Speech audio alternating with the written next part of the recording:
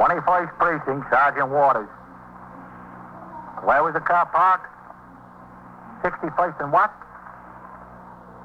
Were the doors locked? Yeah. What kind of a car is it? What year? You're in the muster room at the 21st Precinct, the nerve center. A call is coming through. You will follow the action taken pursuant to that call from this minute until the final report is written in the 124 room at the 21st Precinct. All right. You come into the station house. We'll have to take a report from you. That's right. It's between Lexington and 3rd. As soon as you can. Yeah. All right.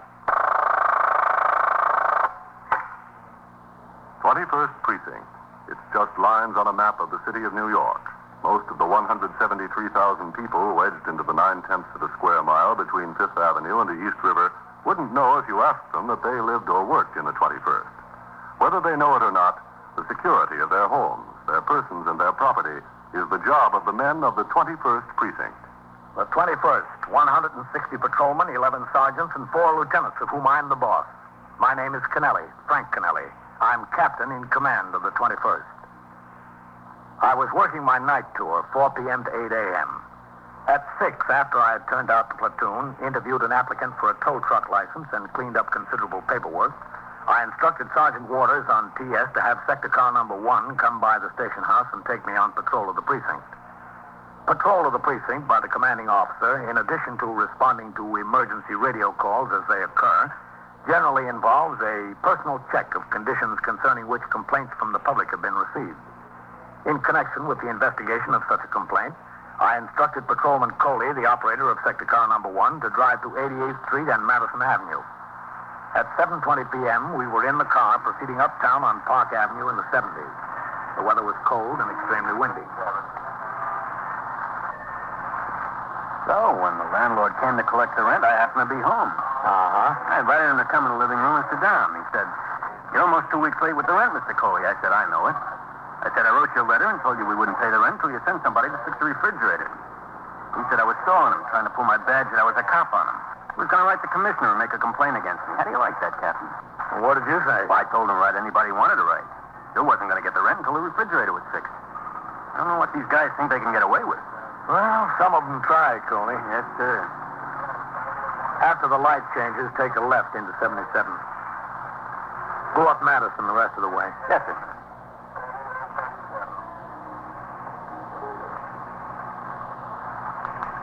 Captain. Yeah? What do you think of those 2 guys in the Cadillac there? Yeah.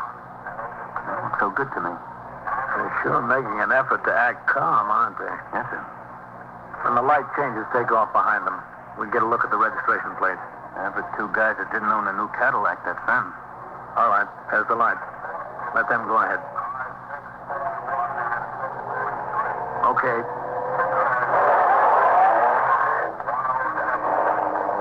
Illinois car. I don't remember any Illinois Cadillac in Milan. Let's talk to them, Coley. Yes, sir. Watch out, they don't try to pull away from you. They could, too.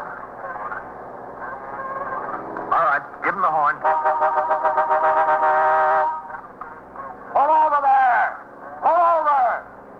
Go for it. No, they're not. It's okay. Block them off when they stop. Yes, sir.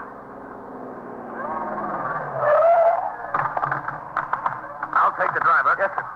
You take the other side. Watch him now. Yes, sir.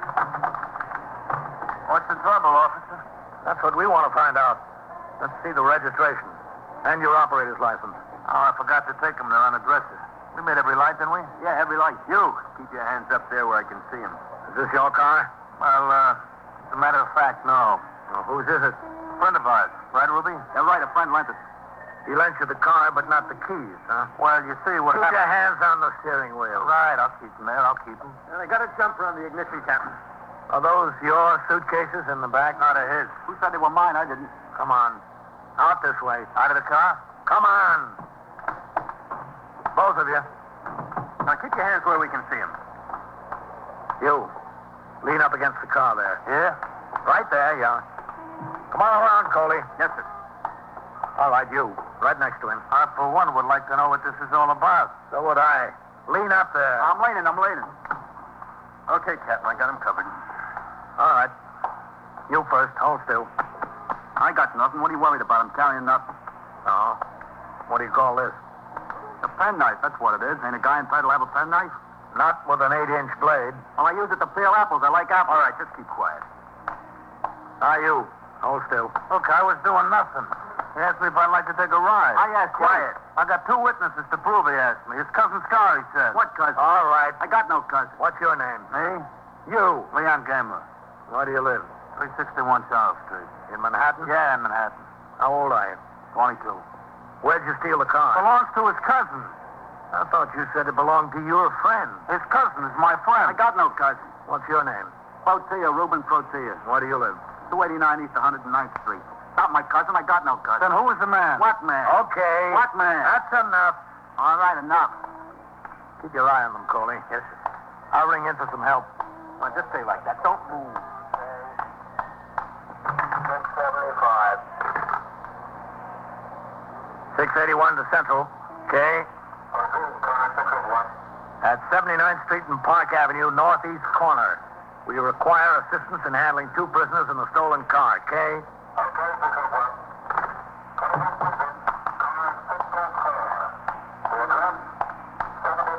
Okay, Coley. They're sending another car over. Yes, sir. I did nothing. Nothing. Don't say my cousin. I got no cousin. Go for a ride. Get some air. That's all I was invited to do. Well, you've got another invitation now, mister. To a party. You're giving it. Within 2 minutes, sector car number 4, Patrolman Gerald Ryan, operator, and Patrolman Daniel Ziegler, reporter, arrived at the scene. A more thorough search of the prisoner's persons was conducted. No additional weapons were found. We also made a search of the 1953 Cadillac sedan. The ignition had been jumped to enable the thieves to start the car without a key. Although the favorite tool of car thieves, a beer can opener, was found on the floor of the car, there were no marks on any doors or windows indicating that the car had been broken into. In the back seat were 2 large suitcases and 2 smaller ones. The glove compartment was locked, so was the luggage compartment. Sergeant Fred Burns arrived on the scene with his car and operator. Sector car number 4 was instructed to resume patrol. Both prisoners were loaded into the space behind the front seat of sector car number 1 and were driven to the station house in the custody of Patrolman Coley and myself. Sergeant Burns followed, driving the Cadillac, which he parked in the passageway next to the station. The 2 prisoners, carrying the luggage that was in the car, were taken directly upstairs to the 21st Detective Squad by Patrolman Coley and myself. Go on. Move along. We're moving. Stuff is heavy. That way. Go ahead. Why I gotta listen to you, I don't know. Listen to me what? Okay. Every time I listen to you, I wind up in a jam. Every time. Inside, drive up Park Avenue, he said. There's lots of Cadillacs on Park Avenue. Well, ain't that Park Avenue's lousy with Cadillacs? Over there to the desk. So why did this one have to stick out like a covered wagon? Where do I put the bag? Hold on over for a minute. You catching Novak? Yeah. Who you got there? The Brinks Bandit? Hello, Captain. Novak? No, we jumped him on 79th and Park driving a Cadillac. Not this. I wouldn't expect it to be. Well, it's a free country, ain't it? I could own a Cadillac. Yeah, you could, but if I were you, I'd buy a pair of shoes first. So where'd you steal the car? Well, look at me, look at him. I was just along for the ride. You were driving, so that makes who along for the ride? Me, that's who. Where do you want the suitcases, Cap? Hold on to them. Look, what is this, Grand Central Station? Hold on to All them. right, all right. You don't have to take offense just because I made a remark. Where's Lieutenant King, Novak, in his office? Yes, sir. You, what's your name? Me? I'll be in there with him. you? Yes, sir. Protea, Reuben Protea. All right, where do you live, folks? 289. Yes. Captain Kennelly.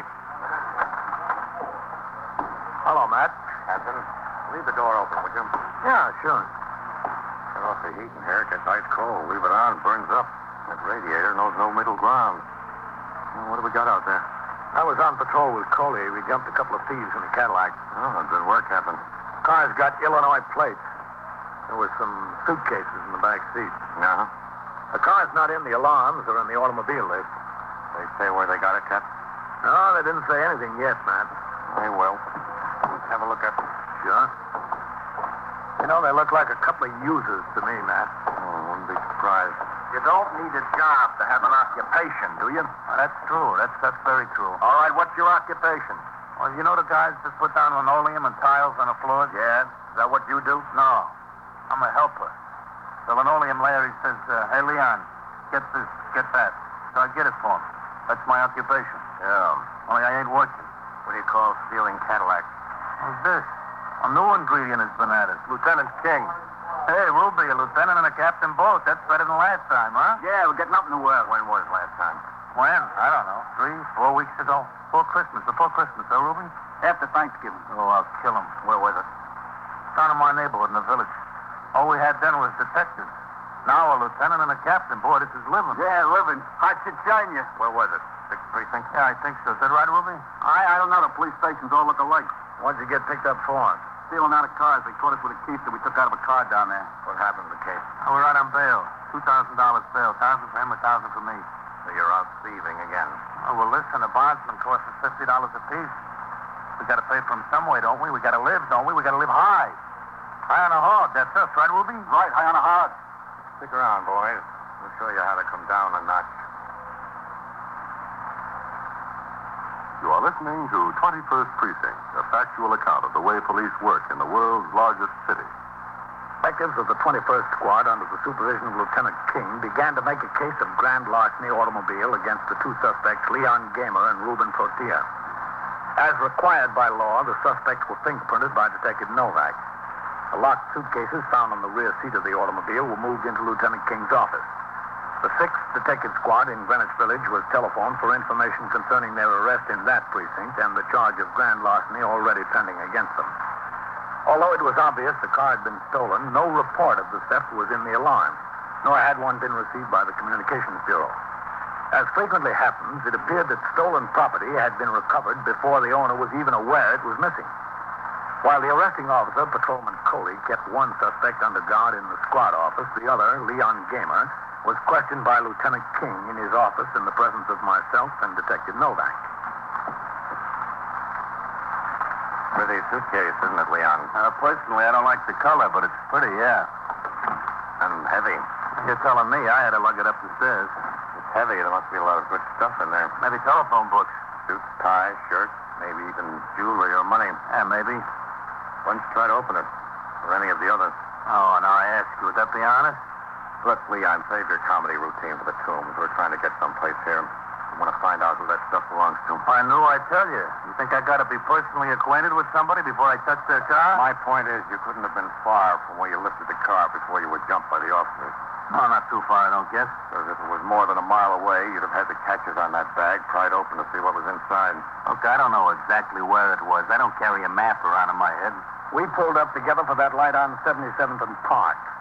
How long before that was it? Not long. Was it below 72nd Street? 72nd Street. Yeah, it could be. Then you drove at least 6 blocks on Park Avenue. Oh, more. Much more. Was it farther downtown than 72nd Street you got the car? Look, Lieutenant, you want me to be honest with you? I want you to make the effort. You want the whole story, what happened? Yes. I got nothing to hide. I'm hooked. You'll have the patience. I'll give you the best of my recollection. All right, give it to us. I'll get it, Lieutenant. Okay. Okay, Leon, the best of your recollection. 21st Squad, Detective Novak. Let's have it. I can't concentrate with somebody on the phone. Captain Kennelly, Sergeant Waters on TS for you. Okay. So can you wait a second? All right. Thanks, Novak. Yes, sir. Captain Kennelly. Sergeant Waters on TS, Captain. Yes, Sergeant. Yes, desk officer at the 17th rang up here. Yeah? A motorcycle patrolman skidded on a patch of ice coming off the East River Drive at 53rd Street. Well, is he hurt bad? They took him to Bellevue. Possible fractured leg. All right. Bring the desk officer back and tell him I'm on my way. And have a car come by the house for me. Yes, sir. Cop hurt in the 17th, Matt. I've got division tonight. I'll have to go investigate it. Pretty bad. A broken leg, they think. Well, I once broke a leg jumping over a fence when I was a kid. we don't want your life history, Leon. Just what happened tonight. Look, if he's going to go, let him go. I can't concentrate with the interruptions. The captain has to wait for a car to come in and get him. You don't worry about what we do. You worry about yourself. We'll give you plenty on your mind. Now, what happened? Well, I met Ruby. Where? I'll tell you if you give me the chance. Met him in a bar and grill on 110th Street. We were sitting there having a couple of beers, and he said, "How much dough you got?"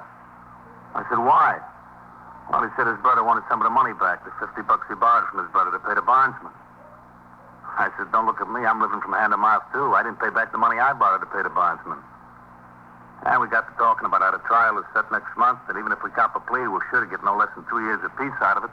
We got a lawyer to pay, and we still owe for the bail. And here we are with not $5 between us. Not even enough for a good jolt, huh? Oh, look, don't get me wrong. I don't mess around with that stuff. Just jippy once in a while. I got no big habit. So you got $5 between you. Yeah. Well, I don't know who mentioned it first, me or Ruby, but one of us said, let's go downtown, see if we can make some money. So we finished the beer and got on the Madison Avenue bus. We went downtown. Where'd you get off? You'll have to ask Ruby that. I got no idea. He said, come on. I got off. We walked around a little bit. I don't know. We saw this caddy parked there. I looked in, and there were these suitcases in the back. I looked at Ruby, and we walked by. He said, a cinch. The button isn't down on the back door. So we walked to the corner, turned around, and come back, just like we own the car. We walked up, opened the door, and got in. I was behind the driver's seat, 1, 2, 3. Ruby was on the floor and had the ignition jump.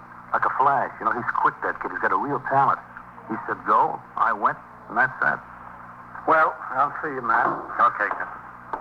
So long, Captain. All right. Don't go away mad. I'll check with you, Matt. Yes, sir.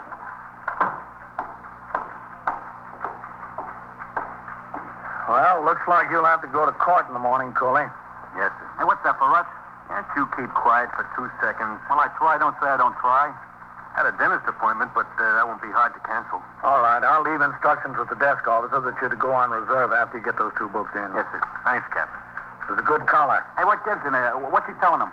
You'll get your turn, Ruby. Well, see you later, Coley. Yes, sir.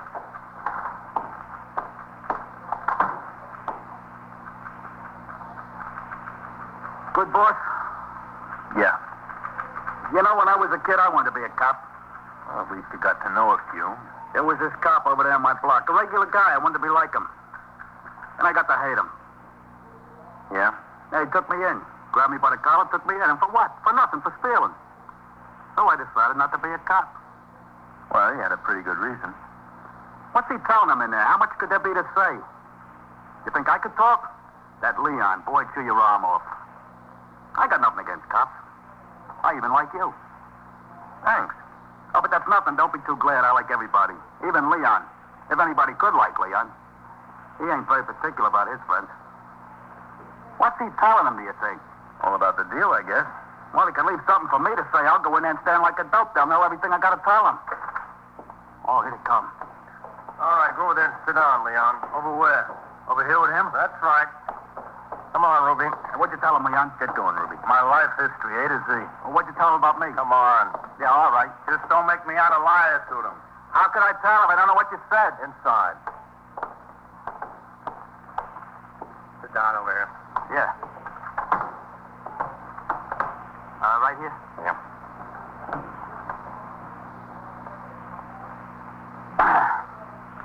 I want a lawyer. You can have 1 million lawyers. I can't afford 1 million. All I want is one. All right, we'll call whatever lawyer you want. Tell them to be in felony court at 10 a.m. tomorrow. Felony court, that's downtown? 100 Center Street, Criminal Courts Building. All right, talk to me after I talk to my lawyer. Right now, I got nothing to say. Well, Leon had plenty to say. Well, that's his business. I don't care. He sure thinks a lot of you. I can't say vice versa. Thinks you're the most talented boy he knows. Doesn't think anybody can snap a lock on a car, get in, and jump the ignition as fast as you. Did he say that? Yeah. That's nice of him, you know. Said he can't think of a thief he'd rather work with. I didn't think Leon had a compliment in his body. 12 seconds is your record. Nah. Break open the door, jump the ignition, start the car in 12 seconds. Nah, not 12. I could maybe 15, not 12. That's what he said. Well, you know, Leon ain't no slouch either, you know. I know. Of course, I handled that caddy tonight, but I seen him turn some fast tricks, too. Between us, I guess we could get in almost any lot. Any lot. Oh. Well, we'll give you a new challenge, Ruby. Yeah, what's that? Sing Sing. You try the locks up there. By 8:45, no alarm had come through on the Cadillac sedan with Illinois license plates. Lieutenant King had been in touch with both the auto squad and the correspondence bureau of the central office. It was agreed that if the owner were not heard from within another hour, a telegram would be sent to the Illinois State Highway Patrol at Springfield with a request that the name of the owner be ascertained and a check made at the residence. Meanwhile, I was at the 17th Precinct Station House on East 51st Street. There, I entered in the blotter the results of my investigation of the injury to the motorcycle patrolman. I'd been to Bellevue Hospital and got a statement from both the officer and the doctor attending him. I'd seen the sector men and the sergeant who responded to the original call concerning the accident. In cases involving injury to a police officer in the line of duty, the manual of procedure requires a complete and immediate investigation of the facts by the commanding officer of the precinct or a captain on night duty in the division because of the possibility of sick leave with full pay and eventual disability retirement of the man. I returned to the 21st at 9:05 p.m. The car pulled up in front of the station house, and as I got out, I instructed the operator to pick up his partner and resume patrol. I crossed the sidewalk and started up the steps of the station house. Excuse me. Yes? This is the police station, isn't it? That's right, yes. Go ahead, Alicia. Seems nothing is safe anymore. Nothing. Thank you very much. What's the trouble, sir? Go ahead. Thank you. I want to talk to the person in charge here. Well, I'm the captain in command of the precinct. Will I do? I'm sorry, I didn't see your insignia in the dark. Didn't you? Oh, what an old, smelly building, Edward. Are the police stations in Chicago this old? How would I know? Captain, our car's been stolen. Oh? Has it? Well, he just told you it had. What kind of car? A Cadillac sedan. You said you were from Chicago? Yes, that's right, Chicago. Captain, it's absurd the way criminals are allowed to run around on the streets of New York. To steal our car from practically under our nose, that's no way to treat visitors, is it? Well, sir, I don't think thieves stop to find out if their victim is a New Yorker or a visitor. They're out to steal, not discriminate. I don't believe you told me what your name was. Private. Edward J. Private. I'm Captain Kennelly. Mrs. Private. How do you do? Mrs. Private. Well, if you're in charge, sir, how can we get some action? Our luggage was in the car, you know. We were leaving for Florida tonight, driving to Philadelphia tonight, starting out the first thing from there in the morning for Palm Beach. You have no idea what this does to our vacation. No idea. I can imagine, Mrs. Private. Would you excuse me just a second? We're not going to get the runaround, are we? No, sir. I've got to go over to the desk and sign the blotter. You just wait here. I'll be right back. Hello, Captain. Sergeant. A couple of messages for you. All right, I'll sign the blotter. Yes, sir. 21st Precinct, Sergeant Waters. What was that, mister? I didn't hear you. The bartender what? Were you speaking to the phone? Oh, he wouldn't sell you anymore, huh? No, there's nothing we can do to him. We ought to pin a medal on him. Well, you better not worry about drinking any more tonight. Better go on home and go to sleep. Yeah? Well, go on home and go to sleep. I'm sure you will. You got those messages, Sergeant? Yes, sir.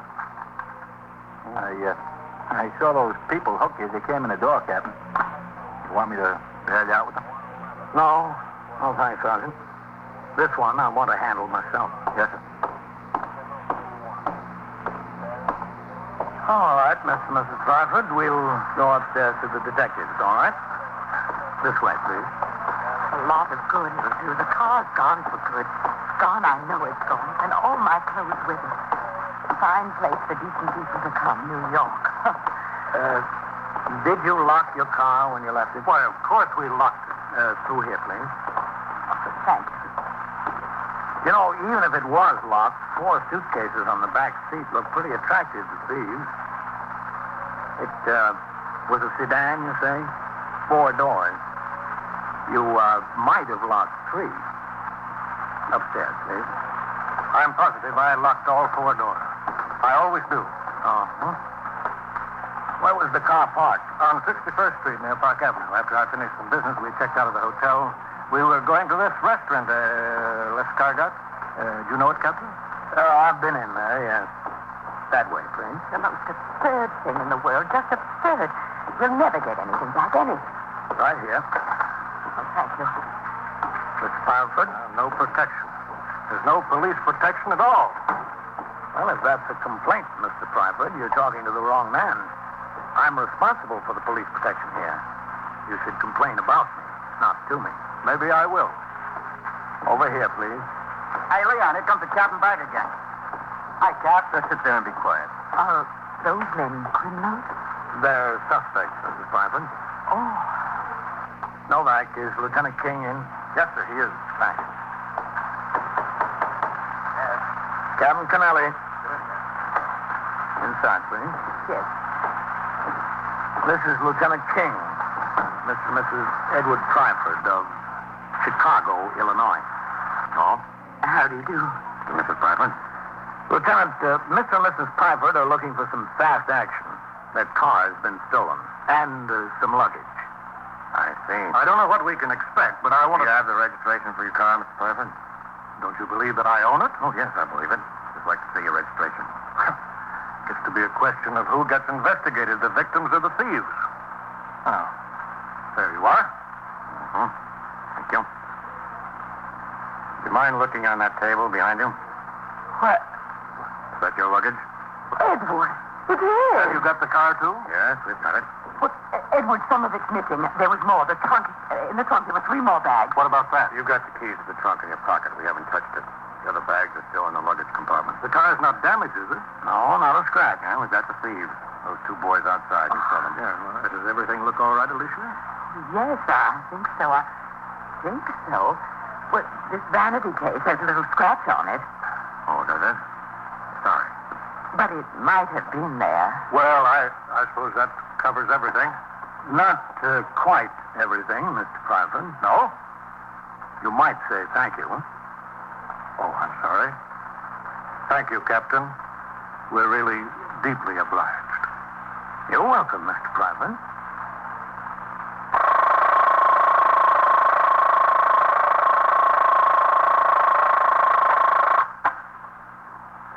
First Precinct, Sergeant Waters. What do you mean robbed, lady? Held up? Oh, burglars. Well, when did this happen? During the night? Yeah? Yes, ma'am. The front door, huh? Well, what's the address there? Did you say 1405 or 1409? The candy store. Yeah? Well, what do they And say? so it goes, around the clock, through the week, every day, every year. A police precinct in the city of New York is a flesh and blood merry-go-round. Anyone can catch the brass ring, or the brass ring can catch anyone. 21st Precinct, a factual account of the way the police work in the world's largest city, is presented with the official cooperation of the Patrolmen's Benevolent Association, an organization of more than 20,000 members of the Police Department, City of New York. Everett Sloan in the role of Captain Kennelly, Ken Lynch as Lieutenant King. Featured in tonight's cast were Ethel Everett, John Sylvester, Bill Lipton, Mandel Kramer, John Martin, Wendell Holmes, and Harold Stone. Written and directed by Stanley Niff. Produced for CBS Radio by John Ives. Art Hanna speaking.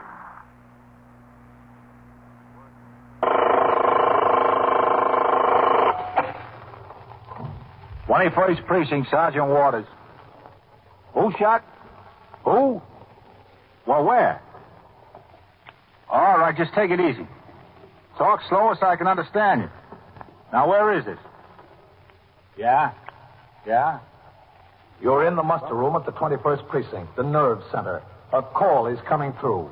You will follow the action taken pursuant to that call from this minute until the final report is written in the 124 room at the 21st Precinct. All right, don't worry about that part of it. We'll take care of it. Yeah. We'll send the ambulance right away. That's right. Right away. 21st Precinct. It's just lines on a map of the city of New York. Most of the 173,000 people wedged into the 9/10 of a square mile between Fifth Avenue and the East River wouldn't know if you asked them that they lived or worked in the 21st. Whether they know it or not, the security of their homes, their persons, and their property is the job of the men of the 21st Precinct.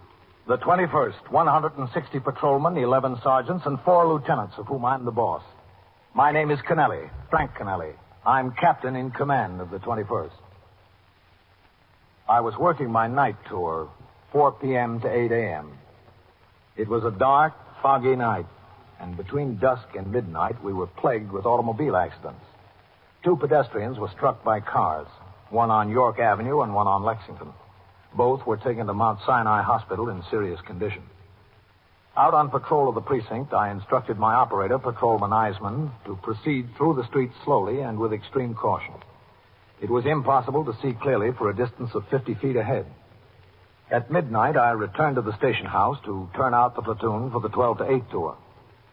The 52 men who would patrol the streets of the precinct on post and in sector cars for the next 8 hours were assembled before me in the muster room, ready to be posted. Sergeant, post your platoon. Platoon, attention. Right, face. Forward, march.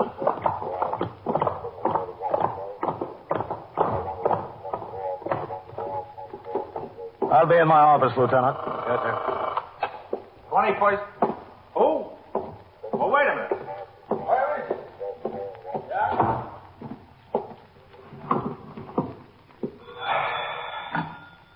21st Precinct, Captain Kennelly. Sergeant Waters on TS, Captain. We've got a report a cop has been shot at 96 in the drive. I'll be right out. Yes, sir.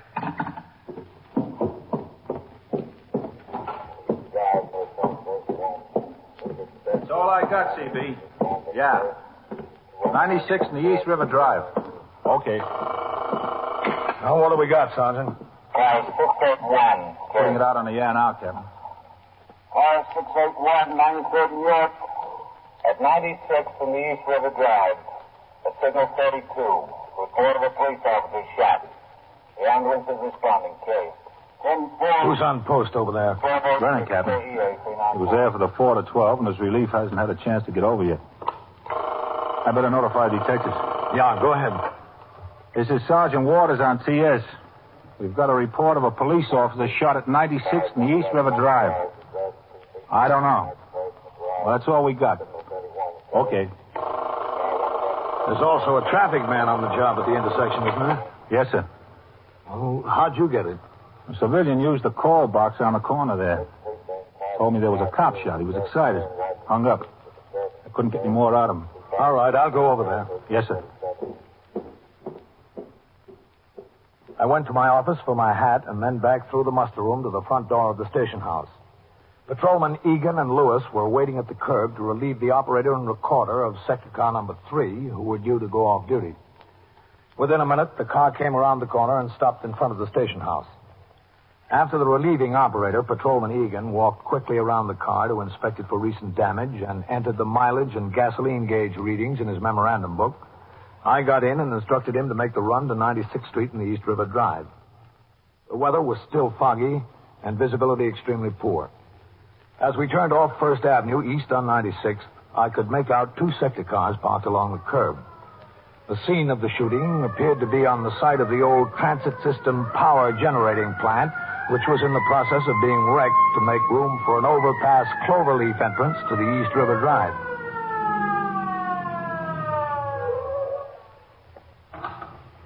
All right, Egan. Hey, watch it, Captain. Watch those loose stones. Over here, Captain. Over there. Sergeant? Where are you? Sergeant Tinney. Over here, Captain, with the light. Oh, okay. Hey, some of you men there. Take a look at that pile of bricks there. You, McCarroll. Barron, right. Well, who was it, Sergeant? Who shot? We don't know yet, Captain. He's not identified. The traffic man? Oh, no, sir. It wasn't a cop that was shot. No? Nothing over here, Sergeant. Well, look on the other side there, will you?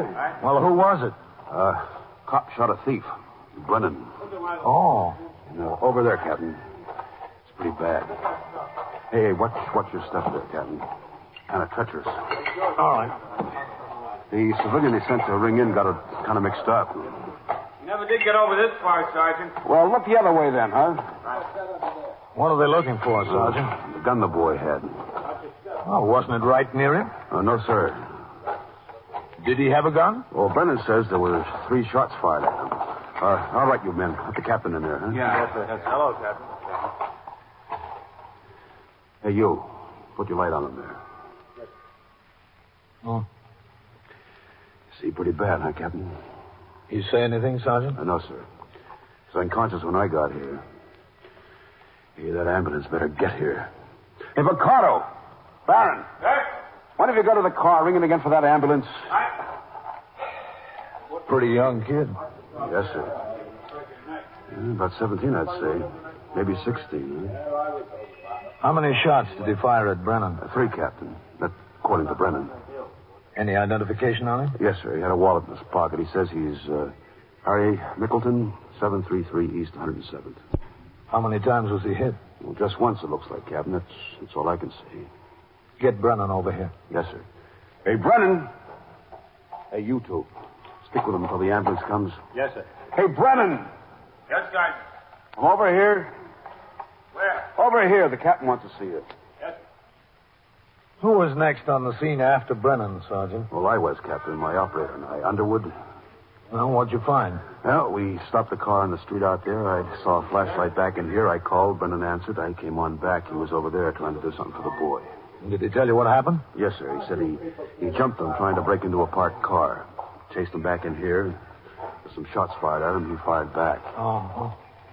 Sergeant? That you? Yeah, right here. Oh, Captain. Brennan? Any sign of the gun, Brennan? No, sir. You better go help him look for it, Sergeant. Yes, sir, right away. And, Sergeant. Yes, sir. Check on that ambulance again. Yes, sir. Is anyone taking a look over here? Yes, sir. Well, what happened, Brennan? Well, I was walking my post, Captain. It was just about 12 o'clock, almost exactly. I turned the corner of First Avenue onto 96th. Yeah. There was this car parked on the street about 35, 40 feet from the corner. So this fellow standing right at the door there. Looked to me like he was trying to pry open the vent window. 35 or 40 feet? Yes, sir. Well, how could you see that far ahead of you in this fog? Also, the car was parked right under a street lamp. That one there, Captain. I could see what he was doing. All right. And? Well, I saw him, but he didn't see me. I figured I'd get up on him and catch a thief in the act, so I started to him. Yeah? He spotted me when I got within 15 or 20 feet of him and took off. Uh-huh. I hollered at him to hold up, but he kept on going. He cut right in here into the rubble. I came in after him. Well, I didn't see exactly which way he went at first. Then I spotted him again. He was hiding over there, around there someplace. I called into him to stand up. He stood up all right. He stood up and fired 2 shots at me. I thought it was 3. It was 3 altogether, Captain. I had my gun out and I fired at the flashes. Fog was so thick, that's all I could see. I started to come in on him, and I saw him up on top of that pile of bricks over there. He took another shot at me from there, the third one. I fired 2 shots back at him, and then I heard a scream. I thought for sure I hit him, so went over to the pile of bricks and looked around. There he was. I examined him. He looked pretty bad. I looked for the gun he had. Wasn't anywhere around. I left him and ran back out to the street, stopped the first civilian I saw and told him to go to the call box and ring in. Then I came back in here. I looked for the gun some more. I couldn't find it. That must be the ambulance, huh? Yes, must be. When you spotted him working on the car window, didn't you see how young he was? It was pretty hard to see anything, Captain. You saw enough to convince you he was trying to break into the car, didn't you? Yes, sir. You chased him off of the sidewalk and into here, over the rubble. That's right, yes. He turned and fired 2 shots at you. Yes, sir. And it wasn't until after he fired the first 2 shots that you returned to fire yourself. No, sir. And when he got up on top of that pile of bricks, he fired at you again. Yes, sir. Then you fired 2 more shots. Yes, sir. There's no possibility you could be mistaken about him firing the shots? No, sir. All right, over this way. I mean, it's not possible that what you thought were shots were, in fact, an automobile on the drive backfiring? No, sir. I saw the flashes. All right, let's go over there. Yes, sir. All right, here we are. He was shooting at me, Captain. Hey, come on, Underwood. Mikado, Barron. Yes, sir. A little help getting him on the stretcher here, huh? All right, get his legs. I got it. Put him on. That's it. Now, easy. He was shooting at me, Captain. There's no question about that. Isn't there? All right, now watch the front. Hey, watch it there, will you? Lift. That's it, easy. Is it clear up ahead? Move on. Come on. All right, go ahead now. Watch the loose stones. Easy now, easy. Take your time. Okay, go ahead, straight ahead. I hope the kid makes it, Captain. You better hope for something else, Brennan. You better hope we find that gun. You are listening to 21st Precinct, a factual account of the way police work in the world's largest city. You're accused of a crime you didn't commit. The authorities won't even tell you what the exact charges are. They take you out of your hometown to a place 1,000 miles away, and you're held for 3 years without ever knowing what it is you're supposed to have committed. When your trial is finally held, you're not allowed to present any witnesses in your defense, and they don't even permit you to have a lawyer to handle your side of the case. It's cut and dried. You might as well plead guilty, because that's the way they're going to decide it anyhow. That's a pretty frightening situation, isn't it? It could happen in some countries, but not in ours. And you know why? Because of the 6th article of our Bill of Rights. That's what protects you and every other American citizen from what we've just described. Listen to what it says. In all criminal prosecutions, the accused shall enjoy the right to a speedy and public trial by an impartial jury of the state and district wherein the crime shall have been committed, and to be informed of the nature and cause of the accusation, to be confronted with the witnesses against him, to have compulsory process for obtaining witnesses in his favor, and to have the assistance of counsel for his defense. Yes, those are your rights, guaranteed by our Constitution. It's something that no one can ever take away from you. It is one of our freedoms. Now back to 21st Precinct and Captain Kennelly. The badly wounded suspect was driven straight down the East River Drive in the ambulance to Bellevue Hospital. Meanwhile, detectives of the 21st Squad, under the command of Lieutenant Matt King, arrived on the scene to take over the investigation. They and the uniformed officers continued to search the area for the gun which Patrolman Edward J. Brennan said had been fired at him. An emergency service truck was sent for. Portable gasoline generators were set up to furnish power for giant floodlights. The search for the gun continued. Extra men were detailed to keep the traffic moving on both 96th Street and the East River Drive, and to keep the curious off the site. At 1:20 a.m., while the search of the rubble was still going on, Sergeant Tierney was sent to the address 733 East 107th Street, the address found in the wounded suspect's pocket. His purpose was to make a notification of the family. 733 is an old and run-down tenement building. Sergeant Tierney walked up the stoop and found the name Mickleton on a mailbox. He tried the hall door. It was opened. He walked up 3 flights and approached a door in the front of the building.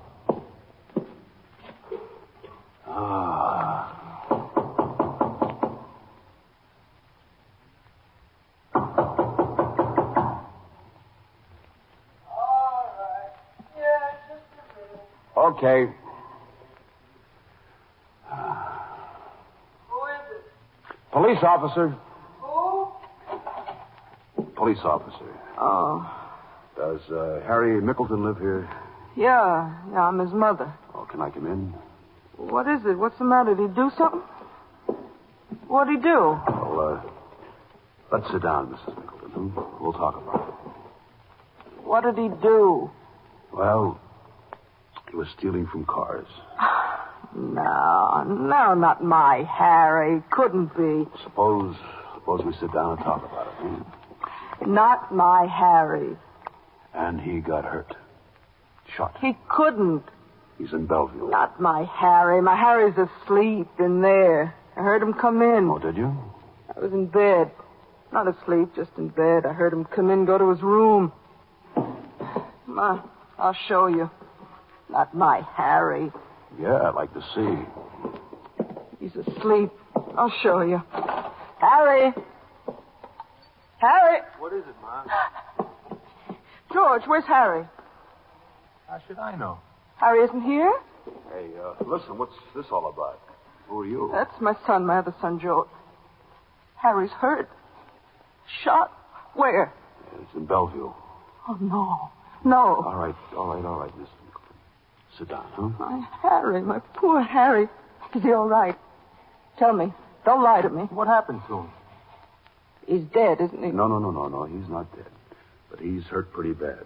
But he's not dead. Will somebody tell me what's going on? You answer a few questions first, huh? Do you live here? I used to. Ma, cut it out, huh? He'll be all right. I know. He won't. You won't. You don't live here now. Where do you live? In Jersey. I live over there with my aunt. I work there. Ma, cut it out. My poor Harry, my boy. Bellevue.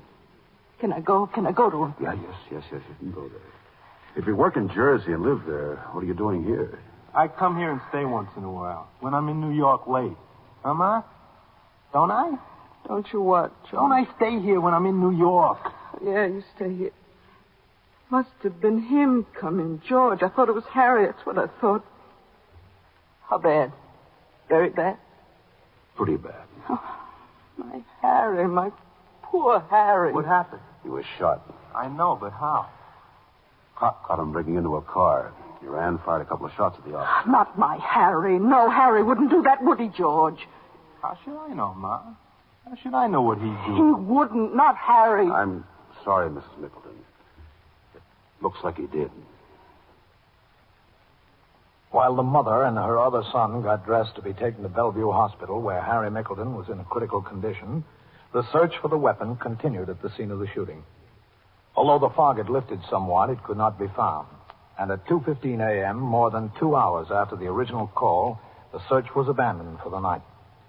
A patrolman was assigned to a fixed post to guard over the scene until detectives could resume their search in the morning. I returned to the station house with Patrolman Brennan. It was 2:30 a.m. when we walked into the muster room. Now look, Brennan. Yes, sir. You go to the 124 room and get the clerical man to assist you in making out a 61 on this. Yes, sir. As soon as you're finished with that, report to me in my office. Yes, sir. Well, Captain. Yes? Can I call down to the hospital and find out how the boy's doing? You take care of that 61. I'll let you know how he's doing.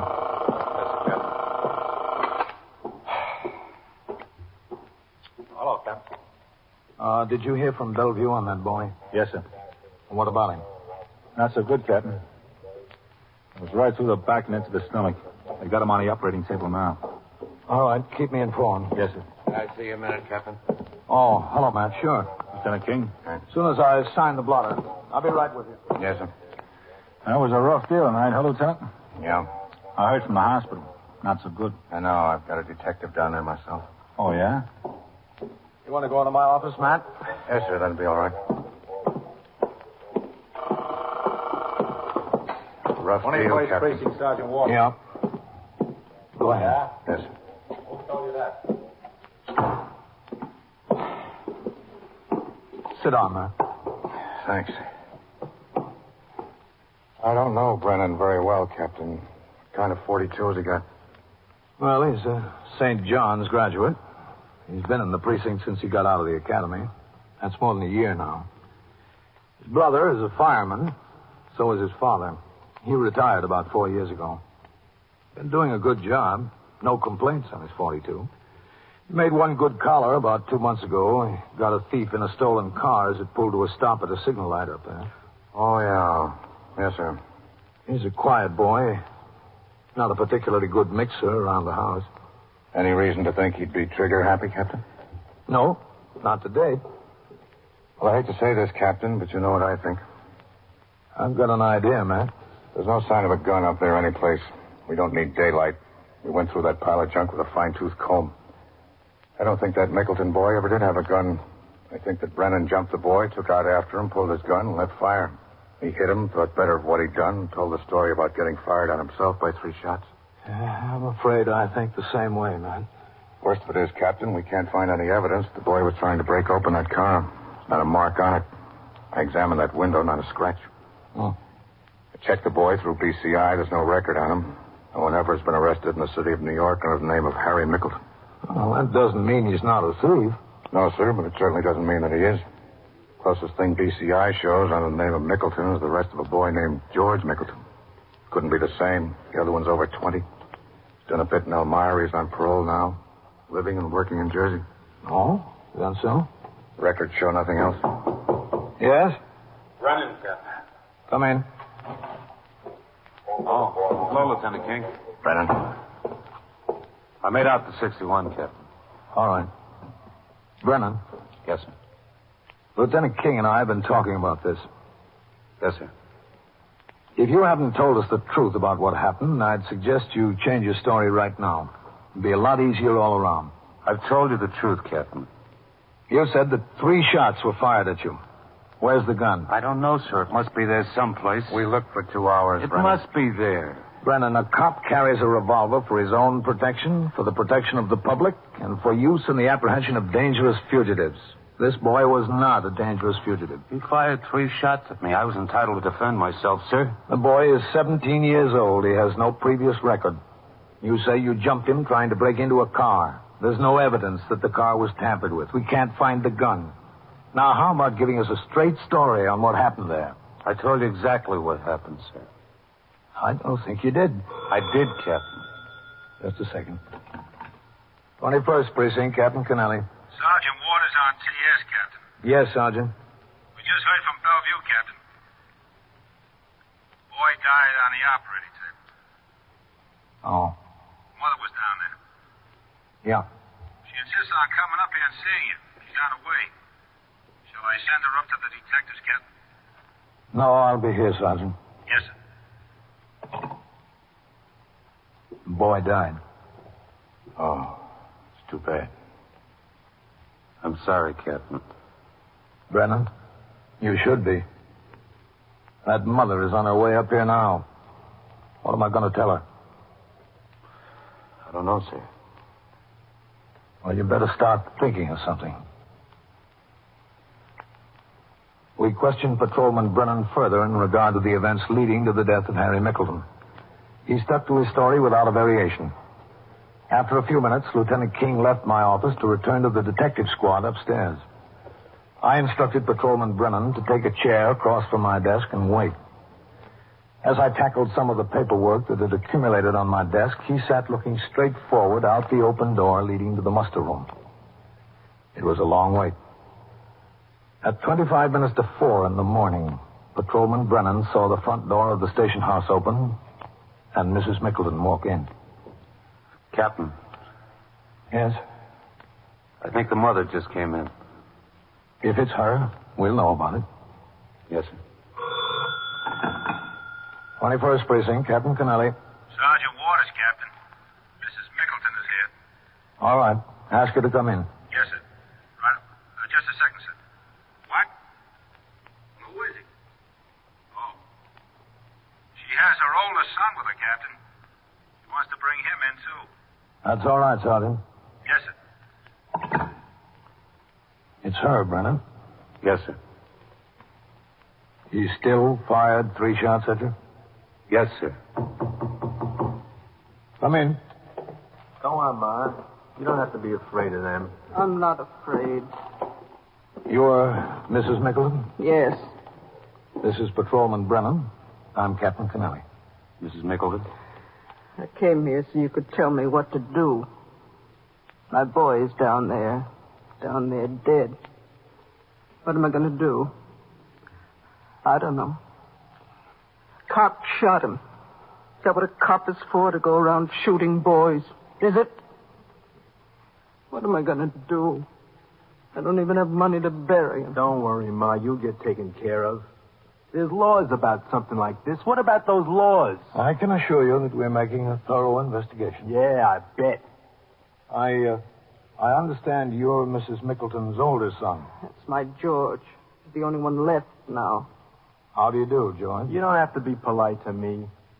Is this the cop that shot Harry? Yes, I'm the one. What's going to happen to him? Nothing, I bet. How could you do it to my boy? How? Tell me how. Don't talk to them, Ma. You won't get any satisfaction. Please, George. Cold blood like that. I guess you ought to know about cold blood, huh, George? After I get a lesson or two from you, maybe. You ran away and left your brother dying tonight, didn't you? What are you talking about? You were with him. You thought you got rid of the gun, but we found it. You did not. How could you? We didn't. But we will. George, you were with Harry. Yeah, Ma, I was with him. See what's on him, Brennan. Yes, sir. Hold still, George. George, why didn't you tell me?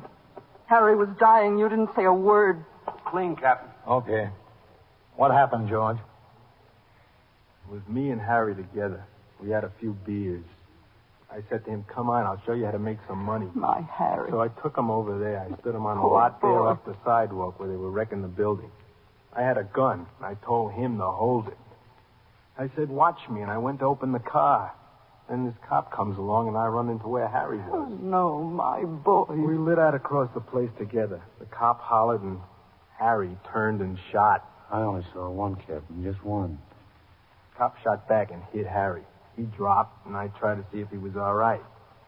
And I picked up the gun, and I ran to the top of a big pile of bricks. The cop saw me up there, and he hollered again. I took a shot at him. He took a shot back. No. He missed me, but I hollered anyway, so he wouldn't shoot anymore. What am I going to do? I ran out across the drive and threw the gun in the river. Almost got hit by a car going across. It was so foggy. George. I didn't know what to do. I went to Ma's house. I was going to tell her before I went back to Jersey. But I couldn't. I just couldn't. I just went to bed. You should have told me. Ma, please, I'm telling you now. Georgie, what am I going to do? What? I don't know, Ma. I got my own troubles. Thanks, Captain. Thanks for getting me off the hook. How'd you know? Tell me how you knew if he didn't. He only saw one, that's all. I'm entitled to know. Sure, George. I'll tell you. I had a little information, and I took a big guess.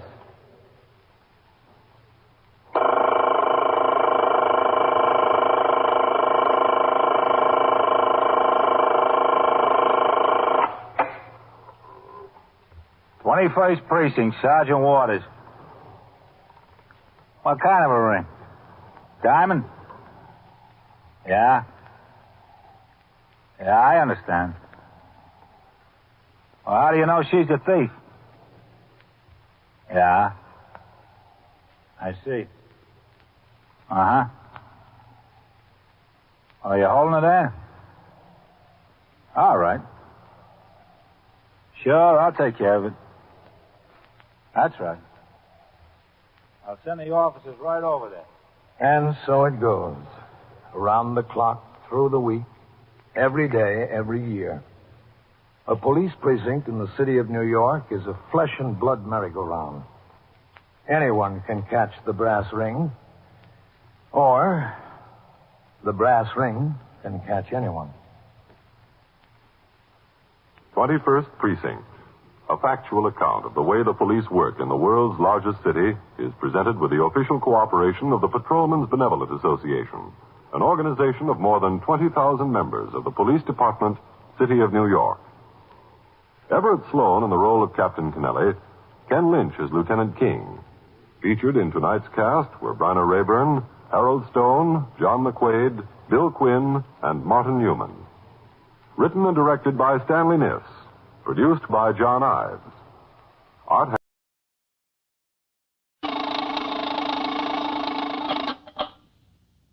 21st Precinct, Sergeant Waters. Who's missing? Is that your wife? Well, how do you spell that? D-E or G-E? Where is it you live? Where? You are, by transcription, in the muster room at the 21st Precinct, the nerve center. A call is coming through. You will follow the action taken pursuant to that call from this minute until the final report is written in the 124 room at the 21st Precinct. All right, I'll tell you what you do. You better come into the station house and talk to the detectives. That's right. Come right on in here.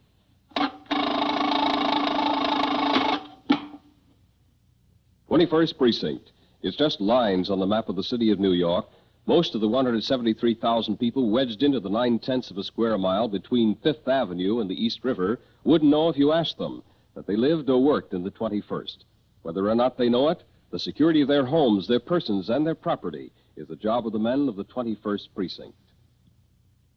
The 21st.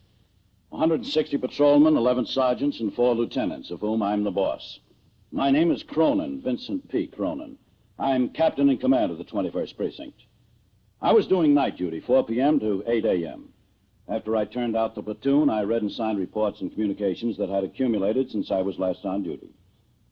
At 5:50, I walked out of my office into the muster room while Lieutenant Gorman was desk officer and Sergeant Waters was on telephone switchboard duty. 21st Precinct, Sergeant Waters. Hello, Captain. Sergeant? You'd have to ring in Captain? to ask me that. Red. I'll go on patrol now, Red. Yes, sir. These rooks ring in every time they want to take a deep breath. Didn't you, Sergeant? Yes, sir, I guess I did. Have a car come by the house for me. I'm going out on patrol. Yes, sir. Right away. Step right up here to the desk, mister. I'd like to get a little information. Yes, sir. What? Well, it's a long story. Okay. I'd just like to know what to do about it. Do about what? Well, you see, about 8 weeks ago, on the 26th of April to be exact, I come home from work, and my wife was in the living room, and she had company. Another woman, a girl about 20, 21. I didn't know who she was, so there were introductions all around. My wife said she was Mrs. Lois Natick. Anyway, this Mrs. Natick had a baby with her, a baby boy, about 9 months. His name is Richie, the baby. So? Well, so I sit there wondering when supper's going to go on the table and what this Mrs. Natick is doing there. And then Cora, that's my wife, she springs it on me. We're taking in a paying guest, she says, the baby.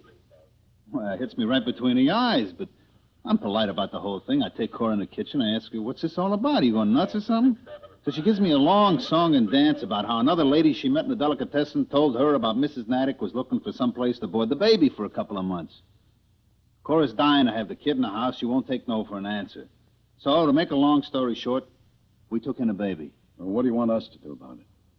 Oh, well, I'm not asking you to do anything about it. All I'm asking for is a little information. Did Mrs. Natick pay anything? Well, that's just the point. You see, my wife made an agreement that we'd board this baby for $12.50 a week. Mm-hmm. So when she left the kid with us, she gave us $37.50 to cover the first 3 weeks. She said she'd either come by the house or send us the money before the 3 weeks were up. How much has she sent you since? Nothing. Not one lousy cent. That's what I'm so burned up about. We got the kid. We haven't heard a word from her, not a single word. I see. So what I'd like to know is what am I supposed to do? What's your name? Me? Yeah. Frood, Harry Frood. How do you spell that? F-R-O-U-D-E. F-R-O-U-D. Where do you live?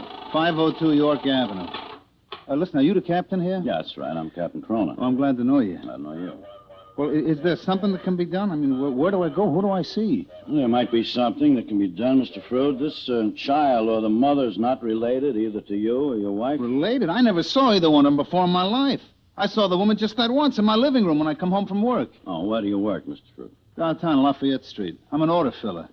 You know, a stock clerk in one of those electrical supply houses. Donowitz Brothers. You been there long? Oh, a couple of years. That's all the Donowitz Brothers been in business. But I've been down there on the street, 18, 20 years, working for one company or another. This woman, the mother... Mrs. Natick. Lois Natick, yeah. She agreed to pay you $12.50 a week to board the child. That's right, $12.50 a week. I told my wife, I told her, Cora, $12.50 a week to take in a kid is nothing today. You know, nothing. I mean, it'll cost more than just that. Expenses out of the pocketbook. But she's got to have the kid. Got to have him. I couldn't even reason with it. How long you been married, Mr. Frood? 16 years. Any children of your own? No, we got no children. Not that we didn't want any. I mean, her especially. It was just one of those things the way it worked out. There was no children. Now, what did Mrs. Natick tell your wife? What do you mean? I mean, why did she say she had to board the baby in a foster home? Oh, well, she said that she had a chance of a pretty good job in one of those airplane factories out in Long Island. She said she wanted to take the job, but that she couldn't do that and take care of the kid, too. So she wanted to take the job so she could save up some money. Did she give you the address where she lived out in Long Island? She said she sent it when she got settled. Did she send? Yeah, like she sent the $12.50 a week. Did this Mrs. Natick live with her husband? Look, I don't even know that she had one. I mean, I asked the people in the building where she was staying there. They never saw any husband around. Did she leave any forwarding address with the people at the building? Nothing. She just left. And she owes you approximately 4 weeks' board? Approximately, yeah, just about. All right, Mr. Frood, you and your wife bring the child into the station house if what you told us can be substantiated. Oh, it could be substantiated, all right. Then the mother's guilty of abandonment. You make the complaint here, and we'll see the child is taken care of. I'll be in my office, Lieutenant. Thanks, Captain. Thanks a lot. Oh, listen, Captain. Huh? Yeah. I just wanted you to know that I got nothing against this little fella, you know. I mean, he's all right, see? But But I just hate being made a chump out of, you know what I mean? Yeah, sure, I understand. I mean, it's just a rotten, lousy thing for that mother to do, and I'm not going to be the sucker in this deal. How does your wife feel about it? Well, look, it don't make any difference how she feels about it. I'm the guy that's paying the bills, and I got enough to pay with $63.34 a week take-home pay without worrying about somebody else's obligations. All right, Mr. Frood, you and your wife come into the station house with the child. We'll get it all straightened out. Okay, I'll go home right now and get him. You can wait until tomorrow if the baby's asleep. You've had him this long. Another night won't make any difference. To you, I know it don't make any difference, Captain. To me, it's plenty of difference. A few minutes after Harry Frood left the station house, Sector Car number 3 came by to take me on patrol of the precinct. I had my operator, Patrolman Mikado, drive to several of the parks and playgrounds in the city to check on reports that youths, in unduly large numbers, had been congregating in the early evening hours and causing disturbances. Before returning to the station house, we made a swing of the south end of the precinct by way of York Avenue. Oh, what's the trouble, Mr. Frood? Captain, she's gone. My wife. She's gone and she took the kid with her. Well, when did she leave? I don't know. I thought it was all settled. You know, we were going to bring the kid in here tomorrow. I went to bed. You know, I got to get up early to go to work. Cook Cora said she'd go in the kitchen and make the sandwiches for my lunch. Yeah, I've been taking my lunch the last couple of years. I mean, it gets so you can't buy a decent lunch anymore for less than $1. Yeah. So she makes the sandwiches at night, and then she puts them in the icebox, you know, so it isn't such a rush in the morning with the baby and everything. She left after you fell asleep? That's right. She just took the baby and left. Any idea where she went? No, I don't have any idea at all. When did you discover she was gone? Well, gee, I don't know. I'm usually a sound sleeper, you know, very sound. I guess I just felt something was wrong. I woke up and she wasn't in the bed. So I went out in the living room. I went into the kid's room. She wasn't there. Did she have any relatives she could have gone to? That's the funny part of it, Captain. Not a soul. A sister in Boston, that's all the relatives she's got. What about friends? Oh, well, it was so late, I didn't feel like calling anybody. Is there anybody in the building she could have gone to? No. How about a hotel? Oh, I don't think so. She didn't take any money. Oh, nothing? Well, I mean, payday's tomorrow. She didn't have only a couple of dollars left. She left a couple of dollars right on the dresser. She took it out of her pocketbook and left it right on the dresser. Captain, I don't think she took a cent with her. Not a cent. That's what worries me. You're positive she didn't go to some friend? Can't be positive, but I don't think so. Well, you ought to check some of your friends in the neighborhood. Oh, I wouldn't want to do that, Captain. I've been in enough trouble tonight. It's late. They all got to get up early in the morning, everybody. Wouldn't want to wake any of them up. If she didn't have any money with her, Mr. Frood, that's where you're going to find her, I think. Mr. Frood finally took my suggestion and went home to bed. In the meantime, we notified the detectives, CB, and the Missing Persons Bureau. As patrolmen on post and in sector cars in the 21st rang in, the sergeant on TS gave each of them a description and told them to be on the lookout for the woman and the child. In the meantime, the 1st Deputy Commissioner visited the precinct. As the ranking officer on duty in the 6th Division during the night, he asked me to accompany him on his visits to the other precincts in the division. While I was on this tour with the Deputy Police Commissioner, Sector Car number 3 responded to a radio call to meet the subway station agent in the 68th Street station of the Lexington Avenue local. There he is, in the booth. Did you call the station house? Yeah, wait a minute. I'll be right out. Okay, what's the trouble? Over here. 2 passengers called it to my attention. They're going to. And I've been watching her. Thanks. As far as I know, she's been sitting there a couple of hours. Over there. On the bench. Woman with the baby. She's just been sitting there. Yeah. Okay, you can go on back if you want. We'll handle it. Oh, good, thanks. It seems awful funny. Yeah. I'll see you. What was the name of the woman? The one with the baby? Frood? Yeah, Frood. That could be her. Excuse me, ma'am. She's asleep. He woke up when an express passed a little while ago. I had a hard time getting him to go back. The station agent says you've been sitting here for a couple hours. Did he? That's what he told us. Where are you going? Well, I don't know. I'm trying to make up my mind. It was kind of late to be out with a baby, isn't it? He's all right. I take good care of him.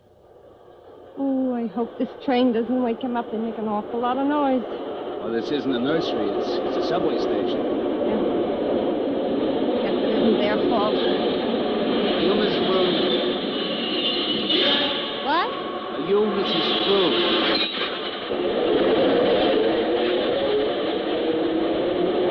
I still didn't hear you. I asked if you were Mrs. Frood. Yes, I'm Mrs. Frood. We've been looking for you. Oh, I guess Harry woke up and saw I was gone. I guess he did. Well, I don't want to give Richie up. I can't give him up. I've wanted him so long. So long. You haven't any idea how long. We'd better go into the station house and talk about it, Mrs. Frood. Well, do we have to? Yes, we'd better. I'm not going to give him up. Look, he even smiles when he sleeps. You've never seen such a happy baby. He's so happy. Yes, He won't be happy if they take him away from me. Nobody will be happy. Nobody. Come on, Mrs. Frood. All right. So funny. Everything's so funny. He's hers and she doesn't want him. I want him and I can't have him.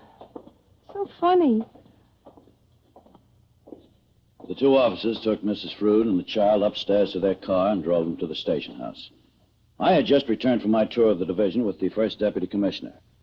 I asked Mrs. Frood to wait in my office. Then I instructed the desk officer to notify Mr. Frood that his wife was at the station house. After a few minutes, I walked toward my office. Through the open door, I could see her holding the sleeping child tightly in her arms. She looked down at him fondly. We notified your husband, Mrs. Frood? Oh, I didn't want you to do that. You didn't have to bother him. I see it was done as a matter of course. He told us that you were missing. Oh, was he coming? I sent an officer around to tell him you were here. I think he really likes Richie. I don't understand him. I'll be out or in the kitchen or someplace, and I'll come in and find him playing with the baby, and he jumps away like he was caught stealing something. I don't understand him. He told me the mother's making a sucker out of him. Yes, he told me that, too, but maybe it's not her fault. I don't see how anybody could help caring about Richie. Maybe she's sick or something. Could happen, couldn't it? Couldn't that be why she didn't send the money? We'll find out. The detectives will start checking into it. Do they have to take him away from me?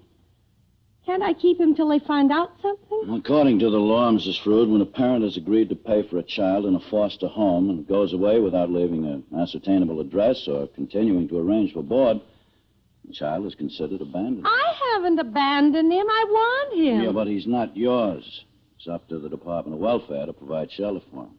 Can't I keep him? Isn't there any way? There probably is, if you can get your husband to agree to seek adoption. Harry? Oh, not the way Harry feels. He wouldn't agree to anything. Well, he likes the boy. You said that yourself, and he told me he did. Yes, I know, but he's so sore at Mrs. Natick. He's so sore he takes it out on Richie and on me. Oh, excuse me. I thought he was stirring. Look, like a log. He's really a good baby. So happy. Babies usually are. How far down you want to go, Captain? No, take a swing around 57th. Yes, sir. Over to Lexington, back up to the house. Yes, sir. There's car number 1 in the next block. Yeah. Must be on a job. Pull up behind him, Ricardo. Yes, sir. Let's see what it is. Doesn't look like much, Captain. Wasn't anything on the air. Come on.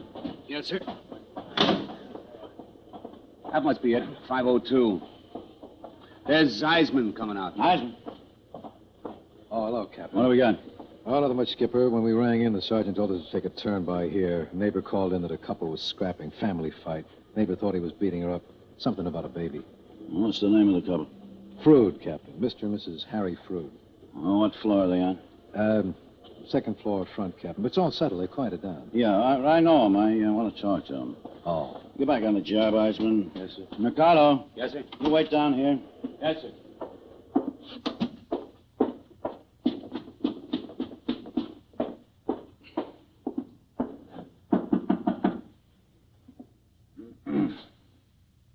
Yeah, who is it? Captain Cronin. Who? Captain Cronin, the 21st Precinct. Oh, all right. There's no trouble, Captain. Everything's fixed up. You didn't have to come. No, I was just passing by. Oh. Is this Mrs. Fruit? Yeah, it's Mrs. Fruit. Okay, come on in, Captain. Thank you. It's the first time, believe me, the first time since we're married that we fought like that. Arguments, sure, but not fights like this. Cora, this is Captain Cronin. He's the captain I spoke to at the police station. How do you do, Mrs. Fruit? How do you do? I'm sorry. It was my fault. I screamed. It was me. Harry tried to keep me quiet. Yeah, well, it's all over now. He said you told him to bring me and the baby to the police station. Is that right? If the baby's been abandoned, yes. Well, I'm taking care of him. I'm taking good care of him. Cora, we've been through that. Now, we've been through that time and time but again. It's the truth. Hey, Captain, would you like a nice cold can of beer? I got some in the icebox. No, thanks. We couldn't keep him? Isn't there any way? How many times have I got to say it? I'm not going to be the chump in this deal, Cora. Not me. Shh, you'll wake him up. He didn't wake up from what went on before. He ain't going to wake up now. Would you like to see him, Captain? Cora. He's such a fine boy. No, don't wake him up, Mrs. No, we Fruit. won't wake him. This way. Now, you stay here, Harry. Don't worry.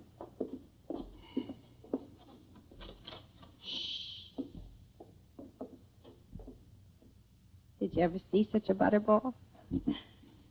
I love him. You don't know how I love him. How many children do you have, Captain? 2. 2. My. Shh. 2 is a nice family. Everybody except me. I always wondered why everybody except me. Oh, now, don't ask foolish questions. Harry says we have to bring him to the police station tomorrow. What will you do? We'll try to find the mother and place charges of abandonment against her. What about him, Richie? The New York family home. It's a very nice institution. Oh, no. He's not your responsibility, Mrs. Fruit, if the mother abandoned Well, him. just because the mother abandoned him, is that a reason for me to abandon him? Cora, we've been through all that now. We've been all through it so much the neighbors had to call the police. Now, please. Harry, give me some light. Look, the answer is, has been, and always will be no. No. That dame made a monkey out of us. I'm not thinking of her. I'm thinking of him. He's got nothing to do with it. And she's not going to get away with it. That kid gets turned over tomorrow. Harry! Hey, now, folks, come on, let's settle down. It's settled down, Captain, and it's settled. Tomorrow. Bright and early. You're listening to 21st Precinct, a factual account of the way police work in the world's greatest city. What was the Old West really like? Were the men who won it really all cardboard heroes with strong jaws, loyal horses, and little sense? Were the bad men all mustache twirlers who spent their spare time kicking dogs and little children? If that stereotype picture seems a little ridiculous to you, join Marshal Matt Dillon, upholder of the law in Dodge City, for an authentic and revealing story of the Old West on Gunsmoke every Saturday. It's surefire entertainment. And now back to 21st Precinct and Captain Cronin. It was settled. The husband made the decision. The wife had apparently resigned herself to it. She sat on the couch and stared down at the floor. I said goodnight to each of them and left. When I returned to the station house and walked up the front steps into the muster room, a wildly gesticulating man was standing in front of the desk trying to make himself understood. Wait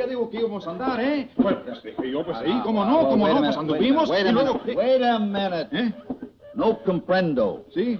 Hable despacio. Repetalo. What's the trouble, Sergeant? That's what we're trying to find out, Captain. You just walked in. Dije que ellos... Hold it.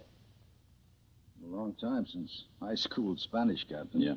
Sergeant, did you call upstairs to the detective? Hernandez on the job tonight? Yes, he's working, but he's out on patrol. They're trying to locate him. I think he's trying to tell me he was robbed. ¿Cómo se llama usted? Uveda. Fernando. José Uveda.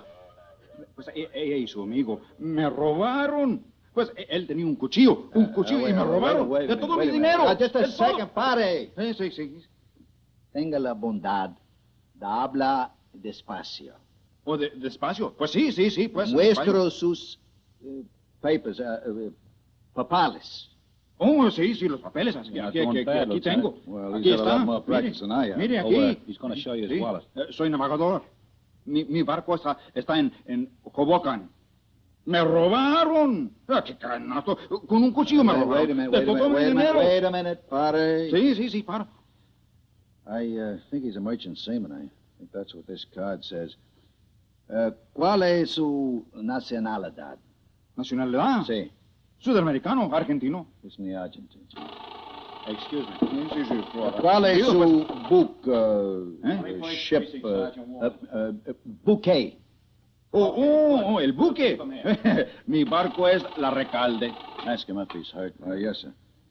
¿Está usted herido? Pues sí, por supuesto, pues sí. Me dieron un golpe en la espalda aquí. Aquí un golpe con un palo. Me robaron de todo mi dinero. Hold it. Sí. Yeah. I located Detective Hernandez. He's on his way in here. Oiga, quiero mi dinero, ¿eh? No tengo ni un real. Pare. Espere un momento. Wait a minute.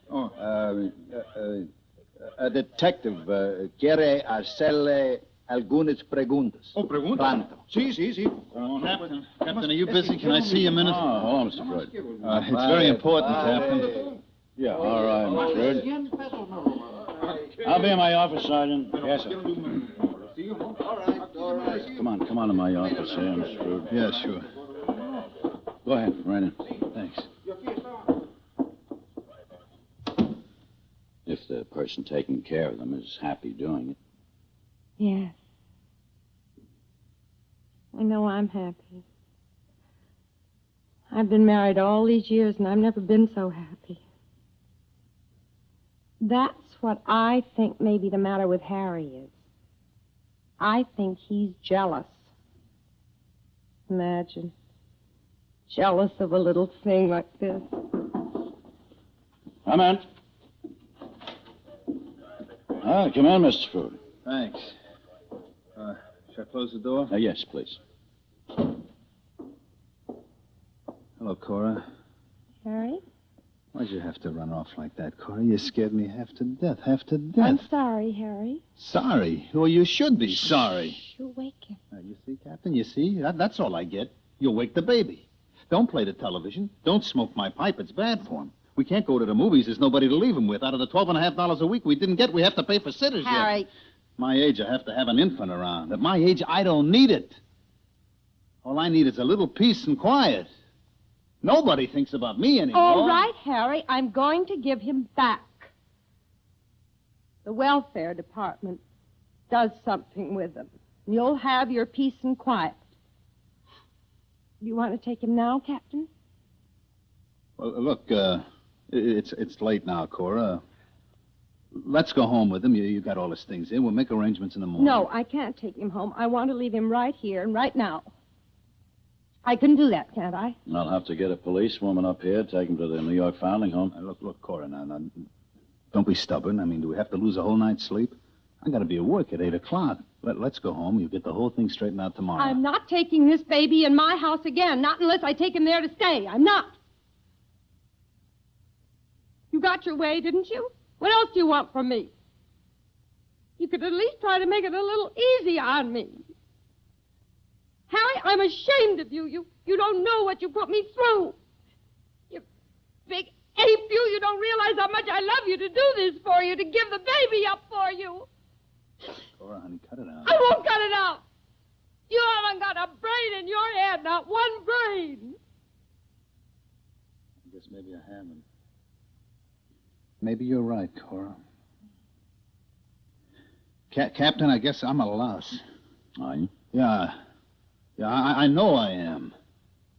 Captain, I want to admit to you right here and now that Mrs. Natick has sent me $12.50 every week to the place where I work, every week. Oh? That's so. Harry? You're not kidding. No, I'm not kidding. The baby is paid up to date. Paid up. Well, what did you do with the money? Oh, well, I got to admit it, Cora. I got to admit it. I spent it. I spent every last cent. Playing the ponies. Every last cent I spent. But she's been right on the button with every Monday morning in the mail with the money, with the $12.50 cash. In a plain envelope it came. And where were they postmarked from? Well, from all over. She was traveling. Can we keep him now? Can we? If the board bill is paid up, the baby hasn't been abandoned. Why, that's wonderful, Harry. That's just wonderful. on the horses? Yep. Well, you ought to be ashamed of yourself. Baby's money on the horses.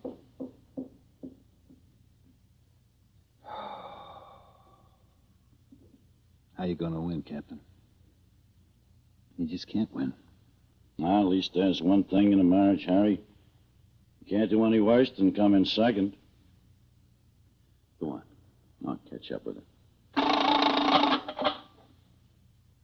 21st Precinct, Sergeant Waters. Who shot? Who? Well, where? All right, take it easy. Talk slower so I can understand. And so it goes. Now, where... Around the clock, through the week, every day, every year. The police precinct in the city of New York is a flesh and blood merry-go-round. Anyone can catch the brass ring, or the brass ring can catch anyone. 21st Precinct, transcribed, a factual account of the way police work in the world's largest city, is presented with the official cooperation of the Patrolmen's Benevolent Association, an organization of more than 20,000 members of the Police Department, City of New York. James Gregory in the role of Captain Cronin, Harold Stone as Sergeant Waters, and featured in tonight's cast were Santos Ortega, Ralph Camargo, Bill Quinn, George Petrie, Mandel Kramer, and Elspeth Eric. 21st Precinct is written, produced, and directed by Stanley Niss. Bill Martin speaking. Here, there, and everywhere, election excitement is sparked, and you're likely to run into the CBS News Campaign Cavalcade, the special 12-man unit set up to follow every important pre-election and election story as it develops, no matter where it develops. Through many news programs throughout the day, the Campaign Cavalcade will keep in touch with you. Stay tuned for 5 minutes of CBS News, to be followed on most of these same stations by My Son Jeep.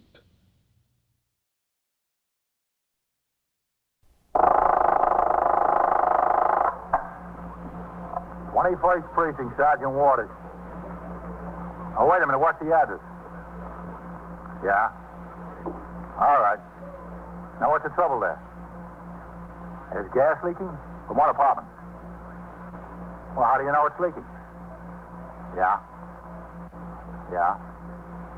I see. You are in the muster room at the 21st Precinct, the nerve center. A call is coming through. You will follow the action taken pursuant to that call from this minute until the final report is written in the 124 room at the 21st Precinct. All right. The officers will be right over there. Right away, yeah. You wait outside for them and show them where you think it is. Okay.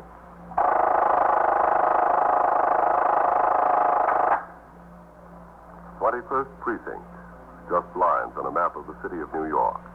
Most of the 173,000 people wedged into the 9/10 of the square mile between Fifth Avenue and the East River wouldn't know if you asked them that they lived or worked in the 21st.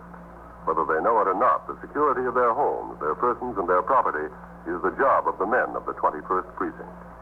The 21st, 160 patrolmen, 11 sergeants, and 4 lieutenants, of whom I'm the boss. My name is Kennelly, Frank Kennelly. I'm captain in command of the 21st. I was working my night tour, 4 p.m. to 8 a.m. It had been a busy night in the precinct. Before midnight, there was a 3-alarm fire in a tenement house on 76th Street, a mugging in the 77th Street station of the Lexington Avenue subway, a pedestrian struck by an automobile on Park Avenue, and an armed robbery of a bar and grill on 3rd Avenue. With the exception of the mugging, in which case the victim took a cab to the station house, I had rolled on each of these calls. Following the last, the armed robbery, I got into sector car number 2, in which I was on patrol as recorder. I instructed the operator, Patrolman Daniel Mercado, to return to the station house, and he proceeded in that direction under the L structure along 3rd Avenue. I don't know, Captain. What did he say they were, 17 or 18 years old? Yep. 17-year-olds picking up bars. Yep. You hear about somebody over 20 getting in trouble lately, it's an exception. What's the matter with these kids, anyway? I wish I knew, Mercado.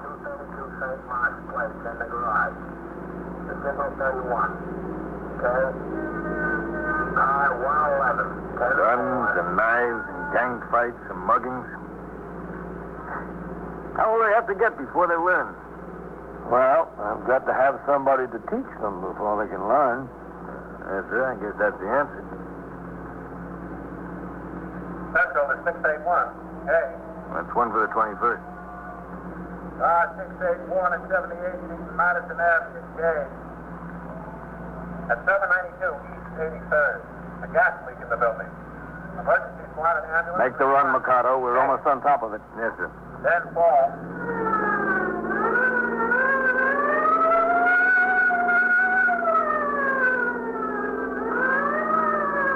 Go ahead. You're in the clear. Yes, sir. All right, go on. Make the turn. You're okay. There it is.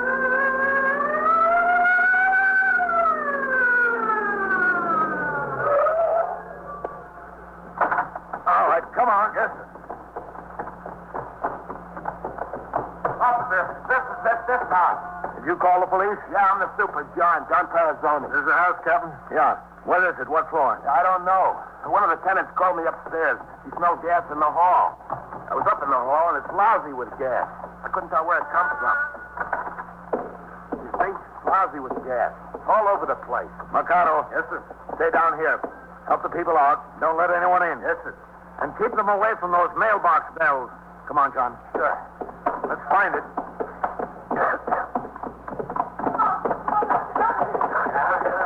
All right, folks, take it easy. You'll get out. We'll get out to Come on, folks. Don't rush. Where do you think it was coming from, John? Well, it smelled to me like the second floor, but I don't know. It smells the same all over now. How many tenants in the building? There are 4 floors, 2 families to a floor. That's the Moors. I got them out. I thought at first it was from them. I knocked on the door, but it wasn't. What about the family in front? There wasn't no answer there. Captain Canelli! Who's that, Sergeant Waters? Yes, sir. Well, send somebody to get the people off the first floor. See they open their windows. Yes, sir. And then come up here. It's up here someplace. Yes, sir. Paulie, there's no doors down here. Right, the people out. Open their windows. There wasn't no answer. Second floor front. See? Well, I don't think it's from here anyway. I think it's from upstairs. Wherever it's from, it just smells lousy. I was going to say ring all the doorbells and get the people out. No, that's no good. A doorbell might cause a spark. Could be an explosion. Oh, yeah. Never thought of that. Oh, those people left the door open. Well, it's not there. No. What about in front there? That's the Rosses. It could really cause an explosion, huh? The doorbell, I mean. Well, they have caused explosions. Doorbells and telephones. Captain, are you there? Yeah, here, Sergeant. They're all on the first floor. Window's all open. Where is it? Either here or on the 4th floor. Police officers. Anybody in there? Mikado, I thought I posted you down at the mailboxes. I left Farrell at the mailboxes and told Mikado to come up with me. Oh, okay. Sergeant, take Mikado and go upstairs. Yes, sir. Come on, Mikado. Okay, Sergeant. Sergeant. Yes, sir. Be careful about causing sparks. Yes, sir. Don't worry. Police officers, open up. Could be in there. Is that what you think? Well, it could be.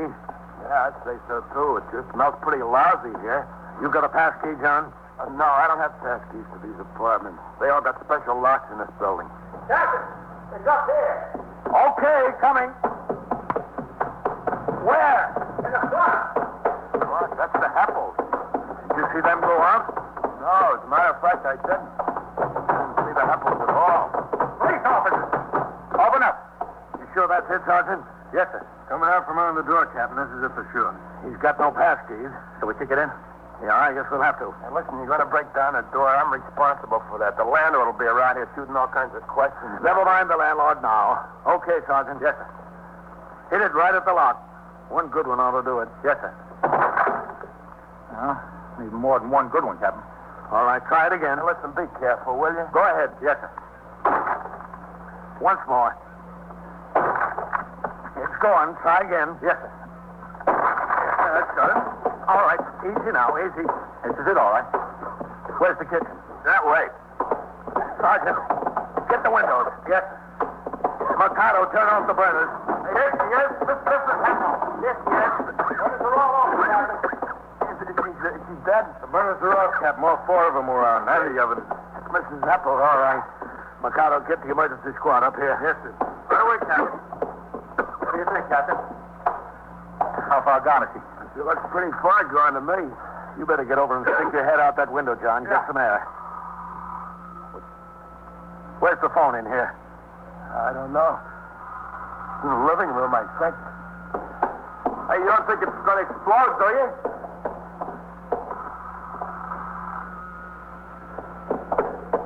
Find the phone, Captain? Yeah, here it is. Hold the wire a second. Sergeant. Yes, Captain. See if we can get more of a draft through here. Yes, sir. Okay. Hello. This is Region 44099? Yes, this is Region 44099. Hold on. Sergeant, see what you can do for her. Yes. Hello. Who is this? This is a police officer. Police officer? Well, where's my wife? Are you Mr. Heppel? Yeah, that's right. What's the matter? Well, where are you? Well, I'm in a sales meeting at the Astor Hotel. Where's my wife? I think you better come home right away, Mr. Heppel. There's been an accident here. An accident? What kind of an accident?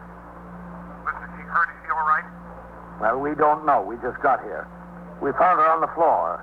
The gas burners were on. The gas burners? I'll be right there. Why, that was lucky. Lucky there was no explosion. Yeah. You never think it from her. Nice woman. Very nice woman. You'd never think she'd do away with herself. Or try to. Any response from her, Sergeant? No, sir. Have they lived here long, John? The Heppels, you mean? Yeah. How long have they lived here? Oh, they were here before I came to work. I've been here 3 years. It's clearing out in here now. Yeah. John, what does he do? Mr. Heppel? Yeah, Mr. Heppel. He's a salesman. He sells something. I don't know what. He does all right, I guess. I think maybe they might have a cat with her, Captain. Good. That's with her. Boy, after all that gas. I'll check on the emergency squad. Yes, sir. You come with me, John. I'm right with you, Captain. Now, look at that door. Landlord ain't gonna like that. Mikado! Yes, sir. Did you check on the emergency squad? Yes, Captain. First arrived. I'll be up as soon as I get the equipment out of the car. Okay. Everything under control, Captain? Yeah, it's okay. Okay, I let the people back in their apartments. It's beginning to rain outside. All right, let him in. But no smoking. Yes, sir. John, did Mrs. Heppel seem despondent to you lately? What do you mean, despondent? Well, depressed. In a mood that she might do something like this. No, I wouldn't say that. Is the emergency squad on the way up, Captain? Yeah, of course, I couldn't tell when anybody is depressed or despondent. I wouldn't know that. Is she going to be all right, you think? I don't know. Why would anybody want to do something like this? That's what I can't figure out. What could be a reason? I don't know, John. Let's hope we get a chance to ask her that. You are listening to 21st Precinct, a factual account of the way police work in the world's largest city. Within minutes, 2 patrolmen from the emergency service squad arrived upstairs with apparatus and were at work attempting to revive the gas victim, Mrs. Margaret Heppel. For this and other rescue work, 13 emergency service squads are strategically located throughout the city of New York. A specially designed truck equipped with hundreds of rescue devices is maintained by each of these squads. In addition, 2 radio emergency patrol cars equipped for light rescue duty are assigned to each squad and perform around-the-clock patrol duty within their territory to augment the regular precinct patrol force. Almost as soon as the emergency squad men got to work, an ambulance from Beth David Hospital arrived, and the ambulance attendant hurried upstairs to assist the officers. By that time, the odor of gas had cleared out of the kitchen, and along with Sergeant Waters, I watched as the specialist struggled fiercely to revive the woman. At the end of 15 minutes, there was still no response. How much pressure have you got on this? It's all right. It's fine. What do you say she is, Captain? About 35? Yeah, about that. Think they're going to be able to do any good? Well, they haven't done much good so far, Sergeant. No, they haven't. Look around on this side, will you? Okay. Husband ought to be here by now. Oh, I don't think he's had time to get uptown. Guess not, Captain. Oh, here's the detective. Hello, Captain. Matt? Lieutenant King. Hi, Fitz. Hello, Sergeant. How are they doing, Captain? No response yet, man. Any folks there? Did he leave a note, Sergeant? No, sir. None that we found. All 4 burners were wide open, Matt. The oven jet was on. The oven door was open. Wasn't any accident. Keep her legs warm, will you? What's her name, Sergeant? Mrs. Margaret Heppel. Age? We don't know. Oh, looks about 35. Where's Mr. Heppel? Well, the phone rang almost as we hit the door, man. The phone? Yeah. Lucky the roof didn't blow out. Sure is. Who was it? The husband. Oh, was it? Yeah. Is that pressure still good? He said he was at a sales meeting at the Hotel Astor. He's on his way here now. Why did he call, did he say? He wanted to talk to his wife. Let's take a look around, Captain. Fitz, you and the sergeant stay here. Okay. Hold it now. We'll switch over tanks. Okay. How's she doing? Any response yet? No, sir, not yet. Okay, switch them over. Keep it going. Keep it going now. She took those too, man. I guess she wanted to make a good job of it. No telling how many she used out of the bottle. What are they, sleeping tablets? Well, that's what they look like. We haven't touched them. Fitz, come over here and get these sleeping tablets together. This window was closed tight, Matt, but not locked. What's in the other rooms, Captain? Find any notes there? We didn't see any. You want to take a look? Yes. All right, keep that pressure there. Who discovered it, Captain? That's it. One of the tenants smelled gas in the hall, called it the super. Super rang in with it. Mercado and I were heading back to the house from that armed robbery. We were just around the corner when the call came over. We got here first. Pretty nice furniture. They must not be too badly off. No, I guess not. How'd you get inside? We kicked in the door. Wasn't the chain on the door? No, but it was locked. You did kick it, Captain. 210 pounds kicked it in. Sergeant Waters. Captain, the husband's on his way up. I seen him get out of the cab. Okay, So I John. hurried up to tell you. How is she? No response yet. Oh, it's too bad. This is Lieutenant King, commander of the 21st Detective Squad. John Parazzoni, the superintendent of the building. All right, pleased to meet you, Lieutenant. Where is she? All right, Mr. Heppel, just take it easy, will you? Where is she? The officers are working on her with respirator equipment. There's nothing you can do. I just suggest that you stay out here with us. If there's something I can do, there must be. I know how you feel, and I know that you want to help her all that you can. Well, of course I want to help her. Then I suggest that you stay out here and let the officers do their work. How is she? Do you think she has a chance? Well, they wouldn't be working on her if she didn't. Mr. Happel, why don't you come downstairs to my apartment? They'll let you know what's going on. Won't you, Captain? No, I don't want to get down there. I want to stay here. You can stay here, Mr. Heppel. Right here. But is she going to be all right? That's what I want to know. Is she going to be all right? Well, we're doing our best. That's all I can tell you. You should see what they got in there. You should see the equipment. Just tell me honestly. Do you think she has a chance? She's got a chance, Mr. Heppel. A good chance. Oh, Mr. Heppel, this is Lieutenant King, commander of the 21st Detective Squad. Detective Squad? Yes, that's right. Well, what are the detectives doing here? What do we need detectives for? We roll on every unusual occurrence. In a case like this, we investigate to see that there are no suspicious circumstances.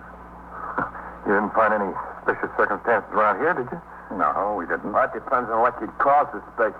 John, why don't you go down and tell all the tenants that they can go back into their apartments now? Oh, I told them all already. Well, go downstairs anyway. Well, go down to your own apartment. All right. I'll go down to my own apartment. What did he mean? It depends on what you call suspicious. He didn't mean anything, Mr. Hebel. He must have meant something. He said it. He said it. We didn't. Listen, can I just go in there and have a look at her? I'd like to look at her and see what I can do to help. There's nothing you can do, Mr. Hebel. You're positive about that? Because if there is, I want to do it. I'm positive. Mr. Hebel, what time did you leave the apartment tonight? Well, I guess it was about 7:15, 7:30. You have dinner here? Yeah, sure, I had dinner here. Did your wife give any indication that she was in a depressed mood? No, she didn't. She didn't at all. Was she feeling all right when you left?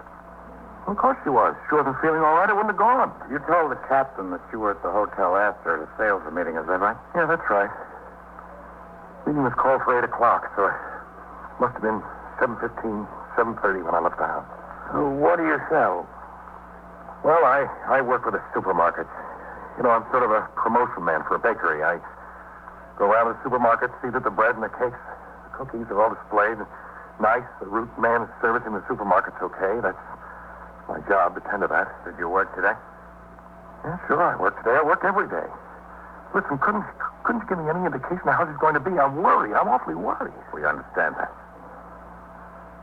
I'd like to be able to go in and see her. I wish you'd let me. Mr. Hebel, there's nothing you can possibly do that's not being done already. You'll get plenty of chance to see her. But she may die. She may be dead now. Well, if you insist on going in, Mr. Hebel, I'll take you. But I think you're better off waiting out here with us. Well, all right, if that's what you think. What time did you get home from work, Mr. Hebel? Oh, it must have been about 5:45. I think it was just about 5:45 because I went in and got washed up and turned on the radio. The 6 o'clock news. I listened to the 6 o'clock news. Was your wife home when you got here? Yeah, sure. She was home. What did she say to you when you got home? I don't know. I don't remember. I don't know exactly what she said. Did you notice whether she was troubled about anything? No. But I told you if she was troubled about anything, I wouldn't have gone to the sales meeting. What time did you have dinner? Well, it was about 6:30, I guess. The news was over.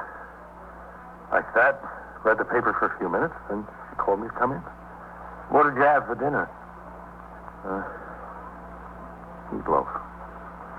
Just meatloaf? No, that was the main dish. She had a vegetable, some coffee, something else, some dessert, some cake I brought home. What'd you do after dinner? I helped her with the dishes. Do you help her with the dishes every night? Well, most every night. Did you have any kind of an argument with her before you left? What do you mean, argument? Were you quarreling? No, we weren't quarreling. Why do you ask that? We weren't quarreling. We had no argument. I just helped her with the dishes, put a fresh tie on, and I left. Go to the sales meeting, like I told you. I don't know what makes you think we were arguing. I was just trying to find out why she would do this, Mr. Hebel. You don't seem to have any answer. Oh, I don't. That's the truth. I don't. Has she ever tried anything like this before? Margaret? Yeah. No, she hasn't. Not that I know of. I'm sure she hasn't. You know, they're taking an awful long time in there. I wish you'd do something. I wish they'd get something done. They're not going to give up hope, are they? No, they won't give up hope. Not while there's a chance. Has she been in good health, Mr. Hebel? Oh, my wife? Yes. Well, she's been all right, I guess. Just all right? Well, like anybody else, she's had her bad days. She's feeling bad, you know. Has she been under the care of the doctor? Well, as a matter of fact, she has. Is she really ill? She never told me what was the matter. She went to this doctor 3 or 4 times. Whenever I asked her about it, she wouldn't say anything. I didn't think it was much. She wasn't in a despondent mood when you left the house? No, she was all right. She was fine. Are you sure about that? I'm positive. You don't have any idea why she'd do something like this? Oh, wait a minute. Wait a minute. She was worried about something. What? Well, she's been worried about her sister. Her only sister. Her sister's been in a sanitarium upstate. You know, she got a bad chest, TB. You think she might have been despondent over her sister? Oh, I didn't say that. Look, you're asking me to search my mind to see if I can think of something else she'd be despondent over. That's the only thing I can think of, her sister. Now, please, let me go in. I want to see her. I've got to see her. All right. Okay, man? Sure, Captain. It's okay. Oh, Mr. Heppel. Yeah? Why did you telephone home? What do you mean?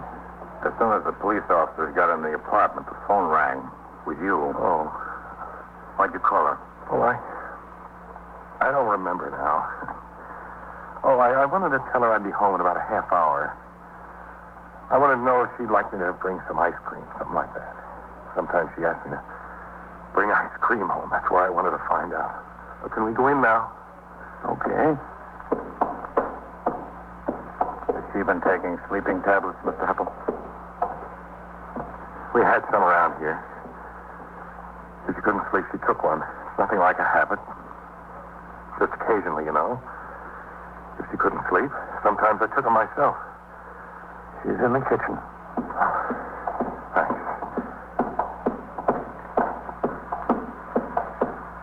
Oh, Sergeant, this is Mr. Heppel. Is she going to be all right? Now, working, Mr. Heppel. All right, let's try it a little bit more. I know they're working with her. She's going to be all right. I've got to know that. I've got to know she's going to be all right. That's good. We're getting some response. You're getting some response, Captain. Good. All right.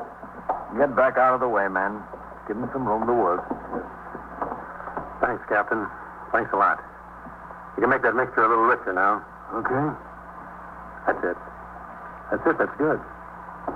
What do you think? She's coming around. Looks like she might be all right. Got some pulse. Good pulse. Okay. Good work. Well, she's coming around, Mr. Heppel. Is she? They say they think she'll be all right. Are they sure? Well, they're pretty sure, Mr. Heppel. Captain? Excuse me. Okay, put it on supplemental. Yeah. What is it? She's conscious, Captain. All right, cut it. I want to take the mask off. Yeah. Mrs. Heppel? Mrs. Heppel? I'm dizzy. I'm very dizzy. You'll be all right. Very dizzy. We'll have a shot of caffeine to counteract those sleeping pills as soon as she gets in the hospital, Captain. I don't feel very well. Mr. Heppel. I feel terrible. Yeah. Come here. Very bad. How is she? Is she all right?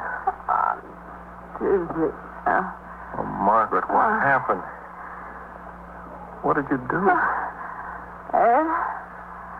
I'm sorry. Sorry, Ed. Why did you do it?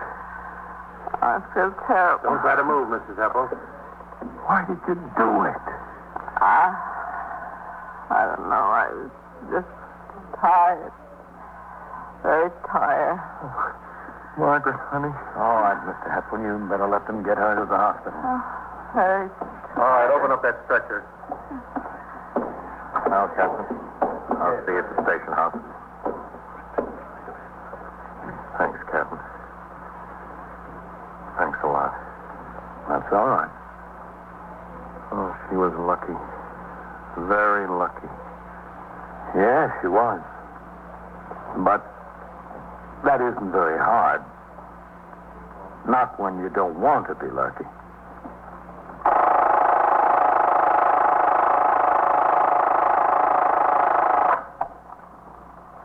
'21st Precinct, Sergeant Waters. Shooting where? Who's shooting? Well, are there police officers there? Yeah? Yeah? Where are you? Are you upstairs or down on the platform? Well, which way did he go? Oh, he did, huh? And so it goes. All right. Around the clock, through the week, every day, every year. A police precinct in the city of New York is a flesh and blood merry-go-round. Anyone can catch the brass ring, or the brass ring can catch anyone. 21st Precinct, a factual account of the way the police work in the world's largest city, is presented with the official cooperation of the Patrolmen's Benevolent Association, an organization of more than 20,000 members of the Police Department, City of New York. Everett Sloan in the role of Captain Kennelly, Ken Lynch as Lieutenant King. Featured in tonight's cast were Bryna Rayburn, Harold Stone, Bill Lipton, John Shea, Joseph Julian, and Phil Sterling. Written and directed by Stanley Niss. Produced for CBS Radio by John Ives. Art Hanna speaking.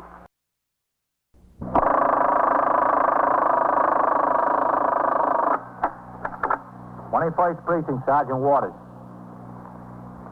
Yeah, that's right. Armed robbery in the 24th. Well, we don't know much about it here. We got the car, that's all. It was parked over there on 2nd Avenue. It was in the alarms. Last night sometime. You are in the muster room at the 21st Precinct, the Nerve Center. A call is coming through. You will follow the action taken pursuant to that call from this minute until the final report is written in the 124 room at the 21st Precinct. All right. Yeah. We'll hold them here. Yeah. We got them. Okay. Yeah.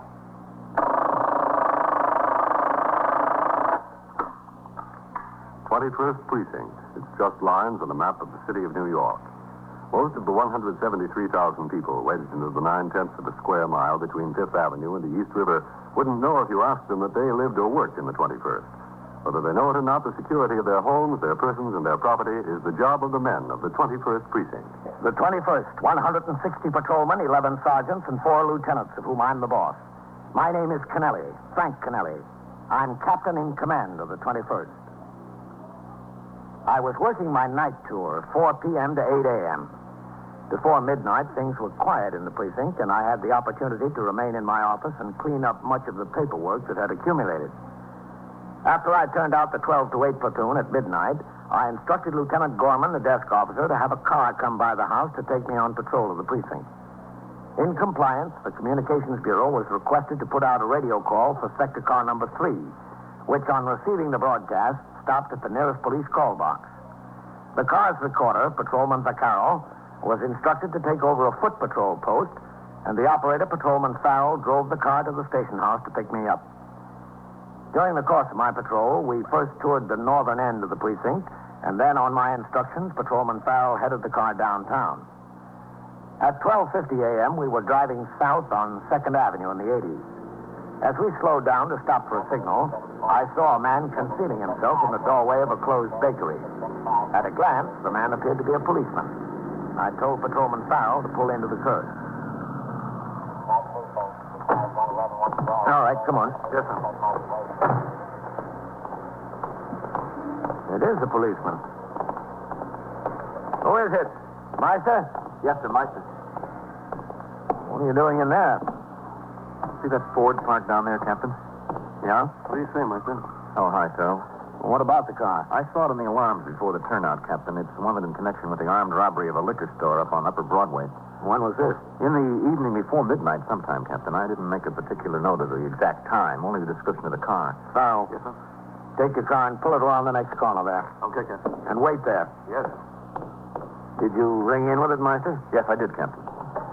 The lieutenant said stay here and keep my eyes on it. He's notifying the detectives. What did the alarm say? Did you give the registration numbers?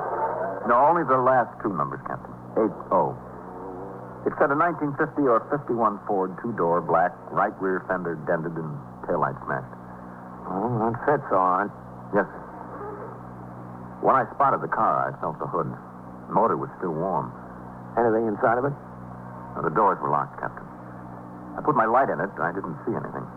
Did Lieutenant Gorman say the detectives were on their way? He said just to wait here for them, sir. Okay. Good work, Meister. Thank you, Captain. We better stay back in the door. Yes. You, don't know anything more about this robbery? What time it was or where? No, sir. I read that alarm along with the others that were on the board and put the description in my book. I think it was uptown on Broadway, a liquor store. That's the only thing I recall for sure. Couldn't have happened too much before midnight because it was the latest alarm on the board. Hold it. There's the man coming to the car, I think. No, I don't think so, Captain. Looks like he's going to cross the street. Yeah. He's going to get in on the driver's side. Come on. Yes, sir. Right with you. He's looking for his key. You take this side, I'll go around. Okay, Captain. Wait a minute, mister. Me? Yeah, you. Just stay out of the car. What's the matter? Okay, Captain? Come here, Meister. Yes, sir. You're the owner of this car? Sure. What's the trouble? What's with the gun? Get away from that pocket. Wait a minute. Don't get touchy. I was just going to show you my registration. Lean up against the car there. Put your hands on the top of it. Look, Cap, I don't know what this is all about. I'll tell you what it's all about. This car is suspected in an armed robbery. Now lean up against there and make it snappy. All right, I will. Don't get excited. Okay, Meister. Yes, sir. I hate to say it, but you guys got the wrong office someplace. Well, he's clean, Captain. So where'd you expect me to be? Look in the car, in the glove compartment. Yes, sir. All right, move over, mister. There's nothing in there. We'll see about that. I'm telling you, you got the wrong office, Cap. There's nothing, Captain. What's your name? McLeese. Joe McLeese. You have the registration for this car? Yeah. And your operator's license? Yeah, sure. All right, let's see him. I got to go into my pocket to get him. Go ahead. All right, I just wanted to make sure.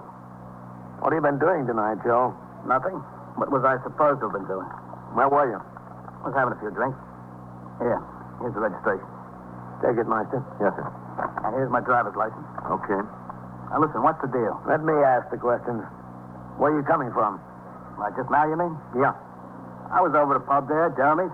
Where's that? Down there, 2 blocks down 2nd Avenue. How come you parked up here? Because when I parked the car, it was early. There wasn't any place near to park. What's your birthday, Joe? June 4th. What year? 1919, like it says on there. Well, these things check out, Captain. Yeah. Put them back in your pocket, Joe. Yeah. Take this one, too. What time did you park here? I don't know. 9 o'clock, 9:30, something like that. You sure about that? Sure, I'm sure. That's when you went to the bar? Yeah. And you've been there since? Sure, I've been there since. Go ask Jerry. Ask anybody in there. You didn't leave at all? Well, I went out for a few minutes to get a little air, you know. All that smoke in there could get your eyes if you don't get some air. The detectives are here, Captain. Oh, it's DeLuca. What do you need detectives for? You got him, Captain? Yeah. Got me for what? What do you say, Meister? This is the car, Lud. What car? And this is the guy. Say, if you're a detective, solve me a mystery, will you? What's this all about? Come on, Lud. I'll show you the back of the car. Okay, Captain. What's this all about? That's what I like to know. We'll find out in good time, Joe. Well, this looks like the car, all right. Well, that's why I took some time getting over here. I rang up to the 24th to get some more information than what was on the alarm. What time was this robbery? About 10:25. This fella claims he's been in a bar since 9:30. Was this stick-up man all alone? That's what the witnesses say, Captain. Fella double parked on Broadway up there. Went into the liquor store and boosted the clerk. Clerk started out the door after him. The man took a couple of shots, hit him in the arm, and ran to the car. I got plenty of witnesses that saw both the car and the man. Now, this one here, says he's been in the bar from 9:30 on? That's what he says, yeah. But Meister felt the hood when he spotted the car. It was still warm. Well, let's find out what it's all about, huh?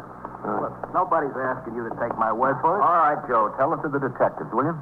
I'm asking you, just go in the bar and ask Jerry, that's all. Ask any of the guys in there. They'll tell you I was sitting at the bar there. They'll even tell you the flavor of the beer I was drinking. Ever been arrested, Joe? What's that got to do with now? When was the last time you were arrested? Last time I wasn't arrested. They had me in because they wanted to talk to me about something. Oh, who was that? Downtown, down 9th Precinct. What do they want to talk to you about? Who knows? Who knows what they want to talk to you about? Somebody did something. When was this? Like around Christmas. Ever do any time, Joe? Sure, I did some time. There's no secret about that. For what? It was what they call grand larceny. That's got nothing to do with this. What are you going to do? Hold it against me every little thing because I did a bit once? It don't mean I was into this thing. No, it doesn't, Joe, but you got to admit it sure drops the odds.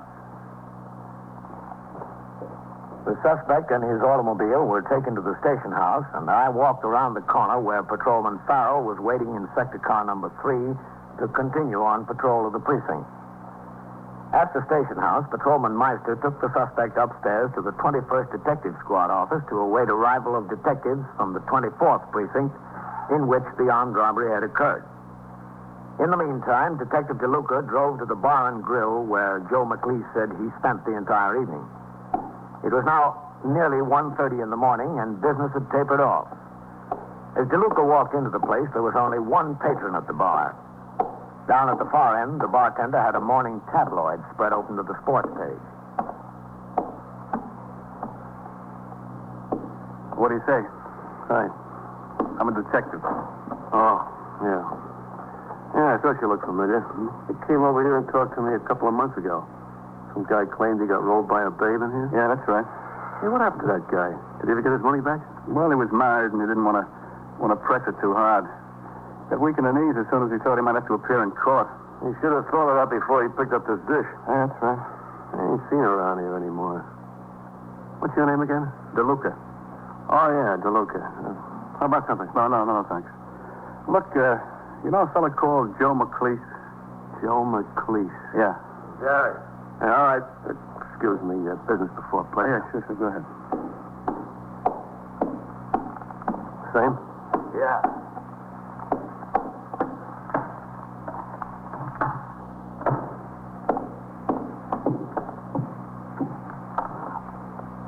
There you go. Take it off here? Yeah.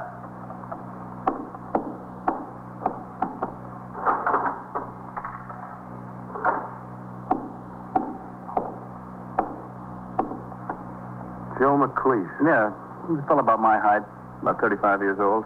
He's got a little bit of a little mustache. Oh, yeah, Joe McLeish. Sure, I know him. He was in here tonight. Oh, yeah? What time did he come in? Let's see. What's the matter with him? Getting a jam? No, we're just checking up on something.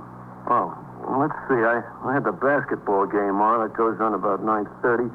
I think he was in here when it began, yeah. Mm-hmm. He was having a discussion with Quinny about the starting lineups. Quinny was saying the Knicks would be better off if they started so-and-so. Joe didn't think so. How long did he stay? Well, he stood through the whole game at least. Mm-hmm. Yeah, they had a couple of bets going on between them, Joe and Quinny and one or two of the other guys. He didn't move. What time was the game over? Well, let's see. It was after 11 o'clock. Yeah, a couple of minutes after, because when the game was over, one of the fellows said, switch over to the 11 o'clock news and let's see what the Russians are doing. I switched over and the news was already on a couple of minutes, yeah. What time did he finally leave, Jerry? Oh, some babe came in here. She took him over to the booth and they sat down and talked a minute. He left with her. And he came back a little while later. Came back alone. What time did she come in? Well, I couldn't say exactly. 11:30, like. Oh. How long was he gone? Oh, half hour maybe. You know this girl? Well, yeah, she comes in here once in a while. What's her name? Ellie something. Ellie what? That's on the tip of my tongue. Ellie Kurt, yeah. Ellie Kurt. Good night, Jerry. Take it easy. Look, you know where she lives? Yeah, I think so. I cashed a paycheck for her once and the bank sent it back. She didn't endorse it like it was made out exactly. I had to go over there and get her to endorse it again. I don't remember the number, but you walk around a corner and it's in the building with the shoemaker there. She lives upstairs. Okay, Jerry, thanks. Listen, Mr. DeLuca, I don't want to be anybody's friend. I hope Joe isn't in any jam. I don't like to make any trouble. Well, look, just don't worry about it. If he's got trouble, he made it for himself. You are listening to 21st Precinct, a factual account of the way police work in the world's largest city. Before leaving the bar, Detective DeLuca telephoned the 21st Squad and spoke to Lieutenant Matt King, his immediate superior. After relaying the information he had obtained, he was instructed to walk around the corner and attempt to locate the woman, Ellie Kurt, to see what light she could shed on the case. In the meantime, I was still out on patrol in sector car number 3 with Patrolman Farrell as operator. At 1:50 a.m., we had left the precinct and driven to the 22nd Precinct, which is on the 86th Street Transverse in Central Park, in order to fill the car with gasoline and have the oil checked. As Patrolman Farrell was signing the MT9 receipt for the gasoline, I sat in the car. My attention was suddenly brought to the radio speaker when I heard the CB dispatcher put out a call for car 681, which is the departmental number for sector car number 2 of the 21st. The recorder in car 681 responded and gave his location at 73rd Street and York Avenue. CB then instructed 681 to make a run. A police officer shot, ambulance responding. I tapped on the horn as a signal for Patrolman Farrell. He hurried to the car, and we rolled on the call, proceeding out of the park across 84th Street and down 2nd Avenue with the siren wide open. In dispatching men to the scene of a serious crime or an emergency, specific instructions are given by the Communications Bureau to only one car. In addition, however, the sergeant's car and all other departmental vehicles within a radius of 5 blocks must respond irrespective of sector, precinct, or division boundary lines. When we neared the scene, I could see that there were already 4 cars on the job. Sector cars 1 and 2 from the 21st, a car from the traffic precinct C, and the sergeant's car. All right, give him a hand on the sidewalk here, pal. Yes, sir. Come on. Sergeant. Sergeant Waters? Oh, Captain. What is it? Who's shot? It's not a policeman, Captain. Oh? DeLuca sent a civilian to call in. He got it a little mixed up. Well, who is shot? All right, Coley. Keep the sidewalk clean here, will you? Get them away from that door. DeLuca went up to talk to some woman here. Guy inside the apartment started shooting at him. Second floor, Captain. Well, is the man shot? Yeah, Captain. He looks dead. All right. Fogle, get those people back inside their flats, will you? Okay, Sergeant. Okay. Did anyone notify the desk officer and CB that it wasn't a police officer shot? Yes, sir. That's where I've been. I just rang in. What about the ambulance? It's on the way, Captain. The detectives? Well, DeLuca's here. In the front there, Captain. And Lieutenant King. Get those people away from the door, huh? Right. Okay, Captain. Come on, move out of here. All right, Captain. Yeah? He looks like he's had it. Yes, sir, but he almost gave it to me first. Yeah? Where's Lieutenant King? He's in the bedroom there talking to the woman, this Ellie Kurt. What happened, Lud? Well, it was on the same deal with the car Meister spotted. I was checking out this Joe's story, so I went to the bar and grill. Bartender bore him out almost 100%. The only thing is, he told me a woman came into the place about 11:30 and Joe left with her. And he came back alone about a half hour later. Woman was this Ellie Kurt. She lives here. Yeah? Well, I walked on over here and came upstairs to talk to her. I knocked on the door and I could hear some whispering going on inside, so I was set. She opened up the door and let me in, and I started to talk to her about Joe. When this here fella came out of the kitchen, he had an old 32 nickel-plated Spanish make in his hand and started after me. Oh, you see in the wall there are 2 of the shots. Yeah. But I was ready for him, though. Well, you didn't hit any wall, Lud. No, sir. How about that ambulance, Sergeant? On the way, Captain. I don't think the ambulance is going to do him any good, sir. He, looks about right for that stick-up, wouldn't you say? Yeah, that's the guy, all right, Captain. And what does this Ellie have to say? I didn't get much of a chance to talk to her. She was pretty hysterical until Lieutenant King started to talk to her. I had a tough time keeping her quiet. Mm-hmm. How'd the call get mixed up? It came over police officer shot. Oh, yeah. Neighbor down the hall came out, and I told him I was a police officer and there'd been a shooting, and for him to call the police. Well, he was a bit excited, and his English wasn't too good, so he got the whole thing upside down. Yeah. Well, I'll go on in here.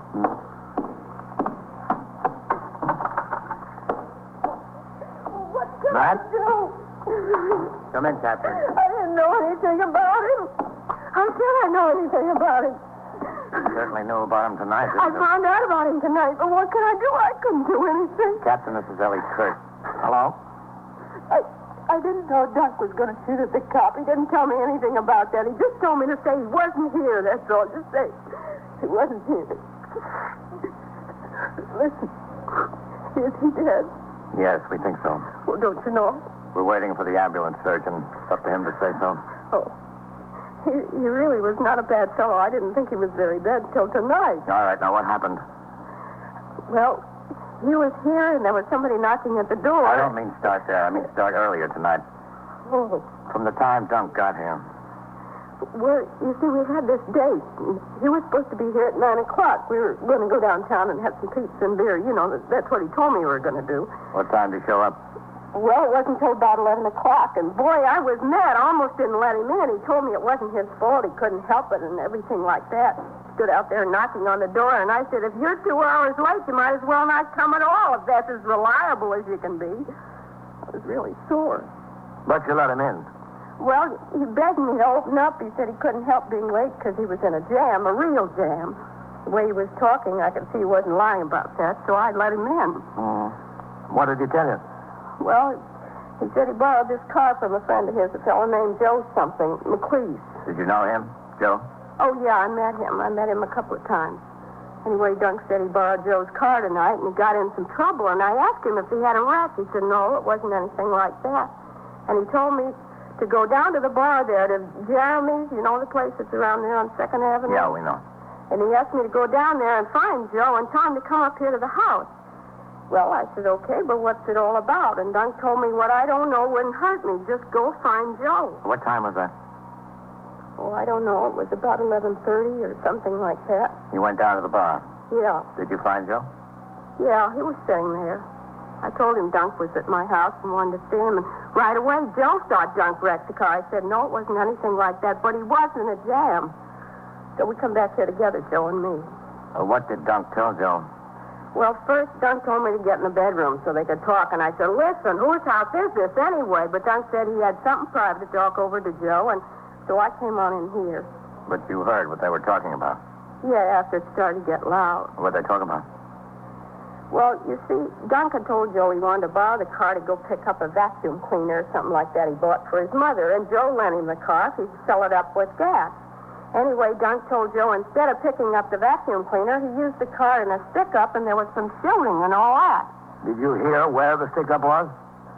No, I didn't, but I'm telling you, my heart sunk right down to the floor. I didn't know Dunk was mixed up in anything like that. You know, I didn't think he was no perfect angel, but I had no idea there was anything like stick-ups with him. Well, what did Joe have to say? Well, I'm telling you, he was plenty burned up. He was really mad at Dunk for taking the car under false pretenses like that and putting a lot of heat on it. He was steaming. Then why did Dunk tell him anything? Why didn't he just return the car? Well, to tell you the truth, he was a little bit worried that someone saw the car and got the license numbers and all that. So he told Joe if anyone came asking any questions, for Joe not to say anything about Dunk borrowing the car. What did Joe say to that? Well, he told Dunk he was out of his mind. Well, I can see his reasoning. Then Dunk said he didn't think anyone saw the license number, but he just wanted to make sure, and Joe said he was crazy. If the cops came in, what was he going to tell them? Well, how'd they settle it? Oh, they settled it all right. How?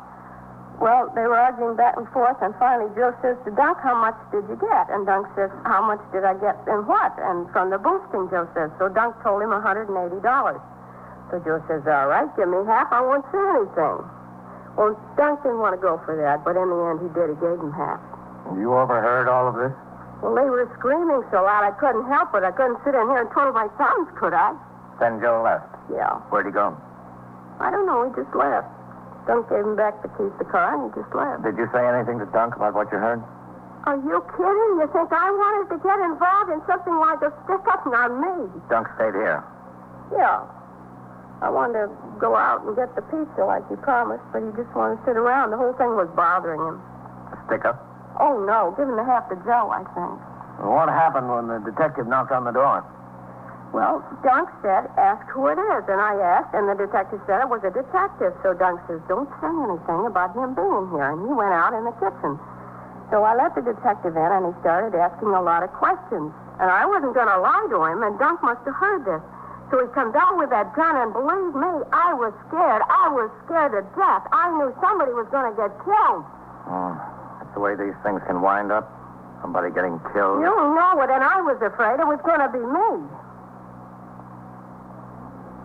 Within a few minutes, an ambulance from Metropolitan Hospital arrived at the scene, and the ambulance surgeon pronounced Dunk Sipton DOA. Pursuant to the manual of procedure, the medical examiner was notified. So were the homicide squad and the district attorney's office. It is not the province of the police department to pass judgment, only to investigate and present the facts. The death of a human being at the hands of another is always homicide. And it's up to other authorities to say whether a homicide is justifiable, excusable, or felonious. It was not until after 3 o'clock that I was able to return to the station house. I walked around the desk to sign the blotter. Lieutenant Gorman, the desk officer, told me that detectives of the 24th Squad had arrived at the station house to talk to Joe McLeese. When they came into the muster room, he informed them of the shooting, and they drove directly to the scene. Patrolman Meister was still upstairs in the 21st Squad office with his prisoner, and I went up to talk to him. All the detectives on duty were out on the job. Patrolman Meister and Joe were alone in the room.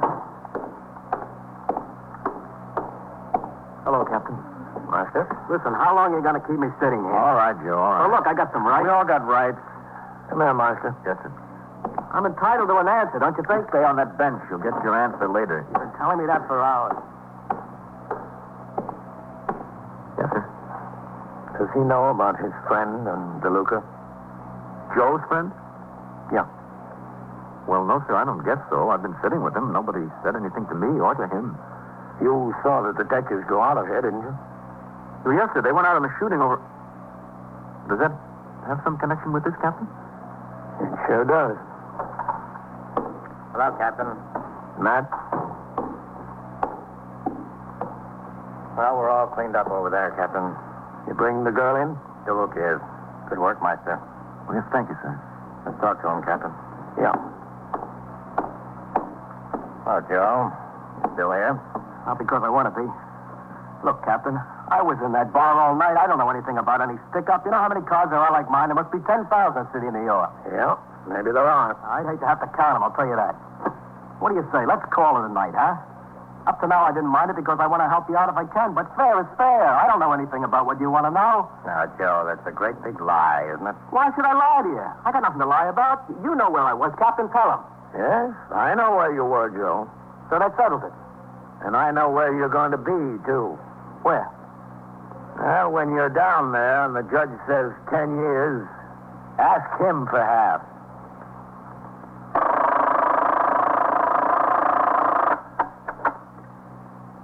"21st Precinct, Sergeant Waters." Yeah? A shooting? Where?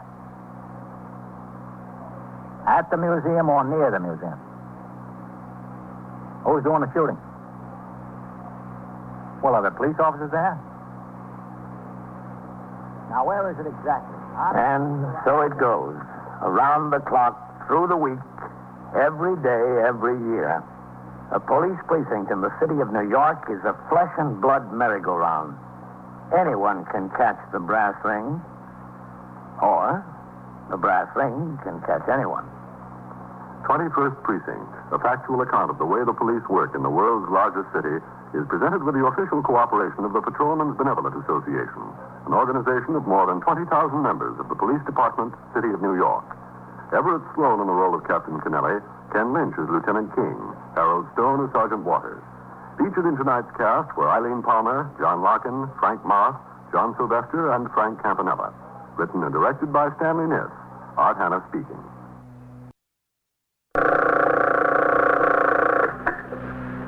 '21st Precinct, Sergeant Tierney. Where's that? Somebody is shooting or shot. Yeah? Yeah, well, did you see it? Well, where's the woman? Yeah? Well, which way do they go? Up First Avenue across town. You're in the muster room at the 21st Precinct, the nerve center. A call is coming through. You will follow the action taken pursuant to that call from this minute until the final report is written in the 124 room at the 21st Precinct. Oh, all right, you just wait right there. I'll send the officers right over here. And an ambulance here. Just wait there and show them where it is. Okay. 21st Precinct. It's just lines on a map of the city of New York. Most of the 173,000 people wedged into the 9/10 of a square mile between Fifth Avenue and the East River wouldn't know if you asked them that they lived or worked in the 21st. Whether they know it or not, the security of their homes, their persons, and their property is the job of the men of the 21st Precinct. The 21st, 160 patrolmen, 11 sergeants, and 4 lieutenants, of whom I'm the boss. My name is Kennelly, Frank Kennelly. I'm captain in command of the 21st. I was working my night tour, 4 p.m. to 8 a.m. It was a warm spring night, and I took advantage of the weather to make a thorough survey of conditions in the precinct in connection with the growing problem of youthful offenders. Riding in sector car number 2 with patrolman Patrick E. Cahill as operator, I patrolled the precinct from one end to the other to look for possible trouble spots during the coming months of warm weather. Places where potential teenage troublemakers might congregate, certain street corners, candy stores, playground and park areas, movie theaters, and so forth. I had noted several such places for future reference, and at 11:15 p.m. I instructed Patrolman Cahill to return to the station house. We were at 96th Street and Park Avenue proceeding downtown when a Signal 30 ambulance responding at 1st Avenue and 90th Street was broadcast. The Signal 30 denotes an armed felony, and all RMP and detective cars in the vicinity are required to respond. I instructed Patrolman Cahill to make the run. With the siren open, we headed for the scene. As we neared 90th Street, I saw the detective car and the sergeant's car were already on the job. As Patrolman Cahill pulled into a stop, I could see a small crowd gathered around an object lying on the sidewalk. The object appeared to be the body of a man. All right, help him keep the sidewalk clear, Cahill. All right. Stand back there. There's nothing to see. Police officer coming through. Coming through. Get back there. What do we got, DeLuca? Oh, he was shot, Captain. He doesn't look good. He's unconscious. All right, I'm not going to tell you again. Stand back there. How did it happen? It appears to be a robbery, sir. He was with a woman. Sergeant Tierney has her sitting over in his car. All right, get back. Go on, get back. Get back. There's nothing to see here. You. Come on, get on the job here. Help keep the sidewalk clear. Okay, Captain. I'll be with Sergeant Tierney. Yes, sir. All right, let me through there. All right, give him a little air. Will you stand back there? Coming through. There's nothing to see here. Hello, Sergeant. Captain. How is he? You all right? You talk to him? It's all right, miss. Just take it easy. There's nothing we can do now. The ambulance is on the way. Well, it does if you're still a die lying like that. He'll die. She's not dead already. This is Captain Kennelly. Miss June Nayland. Miss Nayland? Is she gonna die, dear? The ambulance will be here right away, Miss Nayland. What happened, Sergeant? She said they were in a nightclub downtown, Greenwich Village. You ought to go over and see if I can do anything for him. There's nothing you can do, Miss Nayland. I think you ought to sit right in the car. Yeah. They come out, walked to where the car was parked. We were going to go to another place, a place on 57th. When they got in the car, two men come up, opened the door. One of them had a gun. The moment the gun got him back, the other one forced her to move over and got behind the wheel. You were going to do the driving? Well, it's my car. And he'd already had a few drinks. Walter, that is. Him. It's taking an awful long time. When's the ambulance going to get here? Right away, Miss Nayland. While they were driving uptown, they took the wallet and money off him. Did he carry much money? Well, he always carried pretty much since Chicago, you know. He's just visiting in New York. Mm-hmm. About how much? I don't know exactly, but usually he never has less than $1,000 with him. In cash? Yes, in cash. They stopped the car here, told Miss Nayland and, Walter Eridge. Mr. Eridge to get out. Mr. Eridge tried to pull one of them out of the car. Fired 2 shots at him. They got back in the car and went off. Which way? That way. Up First Avenue? Is this First Avenue? Yes. That's the way they went, up that way, up First Avenue. Got an alarm out on the car, Sergeant? Yes, sir. I rang in as soon as she gave me the description of it. It's a 1952 Pontiac convertible, blue, light blue. Did you give in the registration number? No, sir. He doesn't know it offhand. The registration's in the glove compartment. I always leave it there. New York plate? Oh, yes. He lives in Chicago. I live in New York on 67th Street. He thinks he's very bad. He won't die. Well, we'll see what the doctor says. He was just out to have a good time, that's all. Just a good time. And something like this has to happen. Yeah, it's pretty rough. Have you known him very long? Oh, yes, several years. We see each other whenever he comes to New York. Is that often? Yes, he's here frequently on business. The ambulance. Oh, that's good. Seems like it took forever. Can we go over there now? I just have to see him. In a minute. Where will they take him, do you know? In what hospital? Mount Sinai is the closest. He'll have the best doctors, won't he? He can afford the best. Yes, he'll have the best. All right, Sergeant. Okay, Mr. Ewan. We'll go over there now, huh? Okay. Can I go right to the hospital? Well, the detectives want to talk to you, Miss Nayland. About what? Oh. Yes? He has a wife in Chicago. Will someone get in touch with her? I wouldn't want to do it. Yes, we'll take care of it, Miss Nayland. Oh, that's good. I wouldn't know what to tell her. All right, let's go over there. No. The shooting victim was carefully put on the stretcher by the ambulance attendant and police officers. The first officer on the scene, Patrolman Daniel Ricci, rode the ambulance to Mount Sinai with the victim to secure the balance of the information for his aided case report. As the ambulance was pulling away, Lieutenant Matt King, commander of the 21st Detective Squad, arrived with 2 of his detectives. Sergeant Waters introduced them to Miss Nayland, gave them the names and addresses of other witnesses, and such information concerning the crime as had been gathered. The uniformed officers were then instructed to resume patrol, and the investigation of the case was left in the hands of detectives. I returned to the station house, where at midnight I turned out the platoon for the 12 to 8 tour.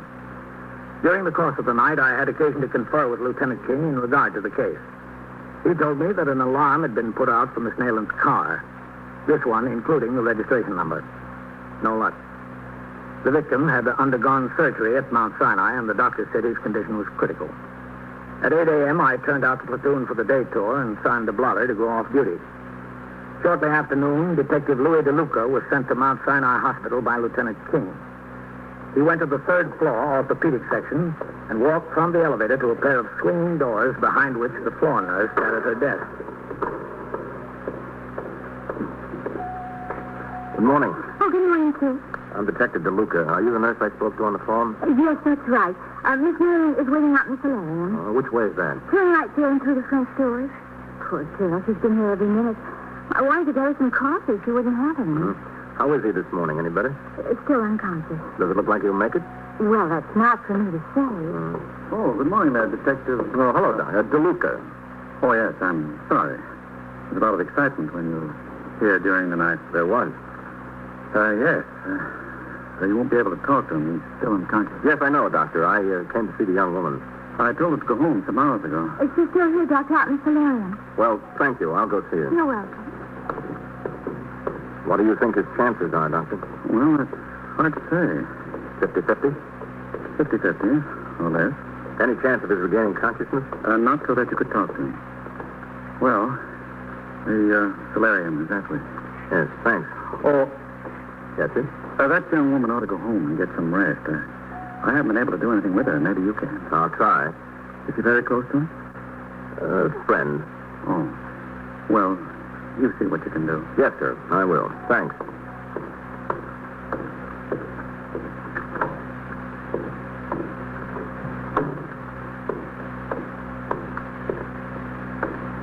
Good morning. Good morning. Doctor says you should have gone home a long time ago. I know. I can't. That's why I found out he's going to be all right. That was a tough break. Why did they have to shoot him? They didn't have to shoot him. They could have had the money without shooting him. Well, they could have, but they didn't. He's going to die, isn't he? The doctor says he's got a 50-50 chance. No, you know he's going to die. Why did they have to do it? The money was nothing to him. He would throw it away. Throw it away like that. They didn't have to shoot him. Why did they do it? We can ask them. Ask them? What do you mean? We had the alarm out on your car, and New York State Police picked them up near Albany this morning. They did? Yes. Lieutenant King wants to see you. When? Right now. But I should wait here till I find out about Walter. Maybe you can come back and wait after you talk to the lieutenant. What does he want to see me about? I told him everything I know. He wants to talk to you about the two that were arrested. Oh. He sent a couple of men up to Albany to get them. He wants you to see if you can identify them. What about my car? They get that too? Yeah, they went up on the train. They'll drive back in your car. Oh, that's good. Is this your coat? Yes. Thanks. They shouldn't have done it. That's the last thing they should have done, shoot him. He got his money. What makes him so crazy? Don't ask me. I've been in this job 13 years. I haven't found out yet. It was 12:35 when Miss Nayland and Detective DeLuca left the hospital and headed for the station house. Although I was scheduled to be off duty, I had received a telephone call at my home to appear at the borough commander's office at 2 p.m. for a meeting of precinct commanders to discuss the assignment of men from the various commands to plain clothes work, which consists of enforcing the laws relating to gambling and public morals. In this connection, before going to the meeting, I stopped at the station house to pick up the personnel files of the men I plan to recommend for the job. Hello, Captain. Sergeant? Didn't expect you in today. Who's the clerical man on the job, Sergeant? Fallon, Captain. All right, ring him there and tell him I want to see him in my office right away. Oh, yes, sir. Oh, left some messages on your desk, Captain. Okay, good. Hello, Captain. Oh, Matt. Lieutenant King, Sergeant. Well, I understand we got those two who did the shooting on First Avenue last night. Yes, sir, that's right. State police got them on the road up near Albany. Well, that's good. Yes, sir. Got them in the car, and they admit the shooting. I sent Fitzpatrick and Goldman up to bring them in the car back. How's the man doing, man? That's a good touch and go, whether he'll live or not. It's too bad. The doctor told me that one bullet wound in the shoulder wasn't too bad, but the other one in the chest was rough. Okay, let's nail him. Straight on through. Hello, Lieutenant. DeLuca. Hello, Miss Nayland. Hello. You met Captain Kennelly last night? Yes. Miss Nayland? Will I be here long? I really should get back to the hospital. Well, you go upstairs with Detective DeLuca. I'll be right up. I really can't stay too long. Right. Yes. Come on, Miss Nayland. I really have to get back to the hospital. What about the wife, Mrs. Eric? Well, the Chicago police made the notification. She's flying here. Oh. Was Miss Nayland at the hospital all night? Yes, sir. Hmm? She must have some feelings about it. Yeah, I'm sure she does, Captain, but I don't know what kind of feelings. Fitz called me from Albany. He said the two boys they've got up there told him the whole deal. The kidnapping, the robbery, even the shooting was all her idea. I talked to Lieutenant King about the case for a few minutes more until Patrolman Fallon, the clerical man, came out of the 124 room. I went into my office with Patrolman Fallon, and Lieutenant King walked through the back room and up the stairs to the second floor where the 21st Squad is located. He opened the door and was met by Detective DeLuca. Where's Miss Nayland? In your office, Lieutenant. Oh, The floor nurse over at the hospital just called. he didn't die. No, nothing. The wife showed up. She's been talking to the doctor. Nice thing. She got in by plane, took a cab straight to Mount Sinai. I told the nurse to ask her to come over here later. You want to talk to her. Good. Let's go see Miss Nayland. Yes, sir. You didn't say anything to her, did you, Lutz? Oh, no, sir, not a word. Well, Miss Nayland? Hello. Sit down, Lutz. Yes, sir. Sorry to get you back here. I know you didn't have much rest last night. I didn't have any. Have you really got them? Are you sure they're the right ones? They were in your car, Miss Nayland. We put out a teletype alarm last night, and the state police spotted the car on the road. Oh, that's good. I'm glad. I'm glad for Walter's sake. How long have you known Walter, Miss Nayland? Oh, for quite some time. See him very often? Every time he comes to New York, he lives in Chicago, you know. Yes, we know. Every time he comes to New York on business, we go out. Restaurants, theater, nightclubs. We have a good time. How often does he come to New York? Oh, I don't know. Every month. He's so he has business here. How long does he stay? Usually, you mean? Yes, usually. 2 or 3 days, maybe sometimes a week. Well, how'd you meet him? Do you remember? Yes, I remember. It was some friends. They had a party, and I was there, and Walter came. That's how we met. He's awfully nice. He has a big business in Chicago, and he's really a sweet guy, really. It's a shame something like this had to happen to him. How long have you lived in New York, Miss Nayland? Does it make any difference? We'd like to know. Just like to get things straight. I've lived in New York most of my life. You work? No, I don't work. How do you get along? I have my alimony. I thought it was Miss June Nayland. When I got my divorce, the judge said I could use my maiden name again. That's the way I wanted it. How much alimony do you get? Isn't that a little personal? Maybe it is, but I'd like to know how a young woman living alone with no job can dress so well, have such a nice apartment, such nice furniture. I don't see what that has to do with it. I don't see what that has to do with it at all. How much alimony do you get? $300 a month. Your former husband been regular in his payments? Of course he has been. $300 a month enough for you to live on? It's adequate. Nayland, you know a man named Philip Creedy? No. How about Arthur Harrods? No, I don't know any Arthur Harrods. I don't know either of them. What's this all about? I've got a right to know. You bring me over here and ask me these personal questions like I was a criminal or something. Philip Creedy and Arthur Harrods are the two men who were picked up in Albany by the state police. They were in your car. Well, I don't see what that has to do with how much alimony I get or how I live or what kind of clothes I wear. They told the officers who went up to bring them back that you hired them to rob Mr. Harrods. I did? That's what they said. That's ridiculous. They said they met you in a bar in Greenwich Village. You told them you had a date with this rich manufacturer from Chicago. That's crazy. I said you told them you always carried a lot of money. That's absolutely crazy. You were going to this certain nightclub. They said you told them where you parked your car, what time you'd be there, what time you'd be out. That's not so. They said you told them exactly what to do, where to be, where to go, even to wreck your car so you could collect the insurance on it. That's so ridiculous I don't even want to talk about it. No, it sounds ridiculous. That's what they I said. don't care what they said. Why would they want to put you into this thing if you had nothing to do with it? I don't know why, but I had nothing to do with it. Nothing at all. It's the silliest thing I ever heard of. It's crazy. It's a crazy lie. Well, we'll get it straightened out. It won't be hard. I'm so glad to hear that. Now, Mr. Arridge got into town on Monday. Yes. You saw him, you said Monday night, Tuesday night, and last night. That's right. Whose idea was it to go down to Greenwich Village last night? It was his, Wally. Go to Greenwich Village Tuesday night? We went to the theater. After the theater? Well, Get that, will you, Lynn? Yes, sir. we went to my place. 21st Squad. And Monday night? Yeah? Nightclubbing. All right. In Greenwich Village? Hold on a second. No, in Midtown. Lieutenant. Yeah, Lynn.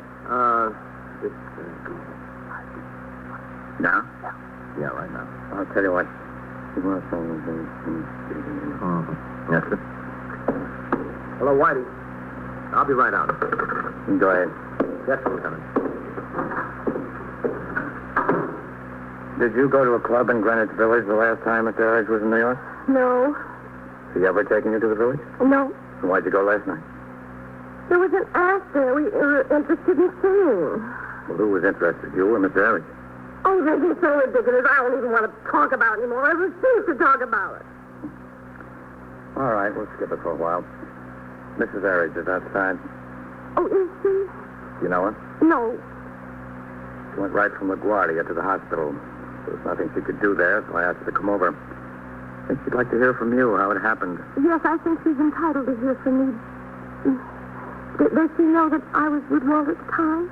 Imagine she does. I imagine she knows the whole story about Walt and me. I imagine. Well, all right. Deluca? Yes, sir. Okay. She'll be right in. I don't know what I can tell her. Right in there, Mrs. Harris. Come in, please. Thank you. Close the door, Lynn. Yes. Mrs. Harris, this is Lieutenant King. How do you do? Lieutenant King. And Miss Nayland. I'm sorry about what happened, Mrs. Harris. Very sorry. I know. I suppose we all are. I just came from the hospital, Lieutenant. I understand his condition is quite critical. Yes, I know. I want to thank you for the interest you've shown, Miss Nayland. I heard you were there all night and practically all this morning. Yes, I was. It was very considerate. I appreciate it. Have you known Walter a long time? Yes, for quite some time. I see. I knew you'd understand, Mrs. Harris. You see, he's spoken quite often about you and the boys and the house and all about you. You do.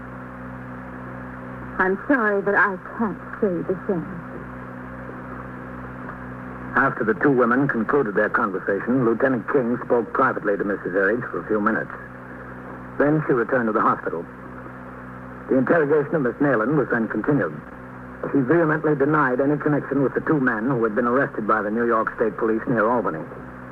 Shortly after 2 p.m., Lieutenant King received a phone call from Detective Fitzpatrick in charge of the detail driving the suspects back from Albany. He was calling from a filling station on the Henry Hudson Drive in the Bronx and informed the lieutenant that they would be at the station house within a half hour. After a few more minutes of questioning, Lieutenant King reminded Miss Nayland that she had had nothing to eat all day. She agreed that she was hungry and was escorted to a restaurant on Lexington Avenue by Detective Whitey Howard. I was still at the meeting of the Borough Commander's office at 2:20 p.m. when the two suspects arrived at the station house. They were taken upstairs to the detective squad where they were immediately fingerprinted and their pedigrees taken. Then, together, they were taken to Lieutenant King's office. All right. So where are you taking us now? Right in here. What's in there? DeLuca, Lieutenant. The lieutenant, Art. All right, go on. Go on, Art. I'm going. Come over here and sit down. Where? Where do you want us to sit? Right there. Sit down. Sit down, Art. Just close the door, Len. Yes, sir.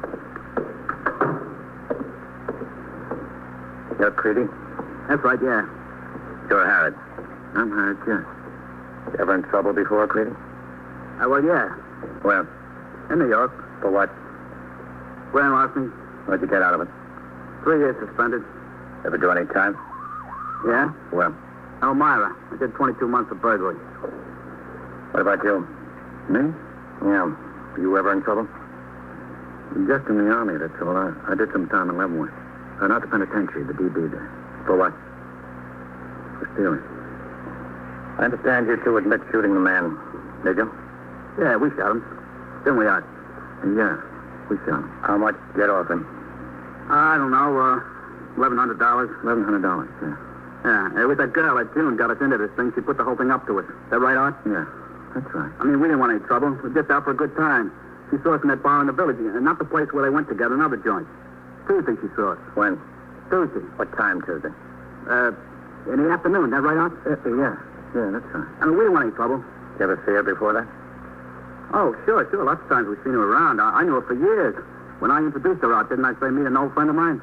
Yeah, that's what you said, Phil. I mean, she put us up to it. I didn't want any trouble. I had enough trouble all my life. I want to stay out of trouble. She told us he had a date with this fellow, that he always carries around a lot of money, and she'd take him to this place. He'd get a little tight. It'd be a cinch. She didn't tell us we'd have to shoot him then. She said then it's a simple operation, didn't she, Art? That's right. We thought it would be simple. She denies she even knows you. Well, of course she'd deny it. What do you think she's going to do, admit it? She put us up to it. It was all her idea. It'd be a cinch, nothing to it. Art'll bail me out, won't you, Art? Yeah, I'll bail you out. She put us up to it. Where's the gun you shot him with? We threw it out in the parkway someplace. I can tell you where. I know just where, don't I, Art? Yeah. It's a fine thing putting us up to something like this. We didn't want any trouble. She gives us a sob story about how she can't make ends meet. Wouldn't be so bad now she's trying to squirm out of it. But she's not going to get off with nothing. Isn't that right, Art? Yeah. Guess so. You look and see at the back, will you? Yes, sir. In here, Lieutenant? Yeah. Yes, sir. Okay. How's the guy today? About the same. I hope he don't die. You'd better hope so. I wasn't thinking about myself. I just didn't mean him any harm, that's all. I don't mind somebody getting hooked for something they did, but when they try to lie their way out of it, when you got them 14 ways to breakfast, that's something else. Is that right, Art? Yeah. Yeah, there she is. That's her. What are you trying to lie your way out of it for? I don't even want to talk about it. Sure. Sure you don't want to talk about it because anything you say might get you in deeper, that's all. What are you trying to do to me? I just want you to get what's coming to you. Okay, all right. She's lying, that's all. All right, Phil, keep it quiet. Miss Nayland, you ever see these two before? Yes. They're the two that held us up and shot Walter. Now, you see? She don't mind telling the truth about that. It don't hurt her. All right. She told us exactly what to do and how to get the money. She even told us where he kept it. What pocket. I didn't want anything to do with it. She told us. Isn't that right, Art? Isn't that the honest to goodness truth? No, it isn't. Tell him, Art, isn't it? No. No, she had nothing to do with it. What, are you crazy? Still, She thought up the whole idea while we were laying over in Albany. He said when the New York cops get here, let's put it over on the girl and it would go better for us. It was his idea to do that. How do you like that? He said if we could put some of the blame on her, we won't get so much out of it. It would go easier on us if we got to be witness against her. Wait till I get you alone. That'll be a long wait. I'm sorry, lady. I didn't want to hurt you. There's enough people hurt already. Thanks. Now, let's go outside, Miss Nayland. How do you like that? Keep your eye on them, Lud. Yes, sir. Guy won't make it easier on himself. Well, guess that settles it, Miss Nayland. I hope so. I'm sorry for any anxiety we caused you, but we've got to check these things through. Well, it's over. Thank goodness for that. Hello, Matt. Oh, hello, Captain. You've met Miss Nayland, Captain Kennelly? Yes, we met. Hello. Well, how's it going, man? Miss Nayland is just leaving. Oh? We've got your car downstairs, Miss Nayland. You have to put in a claim with the desk officer for it. Do I have to do it right away? No, there's no hurry. I want to get back to the hospital. Well, I can't say it was a pleasure. Bye, Miss Nayland. We'll call you when we need you. Yes. Goodbye, Captain. Goodbye. Well, I'm glad she's cleared, Matt. Would have been too bad. Yes, sir. Well, you want to hear what I've got to say to those boys who are wasting our time? No, thanks, Matt. I'm sure you don't need any help from me.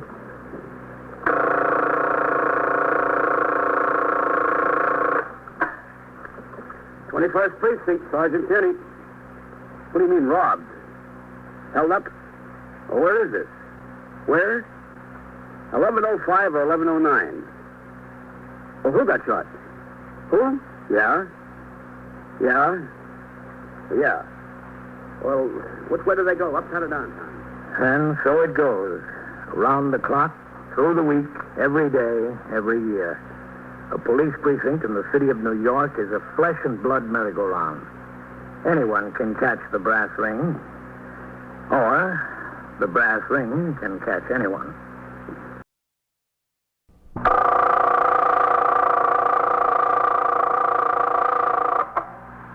"21st Precinct, Sergeant Waters. He caught a thief or he saw a thief? Yeah? Yeah? Well, where is it? Where are they holding him? Oh, it's a woman. Where has he got her? Yeah? You're in the muster room at the 21st Precinct, the nerve center. A call is coming through. You will follow the action taken pursuant to that call from this minute until the final report is written in the 124 room at the 21st Precinct. Yes, sir. I'll send the officers right over there. That's right. Yeah. You stand out on the sidewalk and show them where to go. All right. Okay. 21st Precinct. It's just lines on a map of the city of New York. Most of the 173,000 people wedged into the 9/10ths of a square mile between Fifth Avenue and the East River wouldn't know if you asked them that they lived or worked in the 21st. Whether they know it or not, the security of their homes, their persons, and their property is the job of the men of the 21st Precinct. The 21st, 160 patrolmen, 11 sergeants, and 4 lieutenants, of whom I'm the boss. My name is Kennelly, Frank Kennelly. I'm captain in command of the 21st. I was working my day tour, 8 a.m. to 6 p.m. After I had turned out the platoon and attended to other matters in the station house that required my attention, sector car number 3 came by the house to take me to 84th Street and 5th Avenue, where a large crowd was expected at the reopening ceremonies of a remodeled wing of the Metropolitan Museum of Art. Although the museum itself is in the 22nd or Central Park Precinct, 3 patrolmen from the 21st had been detailed to handle the traffic on 5th Avenue. On arrival, I determined that the congestion was not nearly as heavy as anticipated, and I returned to the car with the intention of inspecting other conditions in the precinct. During the course of the patrol, we had occasion to drive downtown on 2nd Avenue in the 70s. There, I spotted the sergeant's car double parked at the corner a block ahead. As we approached, I saw a group of pedestrians peering into the window of a small neighborhood drugstore. I instructed the operator of my car to stop. I got out and crossed the sidewalk to the store. Coming through there, please. Coming through. Hello, Captain. Oh, Carol, what do we got? I don't know. The sergeant posted me here, sir. Sergeant? Hello, Captain. Oh, what do we got? I'm trying to find out, Captain. We just got here ourselves. It's the first time anything like that ever happened to me. This is Mr. Crowe, the druggist, sir. Captain Kennelly. Captain, how do you do? Mr. Rose? I didn't mean any harm. I really didn't. Oh, we were riding by, Captain. I saw the disturbance on the sidewalk, and we got out to have a look. The nerve of her. He went right into the showcase. He took a hypodermic syringe and a needle. Right into the showcase. I didn't mean any You harm. didn't mean any harm. You stole my merchandise, didn't you? She comes in here. The telephone rings. I go in back. She thinks I can't see her, but I can. Right in the counter, like she knew just exactly where I keep the hypodermic. She knew what she was after. Is that true, man? I guess so. Yes, she ran out of the door. Then I hung up the phone and I followed her out into the street and I grabbed her. She tried to get away, but lucky the sergeant was right there. Funny on the spot. She had the needle and the syringe in her hand, didn't she, Sergeant? Yeah, that's right. She had them. I didn't mean any harm. What's your name, miss? Kitty. Kitty what? Kitty. Where do you live? Well, where? No place. Well, now, you must live someplace. I don't live any place. Is it that you don't live any place, or is it that you don't want to tell us where you live or what your name is? I'm not telling you. We'll find out. If you do, that's up to you. I'm not telling you. Did you ever see her in the store before, Mr. Crowe? Well, I don't know. Maybe. She looks familiar, but she's not a regular customer. Well, do you think she lives in the neighborhood? Well, she couldn't prove it by me, Captain. Your first name is Kitty, isn't it? Well, I'll call you that anyway. I don't care. Call me what you want. Why did you want a hypodermic syringe and needle? Just wanted it. Are you a narcotics user? Yes. Let me see your arm. Roll up your sweater. No. Look, kid, you're in a lot of trouble now. There might as well be a little help. Roll up your sleeve. Let me see your arm. All right. Now, let me see the other one. Why did you tell me you were a user when you're not? You thought I was? I guess I didn't want to disappoint you. What did you want the needle and syringe for? I just wanted it. You sure must have wanted it. You had to go all the way in back of the counter for it. It's not for you, is it? It is for me. Is it for a friend of yours who's a user? Yes, it's for a friend of mine. Who? It's a friend of mine. Did she have a purse, Sergeant? No, sir, I didn't see any. Did you notice if she was carrying one, Mr. Cruz? Well, I don't remember. Why don't you ask me? I could tell you. I wasn't carrying any purse. I never carried a purse. Well, then you're not very far from home, are you? What difference does that make? I could be 1,000 miles away. I still wouldn't carry a purse. I don't like to carry them. How old are you, Kitty? Don't care for purses, that's all. I'm entitled not to carry them, don't you think? How old are you? 19. I've got a pocket in my sweater. That's all I need. I carry the money I want to carry in the pocket. See, I got $1.80. What do I need a purse for? $1.80. Want to count it? If you want to count it, it's all there. It's $1.80. Put it back. Well, I guess you better take her on in, Sergeant. Let the detectives figure it out. Yes, sir. Take me in where? Into the station house. I don't want to go. Well, I don't think you have any choice in the matter. We'll have to take this needle and syringe along for evidence, Mr. Close. Well, that's all right. It's all right with me. Will I get them back? The detectives will be around to talk to you. You'll have to appear against them. In court, you mean? Yep. How can I get away from the store in the daytime? It's hard for me to get away. You'll get that straightened out with the detectives. Come on, miss. I don't want to go. Look, honey, don't give us any more trouble now. I don't want to. I can't. We better go along, Kitty. I can't go. I can't. You want me to pick you up and carry you? No. Well, then come on. All right. I'll see you at the station house, Captain. Okay. I don't know, Captain. Day and age. Customer comes in, you don't know whether they're a thief or a millionaire. Pretty young girl like that. I don't know. Well, you can take one thing for granted, Mr. Crowe. There are a lot more thieves than millionaires. After I left the drugstore, I had my operator drive to Public School 79, where I conferred with the principal in regard to a delinquency problem he was experiencing among a group of older boys. I suggested a course that could be taken in connection with the situation and told him I would send the precinct youth patrolman and a detective of the Juvenile Aid Bureau around to talk to him and aid in correcting the condition. When I came out of the school and got into the car, I instructed the operator to return to the station house. It was 10:40 a.m. when we arrived. I crossed the sidewalk, walked up the stone steps, and into the muster room where Lieutenant Snyder was desk officer and Sergeant Waters was now on telephone switchboard duty. Hello, Captain. Sergeant? You got a call from the borough commander's office. No? Yes, sir. Go ahead, take your call. I left a message on your desk. All right, I'll sign the blotter. Hello, Lieutenant. What's doing? 21st Precinct, Sergeant Waters. Yes, ma'am. Yeah. Yeah. Well, we can't stop them from building the building, lady. Yeah. Well, they need rivets to hold the girders together. They can't help the noise. It's the machine they use. Yeah, I understand. But it'll only be a couple of more weeks and they're through, lady. Well, and after the steel workers come the bricklayers. They work quietly. Yes, ma'am. You're welcome. What happened to the girl, Sergeant? What girl? The one you arrested in the drugstore. Oh, yes, sir. She's upstairs in the detective. Did she say who she is? Not that I know of, Captain. I've been talking with her. Mm-hmm. Have they booked her in yet? No, sir. What do you think she wanted with the hypodermic outfit? She's not a user. Didn't she have any identification on her at all? No, sir. A policewoman came up from the 19th precinct and searched her. Found nothing. Strange. Pretty little girl, too. Yeah? Captain.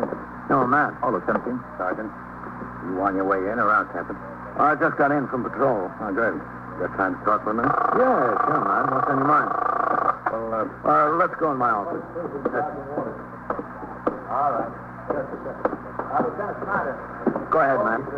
Thanks. You wanted to talk to me? Have a seat. I just want to wash some ink off my hand. That pen we've got out there is like a sieve. Hey, you find anything out about that girl with the hypodermic syringe and needle? What'd you say, Captain? I said, you find anything out about that girl with the hypodermic syringe and needle? Who is she? Hasn't said a word yet, Captain. Nothing? No, nothing. She's a strange one. Sure is. Well, what are you doing to find out who she is? Well, we made her fingerprints. We sent them downtown to be checked out. If she's been arrested before, we'll know right away. Well, what if she hasn't? Well, they put out a general appearance description on a teletype, checking through the alarms. Funny kid. Well, what's on your mind, man? Oh, sir. Have you got just a second? I want to make this call. Yes? What's that? 21st Precinct, Sergeant Waters. Sergeant, would you see if you can get Deputy Chief Caruso at the borough office? Yes, sir. Do you want to wait on, or shall I ring in there? No, I'll ring in. Yes, sir. Yes, man. Well, I understand you're in the process of making your inspection of the building and equipment. Yeah, that's right.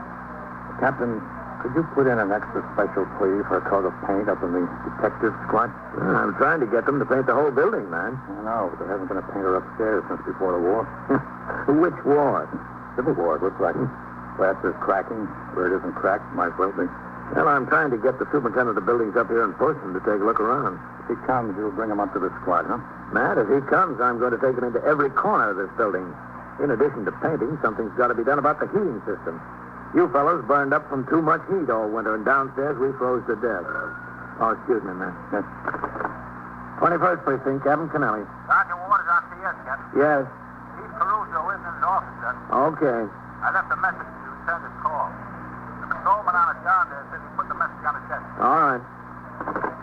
And I want to see if I can get them to give us some new lighting fixtures.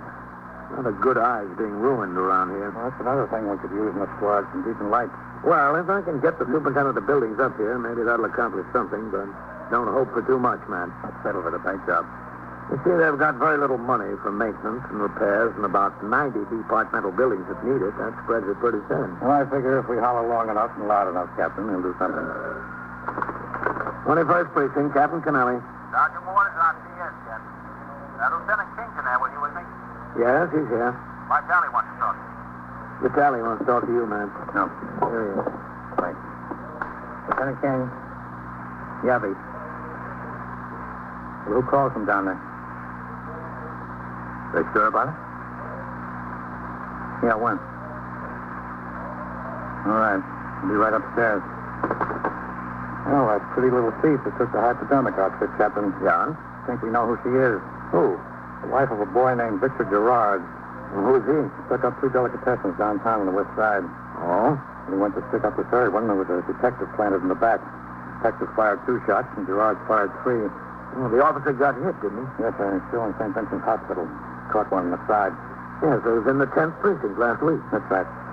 The detective felt sure that he hit the boy with one of his shots. The squad commander of the 10th rang up here and spoke to Vitaly. He saw the description on teletype and thought it fit the girl. The girl they knew was married to this Gerard. Well, if the boy was hit, maybe she wanted the needle and syringe for him. That's what it looks like. Going upstairs to talk to her again. You want to come along, Captain? Yes, Matt. I think I do. I walked out of my office with Lieutenant King, and we headed through the muster room toward the back room where a motorcycle patrolman from Traffic Precinct F was sitting at the table going through his summons book, preparatory to turning the stubs over to the desk officer. Together, we went up the stairs towards the second floor where the 21st Detective Squad is located. You see? Look at the hall even, Captain. Fast is cracking out here, too. Yeah. I don't know why it's so hard to get someone up here with a bucket of paint. Not asking for the world. Almost the world, Matt, but not quite. Go ahead. Thank you. Pete. Yes, sir, Lieutenant. Where is she? In my office still? Yes, sir. Someone coming up here from the 10th Precinct? Yes, sir. There's 2 men on the way. Do you think it's a girl? They think so. They had her husband identified, is that right? Yes, sir, Captain. According to the information I got, they made him from mugshots. 2 of these delicatessen store operators identified him and the detective he shot. They traced him out to an apartment down in Greenwich Village. He just moved out of there a day or so before, left no forwarding address. None of his friends knew where he went. Uh-huh. They knew he married this girl named Kitty. Well, then Kitty's her right first name, at least. Yes, sir. They've been watching her parents' apartment. They got a plant there. No one's heard from her. We heard from her. Yes, sir. Well, let's go in and talk to her. Who's in there with her? Goldman and Cassidy, Lieutenant. Good. Okay. Hello, Captain. Hi, Captain. Goldman. Hello, Cassidy. Close the door, Pete. Yes, sir. Well, you ready to tell us who you are, miss? I told you I can't. I can't. You have to believe me. Well, we haven't gotten very far, have we? I can't tell you. I want to, but I can't. Well, if you won't tell us who you are, supposing we tell you. You're Kitty Gerard. Isn't that right? Isn't that right? Oh, look, Kitty. There's no sense wasting any more time. They know who you are, and they know who your husband is. They know your husband is Vic Gerard. They know he stuck up 3 delicatessens, and they know he shot a detective. Now, you're in a lot of trouble, and so is your husband. You want to help yourself, you better help us. I'm not looking for any help. I don't need any. I don't want any. But you are Kitty Gerard. Yes. Yes, I'm Kitty Gerard. Where's Vic? Not going to tell you. Now, look, you're a pretty little girl. You're 19 years old. You've got long blonde hair and a sweet, innocent little face. It might do you a lot of good in some places. But right now, you're in a police station. It doesn't help you here. You take about 10 seconds and think over what you're facing. After you think it over, your mind better be made up to tell us what we want to know. Now, you go ahead and think. Nothing to think about. I'm not going to tell you. He's my husband, and I love him, and I'm not going to tell you. Your husband isn't worth loving. He held up 3 delicatessens, and he shot a detective. That's something that's worth loving? Yes, he's worth loving. Not in my book, it isn't. I don't know what your book is. All right, Kitty. What did you want with the needle?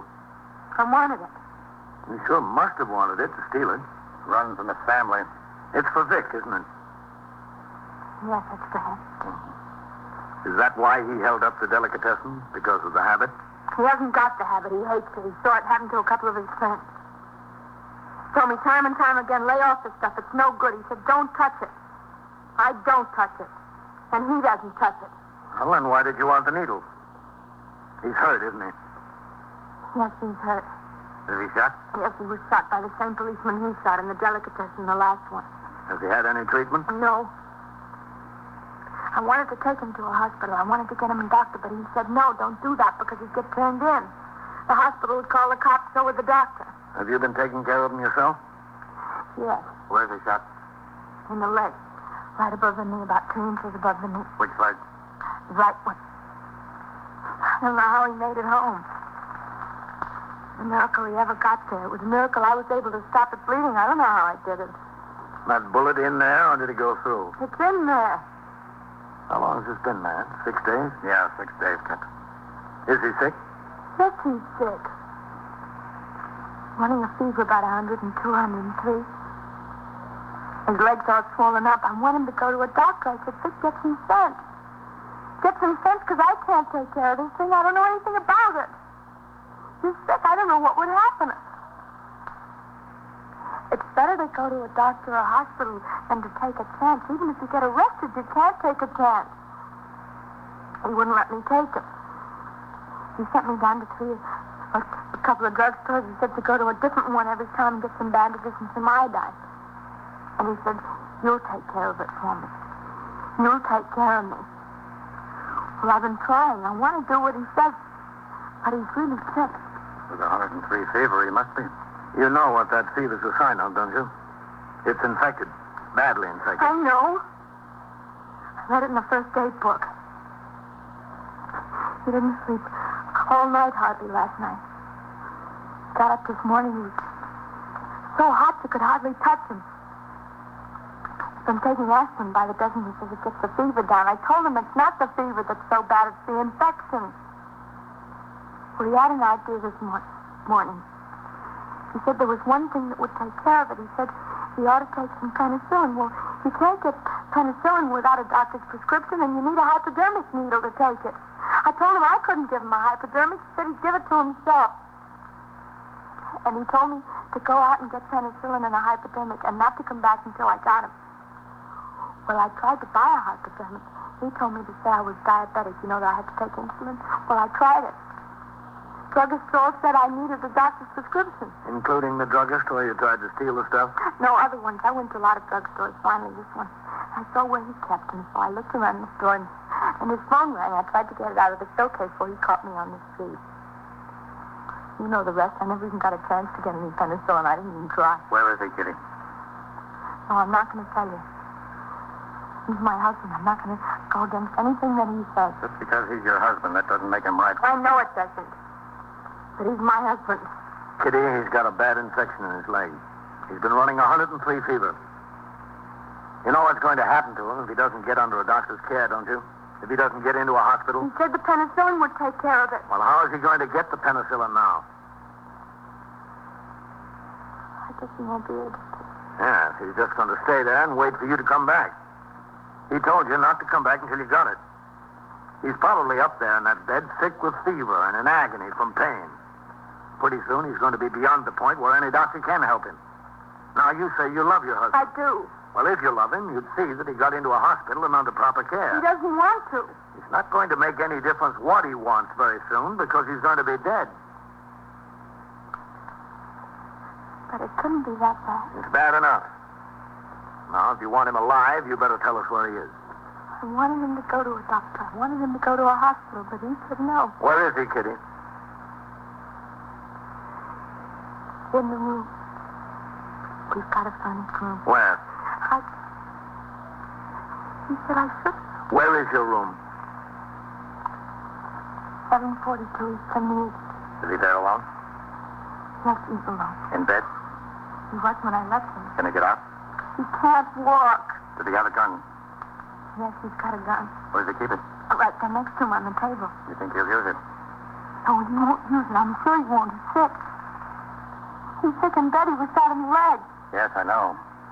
But there's nothing wrong with his hands.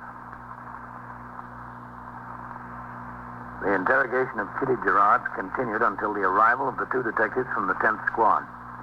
In the course of the questioning, a complete description of the room in which she resided with her husband was obtained. Detectives Goldman and Cassidy were sent to the address with instructions to wait there on a plan. At 12:05, the detail assigned to make the arrest left the station house.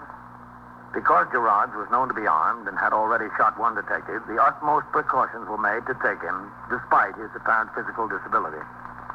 4 patrolmen and Sergeant Waters were detailed to assist the detectives by covering the hallway, the sidewalk, and the rear of the building. It was decided to take Kitty along in the hope that the element of surprise could be employed and the fugitive apprehended without further shooting.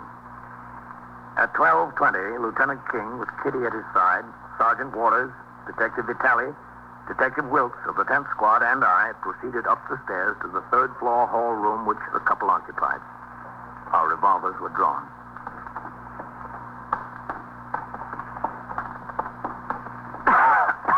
One more slide up. Yes, I know. Hold it. All right, Kitty. Let's make sure you know what you're supposed to do. I know. Let's get it straight. What? When we get there to the door, you're going to tell me to use the key and open it. Yes. After I get these officers placed where I want them. If Vic says anything, I'm supposed to answer. That's right. I'm supposed to act natural. You won't hurt him, will you? Please don't hurt him. It's up to him. It's up to you. All right, let's go.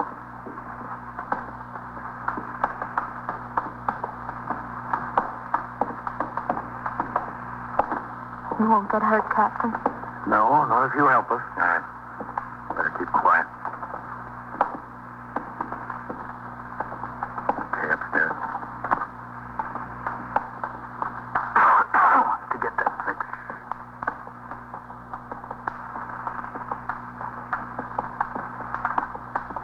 Okay.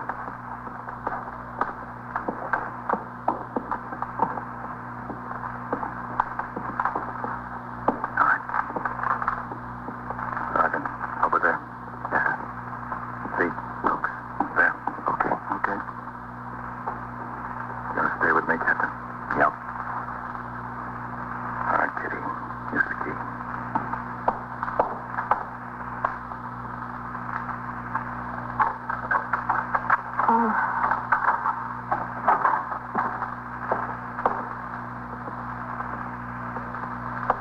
Kitty? Yes, Vic, it's me. How do you feel?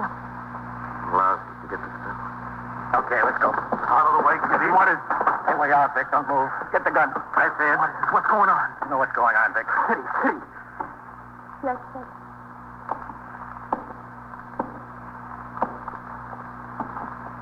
I'm right here. So you went and got him, huh? Is that what you do to me? You went and got him. All right, let's see you, Vic. Keep away from me. Get those hands down at your side. Get them down there. Here you are. That's better. Yeah, he's burning up, all right. Well, what'd you expect? I got a bullet in my leg. What'd you expect me to be cool as a cucumber? Sergeant. Yes, sir. You better go down and ring in for an ambulance. Yes, sir, Captain. Right away. Who's got the gun? Wilkes. Wilkes, bring the gun over here. Yes, sir, Lieutenant. Here you are. Thanks.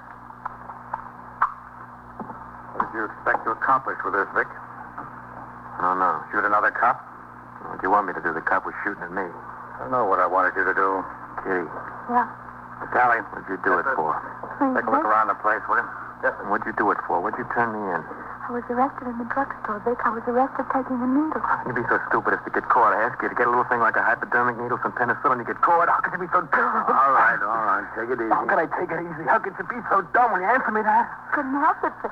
Want you to do something for me, you mess things up. You just leave it to you, huh? You want to show us that leg, Vic? No, I don't want to show you guys anything. Just Go away and leave me alone. I'm sick. I'm dying. They're going to take you to the hospital, Vic. You'll be all right. Yeah, sure, I'll be all right. In 10 years, I'll be perfect. I'm sorry I tried. I really tried. Yeah. I'll bet you tried. She tried. I don't know why, but she did.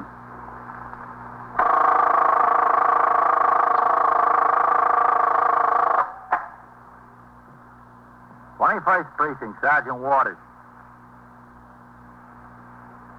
Who's shooting? A cop is shooting or a cop is shot? Yeah? Yeah? Where is it? 75 or 79? Wait a minute now, not so fast. What about a taxi cab? Yeah? Yeah? And so it goes, around the clock, through the week, every day, every year. A police precinct in the city of New York is a flesh and blood merry-go-round. Anyone can catch the brass ring, or the brass ring can catch anyone. 21st Precinct, the factual account of the way the police work in the world's largest city, is presented with the official cooperation of the Patrolmen's Benevolent Association, an organization of more than 20,000 members of the Police Department, City of New York. Everett Sloan in the role of Captain Kennelly, Ken Lynch as Lieutenant King. Featured in tonight's cast were Joan Loring, Bob Reddick, Joe DeSantis, Harold Stone, and John Sylvester. Written and directed by Stanley Nist. Produced for CBS Radio by John Ives. This is George Bryan speaking.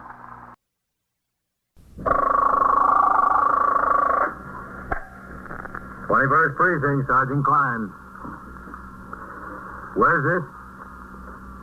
3361? How was he shot?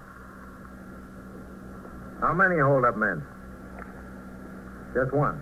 You're in the muster room at the 21st Precinct, the nerve center. A call is coming through. Which way he went? You will follow the action taken pursuant to that call from now until the final report is written in the 124 room at the 21st Precinct. All right. You just stay there. Yes, sir, that's right. Just stay there. You'll have assistance immediately. Yes, sir, right away. 21st Precinct. Brought to you transcribed by Plymouth, with an invitation for you to see the big, bright, beautiful new 1954 Plymouth coming Thursday. 21st Precinct. Just lines on a map of the city of New York. Most of the 173,000 people wedged into the 9/10 of a square mile between 5th Avenue and the East River wouldn't know if you asked them that they lived or worked in the 21st. Whether they know it or not, the security of their persons, their homes, and their property is my job. My job and the job of the 160 patrolmen, 11 sergeants, and 4 lieutenants, of whom I'm the boss. My name is Kennelly, Frank Kennelly. I'm captain in command of the 21st. Now to 21st Precinct and Captain Frank Kennelly. Although the East River is one of its boundaries, the 21st is not, in the technical sense, a waterfront precinct. Most of our waterfront is park and parkway. The few docks are confined to the unloading of fuel intended for various power plants and the loading of garbage scows by the Department of Sanitation. But a waterfront emergency is a citywide emergency, and although I was scheduled to be off duty, I came directly from a meeting of all commanding officers in the lineup room at Police Headquarters, 240 Center Street, to the 21st. It was 10:45 p.m. when I walked into the muster room. Sergeant Klein was on duty on the telephone switchboard. Lieutenant Gorman was desk officer. Oh, hello, Captain. Sergeant. How was doing, Lieutenant? Pretty quiet tour, Captain. Keep your fingers crossed for me, will you, Captain? Why, Sergeant? He heard that the commissioner is making 5 captains, 12 lieutenants, and 23 sergeants tomorrow. Where'd you hear that? A friend of mine in the chief clerk's office. I hope it's 12 lieutenants. I'm number 11 on the list. Just my luck, you only make 10. Then you'll be number 1 on the list. That's an honor in itself. Well, worry about it tomorrow, Sergeant. We've got other problems tonight. The emergency chart is going in. The waterfront situation? Yeah. There'll be an order coming through any minute now. You better get out the emergency call cards. Yes, sir. We'll be going on 2 platoons. 12 on and 12 off. That could be it. That is it.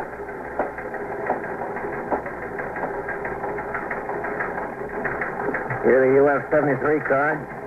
How many notifications have we got to make? 38, Captain. All right. Get the sector cars in here to distribute them to the men on post. We'll dismiss the 3rd platoon at midnight with instruction to return to duty at noon. Yes, sir. We'll turn out the 1st platoon at midnight, and they'll patrol until noon. Members of the 2nd platoon will be held in reserve here at the house until we get instructions regarding what precinct they're to be temporarily assigned to. Yes, sir. Oh, excuse me. 21st Precinct, Sergeant Klein. Where's this? 3361? How was he shot? How many? Just one? Where'd he go? Where? All right. There'll be assistance there right away. Robbery and shooting, Captain. Okay, get a car to take me there. Yes, sir. Hello, CB. Sergeant Clarence at 21st.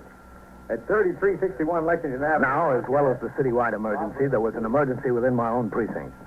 The Communications Bureau dispatched Sector Cars 3 and 4 to the scene of the shooting and sent an ambulance from Metropolitan Hospital.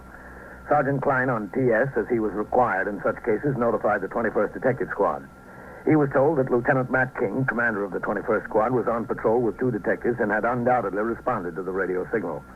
While I waited for Sector Car number 1 to come by the station house for me, I gave my instructions regarding the distribution of the UF-73s to the 38 members of the force residing in the 21st.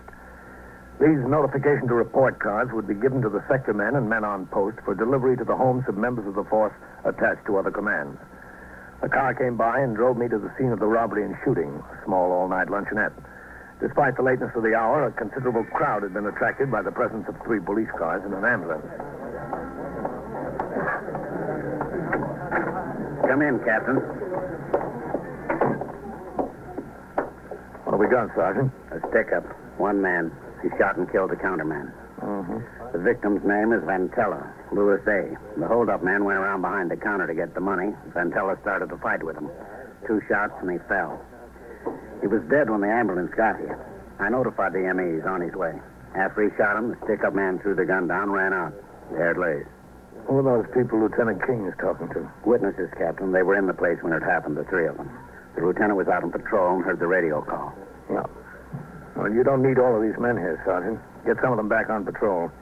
The emergency chart is in effect at midnight, and notifications have been made. Yes, sir.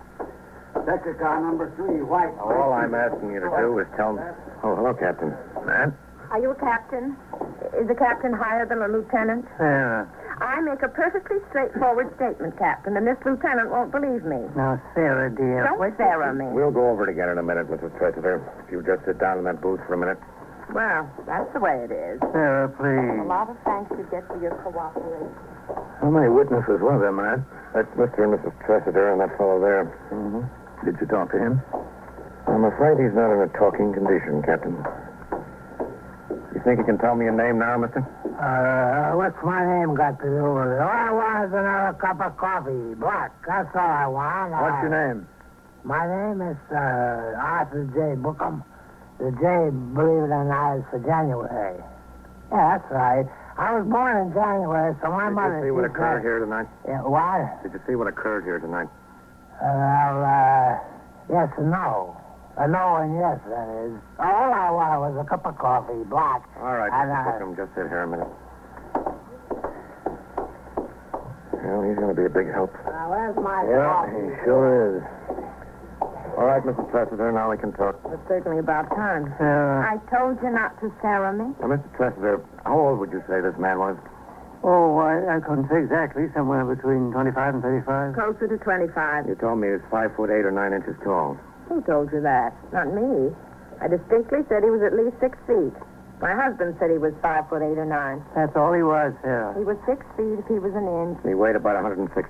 I couldn't say what he weighed. I'm not judge of that. About 160. Blonde hair. Yes, sort of balding, very thin on top. Oh, Sarah, it was my impression he had a full head of hair. Where'd you get that impression? Well, I saw him. Well, when he went behind the counter, he wasn't that far from me. He was balding.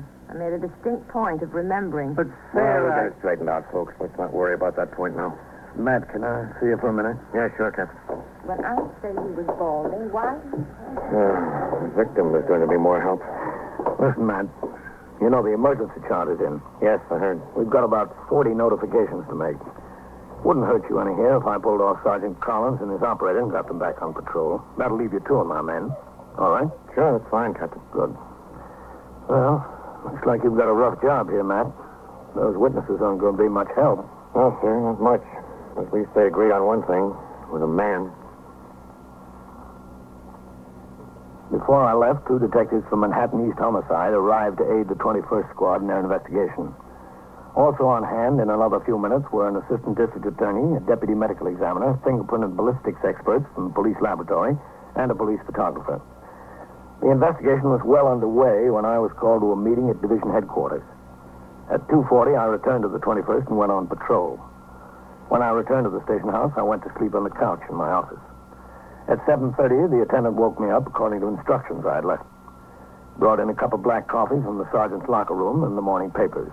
The two tabloids played the homicide very big. I drank the coffee, then I went to the washstand to shave. Come in. Morning, Captain. Oh, Matt. You get any place with your witnesses? Oh, hardly any place at all. Mr. Arthur J. for January Bookham never was any help, and Mr. and Mrs. Tressiter are awfully confused. Oh, sorry, Matt. What'd you say? I said Bookham never was any help. By the time we got a straight story out of Mr. and Mrs. Tressiter, it was too late to take them downtown to BCI to look at mugs. They're coming in today, all of them. Well, how about fingerprints on the gun? Well, no fingerprints that could help us, but there might be something to the gun. Yeah? It was purchased and registered by a machine shop in Yonkers. The night watchman is a retired cop. He carried it on the job. The gun was stolen out of his locker last week. Any idea who stole it? Yes, sir. A fellow quit his job in the shop that same day. A fellow named Joe Arridge. He's the one I'd like to talk to. Any reason outside of the fact that he quit his job? Yes, sir. He did a bit once before for armed robbery. Oh, that sounds good, man. You got an address on him? We've got an address, Captain, but he's not there. Hasn't been for a week. Excuse me. 21st Precinct, Captain Kennelly. Sergeant Klein on TS, Captain. Yes, Sergeant. There's a man calling in who insists on talking to you. Says it's very important, but he won't give his name. Well, what's it about? Would he say that? No, suggests that it's very important, and he won't talk to anyone else. All right, Sergeant, put him on. Yes. Go ahead. This is Captain Kennelly. Are you captain of the precinct? That's right. Are you sure? I told you I was. What is it you want? I want to give myself up. I killed that restaurant man last night. What's your name? Oh, no, you let me do the talking. All right, you do the talking. Matt, get on it. Okay, Captain. Where are you now, mister? Never mind where I am now. You said you wanted to give yourself up. You go to Central Park and sit on the bench that faces 64th Street, outside the wall. Where? On Central Park West or on Fifth Avenue? On Fifth Avenue. You sit on the bench that looks down 64th Street. And? And I'll meet you there in an hour and give myself up. Yes, but listen, No, I won't listen. If you want me to give myself up, you be there. And be there yourself. I know who you are. Hello. Hello. We couldn't even get started, Captain. Well, I tried to keep him on the phone. Who was it? The man says he's the killer. Wants to give himself up. I have to meet him in an hour. Well, that's the way it goes. You can break your back on these things and they walk in the front door. What difference does it make, man? As long as they walk in. You know, there's very little that surprises a police officer. If a man calls in and says he's a killer, you believe him until you learn differently. I was on the bench facing 64th Street just outside the Central Park wall 5 minutes early. Lieutenant Matt King had planted detectives behind the wall in automobiles on both 5th Avenue and 64th Street and on the sidewalk. The weather was fair, the street full of strollers. I watched the approach of every pedestrian coming from either direction. They all passed. Finally, a carelessly dressed and hatless man who looked in his middle 30s turned off the walk and came toward the bench.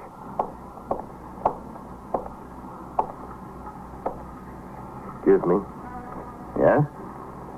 Do you mind if I share this bench? Well, if you're that captain, I'm the man you're waiting for. Oh? May I? Yes, go right ahead. Thank you. Beautiful day.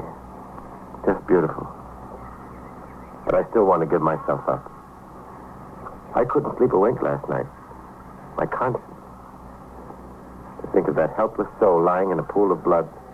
What's your name? My name is Audley. Selwyn Audley. I don't know how I could have done it. I came from such a fine old family. It must have been a compulsive reaction. What did you do with the knife? What knife? The knife you stabbed him with. Oh, that knife.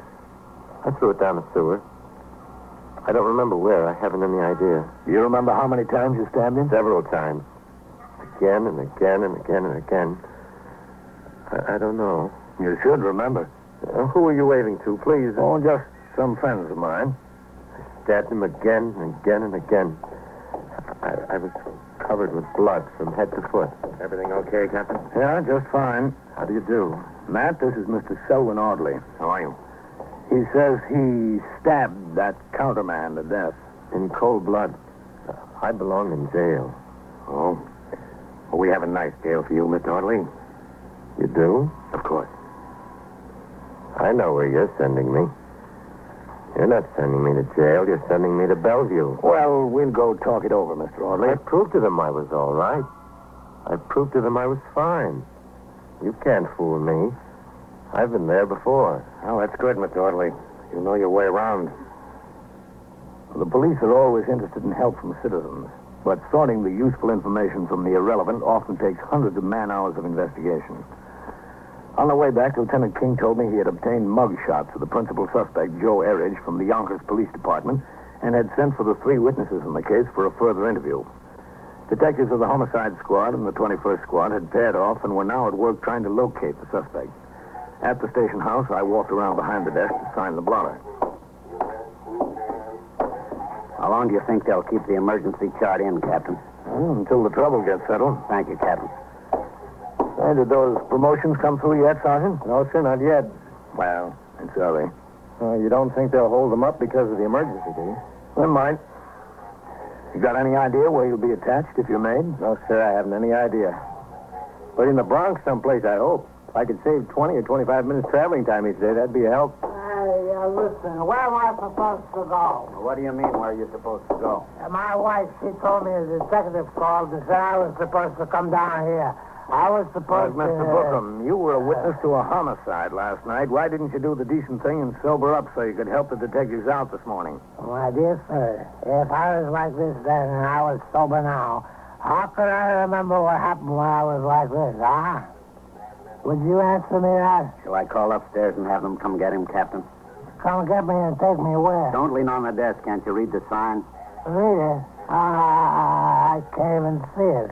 All right, I'll take him up, Sergeant. Up, where's up? I keep asking you that question and I cannot get a satisfactory answer. I just simply cannot get a satisfactory answer. Well, Mr. Bookham, that puts us both in the same boat. Neither can we. I took the witness through the back room and helped him negotiate the narrow and worn stairs to the second floor. Inside the office of the 21st Squad, I walked him straight to Lieutenant King's door. Yes. Captain Kennelly. And friend. Captain Kennelly and friend. Hello, Captain. Well, here's your witness, Matt. Good morning, Mr. Bookham. Good morning, good morning. It's a wonderful morning. It was, Mr. Bookham. Well, what do I do, huh?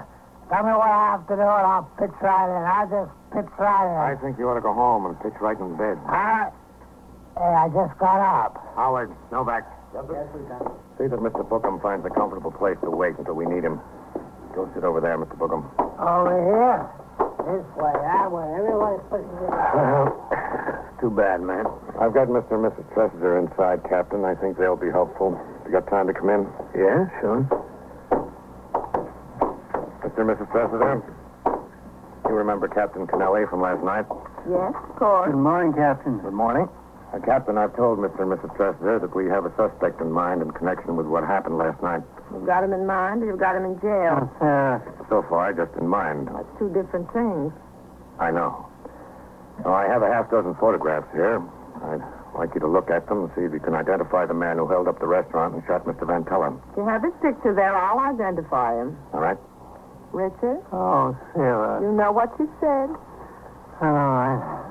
Lieutenant, you remember that last night there was some question between Sarah and myself. I thought the man had a full head of hair and She said he was balding. Yes, I remember. You remember too, Captain? Yes, I remember. Well, after we got home, we had some discussion on the subject, and I came to the conclusion that Sarah was right. He was balding. Well, we'll see about that. Now, Mr. Chester, I'm going to ask you to look through these pictures and see if you can identify the men. Would you please? Yes. No, not this one. This is not at all like him. No. Well, this one has a full head of hair. That couldn't be him. Well? This one. As sure as I'm sitting here, this is the one. Richard. We'll get to him. You're positive, Mrs. Chesterton? I told you. I'm sure as I'm sitting here, yes. All right, thank you. I have the pictures, please. Yes? Thank you. Now, Mr. Chester, I'm going to shuffle these. Yeah. Richard, now don't make a fool out of me. Mr. Chester, would you please look through these pictures and see if you can identify the man who shot Mr. Vantella? Yeah. There you are. Well, it's not this one. He wasn't even sure he got a good look. Yes, I was. No. Have you been in the police department very long, Captain? Yes, ma'am. Quite a long time. No. Do you enjoy your work? This is him. This is the man. Which one? Let's see, Mr. Chester. This one. Thank you. Well, I see we agree, Richard. At last, we agree on something. I just picked out the man that did it, that's all. Well, I thank you both. You've been very helpful. Helpful? The murder's solved. It's all over. Not quite, Mr. Chester. We've still got to find the man. After the identification of the suspect's photograph by two witnesses, Lieutenant King assigned 4 additional detectives to the job of tracing Joe Erridge. He told me that with the help of Yonkers detectives, his men were checking on all the known friends and acquaintances of the suspect in that community just beyond the New York City limits. A few minutes later, I returned to the muster room. The teletype was clattering away. Both Sergeant Klein and Sergeant Collins were reading the communication as it found it out. The promotions are coming through, Captain. Oh? What'd they make? 5 captains and so far 6 lieutenants. Calm down, you're in. I'll believe it when I see it. Pope, that's a friend of mine. We were partners in the 10th for a while. What do the orders say? Code Signal 19. The following sergeants have been promoted to the rank of lieutenant. Are transferred and assigned as indicated to take effect immediately. All are instructed to report to the office of the chief clerk at 9 a.m. for the issuance of lieutenant shields and swearing-in ceremonies. Collins? I'll take it, sure. It's like waiting for a baby. 21st Precinct, Sergeant Collins. That's 1, 2, 3, 4, 5, 6, 7, 8. All right, you take him here. Sawyer. That's another friend of mine. He got what he wanted. The squad.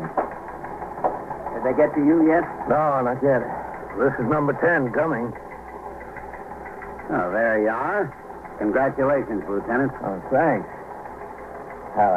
Let's see what the job is. Signed to 11th Division Headquarters. That's plain clothes work. Oh, I don't know whether I wanted that. You've got it, though. Well, at least the job's near home. Congratulations, Lieutenant. Thanks, Captain. I'm sorry to leave this job. Really sorry. The teletype machine continued to pound out promotions and went through a list of 23 patrolmen made sergeants. 1 patrolman from the 21st, Glass, was made and transferred to the 44th. As is customary, both men were relieved of their duties for the rest of the day in order to secure the uniforms and insignia of their new rank in time for the swearing-in ceremonies. Late that afternoon, Lieutenant King told me they had located a girlfriend of the homicide suspect and were questioning her in the hope of learning the whereabouts of Joe Erridge.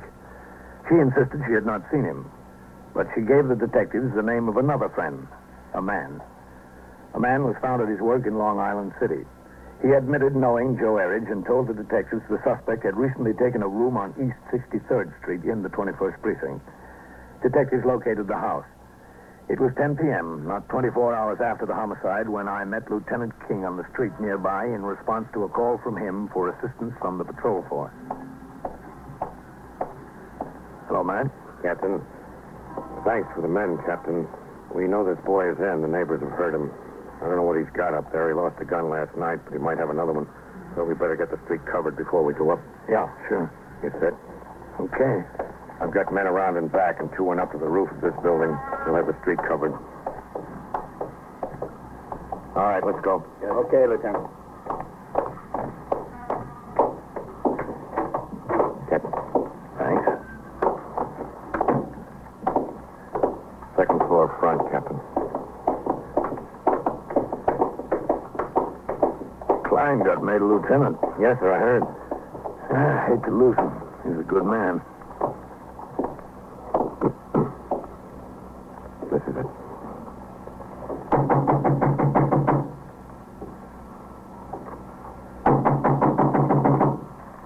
Who is it? Police officers, open up. Get away from there. Open up. Get away. Get away. Get back. I'll kick it in. Get away. Stay away from me.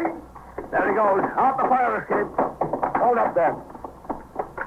Come on down, Joe. Now on your right. Let him go. He's going up. Come on down. Stay away. Get him, Matt. You hit him. Come on. Yep. He's down, all right.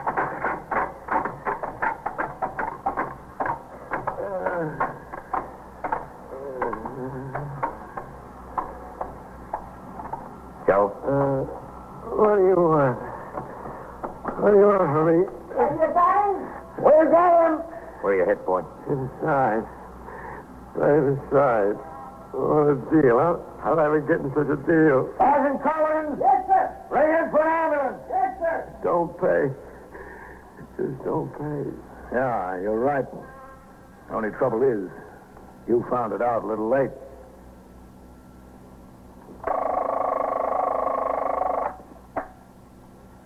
The 21st Precinct, Sergeant Collins.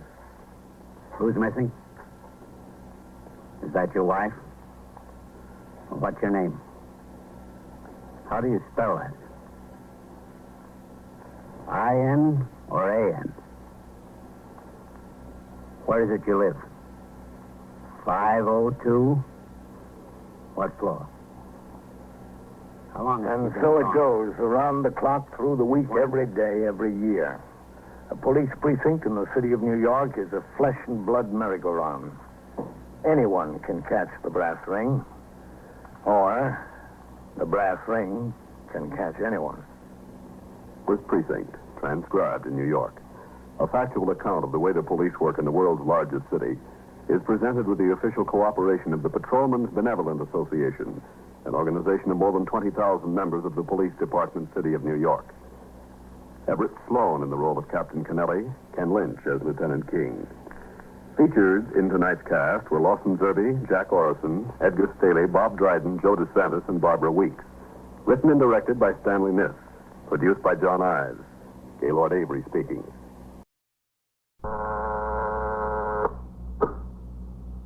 '21st Precinct, Sergeant Klein.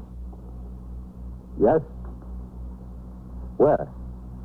3120? In the bar and grill. Who's shot?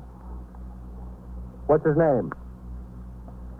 Where's the man with the gun? You are in the muster room at the 21st Precinct, the nerve center. A call is coming through. You will follow the action taken pursuant to that call from this minute until the final report is written in the 124 room at the 21st Precinct. I'll send the officers. What? Talk into the phone.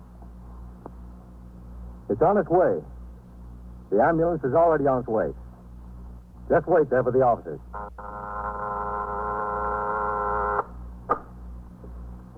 21st Precinct. It's just lines on a map of the city of New York. Most of the 173,000 people wedged into the 9/10 of a square mile between Fifth Avenue and the East River wouldn't know if you asked them that they lived or worked in the 21st. Whether they know it or not, the security of their persons, their homes, and their property is my job. My job and the job of the 160 patrolmen, 11 sergeants, and 4 lieutenants, of whom I'm the boss. My name is Kennelly, Frank Kennelly. I'm captain in command of the 21st. I was working my 6 p.m. to 8 a.m. tour. It was a hot, muggy night. After I turned out the platoon for the late tour, I went on patrol of the precinct with patrolman Johnny Farrell as operator and myself as recorder. At 2:55, we were driving south on Lexington Avenue in the 70s. There were few cars on the street and fewer pedestrians. All right, cut across east on 72nd, Johnny. We'll take a turn up first. Yes, sir. KDA 38. What was the matter with your boy, Johnny? I don't know, Captain. Analogy, the doctor said. 75. A rash like that could be caused by anything. Something he ate or one of his toys or weed or something. Hard to tell. Yeah, I know. And to keep him from scratching. How are you going to keep a kid 5 years old from scratching in his sleep unless you try Well, if there's somebody running. Huh? Where? This side, down on the next block. Oh, yeah. Let's take a look. The man. Pull up ahead of him. Police officer, what's your hurry? Now? Hold up. I was running to the police station. Okay, Captain. Yeah. Well, tell me, mister. Hold up, guys. They shot my boss. Where? Bar and Grill. He's dead. I think he's dead. And where were you running? The police station. What was the matter with the phone? I don't know. I was so excited, I guess. What's your name? Charlie Burgess. I'm the bartender. Okay, get in the car. Open it off, Al. Yes, sir. He looked dead to me. All right, get in, Charlie. You go around, Johnny. Yes, sir. Where is this? The Bar and Grill, 2 blocks up. Oh, what's the street address? 3120. 3120, Johnny. Yes, sir. The 2 guys were there for an hour almost. Poor Dutch. All right, 620. Go ahead, 620. We picked up a man who reports a robbery and shooting at the Bar and Grill, 3120 Lexington. 3120. That's right. We've got the witness. We're on our way. Okay. You were running to the police station? Yeah, that's right. Police station's in the other direction. 216 in car 631 and 632. The address 3120 Lexington. All right, come on, Charlie, let's go. Come on. I didn't know where the police station was. How should I know? Inside, Charlie. He's over there behind the bar. How come the music? Hold up, guys. Put a couple of quarters in the jukebox. I don't know. There. Is he dead? Yeah, he's dead. Here's the gun, Captain. Over here. All right, let it lay, Farrell. And pull the plug on that jukebox. That's it.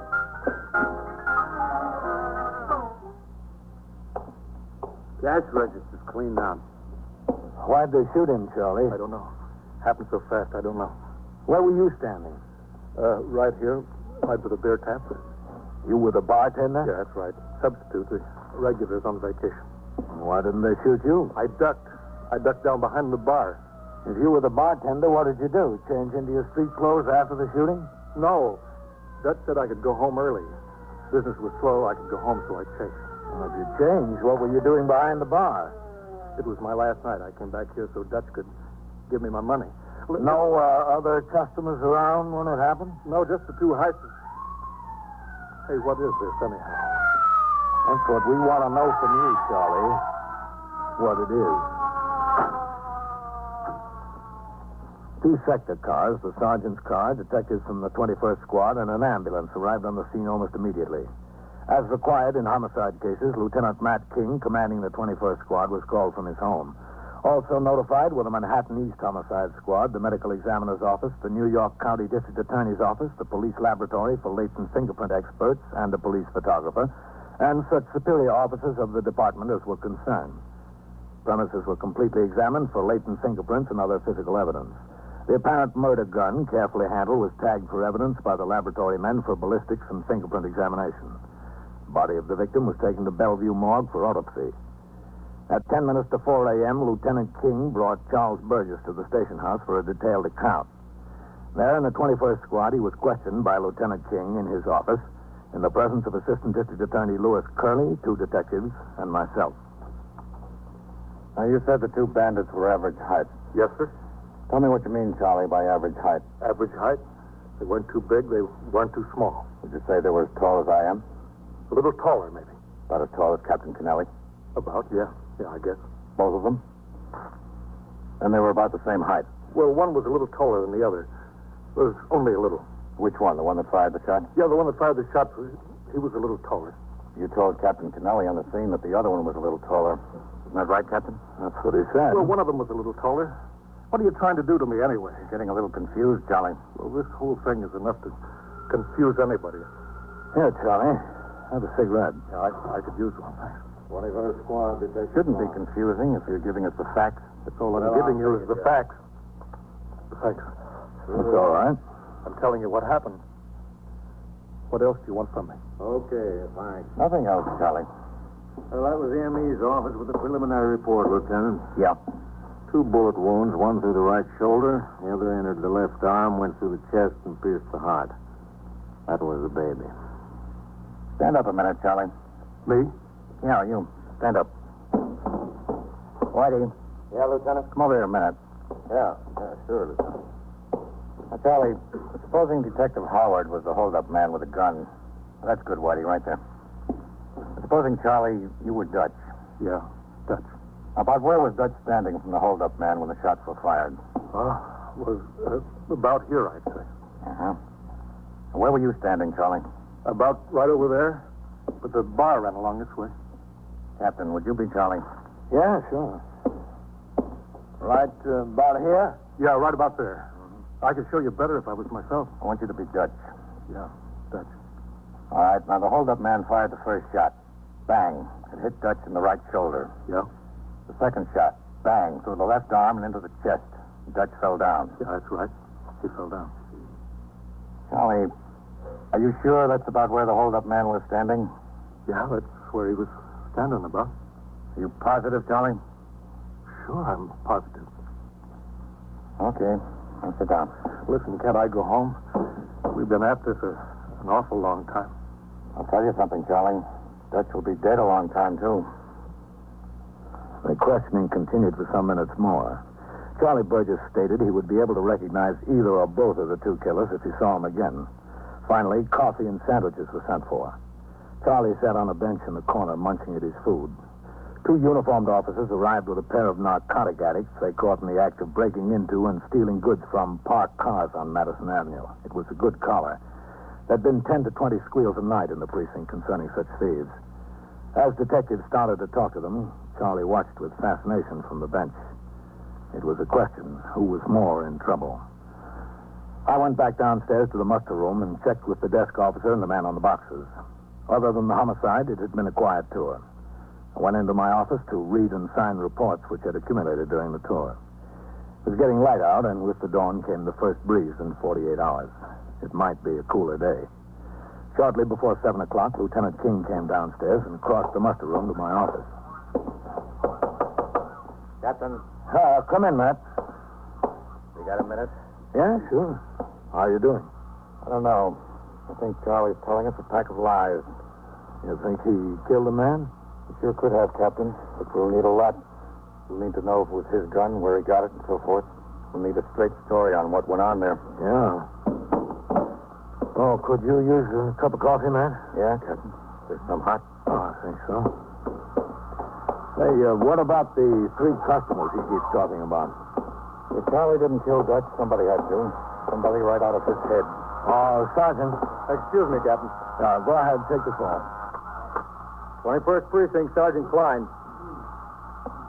37.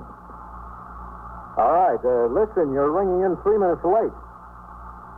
I don't care what the clock in the jewelry store says. According to this clock, you're 3 minutes late. All right. Yes, sir, Captain. Is there any hot coffee? Yes, sir, it's on the fire. Oh, thanks. There's sugars in the drawer there. Good, thanks. What do you think happened, Matt? I think Charlie tried to dip the till, and Dutch caught him at it. There was an argument. Charlie had a gun, and bang. Well, the cash register was empty. Money had to go someplace. Charlie didn't have it on him. Wasn't any place in the store. I know, but he ran a block and a half before you nailed him. Could have been dropped in a trash can, or hallway, or even a mailbox. Sugar, man? Yeah, please. Yeah, help yourself. Thanks. I've got 2 men out checking every trash can and doorway between the bar and grill and where you stopped him, Captain. Good. But he could have had a friend who carried it away. Yeah, that's a possibility. The problem right now is what we're going to do with Charlie. We haven't got enough to book him in on homicide. The assistant DA thinks we ought to take him down to court and have him held as a material witness. Sounds like a good idea. Oh, how's the coffee, Matt? Hot enough? Yeah, that's fine. We told Charlie what we're going to do. He called his brother, and I think they'll have a lawyer down there. The DA says if they put up a fight, he'll need your testimony at the hearing because you collared him on the street. Uh-huh. I told him you were due to go off at 8. Well, that's all right. I'll go down. He said he'd get it set down for as soon after 10 as possible. Oh, don't worry about it. Well, thanks, Captain. That'll help us a lot. Coffee sure tastes fine. Yeah. That was a good tower your men made, Ahern and Ross. Ought to clear most of those squeals we had breaking into cars. Better still, Matt. It ought to stop them. Yes, sir. You've got a big point. At 8 a.m., I turned out the platoon for the day tour. A few minutes later, with the 2 detectives and Charlie Burgess, I rode to Police Headquarters Annex, 400 Broom Street. We parked the car and took the elevator to the 5th floor Bureau of Criminal Identification. It was approximately 8:30 a.m. Charlie was taken back to the combination MO and general appearance file.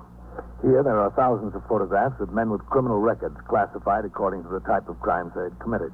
Stick-up men, burglars, forgers, auto thieves, pickpockets, and so forth.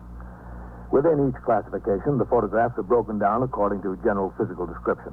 That is, according to height, weight, hair color, complexion, and build. Charlie was seated on a stool in front of the file. Fox and Howard stood on either side of him. I leaned on another file behind them and watched.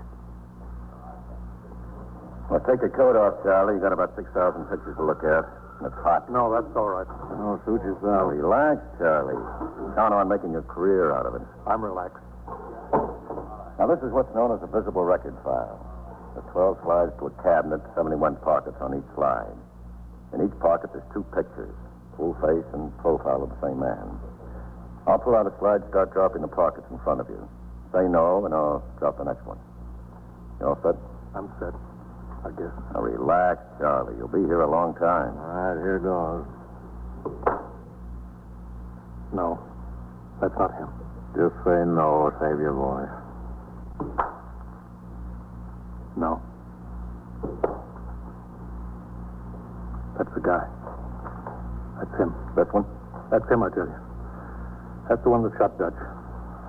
That's him. Are you sure? I'm telling you. Okay, study it a little longer, make sure. I don't have to study. That's him. Study it anyway. Whitey, come here. Now, just sit there, Charlie. You believe him? You? I asked you first. Captain? You said it like it mattered. It's like hitting the sweepstakes. 50,000 mugs to look at, and he makes the third picture. Well, either Charlie lives right, or he's the best liar I ever met. You are listening to 21st Precinct, a factual account of the way the police work in the world's largest city.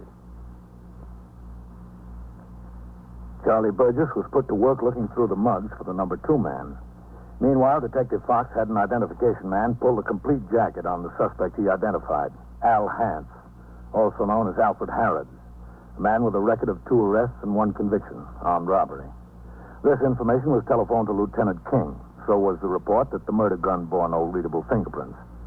By 9:45 a.m., Charlie had failed to identify a picture of the number 2 man. He was taken to the car, and we drove farther downtown to the criminal courts building at 100 Center Street. There, in felony court, he was met by his brother and an attorney. After considerable argument before the magistrate, Charles Burgess was ordered held as a material witness in $15,000 bail, which could not be posted immediately. The 2 detectives signed a receipt for Charlie and drove him back uptown to the 21st. I went with him. In there, Charlie, in the lieutenant's office.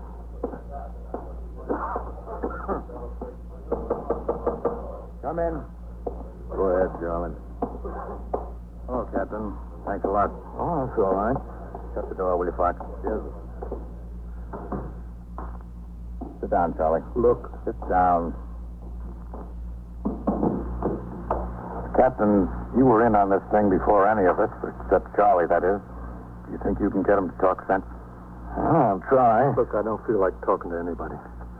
I'm bushed. Well, what do you think we are? I'm really bushed. Can't I get some sleep? Maybe. Maybe. What kind of an answer is maybe? It's as good as the answers you've been giving us, Charlie. You know I wouldn't do nothing like killing Dutch. I liked him. I loved him. Like a brother, I loved him. Charlie, there's more murders over love than hate. I'm telling you. Everything stacks up against you, Charlie. You say there were 3 other fellows left the bar right before the holdup. We can't find a trace of them. They were in there. They were in there. You could have used the phone to call the cops. Instead, you ran to the police station. Only you ran the wrong way. I'm from Brooklyn. I only worked there 3 days. I got mixed up. That's natural. Is standing behind the bar in your street clothes natural? No. Why did it happen when there were no customers in the joint, Charlie? I don't know. What do you want from me? Facts, Charlie. Just facts. I'm giving you facts. That's all I've been giving you. Isn't it a fact that you waited until all the customers were gone and you pulled a gun on Dutch? No, it's not. Isn't it a fact that you shot him in cold blood with the intention of saying 2 hold-up men walked in? No. And you were running away and ran right into my arms? No, it's not so. It's not so. It's not. Well, Charlie, I hope it isn't so. For your sake. Because whoever did do it is going to wind up in the electric chair. That was as far as we could get with Charlie. I left him with Lieutenant King and went downstairs to the muster room. I signed the blotter and left the precinct, not due back on the job until 8 the next morning. In the meantime, Lieutenant King had detailed 2 men to trace Al Hance, the former convict whose picture was identified by Charlie Burgess. From different sources, they learned 2 facts. One, that Hance owned an automobile, a 1949 Plymouth Coupe painted 2-tone green, that Al Hance now lived someplace in the neighborhood of St. Mary's Park, the Bronx. That night and early the next morning, detectives cruised the streets within 10 blocks of each side of this park looking for such a car. At 4 o'clock in the morning, one was spotted parked near the Mott Haven yards of the New Haven Railroad. The registration was checked with the Motor Vehicle Bureau. The car was registered in the name of Al Hance. 2 men of the 21st Squad were assigned to a stakeout. By 8 a.m., he had not shown up. 2 detectives were sent in relief. They watched until 6 p.m. Still, no luck. At that time, Detectives Fox and Howard were sent in relief. They watched the car for 7 hours. That's him, Whitey. There he goes. Let's get him.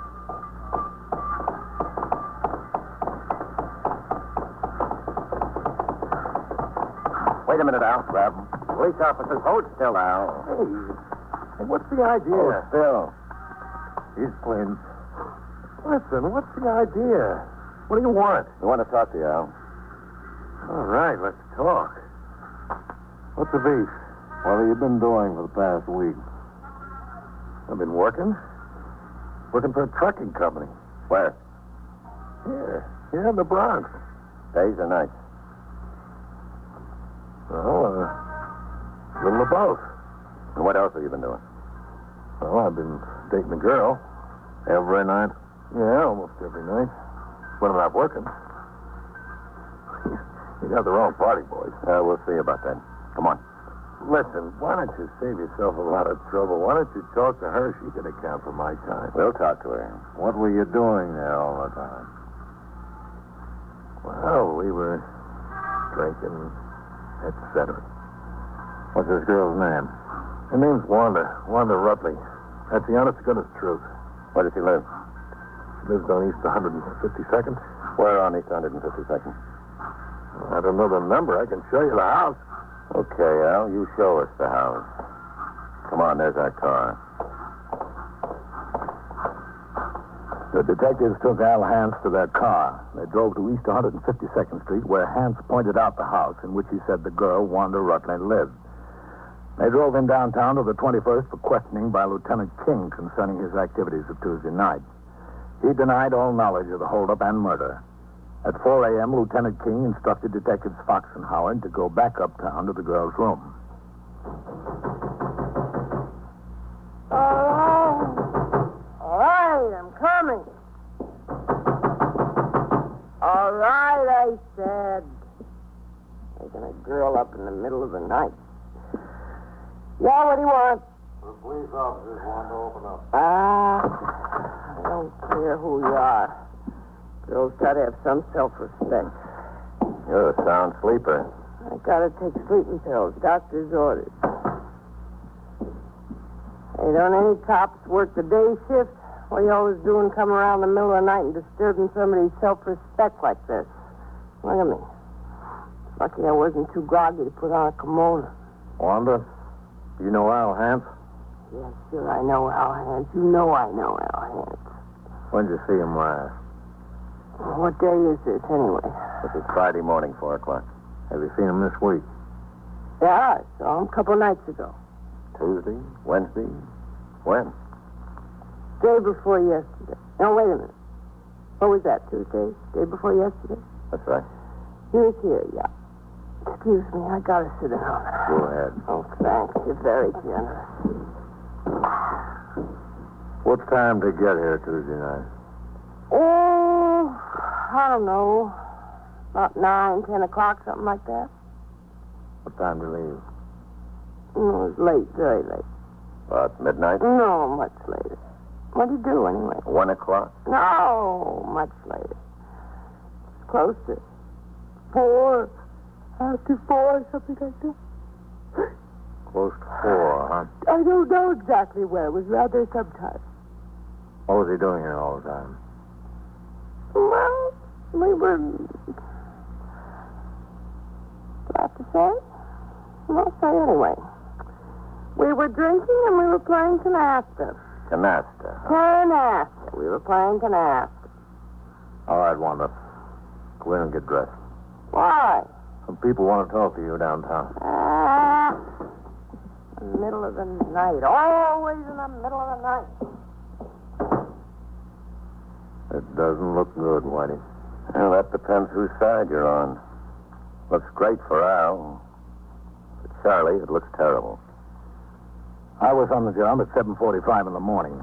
After I turned out the platoon, I looked over the blotter and arrest records for a picture of what had occurred in the precinct during the night. Lieutenant King walked in the front door. With him were Detective Fox and Charlie Burgess. He told me that after a night of questioning, the girl had verified Al Hance's story in every particular. Now he was about to bring Charlie face-to-face with Hance.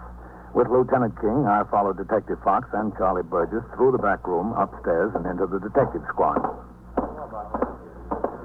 All right, Charlie, let's go inside. Captain? Yep. When's it going to be over? That's what I want to know. Soon, Charlie. Okay.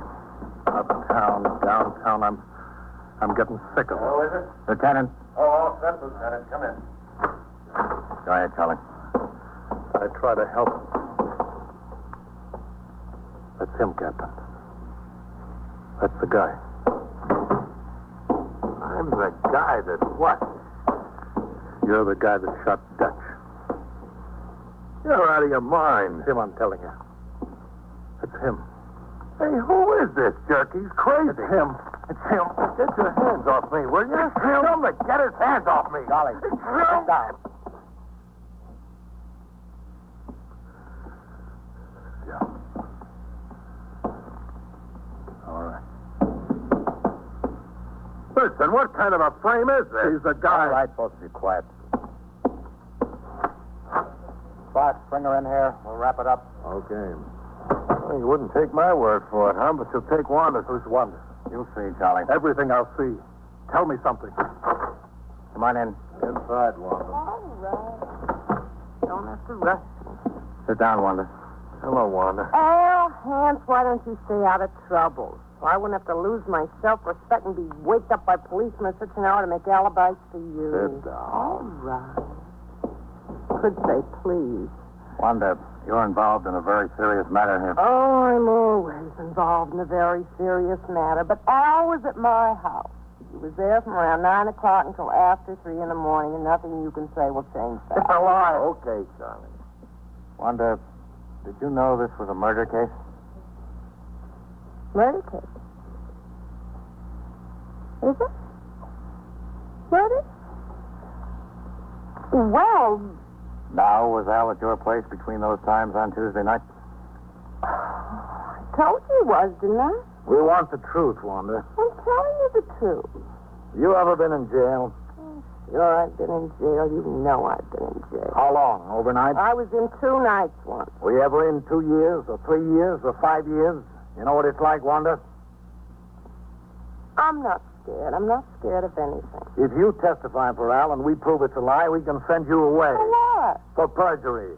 Or worse, as accessory to murder. And we will, too. You can't do that. Can you? If you lie on the witness stand, we will. Oh, fun is fun. Shut up. But I can't. Shut up, I said. Get away from her. That's all I give you. I'll kill you. Watch him. Break that wall. I'll get him. That'll hold. I didn't mean any harm. Honestly, I didn't. He just said that he was in a little trouble, and if I was asked any questions to cover up for him. All right, Wanda, sit I down. didn't mean any harm. I didn't know it was a murder, bee. Sit down. Yeah. Is he okay? He'll come around in a minute. Thanks, Captain. For what? You see? Yeah, we see, Charlie. We're sorry if we gave you a hard time. It's all right, Lieutenant. You guys were just doing your job. I know that. I'll admit it. It looked bad for me.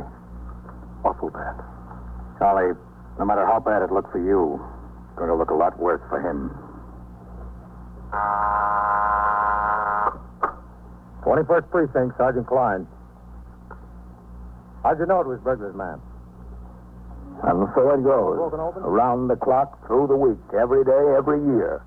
A police precinct in the city of New York is a flesh and blood merry-go-round. Anyone can catch the brass ring.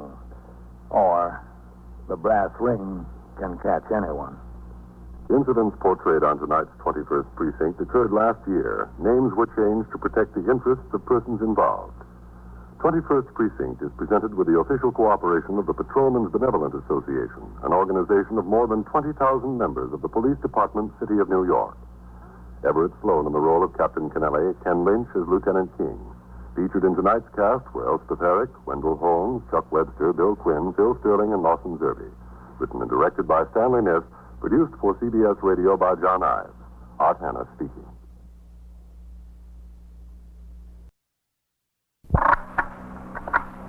Twenty-first Precinct, Sergeant Waters. Now, wait a minute, just a second. Where is it? Where? Yeah? Yeah? Now, what apartment number? Now, what's the trouble there? You what? You are in the muster room at the 21st Precinct, the nerve center. A call is coming through.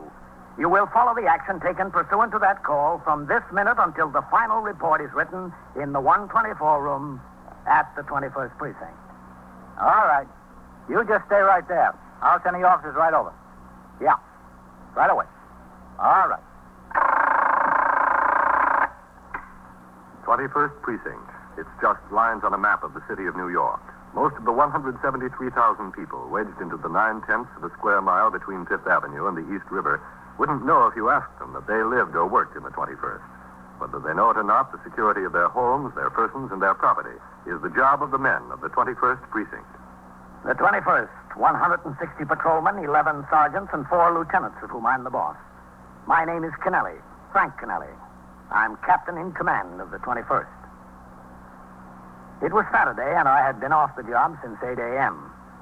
I arrived home a little after 9 and found Ellen in the kitchen having breakfast. I sat down at the table, had a cup of coffee with her, and at 10 minutes to 10, Ellen left to go shopping, and I went into the bedroom and got undressed. I read the morning papers for a few minutes, finally put them aside, and fell asleep. It must have been several hours later that I heard a bell ringing in the distance. It was the telephone. Now.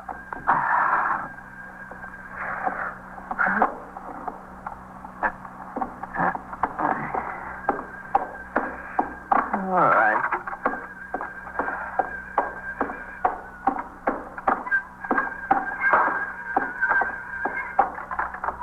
Hello. Captain Kennelly? Yes? Lieutenant Snyder, Captain. Oh, yes, Lieutenant. What do we got? Bad homicide, Captain.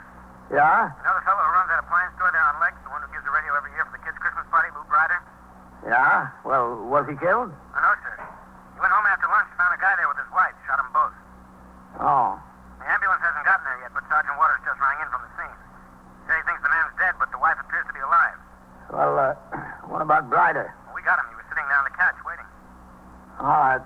You send a car for me, Lieutenant. Yes, sir. All right. What's the address there? 608 East 67, Captain. Okay. I'll send the car right out for you. Yeah. By the time I shaved, dressed, and had another cup of coffee, the car sent by the desk officer, Lieutenant Snyder, was in front of the house. I went outside, got in, and we drove to Manhattan across the Triborough Bridge, down the Franklin D. Roosevelt Drive along the East River, and finally to the scene of the homicide at 608 East 67th Street, a modern and fairly well-kept apartment house. On the street in front of the building were parked 2 sector cars of the 21st, the sergeant's car, the detective squad car, the morgue wagon, and what I presume to be 2 or 3 other departmental vehicles. I got out of my car and instructed the operator, Patrolman Farrell, to ring into the desk officer for further instructions. Then I crossed the sidewalk, walked past a small crowd of curious citizens who had gathered, and through the door to the building where Patrolman Vaccaro, who had been posted there, saluted me. Inside, I headed directly for the self-service elevator. All right. Watch it coming off there. Yep. Oh, hello, Captain. Sergeant? All right, come on with that litter. Swing it around sharp there. Watch the corner, will you? Yeah, okay. Watch it there. All finished up there, Sergeant? Well, he is, Captain. All right, go on. You're okay now. The medical examiner's been here and gone. What about the wife? Bellevue, Captain. She's still alive. Hammer it out there. I'm going upstairs with the captain. Okay, Captain. Right. Go ahead, Captain. All right. How bad is she? I can't figure how she's still alive, Captain. One in the head and one in the chest. And it was in a pop gun. He used a 38 automatic he keeps in the store. Who's up there now? Lieutenant King and his detectives and some men from the homicide squad. Just about getting finished up. Where's Bryder? He's still upstairs. Lieutenant King is talking to him. Did he say why he did it? Yes, sir. Said he was tired of her running around with other men. He wanted to put a stop to it. And permanently. Yes, sir. I guess that's what he had in mind. Over. To the right there, Captain. All right, you men. What are you here for? Get those people out of the hall. Go ahead, Captain.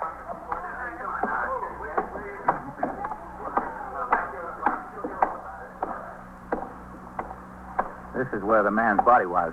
Right here. Between the coffee table and the couch. One shot got him. Right between the eyes. Yeah. The wife was over here. Ryder apparently went after the man first. Wife tried to get away. He caught up with her right here. Looks like she was dodging him around the dining room table. He fired at her from this side of it. She fell down over there against the sideboard. Any children, Sergeant? Yes, sir. There's a girl about 17. Where is she? We don't know. We think she's out with some friends this afternoon. What's the dead man's name? Got an identification on him yet? Yes, sir. According to the cards in his pocket, he was Harold Shipstead, 864 Crowell Avenue in the Bronx, 43 years old. I see. Where's Lieutenant King? Where's Lieutenant King? He's in the kitchen. All right, come on. Well, I got a permit for it, Lieutenant. I got a permit to keep it in the store. Doesn't give you a license to kill people with it. Hello, Captain. Man? Captain? Woods? I know it doesn't. I just wanted you to know I've got a permit to have the gun in the store. We got stuck up once a couple of years ago, and I applied. Hello, Captain. Mr. Bryder? I'm sorry I caused you so much trouble. I went out of my head, I guess. You know how you can get. Something bothers you on your mind. I just wasn't going to let her get away with it anymore, that's all. She's been doing this to me for 15 years. I had enough of it. I couldn't take it anymore. Did you know Harold Shipstead? Sure, I know. She's been running around with him for 2 or 3 years. I told her if I ever caught them together, she'd know what to expect. How'd you know he was here? Don't worry about that. I got friends in this building. One of my friends called me. Who was that? Never mind. Was it a neighbor, somebody on this floor? Never mind who it was. You got your gun and came home. Yeah. I told her what would happen. I warned her plenty of times. What did you see when you opened the door? I saw them. What were they doing? Sitting there, having a drink. You saw the glasses. Him coming over here in the middle of the day and drinking with her while I'm slaving away in the store trying to make a buck. That's what burned me up more than anything. I hate to be made a sucker, huh? That's what they were doing to me. They were playing me for a chump. For years she's been playing me for a chump. Well, I'll tell you something. I just wasn't going to take it anymore. So, listen, do you mind if I get a drink of water? I won't try nothing, I promise you. Go ahead. Sergeant, you better get some of these men back on patrol. Okay, Captain. Right away. All right. Hi, The glasses are in the cabinet. Go ahead. Anybody else? No. How is she? Do you know? My wife? We haven't heard yet. You'll keep me informed, won't you? I want to be kept informed. We'll keep you informed, yeah.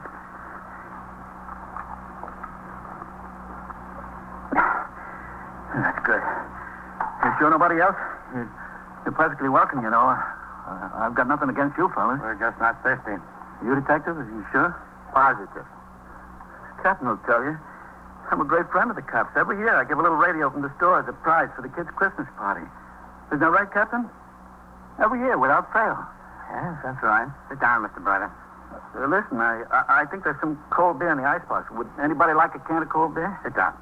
All right, I was just wondering if somebody did. You know, the whole thing is just catching up with me. I'm beginning to get a little bit shaky. Look at that. I'm nervous all over. I'm never like that. I'm steady as an arrow, usually. I'd like to get out of here. That's what's doing it, hanging around here. We'll be going to the station house as soon as the detectives get finished up in here.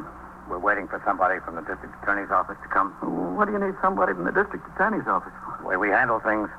Oh, Excuse me, man. Yeah, sure, Captain. You have a daughter, don't you, Mr. Bryder? Yeah, we do. What's her name? Jane. Mm-hmm.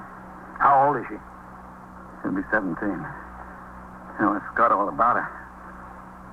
What you going to say? You think she'll blame me? I mean, she ought to understand my position. Where is she? You know? I don't know. In school, I guess. Today is Saturday. Oh, yeah. Yeah, that's right. Well, sometimes she goes down to Times Square on Saturday afternoon with some friends. They go to a movie together, you know, a bunch of girls. Well, what time would you expect her home? I don't know. And she'd come home before supper, usually. Listen, let's go to the station house now. I don't want to be here when she comes. You have any relatives we can notify to come take care of her? Me? No. I got nobody. Does your wife? Well, she's got a sister in Syracuse, but I don't see what you have to tell her for. Well, somebody's got to take care of the girl. Well, what's the matter with me? I can take care of her. You'll be kind of busy, Mr. Bryder. Even when the perpetrator is arrested immediately, a homicide investigation is conducted in a detailed and exacting manner as described in the Manual of Procedure. After the victim has been pronounced dead by an ambulance surgeon, the medical examiner of the city of New York is notified. In the meantime, detectives of the Precinct squad and the homicide squad of the borough are on the job. A photographer takes pictures of the body and of the scene from every possible angle. The ranking superior officer of the detective division present dictates a complete description of the scene to a homicide squad stenographer. In cases such as the one at hand, where a victim is critically wounded, detectives have an additional arduous task to perform. At 3:20 p.m., Lieutenant Matt King, commander of the 21st Detective Squad, and Detective Ellis P. Woods drove downtown to Bellevue Hospital, went to the emergency section in Building I, and walked down the corridor with the resident surgeon in attendance. Strangely enough, Lieutenant, it's not a head wound we're so concerned about at the moment. Oh, no? No, sir. A penetrating wound of the chest has caused a hemothorax. It's a collection of blood in the pleural cavity. Yeah, I know. That's it, gentlemen, down there. That's where we've got him. Just a second, Doctor. Before we go in. Yes. You think it's pretty hopeless? Yes, I'd say so. If she lives through the day, I'd be surprised. Now, you can appreciate that these dying declarations are rather difficult to handle. Oh, yes. But as I said, she told me herself she knew she was going to die. She's sure of it. All right. This detective is going to take everything down in writing. I hope you'll be able to understand what she says. She has a drain up to her nose, you know. We'll manage. All right, Woody. Yes, sir. Go ahead.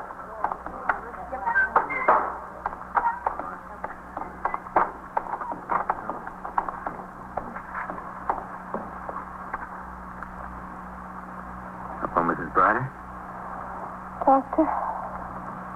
Mrs. Bryder, these two men are detectives.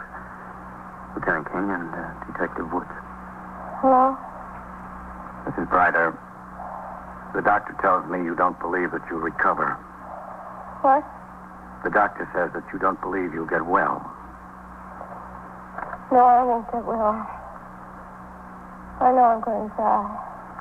What do you say, Doctor? He doesn't have to say anything. I know.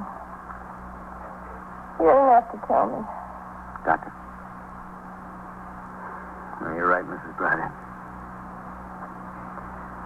don't think you'll recover. I know I won't. Mrs. Brider, I'd like you to make a statement about what happened at your house this afternoon. What? I'd like you to tell us what happened. Would you be willing to do that, truthfully? Yes. All right, if you want. All right, Woody. Yes, sir. What is your name? Ruth Brider. Mrs. Ruth Brider. Where do you live, Mrs. Brider? What? Where do you live? 608 and 67th. In Manhattan. Yes, Manhattan. Do you now believe that you were about to die? Yes. Have you any hope of recovery from the effects of the injury you received? No, I don't. Are you willing to make a true statement of how and in what manner you came to the injury from which you are now suffering? I didn't understand that. Are you willing to make a true statement of how and in what manner you came to the injury from which you are now suffering? Yes, I am. Would you tell us, please, in your own words, exactly what happened in your apartment this afternoon? My husband came home and shot us. Harold and I. What is Harold's full name? Harold Shipstead. Does he live at 864 Crowell Avenue in the Bronx? Yes. How long have you known Harold Shipstead? Harold Shipstead? Yes. About 3 years, I guess. I swear to you, and you've got to believe me, there was nothing like he thought between Harold and me. Nothing. All right, Mrs. Brider, you have to take it a little bit easier. Nothing. There was nothing. We were just friends, that's all, good friends. How did he happen to be at your house today? He called on the telephone. He said he wanted to see me. What about? Got a present for his wife, an anniversary present. You were friendly with his wife as well as him? Very friendly. He's my best friend. My best friend in the world. What did you do when he got there? We sat in the living room. We were having a beer, talking. Just talking. Were you and Harold Shipstead together when your husband came home? We were in the living room. What happened when your husband came home? He started shooting. Shot at Harold and he shot at me. Did he say anything? My husband? Yes. No. He was just shooting, that's all. Had there ever been trouble between you and your husband before? Trouble? We had trouble all the time. Jealous over nothing. Man couldn't look at me and he'd start a fight. Has he ever threatened to do anything like this before? Threatened? He'd go wild. I asked the super to come up and fix a pipe under the sink. He beat me up. Right in front of Jane, he beat me up. That's your daughter, Jane. Where is she? Why hasn't Janie been here? Aren't you going to let me see her? Yes, Mrs. Brider. As soon as we locate her. All right, Lieutenant. Yes, sir. I think that ought to be all for now. All right. Don't leave me, please. I don't want to be alone. I don't want to be alone. I'll send the nurse in, Mrs. Brady. Please send someone in. I don't want to be alone. She'll be right in. Okay, Woody. Yes, sir. Don't forget. I won't. Okay.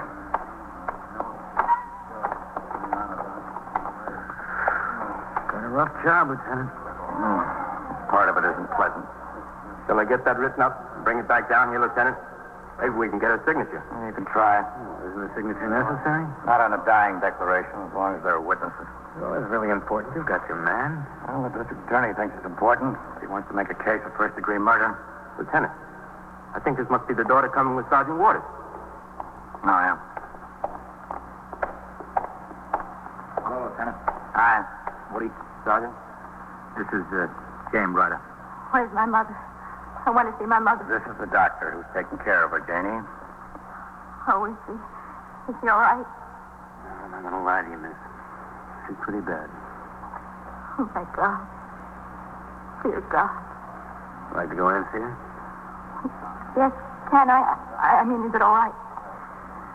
You'll be all right. Just a second. Yes. You know how this happened, Janie.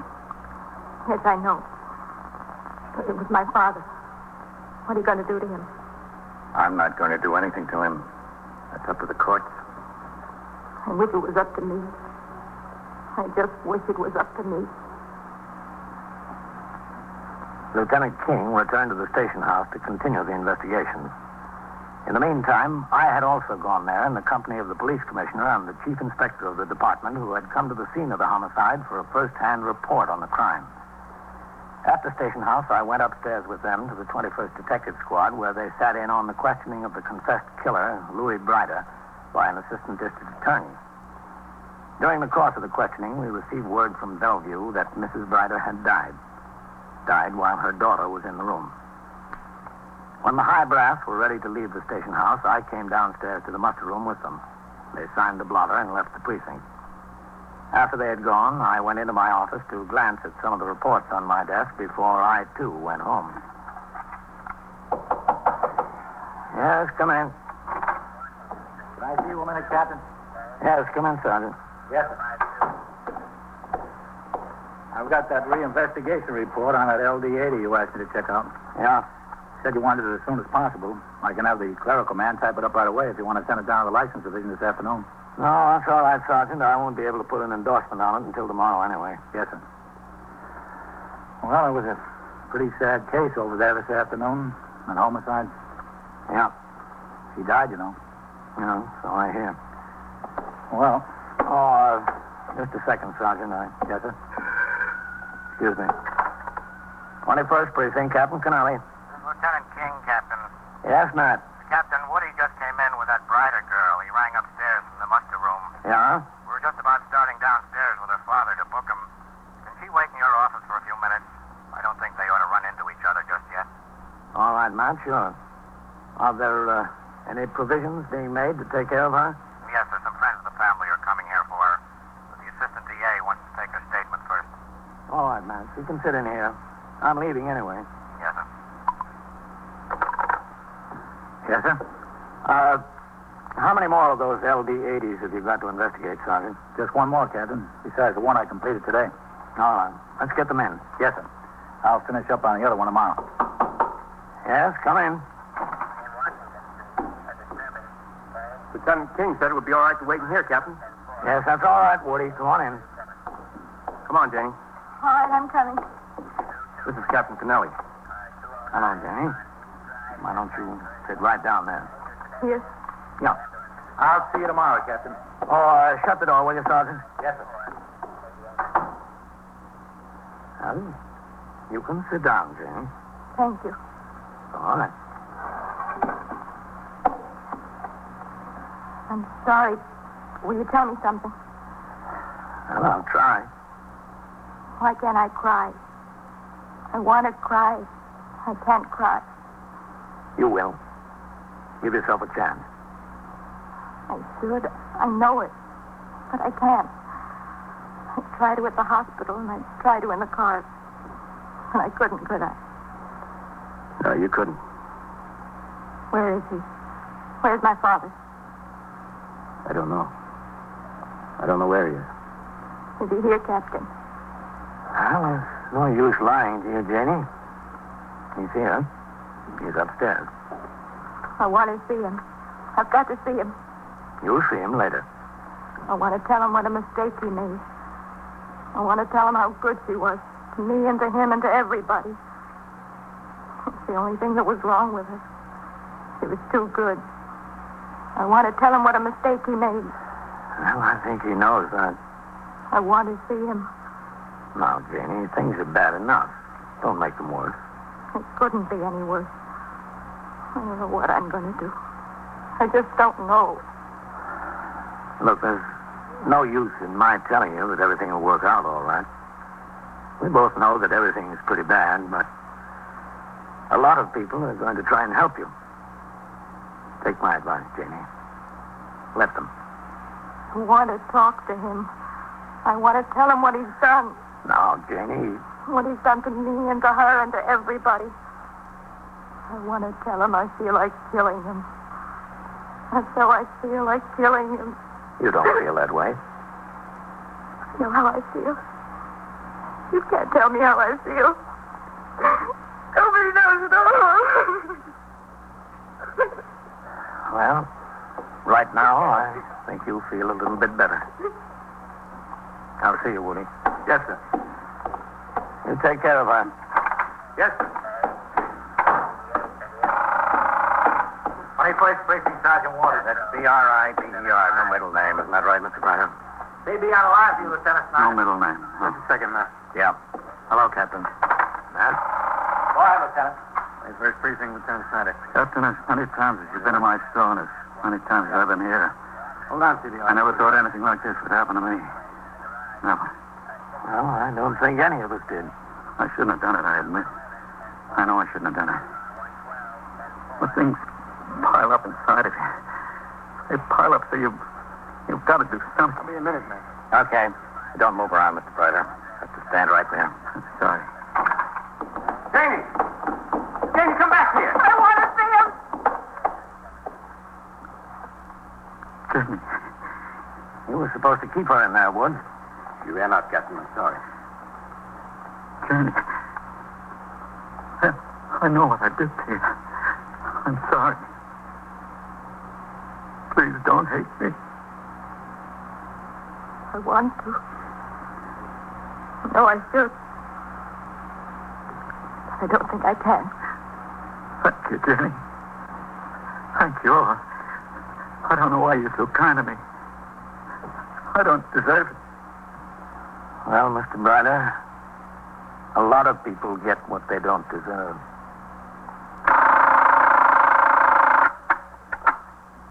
First Precinct, Sergeant Waters. Yeah, that's right. A verification of ownership is what we want. Connecticut registration 3T152. And what do you have to do? Tell a type to Hartford or someplace? Well, what's the delay? And so it goes. Around the clock, through the week, every day, every year. A police precinct in the city of New York is a flesh and blood merry-go-round. Anyone can catch the brass ring. Or the brass ring can catch anyone. 21st Precinct, a factual account of the way the police work in the world's largest city, is presented with the official cooperation of the Patrolmen's Benevolent Association, an organization of more than 20,000 members of the Police Department, City of New York.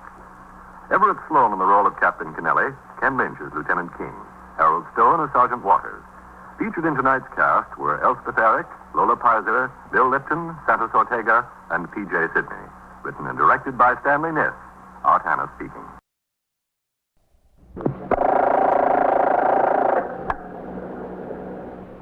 First Precinct, Sergeant Waters. Yeah, Coley. How many prisoners you got there? Yeah.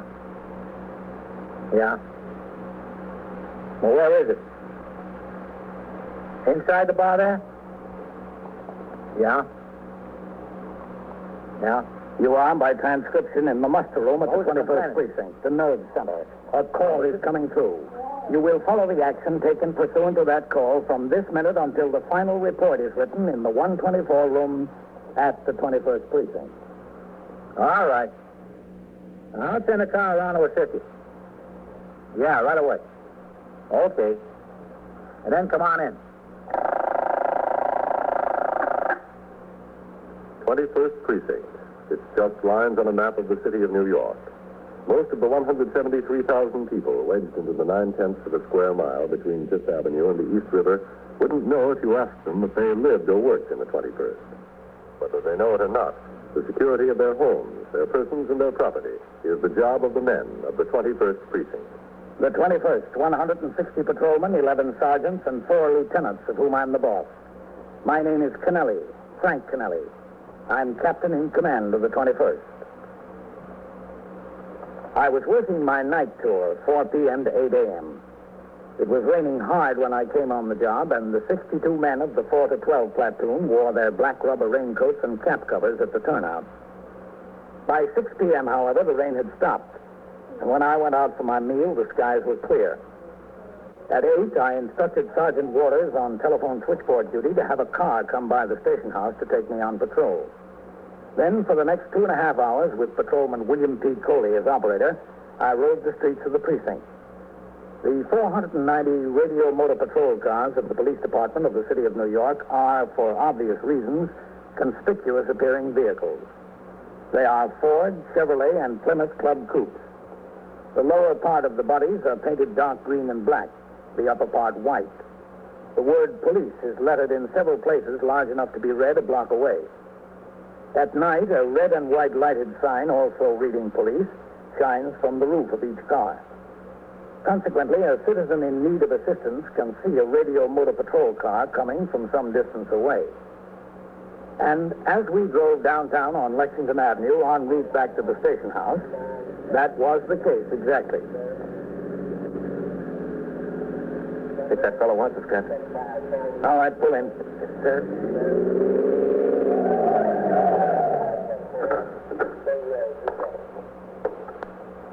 Boy, am I glad I saw you. What's the trouble? You see that bar there? Yep. Well, I was in there having a beer. See, I was just minding my own business, having a beer. And for no reason at all, I looked around. I just turned around. I'm sitting at the bar, And there in the booth is this fellow and this girl. Why, I thought he looked familiar to me, so I took another look. Yeah? You know who he is? He's the guy who held me up 3 weeks ago. How do you like that? As you're aware. On the job. I'm the station agent for the Independent Subway. He come in, he stuck me up. You sure it was him? Same identical fella, I swear it. Was he still in the bar? Oh, yeah. Yeah, he's in there. I wanted to get out as fast as I could before he recognized me. I thought I'd see a cop on the street or something. I didn't know what to do. I thought if I went to a phone someplace, he'd get out and get away, So I just thought it best to wait outside until somebody came along. And if he came out meantime, I was going to follow him, I'm glad to see you. I didn't want to go following him. When he robbed me, he had a gun this long. Suppose I followed him, he still had it on him, huh? What's your name? Perfect. Real perfect. Where is this subway station where you were robbed? 116th Street, 116th Street Station, the 8th Avenue line. When was it? 3 weeks ago, Thursday night. You live around here, Roy? Yeah, over there, 2nd Avenue. All right. Let's go have a look. Coley? Yes, sir. Right with you, Captain. Well, I'm telling you, there ain't a station agent who's not going to breathe easier tonight. Know how many of us got stuck up the last couple of weeks already? Yes, I know. 11 of us. Hold it here. When I seen him, I started to shake, Then I kind of got my wits back about me. He's a redhead, isn't he? Yeah, he's a redhead. Oh, you know about this guy? Yeah, we know about him. What a guy. 11 of us. Bang, bang, bang. You say he's in a booth across from the bar? Across from the bar and the back of it, sort of, He's got this girl with him, you see. I recognize him right away. Right there. All right, Roy, you wait right here. We'll talk to him. Be careful, will you? If he's still got the gun on him. Wow. Yeah, just wait right here. Come on, Coley. Yes, sir. You watch him now.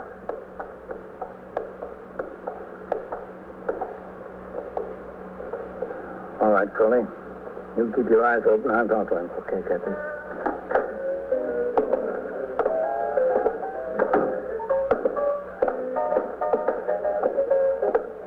There he is. Yeah. Can I help you, Captain? Oh, I'll see you in a minute, Joe. Very funny. Very funny. Joe, stand up a minute, will you? What's the idea? Stand up. Stand up. All right, take it easy. What's the matter? Lean up against there. Why? Go on, lean up against there. Yeah, all right. Shake him, Coley. Sit. I'd like to know what the idea is. So would I. Okay. All right, sit down. But what's the matter anyway? What's your name? Creedy. Paul Creedy. Keep your hands on the table. I was just going to get my wallet to show you. All right, just keep your hands on the table there. What's the idea? What's the idea? We didn't do anything. We were just sitting here. Where do you live, Paul? Why? Because I asked you, where do you live? 762 East 89th Street. I'd like to know what this is all about. What I, after all? Got some trouble here, Captain? No, we'll handle it, Joe. What's the matter? Look, you better just get back behind the bar. Okay, if you say so. I'd like to know what this is all about. We've got some rights in this country, too, you know. Okay, honey, it's all right. Coley, go outside and get him. Yes, sir, right away. Get who? You working, Paul? Working? Sure, I'm working. Where do you work? At a leather goods factory downtown. What's the name of the company? Ravenscroft. Ravenscroft Leather Goods. Now, listen, now, fun is fun. What's this all about? You ever been arrested, Paul? Of course he hasn't. Have you? No, I haven't. What's your name? Her name is Louise Bonella. She's a friend of mine. We go out together. She lives across the street from me. Is there anything else you want to know? All right, Paul, take it easy. Why should I take it easy? You come around here throwing a lot of questions at me. Why should I take it easy? Because you're liable to have a lot more questions thrown at you. Here he is, Captain. That's him. That's the guy. I'm the guy what? You're the guy that stuck me up. You're out of your mind. He's been with me all night. It wasn't tonight. I didn't stick you up. All right. You're lying about it. Okay, cut it out. Oh, he's crazy. All right, quiet now. He didn't stick anybody up. Listen, when was this supposed to have happened? About 3 weeks ago. In the 116th Street station of the 8th Avenue line. He's out of his mind. Yeah, well, we'll see if I am. Listen, let's go get this straightened out. I want it straightened out. That's what we're going to do, Paul. Right now.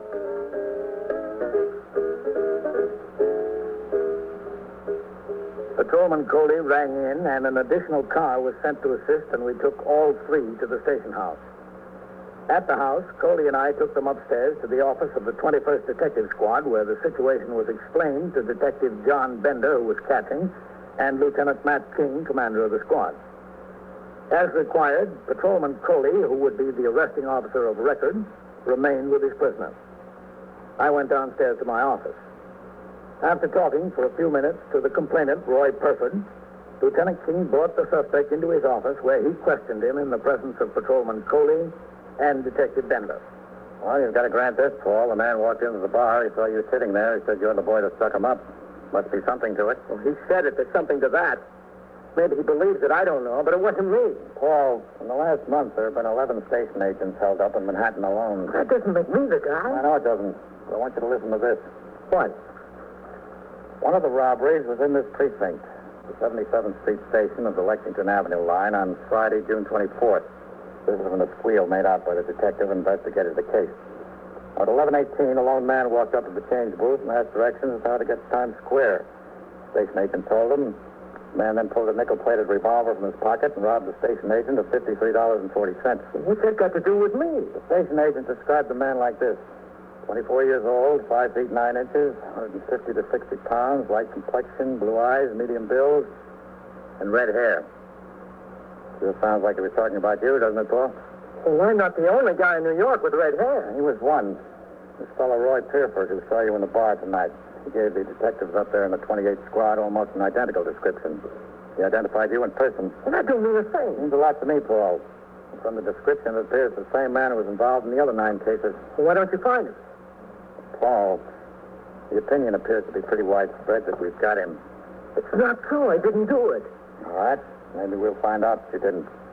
But I'm telling you, if you did, you might as well let me know about it right now. Because you'll just be wasting a lot of your time and a lot of mine. I didn't. Now, you told Captain Kennelly that you were employed by the Ravenscroft Leather Goods Company. That's right. What do you do there? I work on a stamping machine. Work steady? Yeah, sure. How long you been there? Since around February. What do you make a week? Well, that depends on the overtime. On the average, say? Oh, around $80, $75. What time do you get in the morning? Like 8 o'clock. What time are you through? 4, unless it's overtime. You live at 762 East 89th Street? Yeah. Who do you live there with? My mother, my brother, and my sister. Where's your father? Oh, that's what we'd like to know. Bender, move that ashtray over so you can use it. Yes, sir. Thank you. That's all right. Are your brother and sister younger or older? No, she's older. He's younger. Do they work? My sister does. She works for the city. My brother's in high school still. He works a little bit, odd jobs. How old is he? 18. What color hair does he have? Red, too? No. He's darker. Brown like yours. Who was this girl you were with tonight? Louise Vanilla. Yeah, I know that. I mean, you see her much? Yeah, I see her a lot. We're thinking about getting married. Oh, I am? Yeah. When? We don't know yet. We've got a few problems we've got to work on. Yeah, don't we all? How long have you been going with her? Oh, I don't know. 3 or 4 months. Ever been in trouble, Paul? What do you mean, trouble? Ever been arrested? No. Never? No. Never had any trouble with the cops? Not even when you were a kid? Kid stuff? No, never. Well, let's see now. There were 11 of these robberies. Let's just talk about 2 of them for a minute. The 2 we know most about so far. I don't know anything about any of them. I mean us. We here. Now, we know about the one in the 116th Street station of the 8th Avenue line because Mr. Pierford saw you in the bar and identified you. He's crazy about that. Yeah, but he identified you. That was on June 16th, Thursday night. Now, we know about the one that was here in this precinct. That was on June 24th, Friday night. You got any idea where you were either of those 2 nights?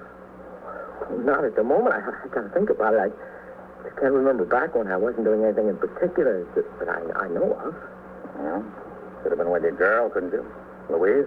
Oh, yeah, sure, I could have. I might have, but I don't know. How should I know? I can't remember specifically. All right. Could have been home? I could have, yeah. But I don't know. I don't remember that far back. How do you expect me to remember where I was a month ago almost? I had no reason to remember. No, you could have been putting a gun on those station agents. Well, that I wasn't. You'd have remembered that. If I did them, I would have remembered. I didn't do them.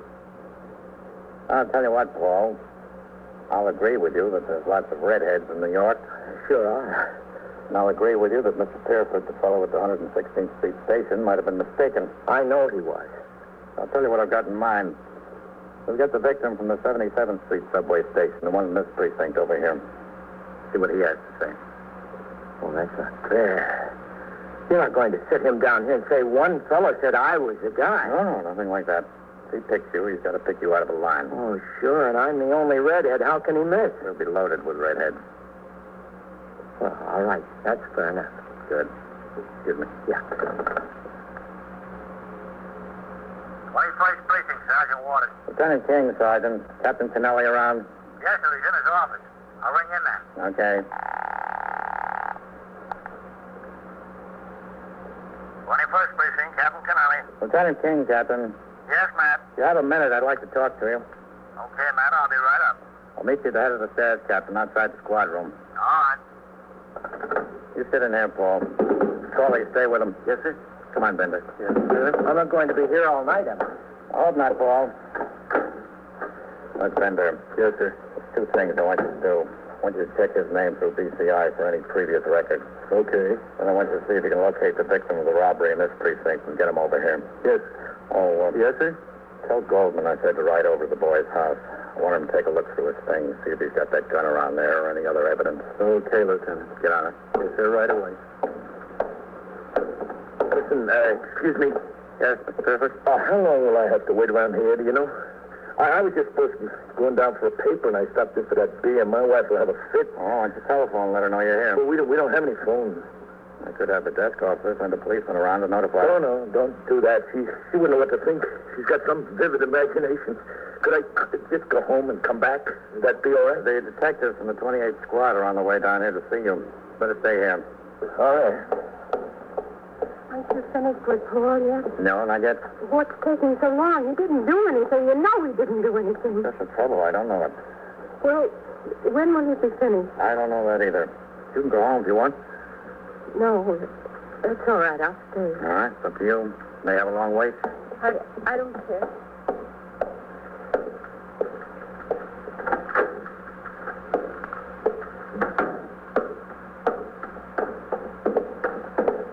Well, thanks for coming up, Captain. It's all right, man.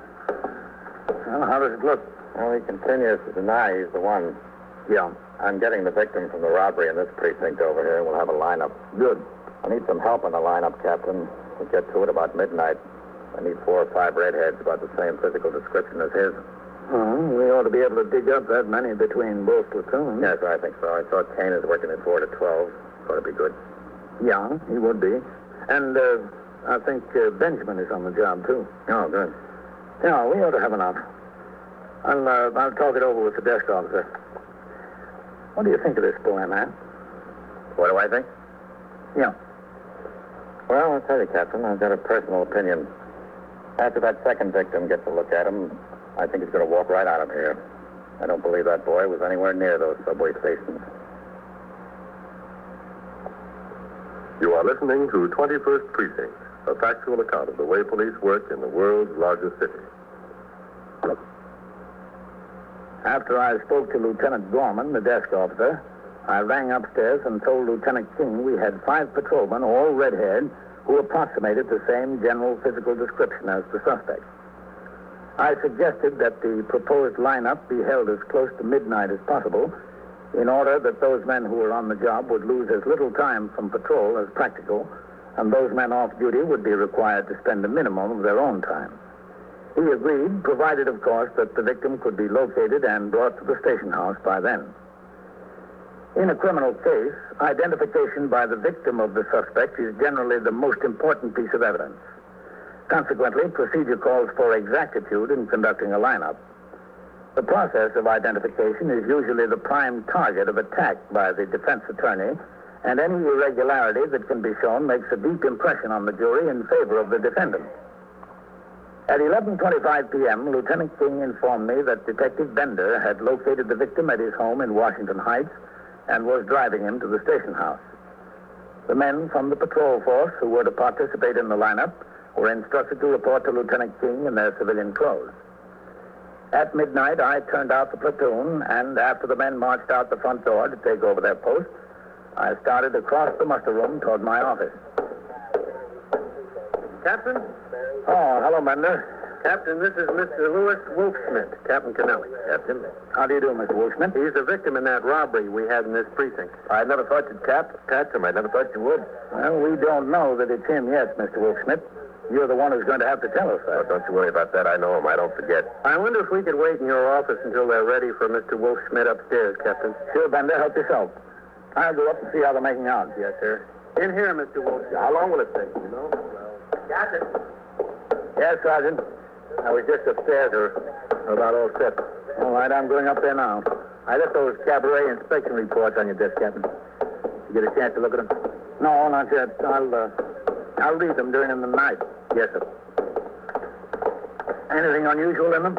Just in that one I was telling you about, Captain. I told the manager we had another complaint about the entertainers fraternizing with the patrons. He said he'd watch it. And you make the stop in there tomorrow night, too, Sergeant. Yes, sir. Make sure he is watching it. All right, keep it down, you men. What do you think this is? Where's Lieutenant King? In his office, Captain. Well, haven't you gone home yet? No, I'm waiting for Paul. You could have a long wait. That's all right. I don't mind. Yes. Captain Kennelly. Come in, Captain. Bender brought the other victim in, Matt. He's waiting in my office. Yeah, I know. He rang up here, Captain. I told him to come upstairs and wait with him outside in the hall. Oh. All you about set, Paul? Yes, I'm set. Let's get it over. All right.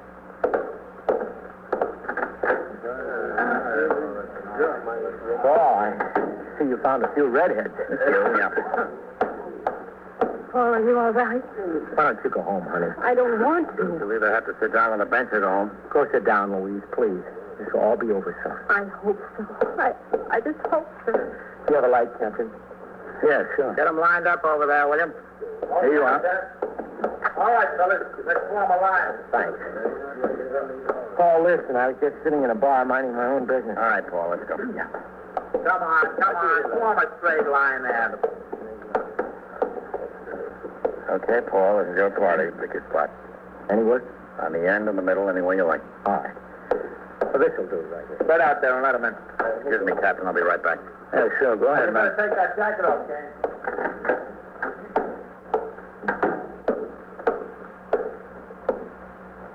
Hello, Bender. Lieutenant, this is Mr. Louis Wolfschmidt, Lieutenant King. Mr. Wolfschmidt? Hi, how are you? Wolfschmidt, do you think you can identify the man that held you up? Oh, yeah. You sure of it? Oh, I remember him. I remember what he looked like. I could do it. All right, well, let's try. You want to come in? Yeah. Looks like yesterday that night. When we get in there, I'll tell you how we work it. Go ahead, Mr. Wolfschmidt. Yeah, thank you.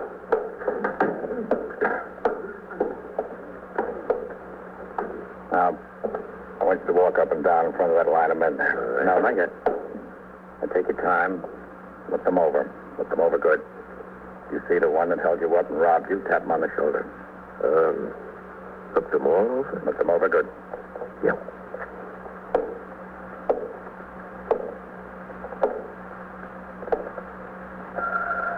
I got it. 21st Squad, Detective Bender. Yeah, speak. Oh, yeah. Yeah. That's so. Listen, send it. You want me to take another look? You think you need it? I'd like to hear that one talk. Which one?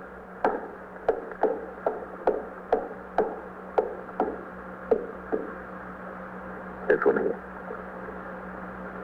Take your name and address. Paul Creed. 762 East 89th. That's him. He's the one. Get out, man. It's a lie. It's a lousy frame. No frame up. Nobody told me nothing. Rest of you men are excused. Thank you very much. The whole thing is a lousy frame. You're the one. I can't help it. From beginning to end. Go in my office, Paul. Hey, Captain. Right with you, man. Wait a minute, Mr. Wolfschmidt. Yeah, sure. Lieutenant? Go ahead, Ed. It's a lousy frame up. That's what it is. Yes, Bender? Listen, Lieutenant, can I talk to you? All right, sit down, Paul. I didn't rob anybody. What do I have to do to prove it? I don't know, Paul. Okay, Bender, thanks. Yes, sir. Well, Paul, looks like that was it, huh? That was nothing. It was a frame up. You got to hang it on somebody, so you picked me, that's all. Did I? Did I pick you to serve 2 years in Elmira Reformatory for grand larceny and felonious assault? True, isn't it? Yeah. It's true. You lied about that. You could lie about this. I didn't stick up anybody. The Bureau of Criminal Identification called back and said the case practically amounted to armed robbery. Why did you lie about doing time? Okay. I guess you got the right dope. Sit down, Paul. I thought I could soft talk my way out of it, but I guess there's no use. No. There's no use. Was it you on all 11 of them? I don't know, 10, 11, something like that. Where's the gun, Paul? I got it. Where? In the basement of my house. I never did keep it upstairs. I thought my ma or my brother might find it when I wasn't there. So. Exactly where in the basement? Well, I couldn't describe it exactly. I have to show you. Listen, I didn't hurt anybody. I didn't hurt a soul.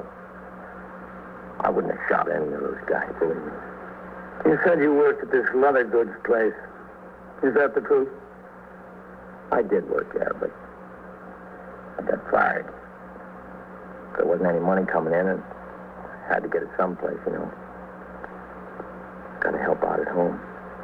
Find a way to help out, isn't it? I had to help out some way. Why didn't you get another job? I don't know.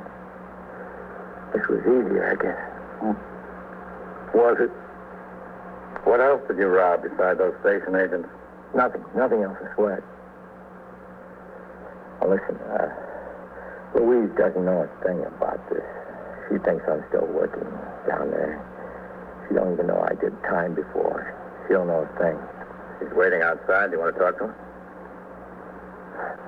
What's the use? What could I say? I don't know. I don't want to talk to her. Well, that's up to you. I never should have gone into that bar tonight. That was my mistake. My big mistake. No, that wasn't your big mistake. What was?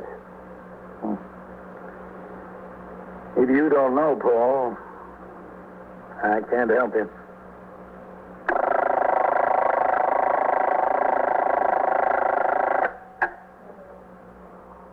"21st Precinct, Sergeant Waters. Where is this? What's the trouble there? Well, how do you know? From what? Well, where is it? Where on East 81st Street? Who's this calling? What's your name? What? All right. You just wait right there for the officers. And right so over. it goes. Yeah. Around the clock, through the week, every day, every year. A police precinct in the city of New York is a flesh and blood merry-go-round. Anyone can catch the brass ring, or the brass ring can catch anyone. 21st Precinct transcribed. A factual account of the way the police work in the world's largest city is presented with the official cooperation of the Patrolmen's Benevolent Association, an organization of more than 20,000 members of the Police Department, City of New York. Everett Sloan in the role of Captain Kennelly, Ken Lynch as Lieutenant King, Harold Stone as Sergeant Waters. Featured in tonight's cast were Eileen Palmer, Larry Haynes, Bill Zuckert, John Gibson, and Lawson Zerby. Written and produced by Stanley Niss. Art Hanna speaking.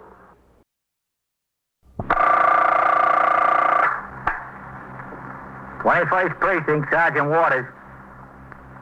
Where? Well, how do you know he was killed? Now, where is this? Between 3rd and Lexington or 2nd and 3rd? Well, who found him? Oh. Looks like he what? You are in the muster room at the 21st Precinct, the nerve center. A call is coming through. You will follow the action taken pursuant to that call from this minute until the final report is written in the 124 room at the 21st Precinct. Now, look, the officers will be there right away. Well, keep everybody from there if you can. That's right. Keep them back. The officers will be right there. You just stay around until they come. 21st Precinct. It's just lines on a map of the city of New York. Most of the 173,000 people wedged into the 9/10 of a square mile between Fifth Avenue and the East River wouldn't know if you asked them that they lived or worked in the 21st. Whether they know it or not, the security of their homes, their persons, and their property is the job of the men of the 21st Precinct. The 21st, 160 patrolmen, 11 sergeants, and 4 lieutenants, of whom I'm the boss. My name is Kennelly, Frank Kennelly. I'm captain in command of the 21st. It was 10 minutes after 8 a.m. I signed the blotter after I turned out the platoon and left the station house at the end of my night tour after having been on duty since 4 o'clock the previous afternoon. The morning was dark and chilly, and it appeared that we were in for some snow. I walked to the corner and up Lexington a half a block to the barber shop.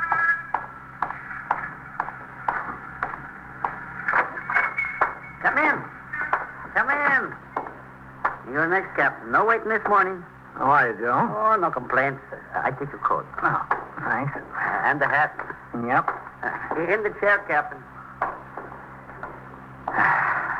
You got in a fight last night, Captain? No, I was working. Boy, some fight. It was some fight. Yeah? I don't know how the guy stood on his feet as long as he did. I don't know. What'll it be this morning? The work? No, just a haircut, Joe. Just a haircut, yeah. So how's the police business? Quiet. Knock on wood, huh? Knock on wood. I guess that is the only business in the world when you're in it, you like it to be quiet. Oh, you want a little more off on the top this time, Captain? Or about the same? Oh, about the same. About the same.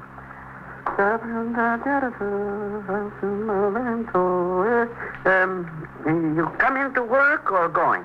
Oh, I just signed out. Oh. I never could get straight how you work. The days, nights, what?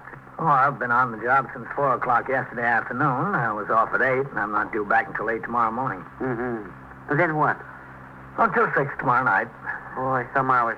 Especially that 4 in the afternoon to 8 in the morning deal. Like the fighter last night. How could you stand on your feet? It's not so bad, Joe. If things quiet down about 3, 4 o'clock in the morning, I get a little sleep on the couch in my office. It's not like being home in the bed, believe me. I believe you, Joe. They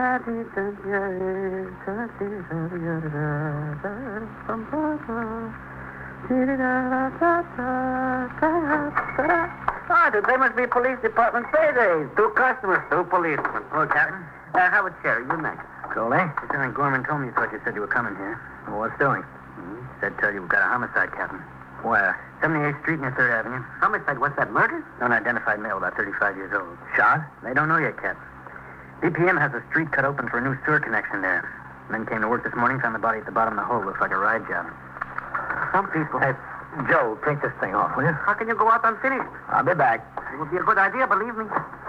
Are you in a car or on foot, Coley? Take the car, too, Captain. I was instructed if you were here and wanted to take a ride over there to drop my partner on post and drive you. I want to go, yes. I helped you with a coat, Captain. Thanks, Joe. What time did the call come in, Coley? Oh, about 14 minutes after 8, Captain.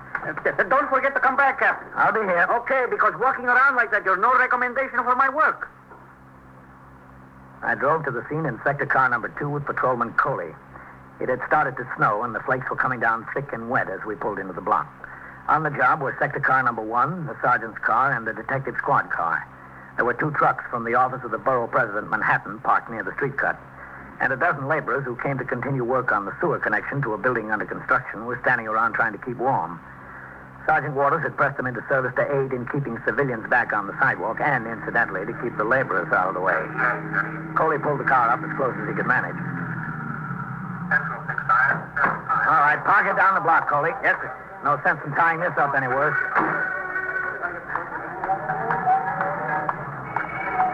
Excuse me there, will you? Police officer coming through here. Sergeant Waters? Oh, Captain. What's it look like? Well, there he is, down the hole. All right, mister, I told you to stay behind a barricade. Now stay behind that. Who found him? The laborers came to work on his sewer connection at 8.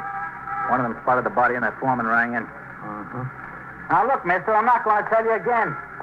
Well, the detectives got on the job fast enough, didn't they? Yes, sir. I'll go talk to Lieutenant King. Look, you're no better than anybody else. Stay behind that barricade. Hello, Matt. Hello, Captain. What do we got, Matt? Looks like homicide, all right, Captain. Who is he? No idea yet. We're waiting for the medical examiner and a photographer. Should be here any minute. Is that how we found him? Yes, sir. Right down there at the bottom of the trench. This is a pretty busy street. Surprising somebody didn't notice him before 8 o'clock. Where was the man on post? Oh, I thought that, too, at first, Captain, but that slip's only 2 feet wide and about 4 feet deep. From the side, somebody'd have to get almost to the edge of the trench to see the body. Nobody passed close to this edge because of that dirt piled on both sides. No one could see into the hole from that end because of the wooden barricade there along the sidewalk. That motor compressor blocks the view at the other end. No idea how long the body's been in there. No, sir. The crew quit working at 4 o'clock yesterday afternoon. Any time between dark last night and dawn this morning. I got the names and addresses of all the BPM crew, Lieutenant. Good. Oh, hello, Captain. Vitaly? The foreman wants to know how long it'll be before they can get on the job here.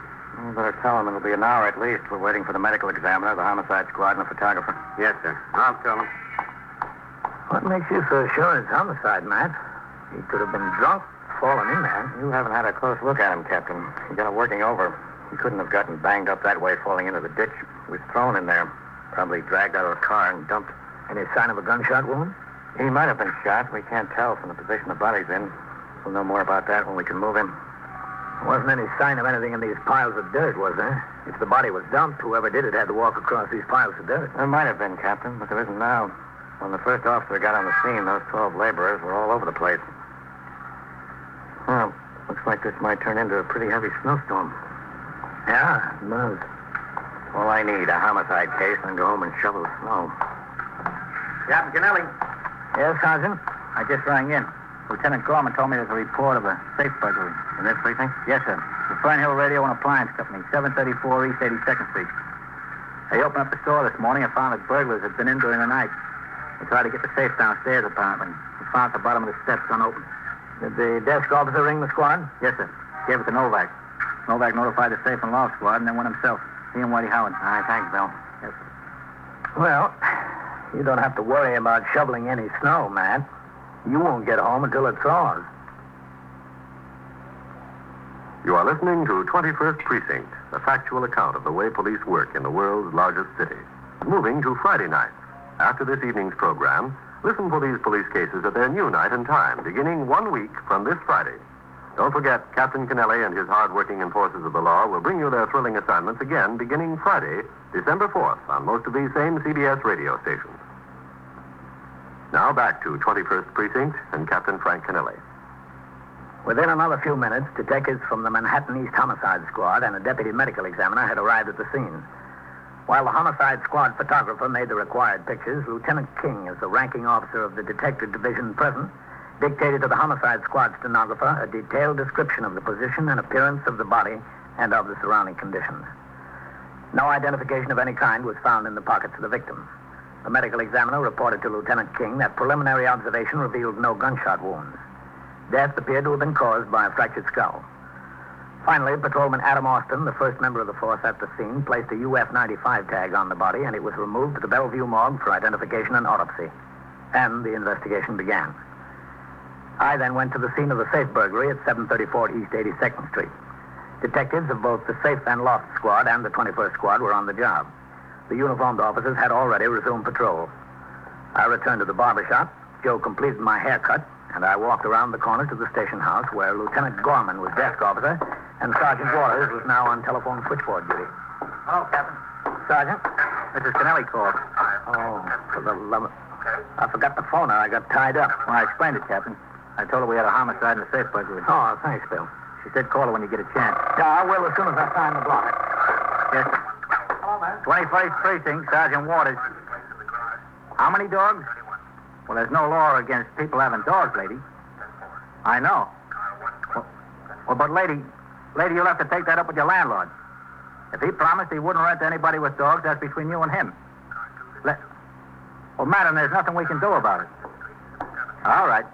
You're welcome. What was that, Bill? She's allergic to dogs. Family's moving into a building with two of them. Oh. Hello, Captain. Man, I want to see you. I'd like to see you too, Captain. Well, how's it going? Nothing much yet. Come on into my office. Well, for a minute, Captain Fleischer's upstairs talking to those two men from the borough president's office. Oh, go ahead. Thanks. The captain of the homicide squad is on his way up with the chief of detectives. Any identification on him yet? No, I just spoke to Vitale. They rolled some prints off the man as soon as they got him to the Bellevue morgue. He just brought them into BCI, and they're trying to get a make on him now. The man wasn't shot or stabbed, was he? No, sir. The medical examiner says death was apparently caused by a fractured skull. He's got other marks and bruises all over him. One thing's sure, the fall into the ditch couldn't have done it. He was dead before he got anywhere near the ditch. What I wanted to find out is, you were up at the safe burglary, right, Captain? Yeah, man. Well, I've been running around in circles around this other deal. Haven't had a chance to speak to Novak and Howard about that. They were up there, and two men from the safe and loft squad. I've got the district captain upstairs now, the chief of detectives, and probably the borough chief are on their way. They'll have to start throwing questions at me on the safe job. Haven't even been over there. Well, they didn't get anything out of there, Matt. It was a bust. Yes, I know that. It was this radio and appliance store. They gained entry through a side door, the freight entrance. Jimmy, the night latch. Apparently, they went straight upstairs to the office on the balcony, tried to rip the safe. Didn't get very far with it. Might have thought they needed more tools or more time. Decided to carry it out. Apparently, it got away from them coming down the stairs. Yeah. Must have made a lot of noise, and they left in a hurry. They left all their tools on the job. Probably stolen. Probably. Come in. Excuse me a second, Captain. Yes, Sergeant. There's a woman out there talking to Lieutenant Gorman. Yes? Her husband didn't show up at home last night. And? Captain, sounds to me like she's talking about the man that was found in the ditch. Did you say anything to her? No, sir. Ask her to come in here. Yes, sir. Mrs. Bolney. Yes? Could you step in here a minute, please? You don't mind, Captain. No? Oh, that's all right, man. Do they know something? Come in, Mrs. Bolney. Yes. Yes, I'm much obliged. All right, Sergeant. Yes, sir. Just sit down, please. Do you have Phil here? Arrested, I mean? No, we don't. Oh. I thought you did. How do you spell your name? Bolney. B-O-L-N-E-Y. Your husband's first name is Phil. Yeah, that's right. What's your first name? Louise. Where do you live, Mrs. Bolney? At 3422 Lewis Avenue in the Bronx. I was led to believe that you did have Phil here. I thought he was arrested. Well, what made you think that? Well, he said he had some business last night. He left right after supper, and he said he'd be home at 1 o'clock, no later. Well, about 11 o'clock, I turned off the radio and went to bed. slept all night. When I woke up this morning, he wasn't in the bed. I don't know. I couldn't imagine what happened. Does he ever stay out all night? Well, late sometimes, but never all night. He always comes home no matter what time in the morning, always. He don't drink much, so I'm never worried about that. A few beers, maybe. I still don't understand what made you think he was arrested. A detective called. And spoke to you? No, not to me, to the super of the building. We don't have a telephone. Did the detective leave his name? He just told the super if I'd come to the 21st precinct, they'd know all about Phil. Did the super say the man told him he was a police officer? Well, I don't know, but what else could he be? He said, come to the 21st precinct. Mrs. Balney, how old is your husband? 34 in March. Do you know his height? How tall he is? Well, not so tall, maybe 4 or 5 inches taller than me. About 5'9". About 5'9", yeah. Listen, don't you know anything? I mean, who'd call and say such a thing? And Phil not coming home. Has your husband ever been arrested? Well, he's been in a little trouble, yeah. What kind of trouble? He was away. Where? Sing Sing. But he's been all right. He's had no trouble since he's been back. No trouble at all. He was getting along fine. He's got a job. He's working every day, and the parole officer says he was doing very well. You said he was in the habit of staying out late at night. He's not supposed to do that if he's on parole. It's not often. You know who he was out with last night, Mrs. Balney? Some friends. I don't know. On business. Excuse me. Where could he be? I don't know. 21st Precinct, Captain Kennelly. Sergeant Waters on TS, Captain. Detective Vitale is ringing in for Lieutenant King. Says it's important. All right. Matt. Yes, sir. For you, Vitale. Okay, thanks, John. Lieutenant King. Go ahead, Lieutenant. Vitale, Lieutenant. Where are you? Down at DCI. We got a make on the Prince of the Dead Man. Yeah? Yeah, he's a good boy. He did a bit for grand larceny and some time before that as a juvenile. What's the name? Balney. Philip Robert Balney. Bolney. Uh-huh. The cards down here don't have a recent address on him, but he must have been reporting to the Board of Parole. I can check and see what address they've got. No, that won't be necessary, Vitale. Yes, sir. You can get a mug shot from DCI and come on in here. All right, Lieutenant. Yes, sir. I got a make, Captain. Did they? Yeah. Where did your husband work, Mrs. Balney? On the docks. On the west side, along Sherman. Have any idea who he might have gone out with last night? Oh, no, not exactly. He has lots of friends. Which friend in particular do you think he might have been with last night? Well, he did say something. What? About Red, about having to go someplace with Red. You know, on business. Red who? I don't know his last name. He talks about this Red all the time. It's somebody that works with him. You know, Doc Wallopin. Would you know this Red if you saw him? No, I never met him. I only heard Phil talk about him. Listen, if you don't have him arrested here, Phil, I mean, where is he? Where could he be? You think maybe he went right to work this morning? No, Mrs. Balney, I don't think so. I'm pretty sure we know where he is. Well, this is a fine time to tell me. Why didn't you tell me before? Well, Captain, why didn't you tell me? We just found out about it. Well, where is he? Down at Bellevue, we think. What's he doing down there? Was he sick? Was he in... He's not dead. Yes, he is. I'm sorry. After a few minutes, Lieutenant King took Mrs. Balney upstairs to the 21st Detective Squad. There she was questioned by Assistant District Attorney Lawrence Shapir in the presence of Lieutenant King and the top command of the Detective Division, the Chief of Detectives, the Borough Chief, the Homicide Captain, and the District Captain. She was able to give no information other than the fact that she thought her husband might have been in the company of a friend named Red. Nor could she suggest a reason this Red or anyone else would want to murder him. At 11:30 a.m., Mrs. Balney was driven to the Bellevue morgue to identify the body of her husband. I remained in my office and cleaned up some paperwork that had hung over. A little after 12, the top command of the Detective Division signed the blotter and left the precinct. I walked out of my office and into the lieutenant's locker room where a pot of coffee was on the fire. Captain? Oh, come in, man. Well, I guess there won't be much snow to shovel whether I'm home or not. Stopped. Yeah. How about a cup of coffee? Yes, sir, thanks. Grab a cup. Smells good. Sugar's in the drawer. No, thanks. Well, how are you doing? Oh, all right, I guess. She identified the body as her husband. Red is a fellow named John Gilliam. He didn't show up for a job on the docks this morning. Well, that's a good sign. For us, yes, sir. Not for him. I've got 6 men out looking for him. Oh, your bosses seem to think it's in pretty good shape, man. I saw them troop out of here. Well, they can't sit around and twiddle their thumbs, Captain. Don't have much to go on yet. What kind of fellow is this Red? Well, he's been in a couple of jams. Never any convictions, but he's been questioned in connection with some burglary deal. Oh, incidentally, anything on the safe job? No, not much, Captain. Listen, Matt, did you speak to the medical examiner again on this Phil Bolney? Yes, sir. What? All these fractures and bruises he had, were they all internal injuries? No open cuts? No, sir. You know something? What? Bolney did time for grand larceny. The information you got is that this Red was picked up a couple of times for investigation of burglary. Yes, sir. Are you willing to listen to a wild guess? I'll listen to anything, Captain. It washes out a homicide case for you. That's the last thing I need, Captain, a homicide case. I'm listening. After I finished my conversation with Lieutenant King, at 1:30 I signed the blotter and left the station house. All that day and that night, detectives of the 21st Squad and the Homicide Squad beat the brush for John Gilliam, also known as Red Gilliam. They were waiting at the pier where he usually worked at the afternoon shape-up. He did not appear.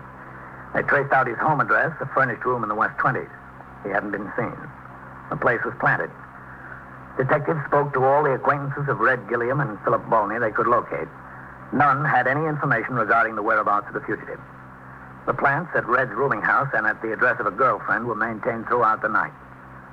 At 8:20 a.m. the next morning, there was a phone call for Detective Vitale from one of the acquaintances of Red Gilliam he had spoken to the previous afternoon. The caller, another longshoreman, told Vitale that he had seen Red Gilliam at a Greenwich Village bar during the night. Red told the informant he was broke and needed a loan. He had promised a small loan if Red would come to the pier where he worked just before the whistle blew for the afternoon shape-up. Vitale gave this information to Lieutenant King. Along with 5 other detectives, all dressed in work clothes, he was instructed to cover this pier in the event that Red Gilliam showed up. This looks like a bust, Wade. Yep. He'll blow the whistle for the shape-up in a minute. If Red hasn't shown up by now, he won't. Where's his friend? I don't see him now. No, I got him. There. Against the fender of that truck, the pickup. Oh, yeah. Oh, there comes the hiring boss. When they shape up, let's move in with them. Okay. Come on. Yeah. Think we ought to wait around here until they get off the job this afternoon? Red's liable to come then. I'll call the lieutenant, whatever he says. Yeah. Hey, Whitey. Yeah? There he is, I think. Where? Khaki jacket, no hat, headed for the truck. It's in. All right, let's grab him. Watch yourself, he might be healed. Don't worry. Red? Yeah? Wait a minute. We want to talk to you. Look, fellas, I'm in a rush. We're police officers, Red. Oh. Turn around, lean up against that truck. Hey, go on. Yeah. All right, hold still. I'm clean. I'm not carrying anything. That's what we want to make sure of. Listen, what's the beef? What do you want me for? Don't you know, Red? How should I know what you guys want? You always want to know something. Yeah, Red. We always want to know something. So come on, let's go. I had been on duty since 8 a.m. At 1:20, I was upstairs in the detective squad office conferring with Lieutenant King about a renewal application for a pistol license, which must be investigated by detectives and endorsed with a recommendation by the commanding officer of the precinct. The applicant was a retired cop with a good departmental record, now working as a money guard in the precinct. There was a suspicion, however, that his eyes had gone bad on him and that he was no longer qualified for a permit. It's a hard thing to say, Captain. Yeah, I know, man. I hate to do that to the man. He was a good cop when he was in the job. He had a good employment record with this company. But supposing there's some trouble over that gun, his eyes are bad. We can't help that. Yeah, I guess we can. Yes? Sally. Come in, Pete. All right, Red. Inside. Sit down over there, Red. Yeah? That's good. Sit right there. Shut the door, will you, Pete? Yeah, sure, Lieutenant. He says he doesn't know a thing, Lieutenant. This is where you come to learn, eh, Red?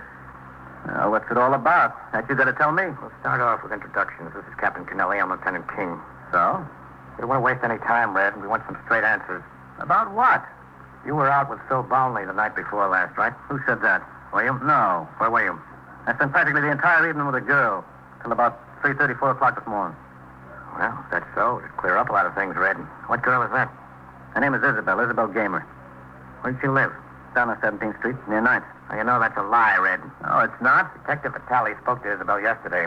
She says she didn't see you since Sunday. Isn't that right, Veep? That's right, Lieutenant. So it's right. Look, Red, we got a lot of things on our mind around here. We don't want to waste any time. What do you think I'm doing? You think this is accomplishing something for me? Bill was found dead on the street. Our information is that you were with him that night. Now, what about the truth? If I told you the truth, you wouldn't believe it, wouldn't we? I guarantee you wouldn't. Better try us, Red, because you're looking a murder beef right in the face. If the truth is going to help you, you better let us have it. You wouldn't believe it. Maybe we already know the truth, Red. Maybe we just want to hear it from you. Well, you won't believe it, I guarantee it. But if you want it, all right. What? Well, you see, Phil and I were together, yeah. We've been doing a few things together. I had this store spotted over in the East 80s, I don't know. The safe looked like an easy touch. Well, we went in there together and tried to rip the face off. It wouldn't come. So we decided to go down the stairs with it and load it in the car. It was small enough. Well, we started down. Phil was below and I was up above. The thing slipped, or he slipped or something. Anyway, he went rolling down the stairs with it. I thought he was just knocked out. Yeah? Well, that's all. I figured get him out fast, so I loaded him in the car. And when I got a few blocks away, I saw he was dead. Well, what was I going to do with him? So I passed by this place where they had the street dug up. That looked good enough for me, so I dumped him in there, and that was that. Was it? Well, there you see, you wanted the truth. That's it. Where does it get me? Did you call his wife? Yeah, the next morning. I figured you've got to know. You've got to find out at least. Well, don't look at me like I was an idiot. That's what happened. That's exactly what happened. It's the truth. It's the honest to goodness truth. If I had a stack of Bibles, it wouldn't be any more the truth. I didn't kill him. I didn't lay a finger on him. We knew it, Red. We believe you. Do you? Why shouldn't we? The captain had it figured the same afternoon. The whole thing sounds so screwy, so nuts. To get caught in a set of circumstances. Red, you're caught in a little bit more than a set of circumstances. You're caught in a safe burglary. 21st Precinct, Sergeant Waters. What'd you say about a gun? Oh, to get a license to carry one. And so it goes, around the clock, through the week, every day, every year. A police precinct in the city of New York is a flesh and blood merry-go-round. Anyone can catch the brass ring, or the brass ring can catch anyone. 21st Precinct, a factual account of the way the police work in the world's largest city, is presented with the official cooperation of the Patrolmen's Benevolent Association, an organization of more than 20,000 members of the Police Department, City of New York. Everett Sloan in the role of Captain Kennelly, Ken Lynch as Lieutenant King. Featured in tonight's cast were Louis Van Ruten, Bill Lipton, Harold Stone, Les Damon, and Julie Stevens. Written and directed by Stanley Niss, produced for CBS Radio by John Ives. Art Hanna speaking.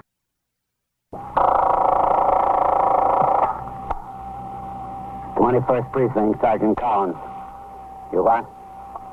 Smell gas? Where is it? East 70 what? What floor? You haven't found where it's coming from? That's right. Get the people out. See if you can locate where it's coming from. No, that's all right. We'll take care of it. You're in the muster room at the 21st Precinct, the nerve center. A call is coming through. You will follow the action taken pursuant to that call from this minute until the final report is written in the 124 room at the 21st Precinct. You'll have assistance right away. Yes, sir, right away. No, just stay where you are. The officers will be there right away. 21st Precinct. It's just lines on a map of the city of New York. Most of the 173,000 people wedged into the 9/10 of a square mile between Fifth Avenue and the East River wouldn't know if you asked them that they lived or worked in the 21st. Whether they know it or not, the security of their homes, their persons, and their property is the job of the men of the 21st Precinct. The 21st, 160 patrolmen, 11 sergeants, and 4 lieutenants, of whom I'm the boss. My name is Kennelly, Frank Kennelly. I'm captain in command of the 21st. It was Tuesday morning. I'd been on the job since 8 when I turned out the platoon for the day tour. After I read and signed reports, I went on patrol of the precinct with Patrolman Farrell as my operator. As we turned off Park Avenue into 72nd Street, a signal 32 came over the air. 618 East 75th Street. Ambulance and emergency squad responding. Sounded like a gas case. I told Farrell to make the run. When we turned into the block, I could see that sector car number 1 was on the job. So was the sergeant's car. There was no sign of either the ambulance or the ESD car. 618 was a 5-story tenement building. A few passers-by and neighbors were beginning to gather on the sidewalk. There's the spot, Farrell. Pull in. Yes, sir.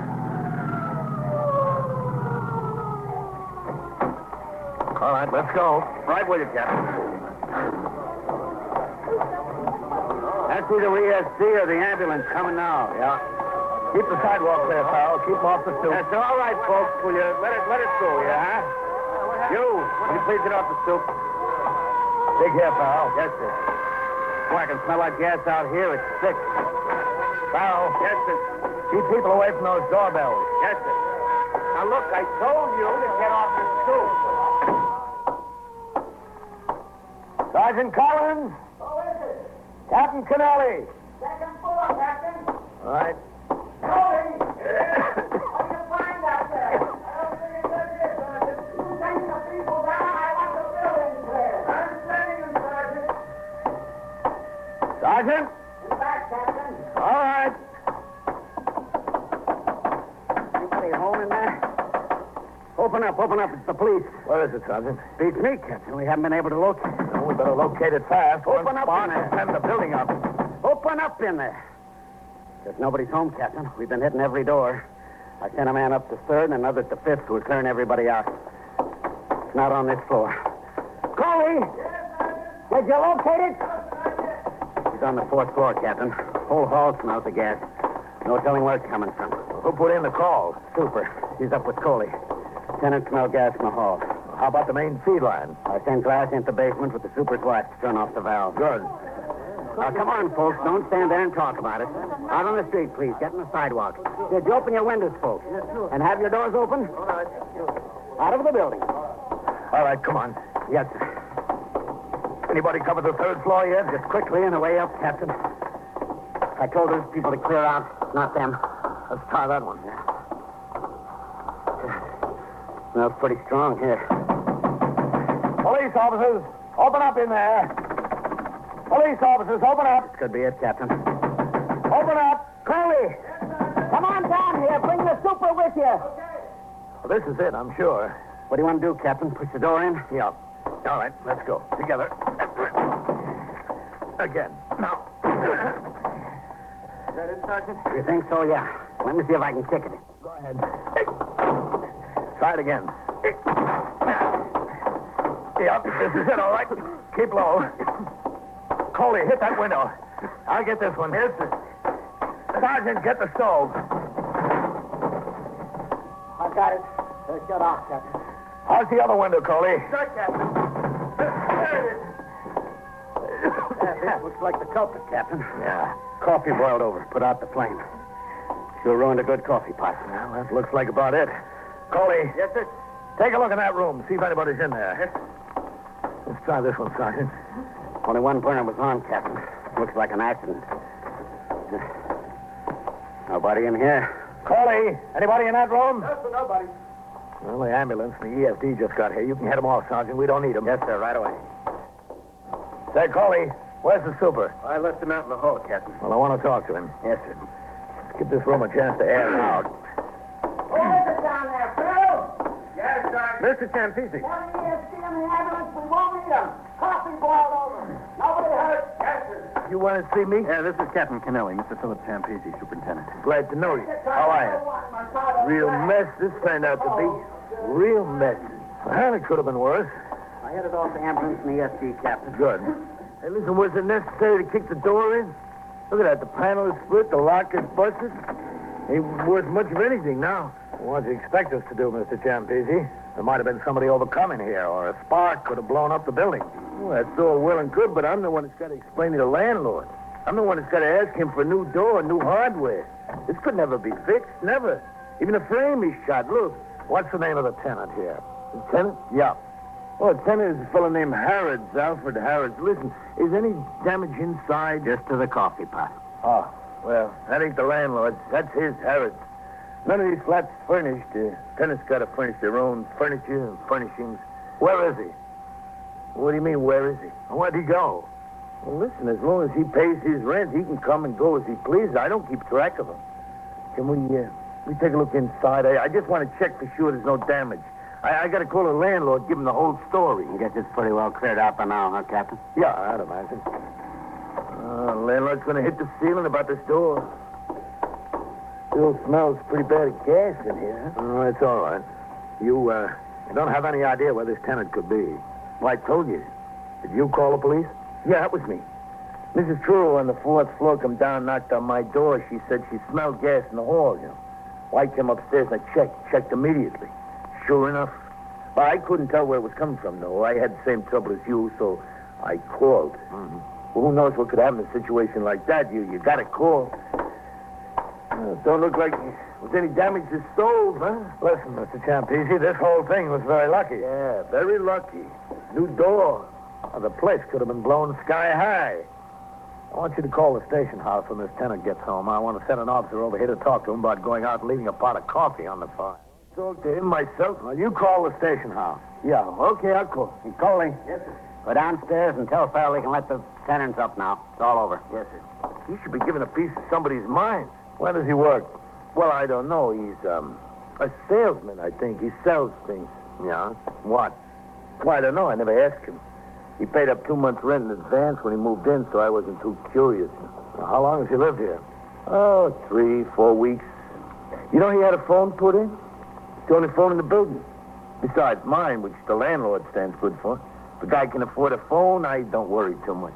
Did you see him this morning? No, I don't budge out of my place. Not unless I have to. I still smell a little gas in here, Captain. Well, check that burner again. Yes, sir. Looks off to me. It is. Well, open up the oven. Yes, sir. Well, what do you know? Hey, that's a fine thing to keep in the oven. Papers. What is it, Sergeant? Policy slip. Let's see that. No wonder the guy looks like a millionaire. Just some cash, Captain. Hey, is all that good? It's good. I never saw so much money in a lump. Looks like we've got a policy drop, Sergeant. Yes, sir. Well, listen, I didn't know what the guy did. Don't hold it against me that he lived here. Tenant is a tenant until he proves himself otherwise. Coley. Yes, sir. Let's see what else we can find around here, Sergeant. Yes, sir, Captain. Give Sergeant Collins a hand. Yes, sir. Let's start over here. You never know about some people. Numbers game in my building. You just never know. On discovery that the flat in which there had been a gas leak was occupied by a person in apparent violation of the gambling laws, I instructed Sergeant Collins to notify the desk officer at the 21st, who in turn would notify the office of the division commander, so that plainclothesmen responsible for the enforcement of gambling laws would be sent to the scene to investigate. As this notification was being made, a more thorough search of the premises was conducted by patrolmen Coley and Farrell under my supervision and in the presence of the civilian witness, Philip Champese, the superintendent of the building.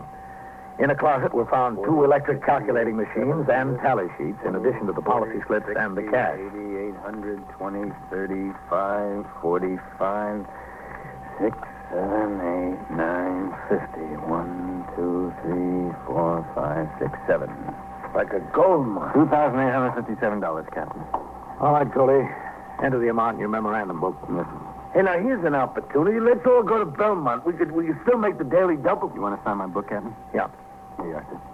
Hey, what's all the production? Are you afraid this Harrods guy might say you shortchanged him? Well, we just don't want to give him anything to say. Farrell, Yes, sir. you got all that stuff together? Yes, sir. We'll need a bushel basket for all these policy slips, Captain. Boy, this guy was running some bank. Mr. Champese. Yeah. What happens to all the money? Oh, it gets turned over to the property clerk until the court determines who's the rightful owner. Well, listen, could you give me some consideration? You know, if I didn't put in the call, you never would have found it. When did you say this Mr. Harrods moved in here? Oh, I don't know, 3-4 weeks ago. And he told you he was a salesman? Yeah, that's right. He didn't tell you anything else? What do you mean? He didn't tell you what he sold? Well, listen, I didn't know anything about him. What can I do? Now, listen, Captain. Are the plainclothesmen on the way, Sergeant? Yes, sir. But one of the tenants told me he saw the girlfriend of the fellow who has this flat standing outside in the crowd. Oh, yeah. I forgot to tell you about his girlfriend. Is she still there? She was when I came up. I told Farrell to keep an eye on her. Take charge here, Sergeant. Yes, sir. Come on, Mr. Champizzi. Yeah. Man, what a day. You live to be 100 and never see so much excitement, huh? How about a smoke, Cap? Give me that. Oh, I'm sorry.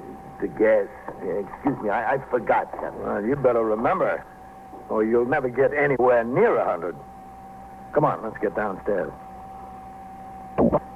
Although the flat in which the gas leak had occurred was obviously a policy drop, there was no conclusive evidence that would lead to a conviction of either Harrods or any of his associates, despite the large amount of cash discovered, the calculating machines, the policy slips, and the tally sheets. Both the policy slips and the tally sheets were from previous days' play, and it's a good idea to have evidence showing the play was made on the day of the arrest. It was my thought to keep the girlfriend of Harrods under surveillance until the plainclothesmen arrived. Then, as they thought best, they could question her, take her to the station house, or attempt to follow her in order to connect him directly with the evidence. On the way downstairs, I told the super of the building that I wanted to stand outside on the stoop and talk to him, apparently in connection with the accident. I warned him not to look in the direction of the girl, nor point to her. All right, I'll do just like you say. Count on it, Captain. I hope I can. Farrell. Yes, sir. Don't look in her direction, but which girl is it? See the gray Plymouth coupe parked at the curb there? Yeah. She's standing right next to it, Captain. The blonde, about 25 years old, 5'4", has on a beige coat. Yeah. That's her, all right. I seen her go up to visit him time and time again. I asked her not to look over there. I didn't look. I just glimpsed. Just talk to me. What do you want me to talk about? Weather? That'll do. Well, looks like it's going to turn into a nice day after all, huh? You know, when I woke up today, looked out the window, I had my doubts. Listen, Captain, what happens to the $2,850? Does he get that back? I told you he does, if he can prove it's lawfully his. Oh? Well, who is it you're waiting for? Detective? Plainclothesman. What's the difference? Plainclothesmen, detectives? I always thought they were the same. No. Plainclothesmen are assigned to enforce gambling and vice laws. Oh? Detectives investigate all other serious crimes. You know, I never knew that. No, I suppose a lot of people don't. Oh, you'd be surprised. You'd be very surprised. Have you seen her here very often, Mr. Champizzi? On occasion. On several occasions. When? Daytime or at night? Both. But my wife, she knows everything that goes on around here. My wife says she's here all the time. Day, night, afternoon. She's turning to go, Captain. Yeah, I see her. Any sign of the plainclothesman? No, sir. What are you going to do? This is getting to be a situation. Stay here, Farrell. Yes, sir. You too. Excuse me, please. Yes, sir. Pardon me.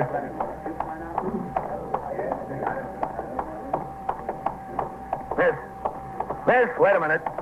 Me? Yeah. What's your name, miss?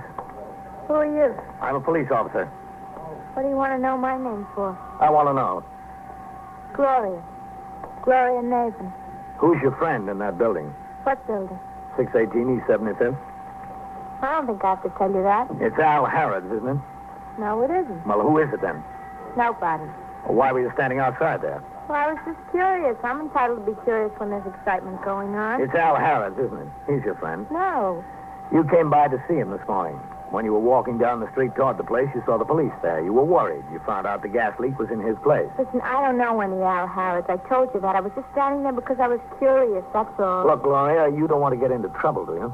I won't get in trouble. You will if you keep telling me one lie after another. What can you do to me? You can't do anything to me. Would you mind walking back to the building with me? Of course I'd mind. Well, let's walk back anyway. I haven't done anything. I don't see why you're picking on me just because I was curious. Well, there's a few things we want to get straightened out. If you want to get something straightened out, that's no business of mine. What's it got to do with me? Mr. Champizzi. Person is entitled to be curious. You called me, Cap? Yes. Is this young woman a friend of Al Harrods? Yeah, he's a friend of his. I seen her go up there. That's a lie. Plenty of times. I never even heard of any Al Harrods. The plainclothesman, Captain. This is getting to be ridiculous. You're telling him? Hello, Captain. Thomas, how have you been? Fine. Understand you struck gold. That's right. Look, all this is well and good, but what do you want with me? I've got a right to know. Sure, you've got a right to know. We're going to take you to the station house.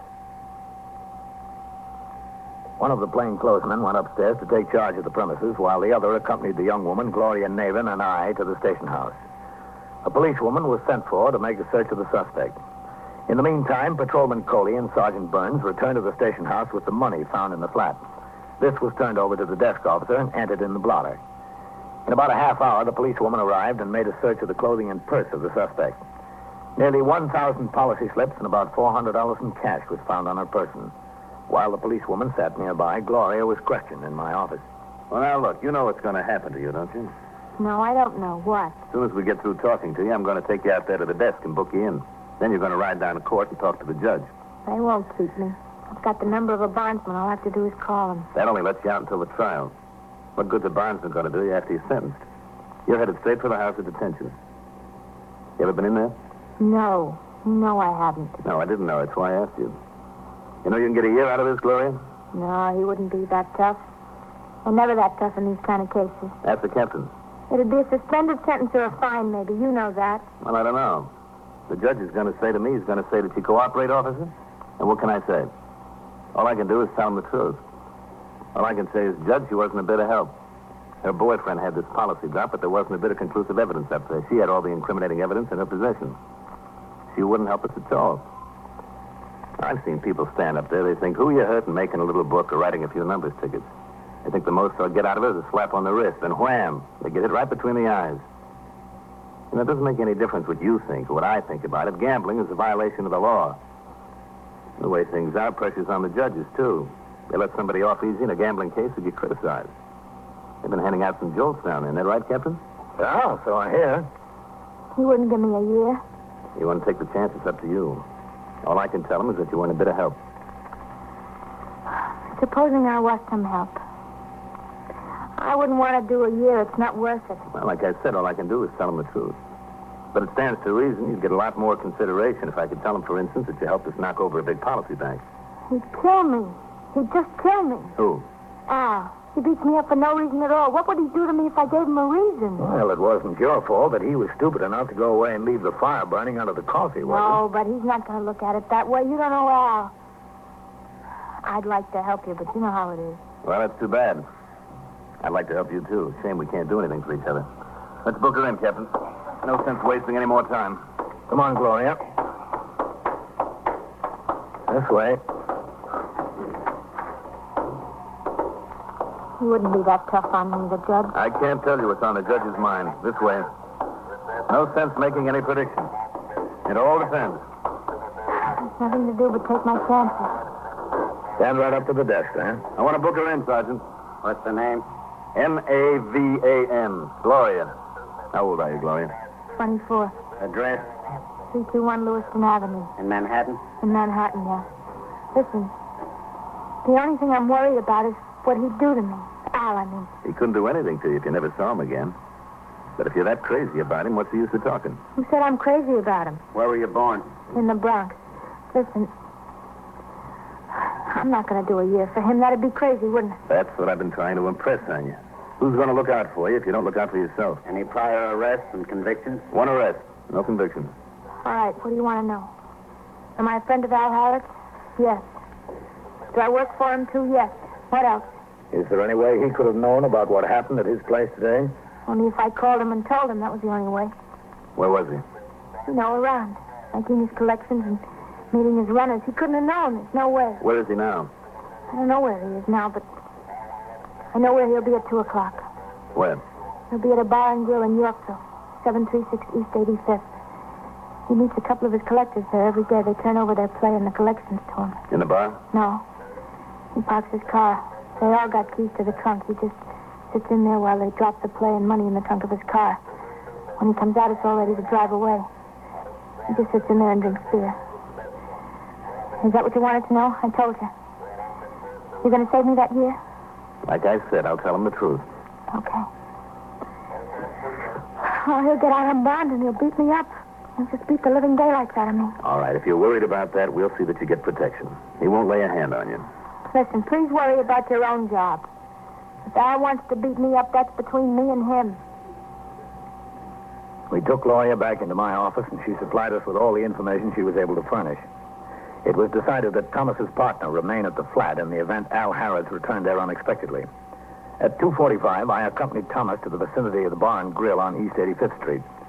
Gloria could give us only a hazy description of his car, and we were unable to spot it parked on the street. A little after 3 o'clock, we walked into the bar and grill. Gloria had described Al Harrods as a short and rather heavy-set man. She said he would probably be wearing a plaid sports shirt, a type for which he had a passion.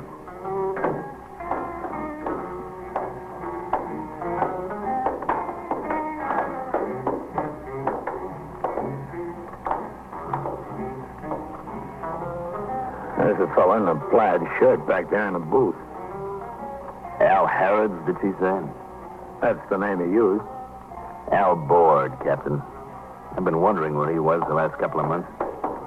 You know him, huh? Real well. Well, hello, Al. Oh, hi. Stand up, Al. Hey, listen, I'm clean. Come on, stand up. All right. That's the way. I guess you are clean. You could have taken my word for it. You know, I was just thinking about you the other day, Al. Oh, were you? I sure was. This is Captain Kennelly. Oh, how are you? You don't mind if we sit down, do you, Al? No. Help yourself. Thanks. Plenty of room.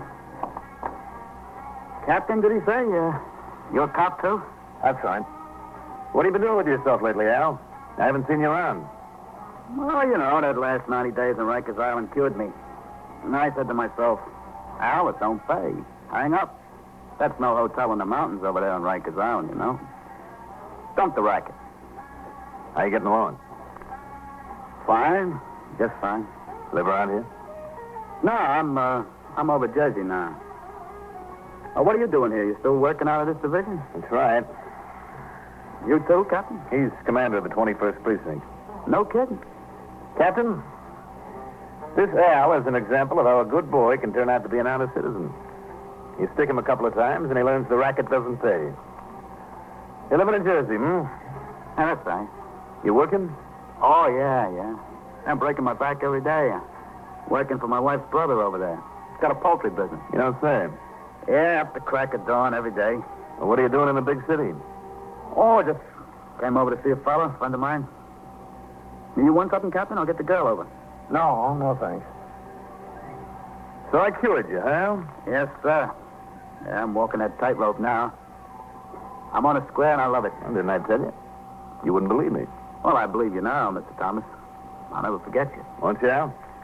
No, sir. You know, I've been a long time in this job, Al. It's not many guys you run into who can make you feel that you accomplished something. You make me feel that way, Al, and I appreciate it. I appreciate it, too, Mr. Thomas. Captain, this guy's made my day. You wouldn't kid me, Al. Well, would I lie to you, Mr. Thomas? No, Al, I don't believe you would. No, not me, brother. I learned. That's for the birds. Well, I gotta go. It's nice to see you, Al. Yeah. Just a second, Al. We're going, too. Oh. Captain, if I know this guy, I'll bet you he's hustling policy slips across the river in Jersey. I'm telling you, I'm out of it. Since I finished that bit on Rikers Island, I'm out of it. After you, Captain. Thanks. I mean, maybe I play the numbers once in a while. Mm-hmm. Well, that's not so bad. But book 'em? Not me, brother. I had my stomach full of that. That's for the birds. Well, here's my car. Yeah, it sure is for the birds, Al. And you're a vulture with a 20-foot wingspread. Yeah. All right. Open up the trunk of your car. I don't know. What's going on? Go on, open it up. Al, we hit your place on 75th Street. We got you $2,800 in cash and a go-kart full of policy slips. Put the key in. Well, what are you stringing me along for, a 20-foot wing spread? You were stringing yourself along, Al. Oh, you could be frank. Well, look. Another gold mine, Captain. It's mental cruelty let me think I conned you out of it. All right, close it up. Be careful, Thomas. Watch that he doesn't fly away. He's a bird.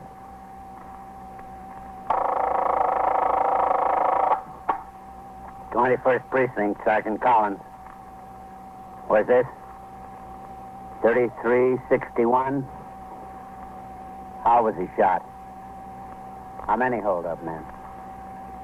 Just one. Which way? And so it goes, around the clock, through the week, every day, every year. A police precinct in the city of New York is a flesh and blood merry-go-round. Anyone can catch the brass ring, or the brass ring can catch anyone. 21st Precinct, a factual account of the way the police work in the world's largest city, is presented with the official cooperation of the Patrolmen's Benevolent Association, an organization of more than 20,000 members of the Police Department, City of New York. Everett Sloan in the role of Captain Kennelly. Featured in tonight's cast were Mandel Kramer, Bill Quinn, Bill Lipton, Joan Loring, Bill Zuckert, John Sylvester, and Jack Orriston. Written and directed by Stanley Niss. Produced for CBS Radio by John Ives. Art Hanna speaking.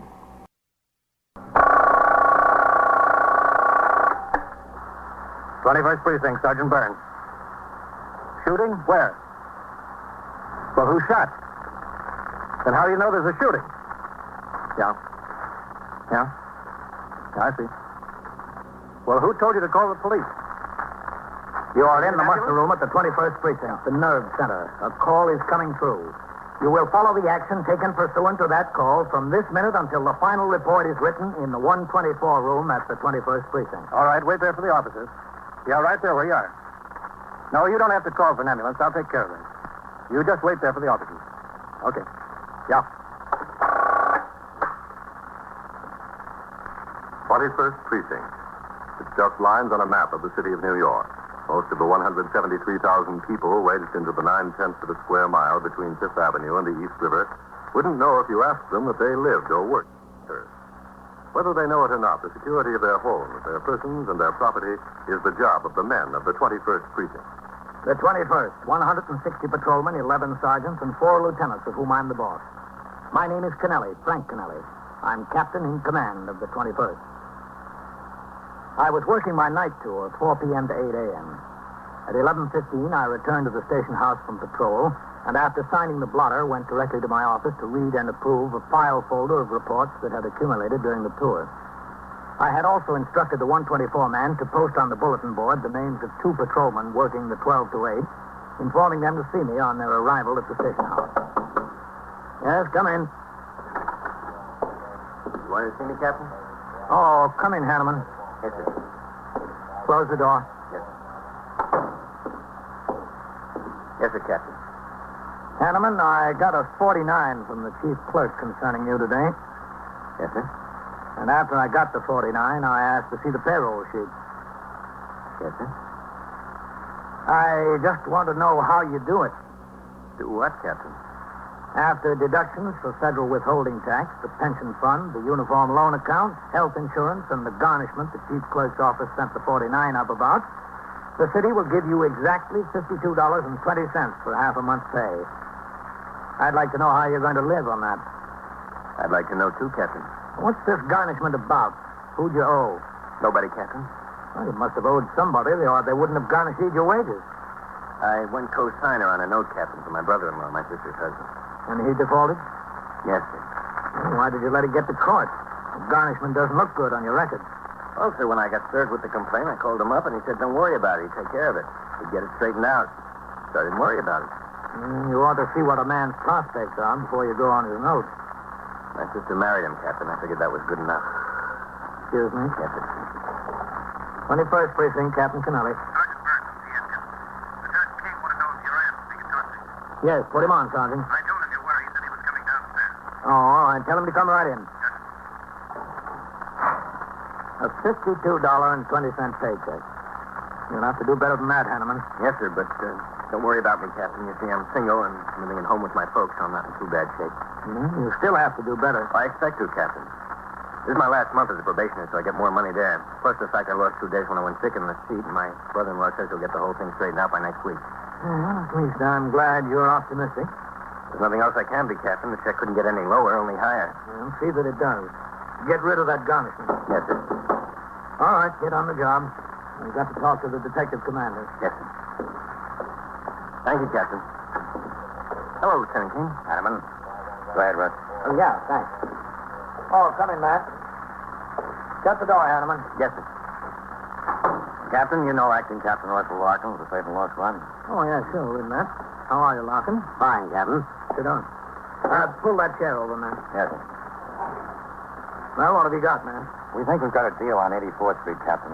You give us about 6 men. Right now? I hope soon, Captain. What is it, man? It's a Safe and Law Squad case, Captain. We just got in on it ourselves. Russ? Well, we've had these 3 boxmen under surveillance for more than 2 weeks, Captain.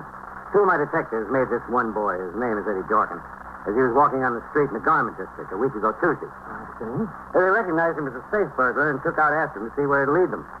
They kept him under surveillance all that day. Nothing. After he went home that night, I sent 2 more men to relieve them and instructed them to keep up the surveillance. Captain, this Eddie Dorkin is a pretty good boy. Just finished a bit in Sing Sing.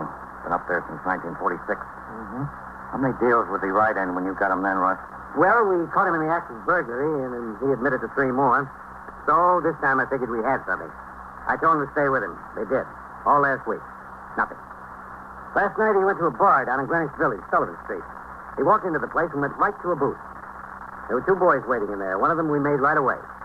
Philip Sprigio. We handled him before. The other one we don't have a complete line on yet. They call him Matt, and that's all we know about him until now. 3 of them had a couple of beers apiece and sat and talked for nearly 2 hours. Well, this Philip Sprigio, was he with Dorking on these deals in 46? No, Captain. The 2 boys who were with him then are still up there. But Sprigio was in while Dorkin was, and that's where they probably got together. Mm-hmm. What's this deal on 84th Street? This afternoon, about 5 o'clock, they all 3 met again. This time in a bar on 86th Street. They had a beer and talked. Then they all left together. They walked around the corner and down to 84th. They stood across the street from this 7-story loft building. Must be Sprigio's job. He was talking, the others were listening. Everything seemed to be okay. So they walked toward Lexington Avenue and went down to the subway. On the train, one of the detectives got right up close to them. All they were talking was baseball. Dorkin got off at 14th Street. Sprigio and Mac rode on to Brooklyn. When Dorkin got off, he said, "I'll see you tonight." Tonight up on 84th Street, you say? Yes, sir. Got the building planted now. 4 of my men and 4 of Lieutenant King's. All they got to do is show up. Oh, it's getting kind of late, isn't it? It's almost 11:15. They'll be there, I think. All right, what do you need from us, Matt? We'd like about 8 patrolmen and a sergeant, sir. Mm-hmm. Are you anticipating a lot of trouble with them? We want to be ready for it, Captain. I want those boys, Captain. I want to let them go into the building. Get in whenever they're going and start working on the safe. I want a good case against them. If we grab them at the front door in the hall before they break into the offices, they'll have to squeeze out of it with unlawful entry. I want them in the act of committing burglary. So we need the street well covered, and we need men on the roof for the adjoining buildings. All right. You'll get the men. Yes, sir. Excuse me. 21st Precinct, Captain Canali. Sergeant Burns, yes. Is Captain Larkin of the Safe and Law Squad in there? Yes, he is. One of the detectives is bringing in from the outside. Oh, all right. Look, see you. Oh, thanks, Captain. Captain Larkin. You'll be turning out the Yes, sir. soon, huh, Captain? Yeah, in a few minutes. Yeah? Where's Sawyer? Yeah. What? Have you ever seen her before? Where are they now? Yeah, all right. We'll be right over. Yeah, that's right. Okay. Well, they got there. All 3 of them, right? Yep, all 3 of them plus another. A girl. A girl. Yeah, they drove up in Sprigio's car. They parked it down the block. Sprigio, Dorkin, and Mac took the tools and walked down to the building. They left the girl sitting in the car. They went around to the side and started to work on the door to the loading dock. They just got in. What floor did they go to? I don't know yet, Captain. Let's go and find out. Before I left the station house, I told the desk officer, Lieutenant Snyder, to replace Sergeant Burns on telephone switchboard duty. Sergeant Burns was then instructed to select 8 men from among those who were reporting for the 12 to 8 tour. He was told to take these men to a point around the corner, out of sight from the loft building, until he received further instructions. Then, with the 2 detective commanders, I rode to the opposite end of the block, where it had been arranged that we meet Detective Morton Little of the Safe and Loft Squad.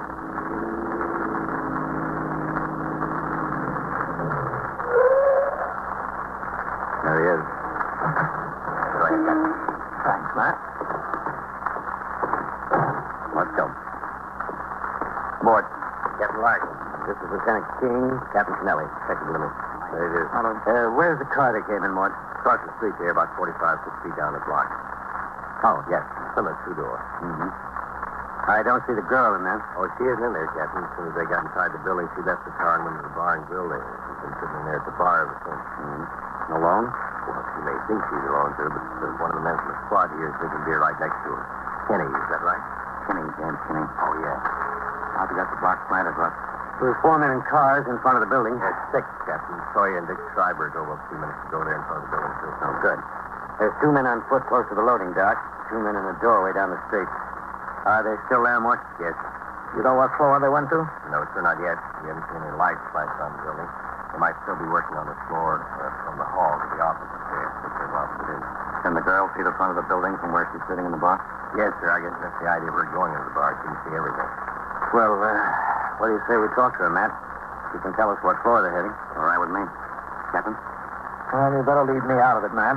If I walk in there with the uniform on, it'll tip where cops right away. You might not want to do that. Yes, sir, we might not.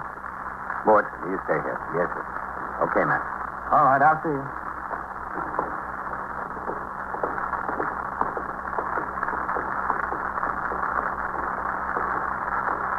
You've got a good skipper, this precinct, Matt. He knows what the score is. Well, he came up through the detective division. Yeah? He was a squad commander before the war. Oh. Now, let's see what we can get out of this girl before we tip over the law. We're the law, huh? Okay? Okay with me. Well, there's the 2 men planted at the loading platform. Yeah. Those boys come out. They won't know what hit them. Don't expect them to come out for a while yet, do you? Not if they're at the safe. Your man, Kinney, in the bar, he won't tip anything when we walk. Walk in, will he? He won't even know it. Good. Well, we got a string of about 11 safe jobs. I hope this clears. Hope so, too.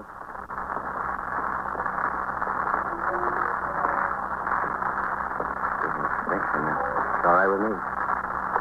Okay.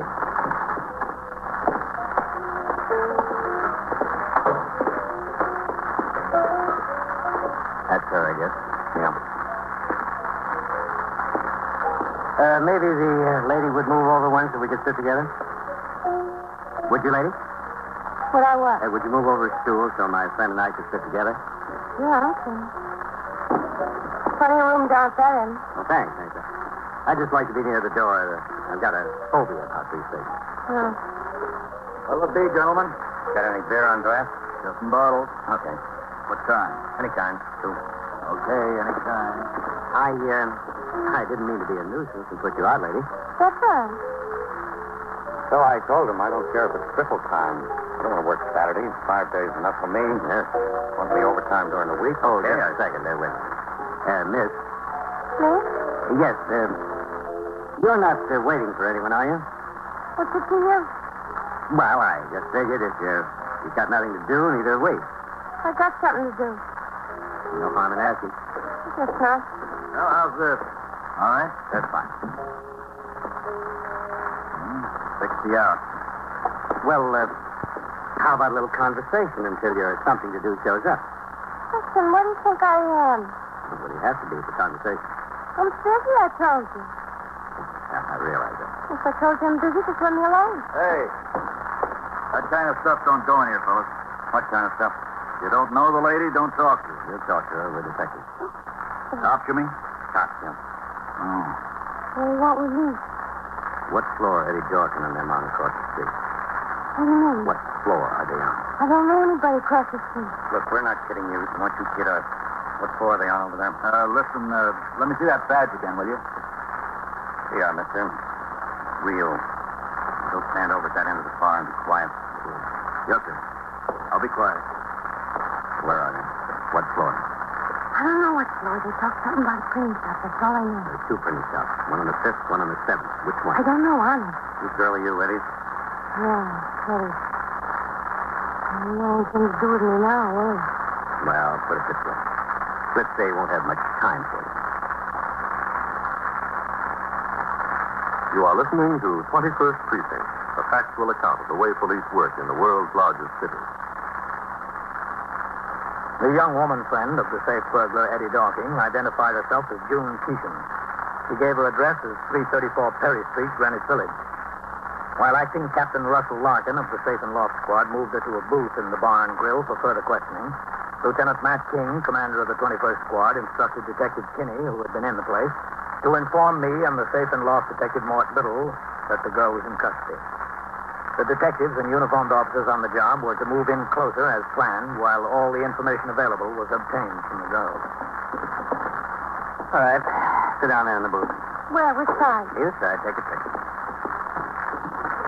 Now, you're not going to waste any of our time, are you, June? No, I don't want to waste any time. What are you doing here? Why'd you come along? Because Eddie asked me. He asked you to commit burglary and you're just doing it? You must like him a lot. I didn't know anything, man. Now, look, come off it, will you? You know why they're here, and you know why you're here. You're not baby. I'm not committing burglary. Am I? What are you getting out of it? I don't know. He didn't promise me anything. What'd you get last time? How'd you know I did it before? I guess. Okay, Russ. Kenny's on his way. Don't get stressed. Good. Did Eddie tell you to wait in the car or in here? In here. Listen, how'd that thing start up? I put a nickel in it. Pull out the plug. Yeah? Why in here? He thought if I was sitting in the car, a cop or somebody might pass by and start asking questions. If I was in here having a drink, nobody would ask me questions. You could see the front of the building across the street in the loading dock, couldn't you? Yeah, I could see. You were supposed to watch them, weren't you? Yeah? What were you supposed to do if you saw the cops come up? Nothing. Now, look. Told you to stop kidding around. Had no time to play. What were you supposed to do? I was supposed to sit in the car while they were working on the door. Behind the wheel. If I saw a cop car down the street, I was supposed to turn on the headlights and start the motor. If I saw a cop walking down the street. Yeah? Then what? After they got inside, I was supposed to get out of the car and come in here and sit at the bar and have a drink. I'd watch the building. And watch the building. The cops. For anything that didn't go right. Somebody going inside, for instance, not cops. What were you supposed to do? Well, fellows, you got your beer sitting there. Want me to bring it over? No, just get over there behind the bar, will you? Hey, whose place of business is this, anyway? Mr. Keenan, we appreciate the favor. No. What were you supposed to do, Jim? What was I supposed to do when? If you saw the police coming up to the building. Oh, well, Guy sure is curious. Yeah. if I saw the cops or somebody, I was supposed to go to the phone booth and call the number. What number? The number Eddie gave me. What number is it? Eldorado 5209. All set outside. With you in a minute, more scarcely. You were supposed to call that number and what? I was supposed to call and let it ring 3 times and hang up, to warn him. That's the phone number up in the place they're making the safe. Oh, I guess it is, don't you think? Mort. Yes, sir? They're making one of the printing shops. Either the 5th floor or the 7th floor. The number up there is Eldorado 52098. Check it out and see which floor the phone is on, will you? Yes, sir. Right away. He's going to be mad. He's going to be awfully mad. Yeah, I wouldn't be surprised. He's going to blame me. He always does. Wouldn't that be just like him? Have they got guns? Eddie and Mandy me? That's what I mean. Well, I don't know about the others, but Eddie has, I think. Don't you know? Yeah, he's got one. What kind? A gun, a pistol. Like this one? Yeah, something like that. With the thing that spins around where the bullets go in like that. He always wants me to learn how to shoot it, but I'm scared of guns. I don't like them. Well, what about Mac and the Still? You don't know whether they have guns? Well, I'm not very well acquainted with them. Eddie is my friend. I wouldn't know if they had guns. They don't go around showing them to me, you know. Yeah, we know. But you don't have to worry about Eddie. All he wanted out of there was the money from the safe. He don't want to hurt anybody. He wouldn't shoot anybody. Not Eddie. No. Take it from me, June. There's only one reason a man carries a gun. That's to use it. Burglary, defined as breaking and entering with intention to commit a felony, is one of the most difficult crimes to prove. The big-time burglars, the safe-crackers, are so law-wise that a conviction against them is seldom possible unless they're unlucky enough to be caught in the act of committing a crime. They are often caught in the act, but it's seldom due to chance. The Safe, Loft, and Truck Squad, a group of specialists in the Detective Division of the New York City Police Department, charged with the supervision and investigation of this type of crime, have developed the technique of catching burglars in the act. The girl, June Cheesham, already in custody, was taken to the station house. The telephone number was checked, and it turned out to be that of the concern on the 7th floor. Officers were posted on the roofs of the 2 adjoining buildings, both only 4 stories high. All doors and exits from the loft building were covered. We waited until 12:30, then 1 o'clock, 1:15. At 1:20 a.m., Acting Captain Russell Larkin of the Safe and Loft Squad, Lieutenant Matt King, commander of the 21st Squad, and I held a conference in a doorway across the street from the loft building. Well, what do you think, man? I don't know. Either they're having an awful time getting that safe ripped, or they spotted the activity on the street. They're not going to come out if they know we're down here waiting for them. Captain? Well, they could be taking this long with the safe, couldn't they, Russ? Yes, sir, they could. These boys know their business. They wouldn't tackle anything. It'd be too tough to pocket. They want something they can rip it fast and get out. Well, you think we ought to go get them? Yes, sir. I think it's about time we did. Okay. There's no elevator. Gotta walk up. If we turn on the power for the elevator, they'll know we're coming. If they don't know it already. If they don't know, there's no sense in telling them that. Agreed. Now, we've got to cover the inside fire stairs. If they hear us coming up the main stairs, they're liable to head down the others. Yeah. We'll detail 4 men to start at the fire stairs the same time we start at the main stairs. Fire stair doors are locked on the stair side, all up and down the building. So are the main stairs. Well, how do we know we're going to be able to get on the 7th floor from the stairs? And that's the way they went up. They jimmy the door. If they know we're down here, they might have left the 7th floor and gone to some other. Yeah. Possible, Captain. We'll examine all the locks and try the doors on the way up. Okay. Matt, you lead the detail up the firewall. All right? Well, okay. You take one of my men, one of yours, and 2 uniformed officers. you'll instruct somebody to open up and let us on the floor the first thing. As soon as we get up.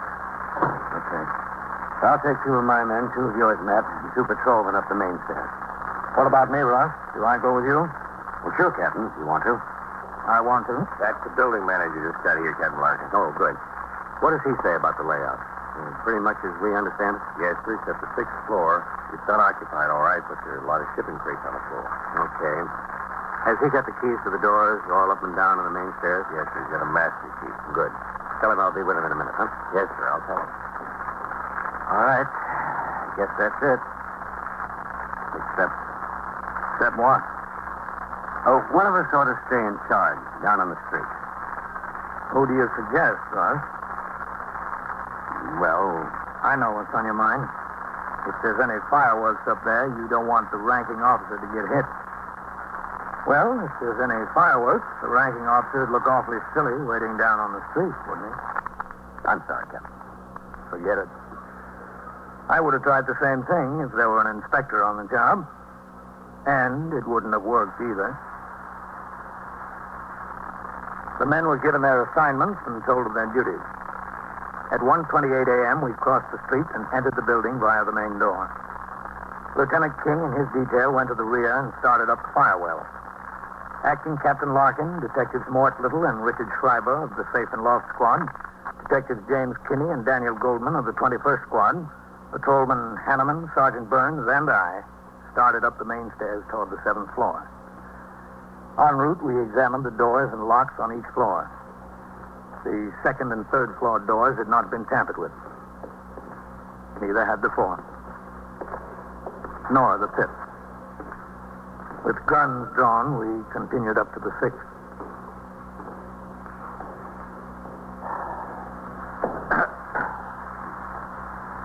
Hold it.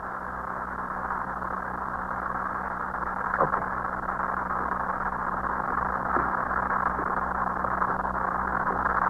Now, the 6th floor. Quiet. Let's take a look at that door.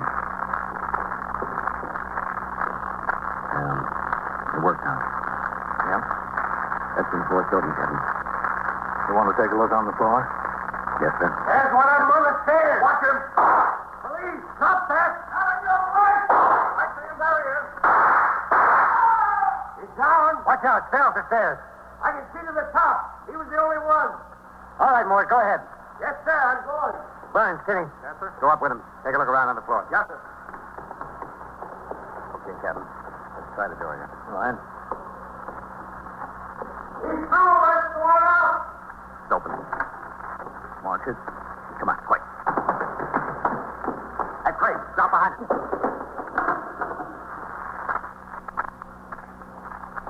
You think they're here? Beats me. Look, Sam, I want to get behind that pillar. You cover me from here, huh? Okay. Here goes. That's one. Shoot.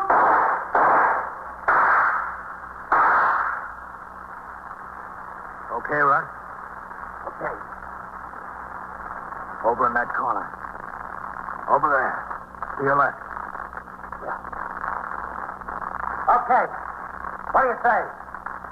You want to walk away from here or not? We'll walk away.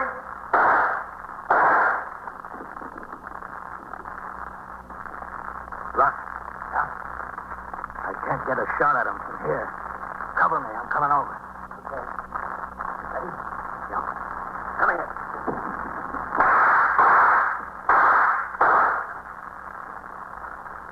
Okay. Yeah, okay. All right. Now what do you say? That's what we say. You hit one of them. That's all right. Stop calling. He's not going to answer you. Listen, I don't know. Don't shoot anymore. All right. Stand up where we can see you. Yeah, okay. Just don't shoot anymore. I'm standing, see? Throw that gun out here. Where? Over here, over this way. Here it comes. All right. Get those hands way up over your head. Yeah. See? Step over there in front of that window. Yes. That's right.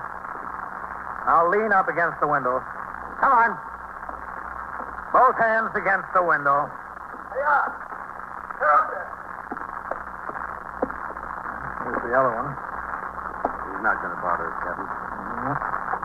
There's the gun. Forget it. All right. Now just stay like that. I got nothing else. All right.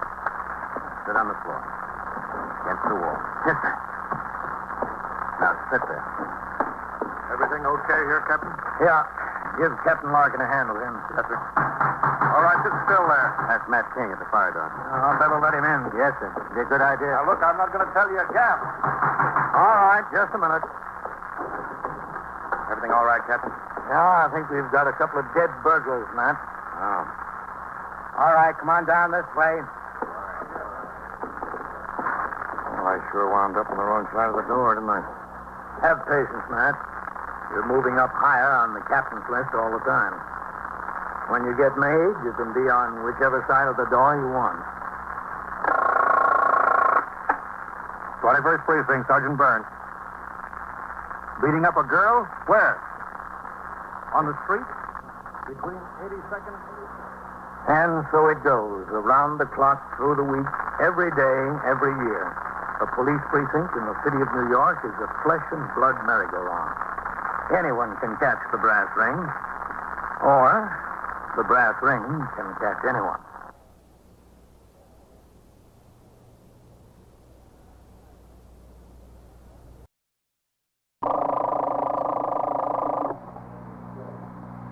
First Precinct, Sergeant Waters.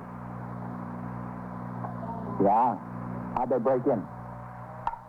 Yeah. Yeah. And what's missing? Oh, yeah? And what's the name of the owner there?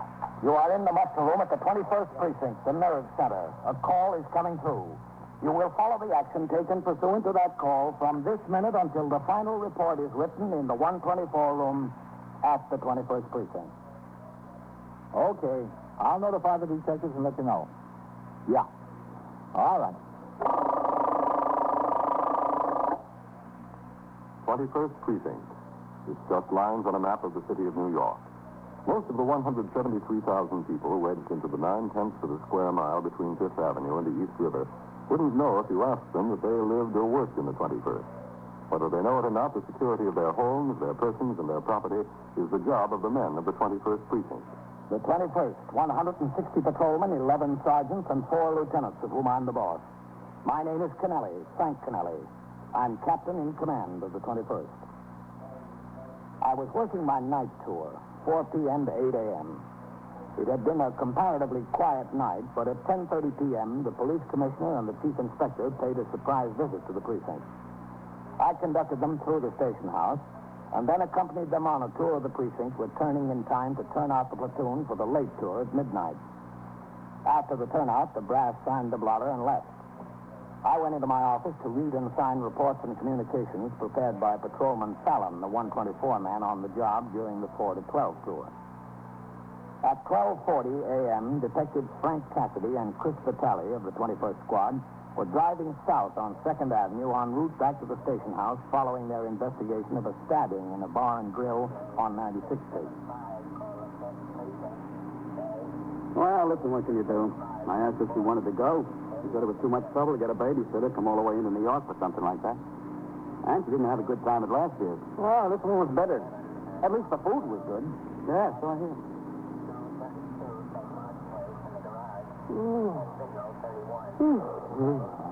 Look, when the light changes, what do you say we go over to that luncheonette and see if that Harry showed up yet? We ought to talk to him and find out if he ran into his friend today. Well, he said he'd call me, Deep. I don't know. I don't like the looks of that guy. I don't think he's trying to help us. All right. Frank. Yeah. Take a look across there in the delicatessen. Isn't the door open? I don't see it. Yeah, you see? Yeah. Pull over there, huh? Mm-hmm.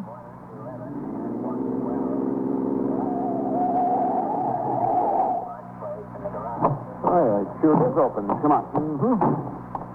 With your eyes and my brains, we could make $1 million. All right, hold it at the window there. Yeah. Oh, it's awful dark in there. Let's take a look at the door. That's been ginnied. Let's see if he's still in there. Oh, wait a minute. Reach in and see if there's a light switch. Yeah.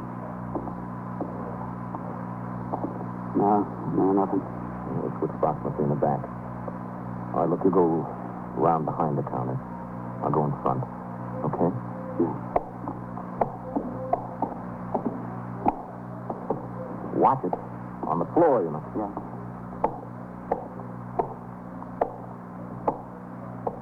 Anything? No. Okay. Maybe he's still in back. Yeah, maybe. All right, I'll kick open the swinging door. Just throw your light in there, all right? Yeah, go ahead. Come on.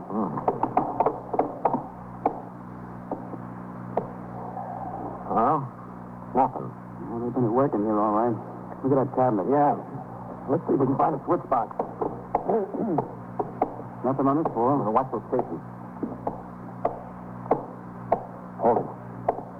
What? Thought I heard somebody out front.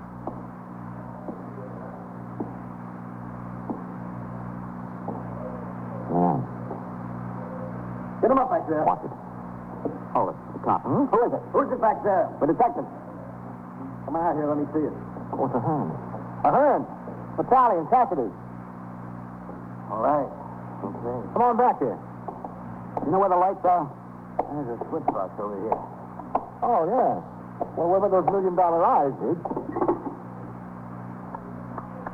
Oh, that's better. Those hand doors on the post. I got there is one for a Jimmy back where your flashlight. Well, I'm glad you think first and shoot later. You're the place you're going over, huh? Well, it sure does. I guess I better ring in and phone out front. What's the name of the owner? Hewlett. Victor Hewlett. You better tell the lieutenant to have him notified. He only lives 2 buildings down. Now, we'll go wake him up. You stay here, huh? Okay. Come on. Yeah. They did a good job on the front door. Yeah. We'll be back in a minute, Hen. Okay.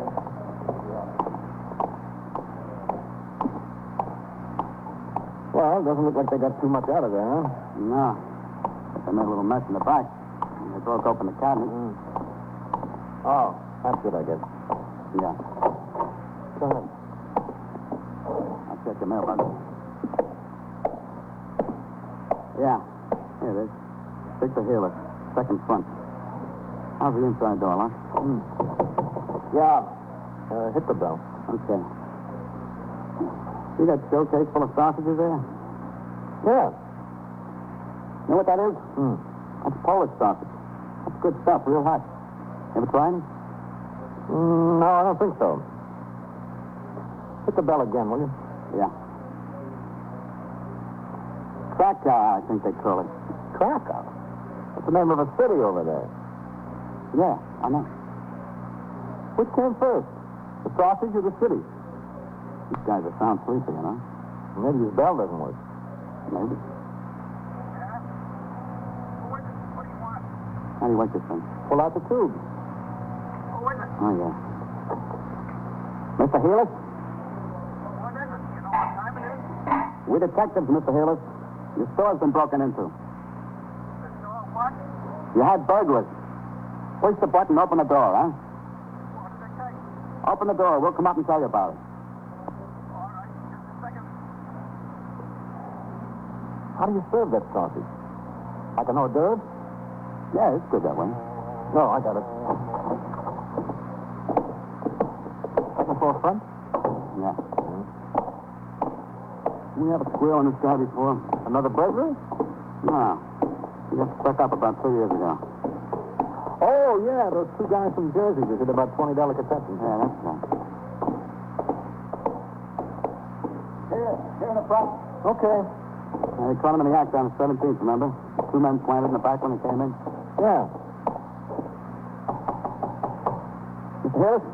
Come in. Come on in. I'm putting on my pants. Did you get them? What'd they take? Well, we don't know. You'll have to tell us that. The door was locked. Well, Jimmy did. Excuse me. Getting dressed here. That's all right. Did they do much damage? No, not too bad. What time did you close up, Mr. Willis? Well, about 10:30. What time is it now? I was asleep. 1:45. Can I go like this? I mean, is it all right? Without tie? Better put a coat on. It's cold. Well, I got that over here on the rack. Well, okay. You got your keys to get back in here? Yeah, I got them. Who was it? Do you know who it was? No, not yet. Did you notice any strangers come in the store tonight? Well, there's always strangers. Not everybody's a regular. I mean anybody suspicious. That looked around a lot. No, not that I noticed. Well, go ahead. I got the other one.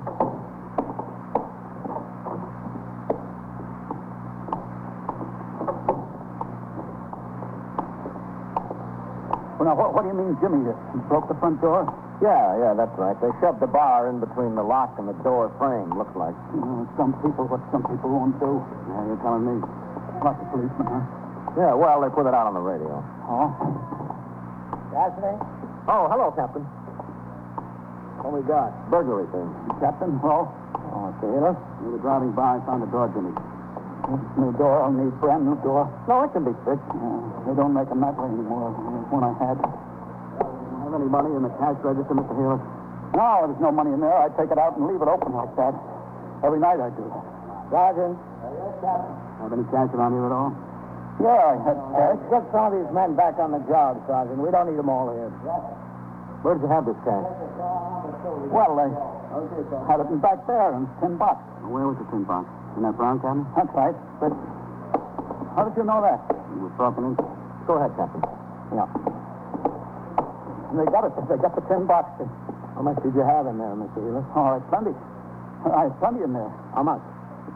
$450, something like that. How did they find it? How did they know where it was? You see where I had the box? Be careful, then, Mr. Healer. Don't touch the way back there, a little tin box behind the ledger. I don't see how they could have found it. Anyone could have found it, Mr. Healer, if they knew what they were looking for and where to look. You are listening to 21st Precinct, a factual account of the way police work in the world's largest city. Now back to 21st Precinct and Captain Kennelly. Within a few minutes, the job of the uniformed officers at the scene of the burglary was finished. And with the exception of Patrolman Ahern, the first man on the job, they resumed patrol. The detectives took over the investigation, and they continued to question the owner of the delicatessen, Victor Healer, concerning any suspicious customers that may have been in the store before he closed or during the day. At 10 minutes after 1, other detectives from the police laboratory arrived to make an examination of the premises for latent fingerprints which might have been left by the burglar or burglars. Contrary to the general opinion, fingerprints left at the scene of a crime are seldom, in themselves, responsible for the apprehension of a criminal. If an arrest is eventually made through other means of investigation, however, fingerprints left at the scene are conclusive and usually the best evidence of the defendant's presence at the scene. In this instance, the experts were able to obtain no readable prints other than those of the proprietor of the store. The investigation by the detectives continued. I went back to the car, operated by Patrolman Farrell, and resumed patrol of the precinct until 2:30 a.m. when I returned to the station house where I completed some more paperwork. At 3:15 a.m., I lay down on the couch in my office after leaving instructions with Sergeant Waters, who was now on telephone switchboard duty, to waken me at 7. At 6:30, the muster room was still, except for the occasional call over the radio monitor and the buzz of the switchboard as the men on post rang in.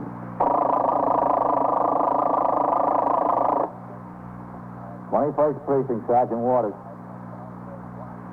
"Yes, E.B. Well, there's nobody home there. I had the man on post go by 3 times. Okay, yeah. TV again, Lieutenant. They wanted to know if we made the notification for the 112th about the man who died in Queens General. I told them we're still trying. Okay. Oh, how about some hot coffee, Lieutenant? No, I just can't. Supposed to snow. I don't see any sign of it. But I can do without it. Don't make me mad. 21st Precinct, Sergeant Waters. All right, 14. Oh, listen. If you see that Department of Sanitation truck, tell them to handle those garbage cans a little lighter, will you? We had 2 more complaints from residents on that block yesterday morning. Okay, yeah. I told Meister about the DS stuff, Lieutenant. Okay. Oh, hello, Mr. Healy. Sergeant, good morning. Yeah, we're up kind of early for after having such a big night. Yeah, I know. I got to open the store. Oh, were you able to get that door to stay closed all right? Yeah, the handyman from my building fixed it all right. Good. Is Captain Kennelly still here? I'd like to talk to him. Well, I'll tell you, Mr. Healy. He's here, but he's sleeping. You see, he's supposed to be off at 8 o'clock, but he's got to go down to the federal grand jury and testify about some counterfeit case he made an arrest in. Oh, I'm sorry. What is it? About the burglary? Well, in a way, yes. I wanted to talk to the detectives that are working on it. They can tell you anything you want to know. Now, this is personal. I know the captain a long time. I'd like to ask him some advice what to do. He's always me to wait. Maybe he wakes up. Well, he told me to wake him up at 7, but that just about gives him long enough to look over the report and turn out the platoon. Will he come back later today? No, when he leaves here a little after 8, he's not due back on the job until tomorrow morning. But if you want to take a chance and wait around, maybe you'll have a few minutes. All right, I'll take the chance. Well, it's up to you. I'll wait for a while. Well, Sergeant, what you doing? Oh, good morning, Lieutenant. You're up early today. Yeah, gotta go to the lineup today and a lot of things to clean up first. Kind of a night that we have. Well, there was a cutting in a bar and grill on 96th Street. Dad? No, he was treated as best David and sent home. Oh, and Mr. Hillis here had his saw buzzer out. Oh, yeah. Mr. Hillis, Lieutenant King, commander of the 21st Detective Squad. How'd it go? Detective talk to you, Mr. Hillis? Oh, yeah. Cassidy and Petrelli rolled on me, Lieutenant. Where are they, up there? No, sir. I seen them go out of here about 4:30. Okay. Glad to have met you, Mr. Hillis. Yeah, you. See you, bud. Yes, sir. All right. And I tell you, Mr. Hillis, the captain won't be up for a while yet. Why don't you go out and get yourself a cup of coffee and come back a little after 7? No, I had some coffee. Excuse me. Yeah, sure. 21st Precinct, Sergeant Waters. No, sir, it's all quiet. All right, yes, sir. Oh, Captain, Mr. Hillis is out here at the desk. He'd like to talk to you. All right, yes, sir. He woke up, Mr. Hillis. Could I see him? Yeah, he said you can go in right through that door over there. Oh, thanks. I'm much obliged. Oh, it's all right. Lieutenant, the captain's awake. Okay, Come in. Wow. Come in, Mr. Hillis. I didn't want to take up your time, Captain. That's all right. You don't mind if I shave. I've got a busy morning. No, that's all right. Well, what can I do for you, Mr. Hillis? Well, it's about the robbery in my store. Oh, well, the detectives are handling the case. You want to talk to them? Yeah, I know. I talked to them all night, practically. I hardly got any sleep. Oh, too bad. Well, that's all right. I had to stay at the store anyway until the handyman fixed the door so it could be locked up. Well, they know more about the case than anyone. Yeah, except me. They know more about it than anyone except me. You mean there's something you didn't tell them? There's something, yeah. Excuse me. Yes, sir. What's that? Captain, I know she's not a bad girl. Some of it's my fault. I know that. Who's that? My daughter. My daughter, Elma. You think she broke into the store? I don't know. All I know is she's the only one who knows where I keep the money box in the cabinet there. Nobody else knows. And did you talk to her about it? No. I didn't see her. I didn't see her for a week. She ran away from home last week. How old is she? 15. She'll be 16. Did you report her missing? Well, what's the use of that? I couldn't make her come back. Where is she? Do you know?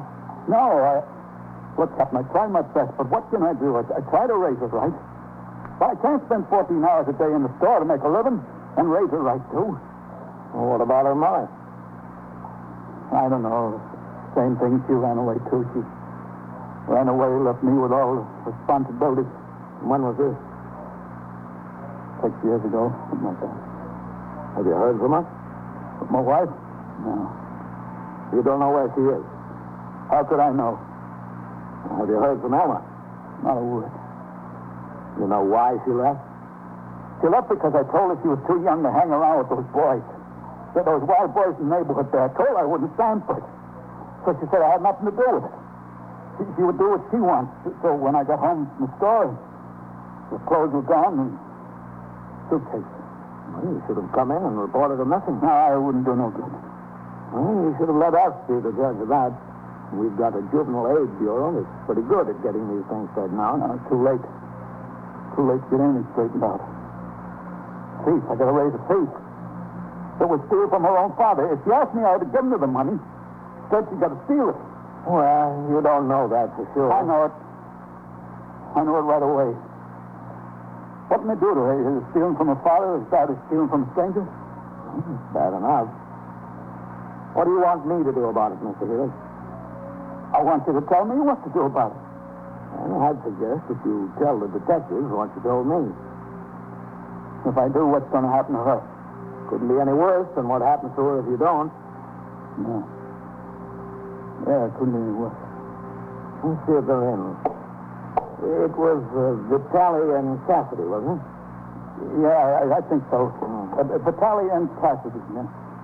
21st Precinct, Sergeant Waters. Sergeant, Vitale and Cassidy upstairs. No, sir. They went out of here around 4:30, and I didn't see them come back. Well, who's up there? Bender's catching in. Lieutenant King just came in a little while ago. Oh. All right. Yes, sir. Come on, Mr. Healy. Let's go upstairs. All right. You want? That way. I'll be up on the detectives. Tried my best. This way. Go ahead. What can I do with her? Girl without a mother.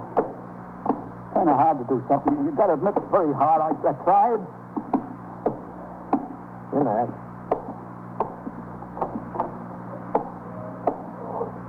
Is Lieutenant King in his office? Yes, sir. Son of the school. Feed her, buy her clothes. I don't know. Yes. Captain Kennelly. Come in, Captain. Morning, Captain. Hi, Matt. Matt, this is Mr. Healy. His store was burglarized during the night. Yeah, I know. Just leaving the 61 on it. $450, Mr. Healy? Yeah, about. He thinks he knows who did it. Who's that, Mr. Healy? My daughter. My daughter, Elma. You mean she Jimmy the dog? One of her boyfriends, maybe. I don't know. She ran away from home last week, man. He doesn't know where she is. How old is she? Going on 16. Excuse me. Yeah, sure. 21st Squad, Detective Bender. Bender, you know where Beach and Cassidy went? No, sir. All they told me is they were going out on an investigation. Okay. Just a second, Lieutenant. Somebody's coming up the stairs. No. And see. Tell him to come in here. Yes, sir. One of the detectives just came in. How sure are you it was your daughter, Mr. Healy? She knew where the cash box was. She was the only one. Come in. Want to see me, Lieutenant? Where have you been since 4:30? I'm investigating a burglary. Mr. Healy. Mr. Healy just told Captain Kennelly he knows who did it. And so do I, Lieutenant. I got her out sitting on a bench. Alma? Yeah, that's right, Mr. Hill. She's sorry. The handyman told Cassidy and me all about her and the boy she hung out with in the neighborhood. I want to talk to her. Just a second, Mr. Hill. Where'd you find her, V? She's sleeping in a club room. She's been staying there the whole week. She gave us the name of the boy she talked into breaking open the store. Cassidy went over to his house to get him. I got the tin box and all the money, Mr. Hill. Well, look, I don't care about the money. I want to talk to Elma right now. I want to talk to her. All right. Take it easy, Mr. Healy. Bring her in, Dave. Yes, sir. Elma? My own flesh and blood. Hey, come in here. Did it to steal from me. Alma. It's all there. You don't have to worry. All the money. Close the door, V. I didn't worry about the money. It's only about you.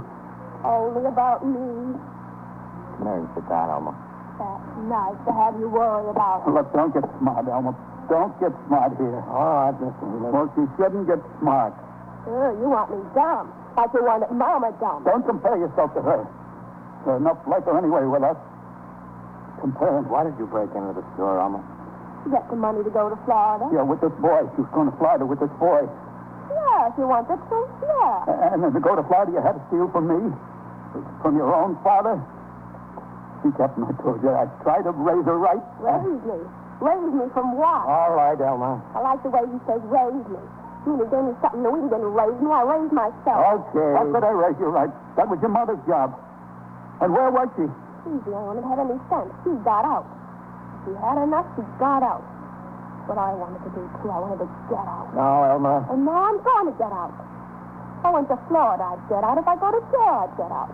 Anything that happens is okay with me. I don't care. But none of this would have happened if you'd done like I told you. If you just stayed home and left those boys alone. What was at home? Not you. You were always in the store. All right. Mama had enough. I had enough. Okay. Maybe now you can take a hint. Please take her outside, will I you? still got something to say. You can say it later. Come on, Elma. I want to say it now. You have to talk to your father. Let's go. Oh, let's talk to him. All right, I got it.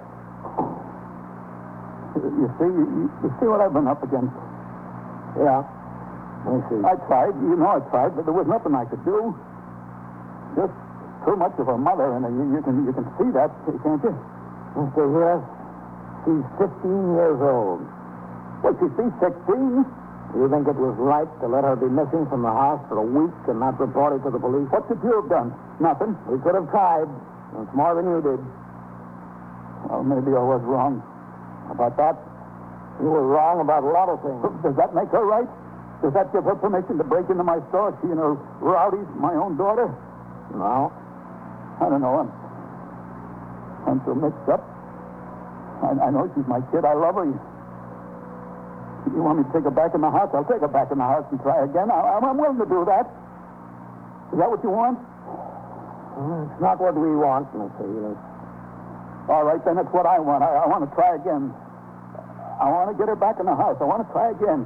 It's not what you want either. It's going to be up to the children's court. Children's court? What does the children's court know about it? It's my daughter. All I need is time with her. Mr. Hillis, you had 15 years. Now it's time for someone else.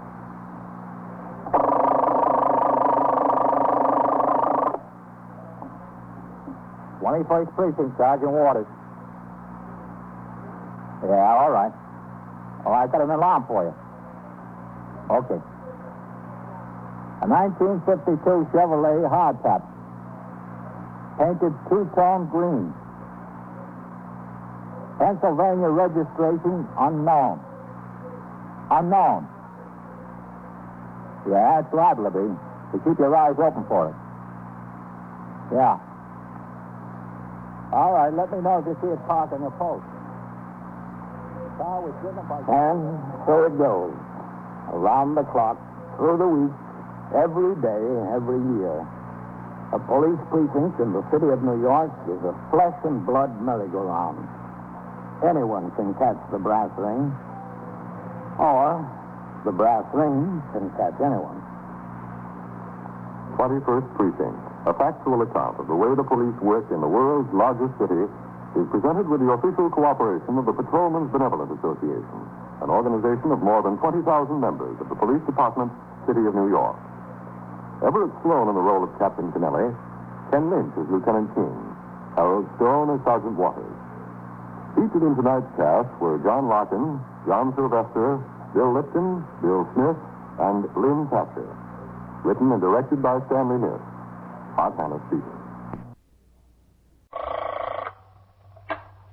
21st Precinct, Sergeant Collins. What do you mean, robbed? Held up? Where is this? The what bar and grill? Oh. What's the address? Yeah. Did they have guns? How many? You're in the muster room at the 21st Precinct, the nerve center. A call is coming through. You will follow by transcription the action taken pursuant to that call from this minute until the final report is written in the 124 room at the 21st Precinct. All right, just wait for the officers. They'll be right there. Yes, right away. They'll be right there. 21st Precinct. It's just lines on a map of the city of New York. Most of the 173,000 people wedged into the 9/10 of a square mile between Fifth Avenue and the East River wouldn't know if you asked them that they lived or worked in the 21st. Whether they know it or not, the security of their homes, their persons, and their property is the job of the men of the 21st Precinct.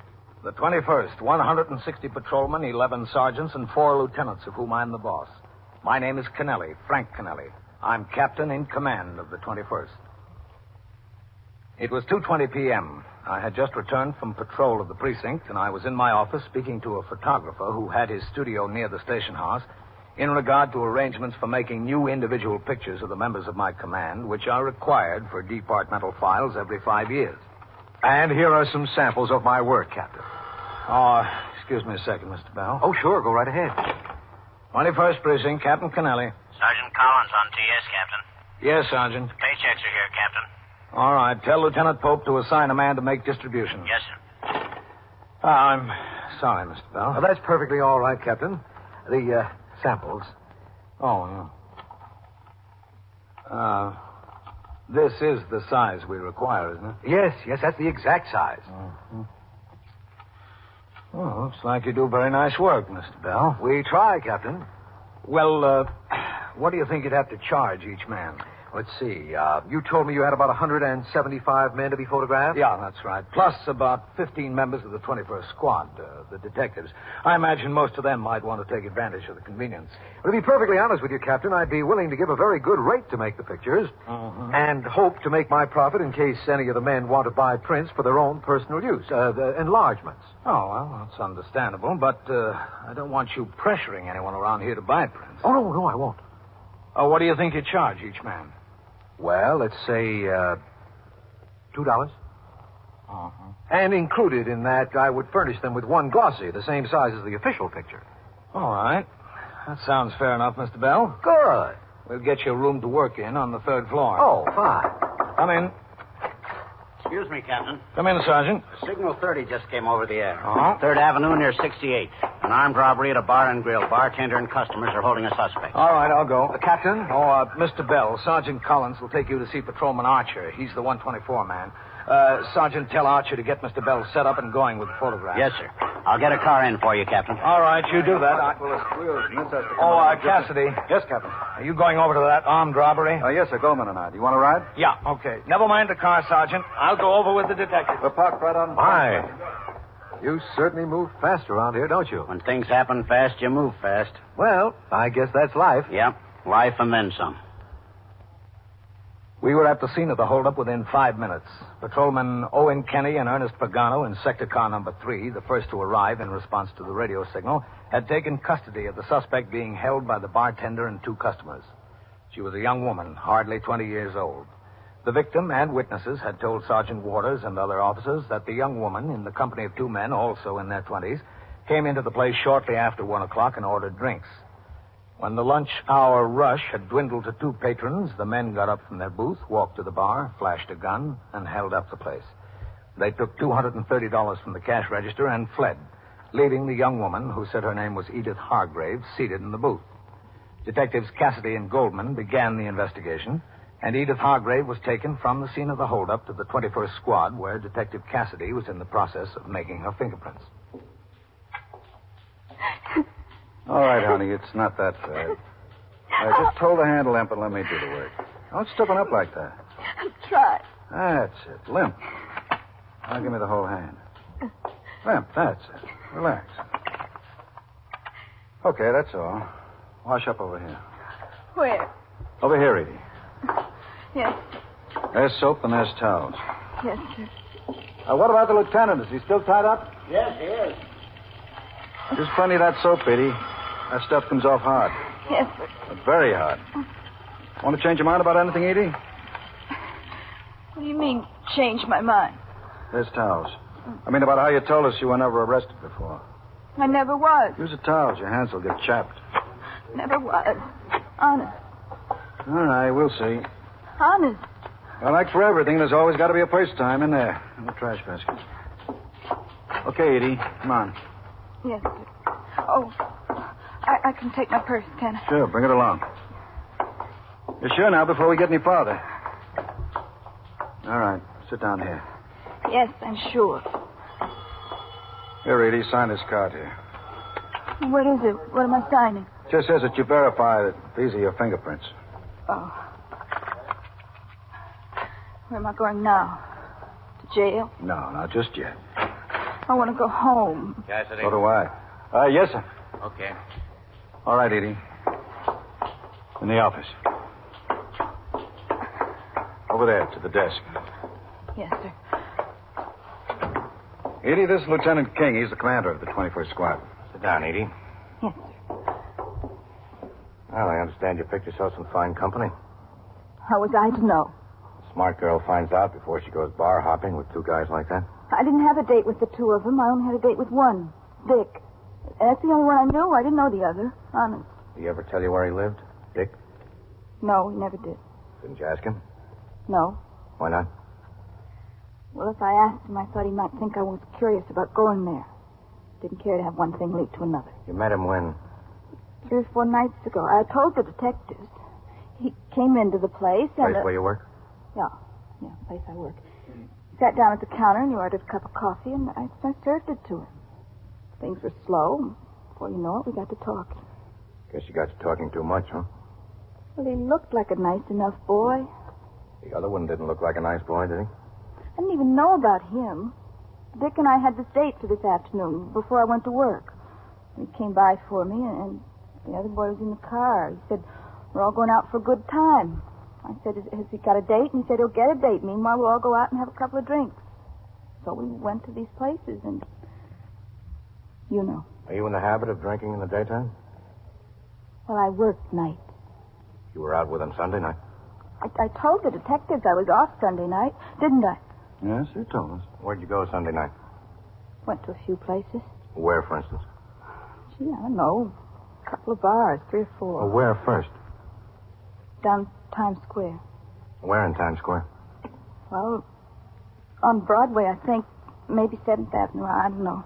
It was one of those places where the bars are circle-like and people sit around watching musicians play on a stand-up behind the bar. Did he talk to anybody in there? Just me. And the bartender to order drinks. Oh. Where else did you go? After that? Yes. To another bar near there. We had a couple of drinks there, too. I think I had a sandwich also. The only place he talked to somebody was much later. A man. Somebody he knew? Oh, yes. Where was this? Another bar. In Times Square, too? No. No, as a matter of fact, it was up around here someplace, because I remember we came uptown through Central Park in his car, and we came out of the park at 65th Street, you know? I remember that. It wasn't far from there, on Lexington or 3rd Avenue, something like that. I had a few drinks. Well, who was it he talked to? Friend of his. Nellie. I remember Nellie. Thought you said it was a man he talked to. Nellie was a man. That's how I remember. I thought, how funny, a man named Nellie. Isn't that funny, a man named Nellie? What? I don't know. I didn't hear. You're going to have to help us more than this, Edie. Those 2 boys are wanted for robbery. I didn't have anything to do with it. I don't know anything about it. Well, you know something about it now. I hope it's not long before we all know a lot more about it. I returned to the station house at 4 p.m. in time to turn out the platoon for the night tour.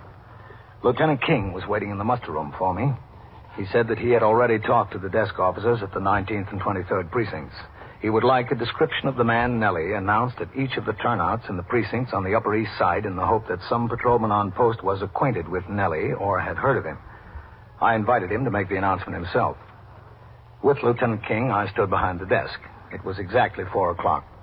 The 53 men who would patrol every inch of the precinct between that moment and midnight were lined up in the back room awaiting the signal of the desk officer. On the sound of the bell, they marched out into the muster room in a military manner and formed ranks facing the desk. Saunders. The roll was called for entry in the Scully. blotter. Taub. Here. Turner. Here. Underwood. Here. Weber. Here. Weeks. Present. Wolf. Present. Ziegler. Here.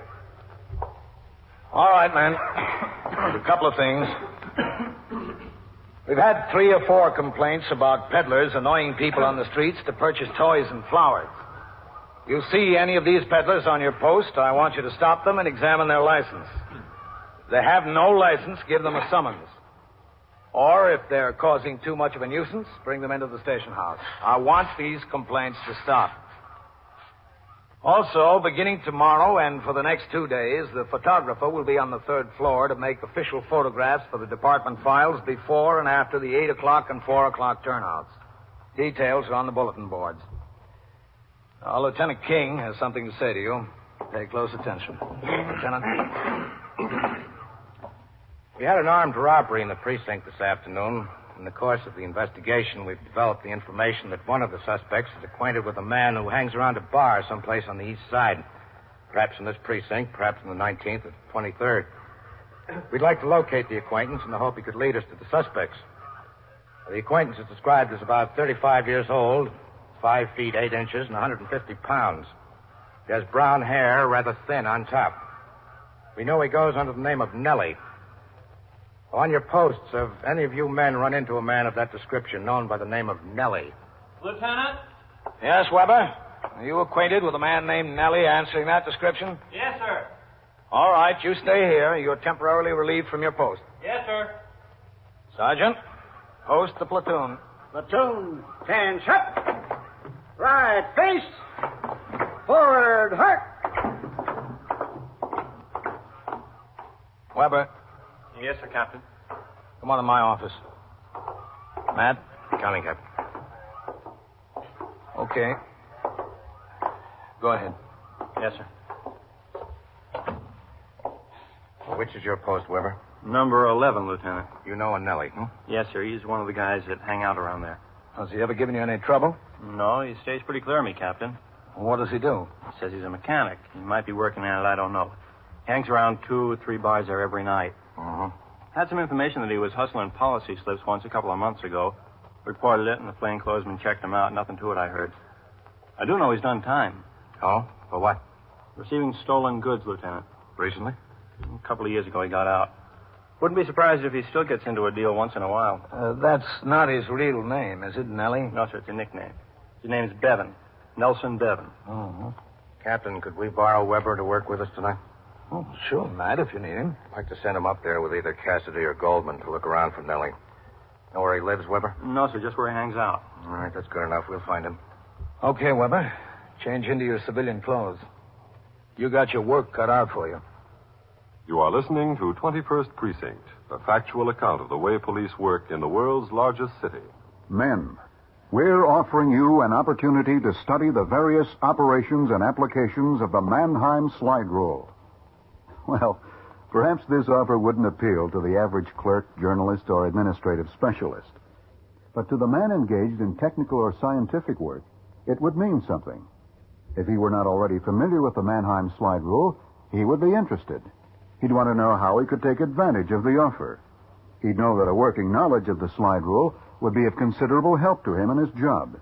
He'd learn that the person to see is his education officer, who would tell him that the course in the application of the Mannheim-type Slide Rule is offered by USAFI. He'd fill out an application to enroll in the course and take the first step toward power through knowledge with USAFI. Yes, he'd do that, if he were smart.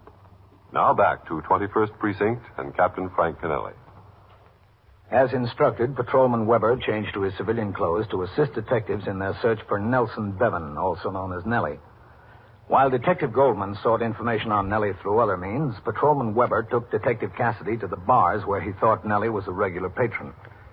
The proprietor of one place told the officers that Nellie was indeed a steady customer and that he came into the place late almost every afternoon between 5 and 5:30. The two officers took a booth in the back of the place and waited.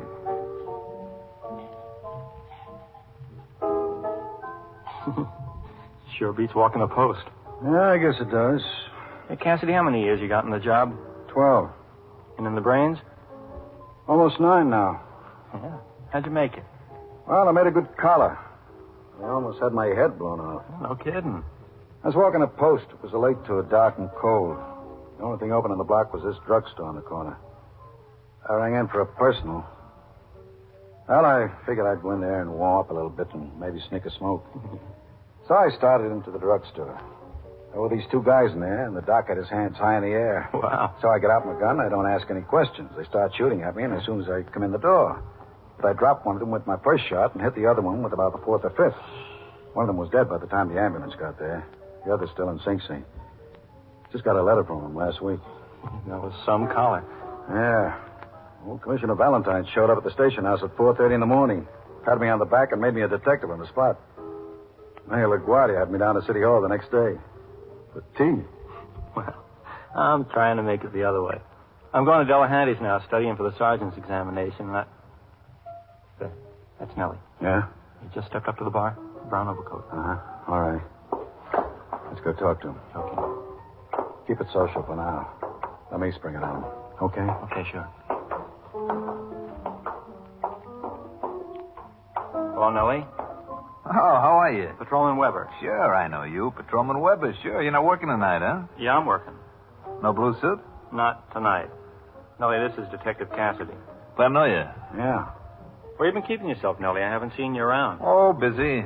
You know me, Mr. Weber. Busy. I understand you're in the general merchandise business, Nellie. Oh, you got me wrong, Mr. Cassidy. We've always got you guys wrong, huh? Oh, I'm out of that business, Mr. Cassidy. I've been out a long time. That right, Mr. Weber? You know me. Yeah, I know you, Nellie. Hey, how about a drink, huh? How about a drink on me? No, thanks. Well, if you don't mind. Skull. Skull. Nellie. Yeah, Miss Cassidy? Where's Dick? Dick who? The guy you spoke to in here Sunday night. I don't know what you're talking about. I don't know any Dick. Come on. Let's take a ride to the station house. We'll talk about it there. Oh, Dick. Yeah. Dick. Where is he? I don't know where he is, fellas. Him and me are just strangers, practically. I was introduced to him just once, and I seen him here that night. What night was it? Sunday. Yeah, I seen him in here Sunday, and we had a few words. About what? Time of day. We just passed the time of day. Is that all? Yeah, you know. Hello, how are you? What's new, that's all. Come on, Nellie. Wait a minute. Where is he? I don't know where he is. That's the honest to goodness truth. I don't know a thing about him. I don't even know his last name. What do you want from me? What did he want from you? You know the kind of reputation I got. He had a ring and a watch he wanted to realize something out of. I told him I wasn't in that kind of business anymore, and that was that. How did you meet him? Some guy pointed him out to me. What guy? What guy? I don't know what guy. I know a million guys. Just one of those things. I was standing on 2nd Avenue one afternoon last week, and he walked up to me. He asked me to come over and sit in the car, so I did. He had these things he showed me, and I told him I didn't want any part of them. What, is this guy hot, Dick, this Mr. Weber? Burning. Good thing I didn't have anything to do with him. What kind of car? It's a Hudson, I think. A tan Hudson. It's 49 or a 50, something like that. Well, that checks, Cassidy. Everything I tell you checks. You know me, Mr. Weber. Yeah. You know me from way back. Too far back. Where is he? I don't know. That's the honest to goodness truth. Where does he hang around? How should I know where he hangs around? All I know about him is what I told you. I've seen him only that twice. Once when we had the merchandise, and once that Sunday night. I don't know him from Adam otherwise. I know nothing about him. You give me a stack of Bibles, I'll swear. I still wouldn't believe you, Nellie. You wouldn't? Come on, let's go in. Is that trip necessary? Yeah. Can I at least finish my drink? Go ahead. Well, skull again. Skull, Nellie. It was 5:45 p.m. when I signed the last report in my folder and put it in the letterbox with the other reports and communications to be picked up and taken by the precinct messenger to the 6th Division office at 160 East 35th Street. I got up from behind my desk and walked out into the muster room. Yes, sir, Captain? Go ahead, take the call. Yes, sir. 21st Precinct, Sergeant Collins. Yeah, Coley. Listen, walk around and talk to the owner of that dress store at 613 before he closes. Remind him again to set his burglar alarm correctly. We don't want to make another run there during the night. Yeah, all right. Yes, sir, Captain. I'm going to sign out, Sergeant. Yes, sir. Well, what time are you going out on patrol tonight? Sergeant Rosen is going to relieve me on TS at 8 o'clock, sir. All right. Take a turn by that ballroom on York Avenue sometime during the night. Make sure they've corrected the conditions we talked to the manager about, all right? Yes, sir. And leave a report for me. Sir. All right, Nellie. Step right up there. Where, here? That's all right. Hello, Weber. Captain? Sergeant, would you bring up to Lieutenant King for me? Yes, sir. Oh, you found him, huh? Yes, sir. What kind of job is finding me? Who was hiding? Lieutenant King. Think I was the hottest guy in New York. Yes, Cassidy's here. He wants to talk to you. Okay, Cassidy. Take it over there, huh? Good job, Weber. Thank you, Captain. We got Nellie, Lieutenant. Yeah, downstairs. He hasn't been much help to Cassidy, though. Who said I haven't? I can't tell him what I don't know. What do you want me to do, kid him? Yes, sir. He's here. I don't kid anybody. Yes, sir. I'll ask him. Thanks, Sergeant. Okay. Captain, Lieutenant King wants to know if you've got a minute. Oh, what's the trouble? Didn't say. All right, I'll come up. Okay, Nellie, let's go. Pillar to post. I'm going to the detective, Sergeant. Yes, sir. So I get shoved around. Pillar to post. We'll try to make it post to pillar, Nellie, just so things don't get dull. We walked out of the muster room and into the back room where two motorcycle patrolmen from Motorcycle Precinct number 1 were sitting at the table going over summons stubs preparatory to informing the desk officer of the summonses they had issued motorists in the 21st Precinct. Then we climbed the rickety stairs to the second floor and walked into the 21st Squad office. All right, Nellie.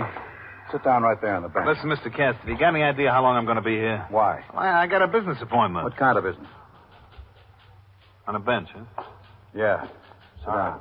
That's what you want. Captain, am I supposed to stay around here, or do you want me back on my post? Well, you see what Lieutenant King has to say, Weber. Yes, sir. Whatever he wants. Hello, Captain. Thanks for coming up. Oh, it's all right, man. Weber, good job. Thanks, Lieutenant. Keep him there a minute, Cassidy. Yes, sir. Captain, it's that Edith Hargrave. Oh? We checked out her prints. She's never been in trouble. I'm sure she's telling a straight story about this fellow, Dick. Uh-huh. Her boss called me. He says he knows you. A fellow named Audley. Runs a restaurant up on Lexington Avenue in the 80s. Oh, yes, I know him. She waits tables there. Audley said he'd vouch for her. What kind of a guy is he? He's all right, man. Been in business there a long time. He's never had any trouble that I know of. He's okay. Edie, you remember Captain Kennelly? When can I go? Can I go soon? I will see. You'd know this, Nellie, if you saw him, would you? I told you I would. All right. Walk over to the door there. Let me know if you see him sitting outside. Really? I want to go home. See him? Yes, on the bench, that fellow. That's him. All right. Cassidy, bring him in here. Yes, sir. Sit down, Edie.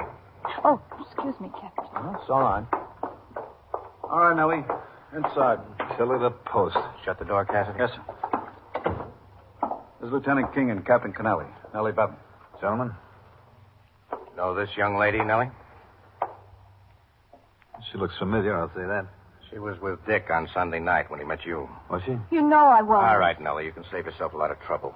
We want Dick and the guy he was with. We want them in a robbery this afternoon, and we think they're right for 5 or 6 more. Now, where is he? I said I know where he is.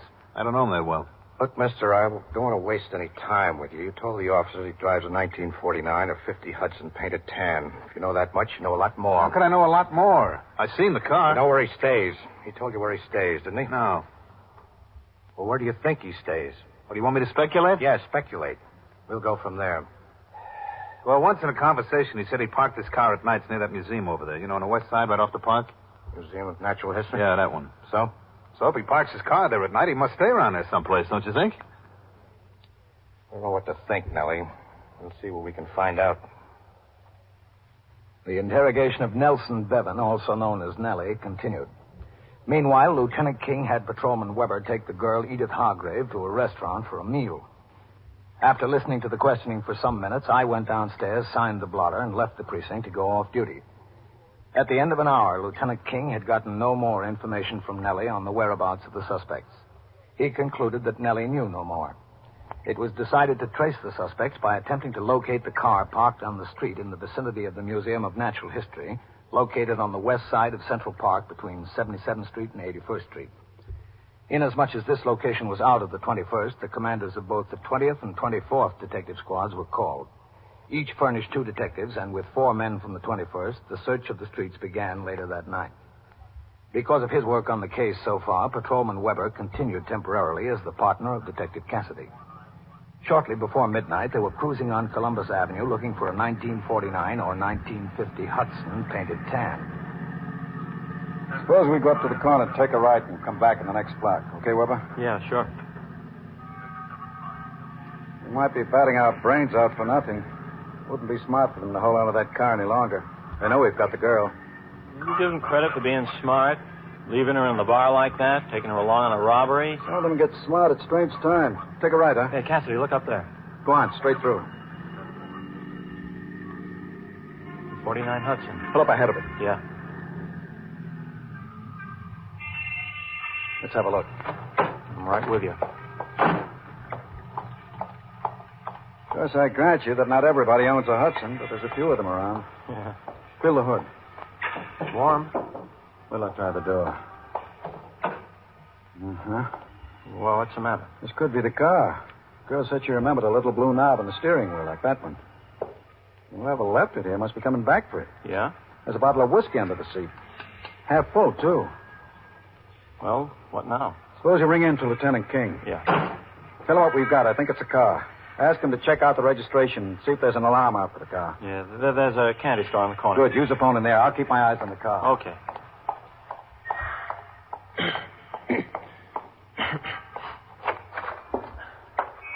Good evening. Good evening, Pop. Yes, sir. Something? Yeah, for the telephone, please. For the telephone. Stay open all night. What do I get? Telephone customer. The telephone. On the wall. Yeah, thanks.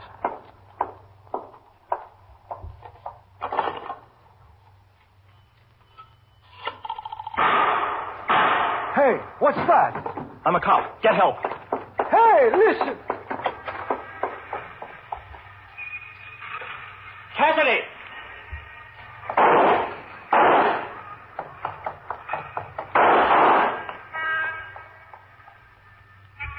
Cassidy? Here. Behind the car. Get that one's gun. How is he? Through the neck. Don't bother with that other one. I got his gun. You hit? Yeah. Not bad, I don't think. Here, let me see. On the shoulder, that's all. They came back as soon as you went inside. They started blazing away. You sure handled them, though. Yeah. Well, here I go again. Tea with the mayor. 21st Precinct, Sergeant Collins. What is it? A kid? Who's the driver, you? He was what? Riding a bicycle? And so it goes, Where around the clock, through the week, every day, every year. A police precinct in the city of New York is a flesh and blood merry-go-round. Anyone can catch the brass ring, or the brass ring can catch anyone. 21st Precinct, transcribed. A factual account of the way the police work in the world's largest city is presented with the official cooperation of the Patrolmen's Benevolent Association, an organization of more than 20,000 members of the Police Department, City of New York. Everett Sloan in the role of Captain Kennelly, Ken Lynch as Lieutenant King. Featured in tonight's cast were Elaine Rost, George Petrie, Jack Orison, Santos Ortega, Mandel Kramer, and Michael Dreyfus. Written and directed by Stanley Niss. Art Hanna speaking.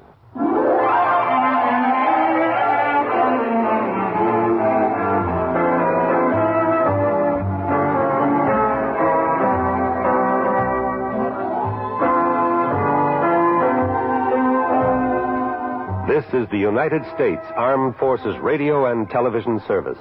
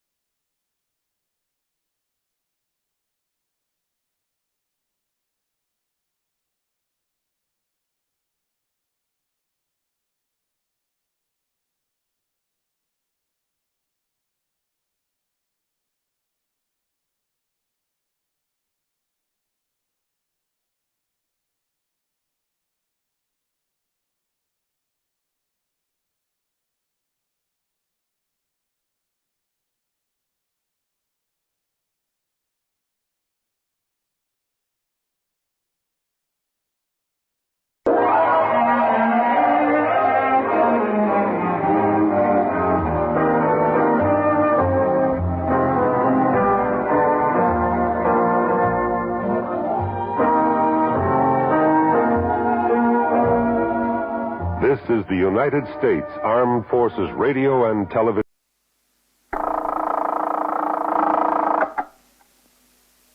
21st Precinct, Sergeant Waters. Shooting where? Talking to the phone, will you? Where's the shooting? Lexington and what? Well, who shot? Who? Yeah. You are by transcription in the muster room at the 21st Precinct, the nerve center. A call is coming through. You will follow the action taken pursuant to that call from this minute until the final report is written in the 124 room at the 21st Precinct. Okay, go back there and wait. The officers will be right over there. Yeah, that's right. I'm sending them now. Right now.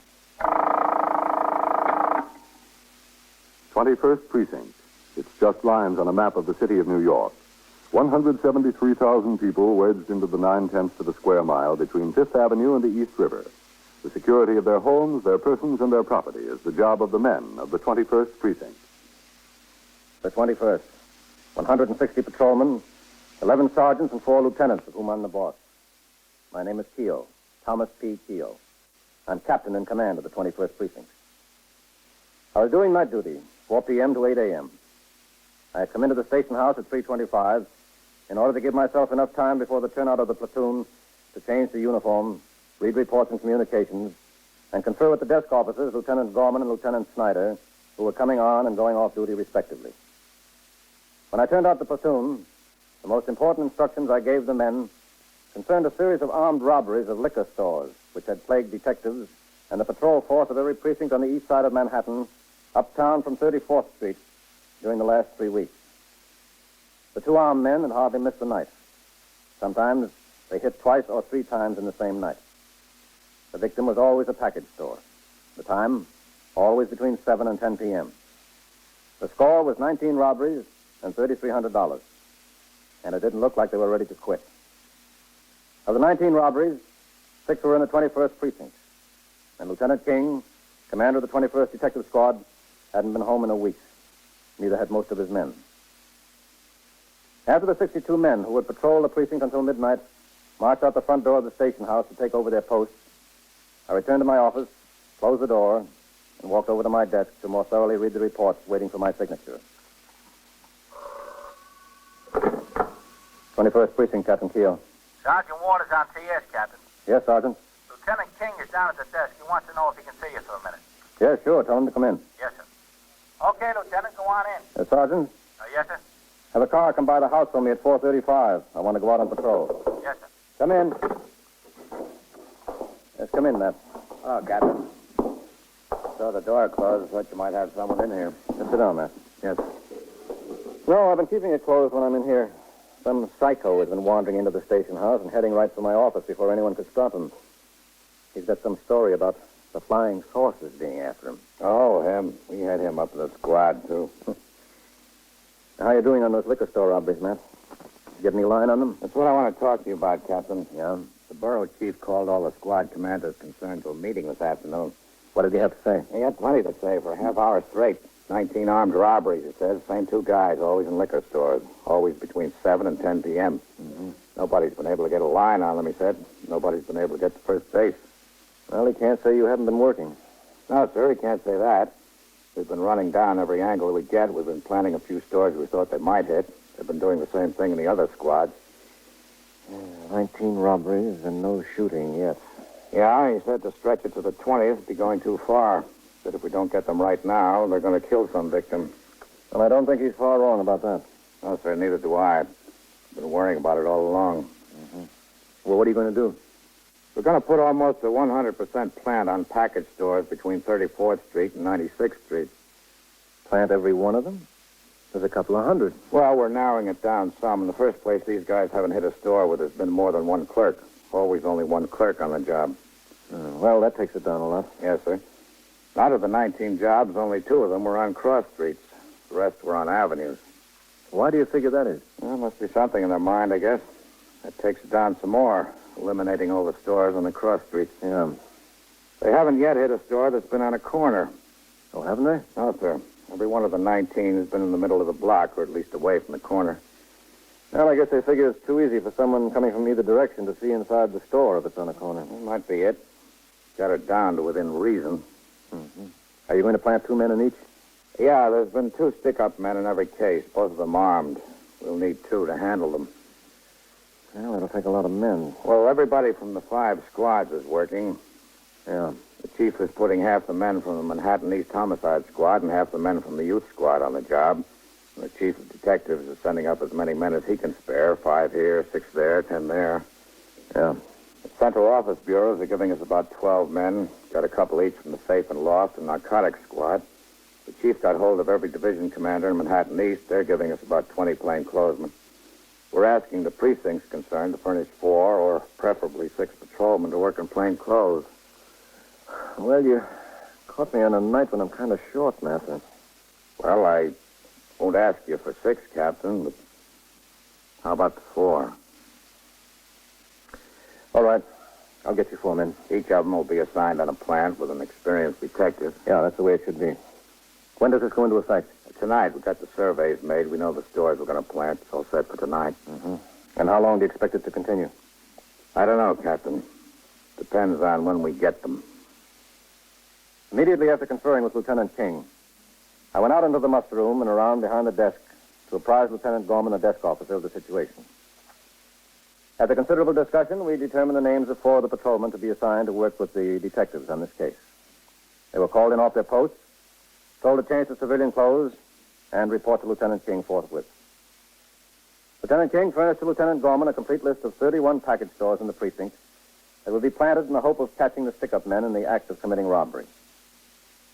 As patrolmen on post rang in at their stated times, they were informed by the desk officer of the stores on their posts in which detectives would be on duty.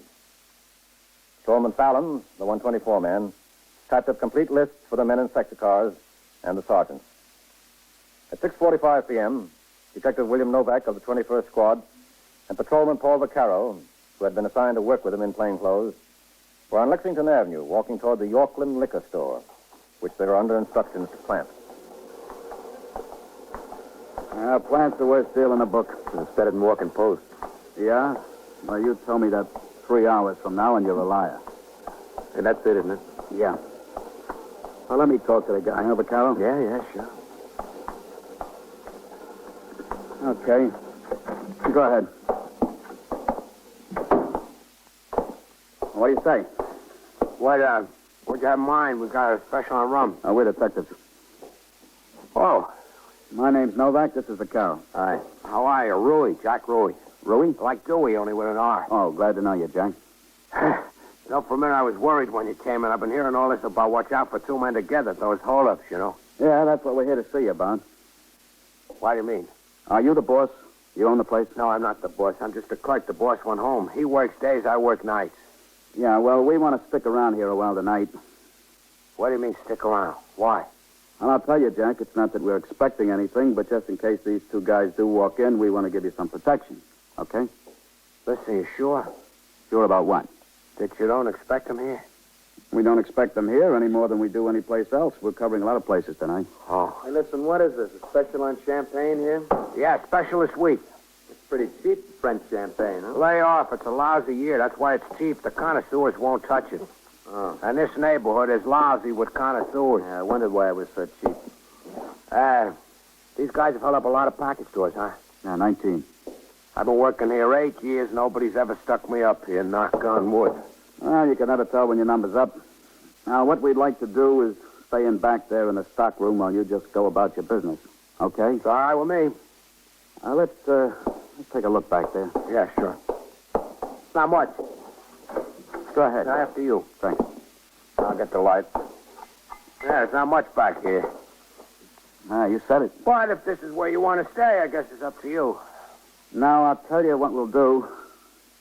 We'll move a couple of these cases around so we can sit on them. Is that all right? Yeah. Wait a minute, I'll give you a hand. Yeah. Get that one over there, Vaccaro. Okay. Make it a little more comfortable. Yeah. All right, where do you want it? Yeah, right here. All right. Now, let's see how this is going to be. Shut that door about halfway, Vaccaro. Okay.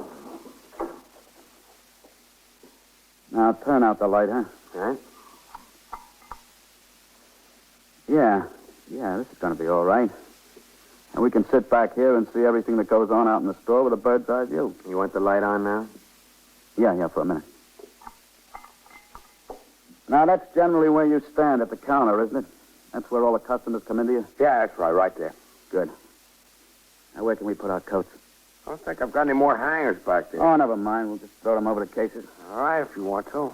Okay, Vaccaro, take your coat off. Yeah.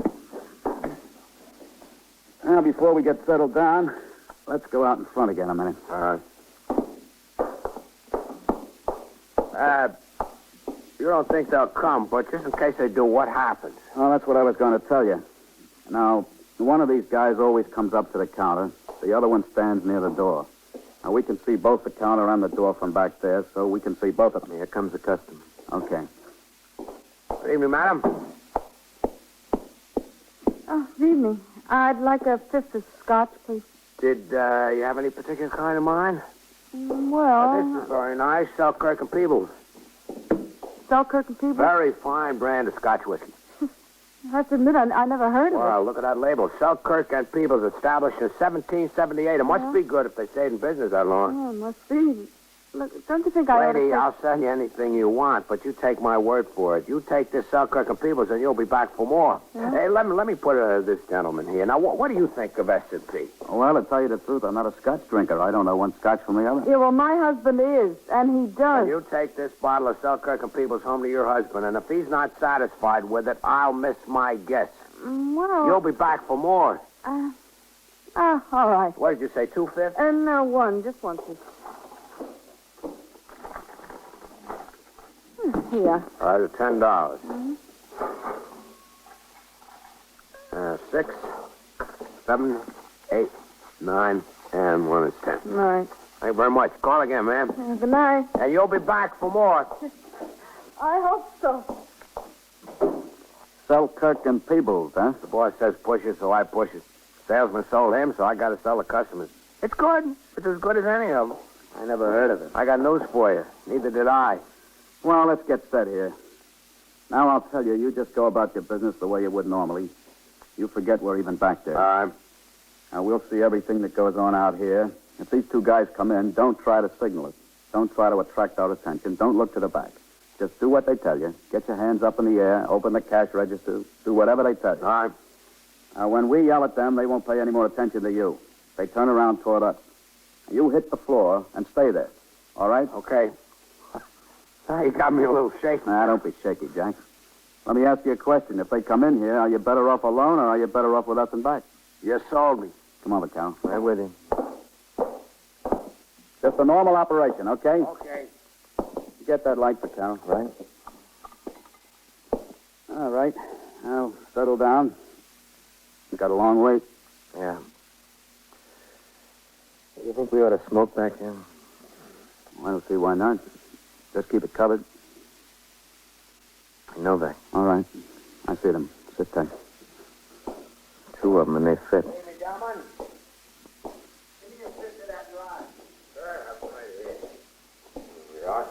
Anything else? No, that's good. That'll be tomorrow night. Easy now. Yeah. Gentlemen, call again. Good night. Oh, brother. Yeah. Jack, you're a real trooper. What do you mean I'm a real trooper? Why, those two guys look right. You acted as natural as all get out. Why shouldn't I? They're from the shoe store around the corner. I've known them for years. All right, just keep up the good work. It's not going to be like that every time the door opens, is it? I'll tell you. That depends who opens the door.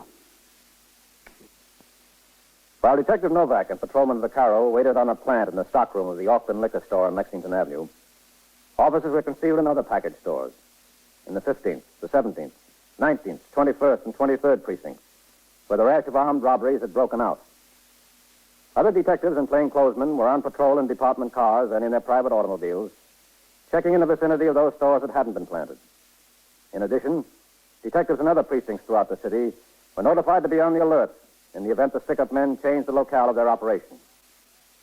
Meanwhile, the entire patrol force in the precincts concerned, which together comprised the 6th Division, was on the alert for the stick-up men who had committed 19 robberies in 3 weeks. As part of this alert, I remained on patrol for a longer period than usual and was still out at 9:40 p.m.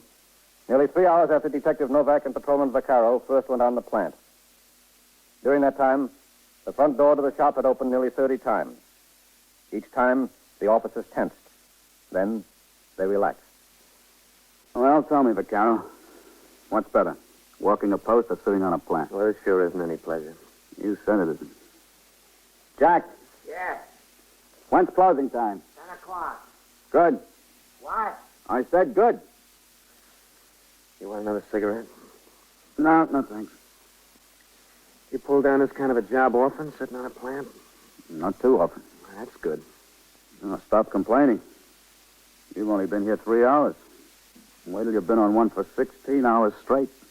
On your feet, out in the cold, waiting for some guy to show up who's never coming.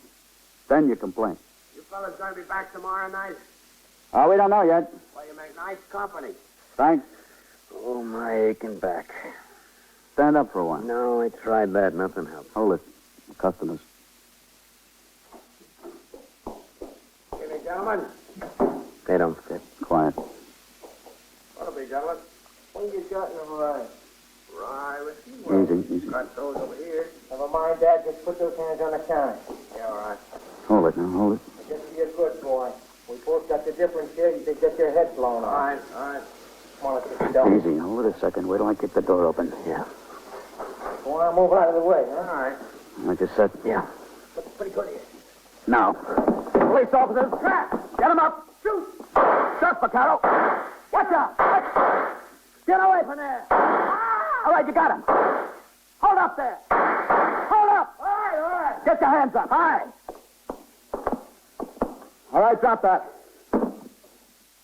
Vaccaro, take a look at the one that's down there. Yeah, all right. All right, you kick the gun over here. Go on, kick it. All right. I think this one is dead. He caught one right between the eyes. Jack, are you all right? Yeah, Where are you? on the floor. All right, you can get up now. I got the other one's gun. All right, hold on to it. All right, you lean up against that counter. Go on. Go on, lean up against it. All right. Take it easy. See what's on it, Vaccaro. Yeah. Take it easy. Shut up. Boy, what a mess. You better get over there out of the way, Jack. Yeah, here's Doc. It's over here, all right. Yeah, that's fine. Money's in his pocket. I got it. All right, hold on to it. I heard the cop on the beat. What's going on there? What do you got? The liquor store bandits. We're okay. Post yourself out front. Keep the people out. Okay. All right, let's get the cuffs on him. Put your hands behind you. How am I going to lean? Lean with your head. Get your hands behind you. Whoa. Ow. Okay. All right, he's set. All right, mister, straighten up. Listen, what do you want from me? I want plenty from you. Sit down on the floor there. Go on, sit down. Keep your eye on him. I'll ring him. Yeah, all right. Don't use your phone, Jack. Up now. Boy, that was close. That was pretty close. That sure was.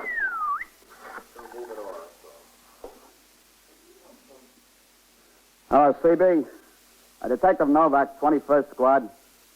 I sent an ambulance to 3302 Lexington Avenue. Yeah, 3302. We were sitting on a plant at a liquor store. 2 men attempted to commit an armed robbery. One shot. We're holding another. No, I think he's dead. Yeah, all right. Will you connect me with the 21st? Yeah, thanks. How many shots were fired around here anyway? I didn't have time to count them, Jack. Hello, Sergeant Detective Novak. We're on a plant at 3302 Lexington. Yeah, Vaccaro and I. Yeah, that's right. They came in. One dead, I think. We got the other one. Yeah, all right. All right, good. Will you ring upstairs? Okay, thanks, Sergeant. That was good work. That was good work. Oh, thanks, Jack. I know you were back there. I know everything was going to be all right, but I was still scared to death. I don't blame you. I know how you feel. Where do you live? Oh, what's the slob got to say for himself? Nothing yet, just that his name is Ed Skagen. Ed Skagen, huh? Where do you live? Downtown. In the village. Well, you've been living up here on the east side lately, haven't you?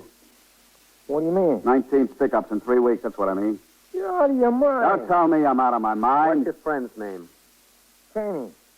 Richie Chaney. Where does he live? In the village, too. How old are you? 24. How old is he?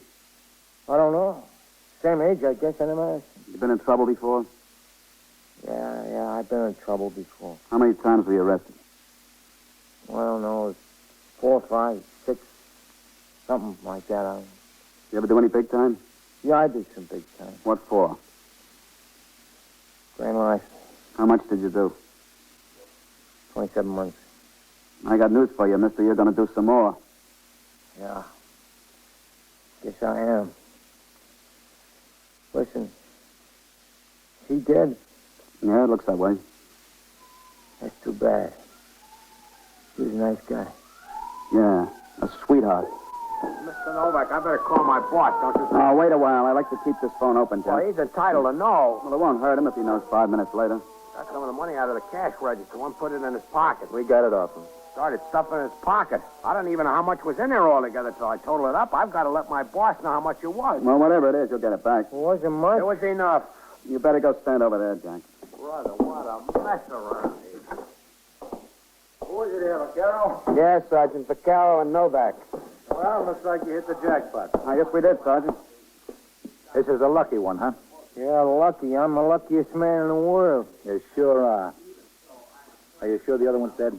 Yeah, you got one right between the eyes. Well, 20 was your magic number, huh, mister? What do you mean 20?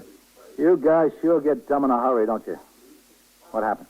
Well, we got on a plan here at 6:45. We sat in back there. These two guys walked in about 9:30. We didn't think too much of them at first. No, sir, they're not very close to the description. What description? You just sit there and keep your mouth shut. So we kept our eyes on them anyway. They asked for a bottle of rye and walked over to the counter.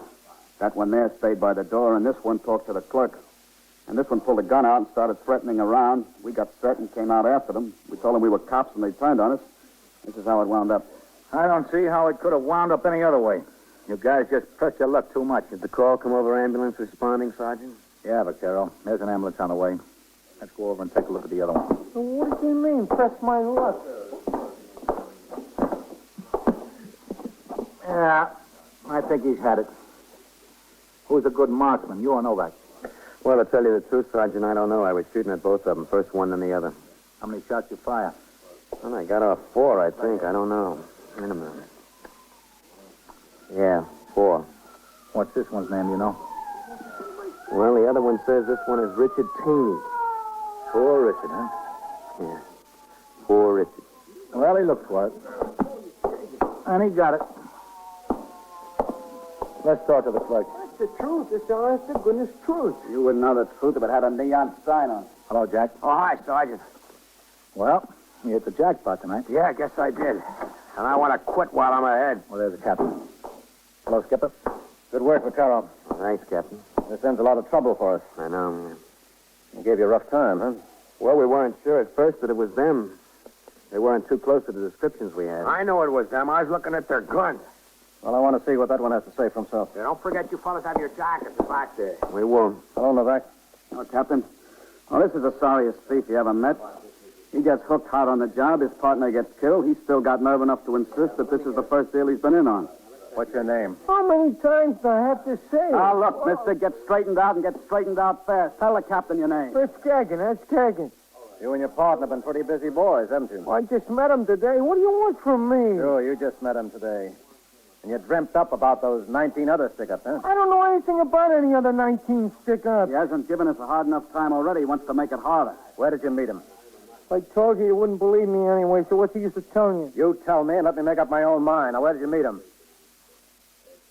In a bar down in a village. What bar was that? I don't know. Some bar on 7th Avenue. When? Today, this afternoon. And you got to be such good friends that you just decided to go out together and stick up a liquor store, huh? It's not exactly the way we decided, but it'll do. Oh, why don't you tell us the truth? I am telling you the truth. What have I got to hold back? What do you think you're fooling, not us?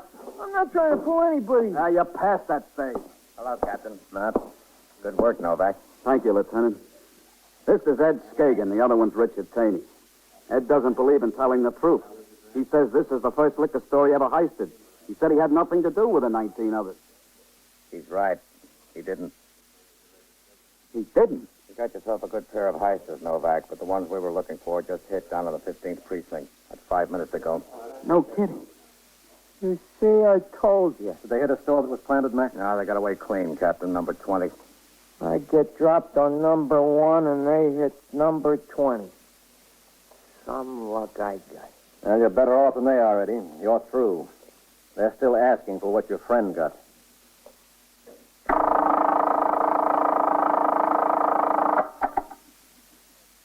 "21st Precinct, Sergeant Waters." Yeah.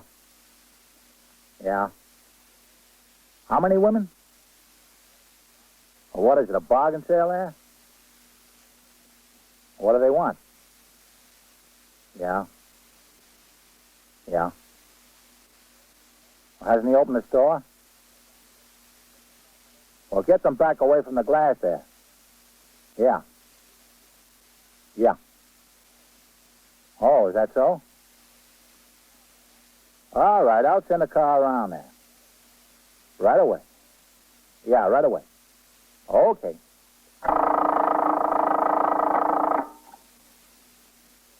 And so it goes. Around the clock. Through the week, every day, every year. The police precinct in the city of New York is a flesh and blood merry-go-round. Anyone can catch the brass ring. Or the brass ring can catch anyone. 21st Precinct transcribed. A factual account of the way police work in the world's greatest city is presented with the official cooperation of the Patrolmen's Benevolent Association, an organization of more than 20,000 members of the Police Department, City of New York. Les Damon in the role of Captain Keogh, Ken Lynch as Lieutenant King, Harold Stone as Sergeant Waters. Featured in tonight's cast were John Sylvester, Bob Reddick, Bryna Rayburn, Mason Adams, and Lawson Zerby. 21st Precinct is written, produced, and directed by Stanley Niss. Art Hanna speaking.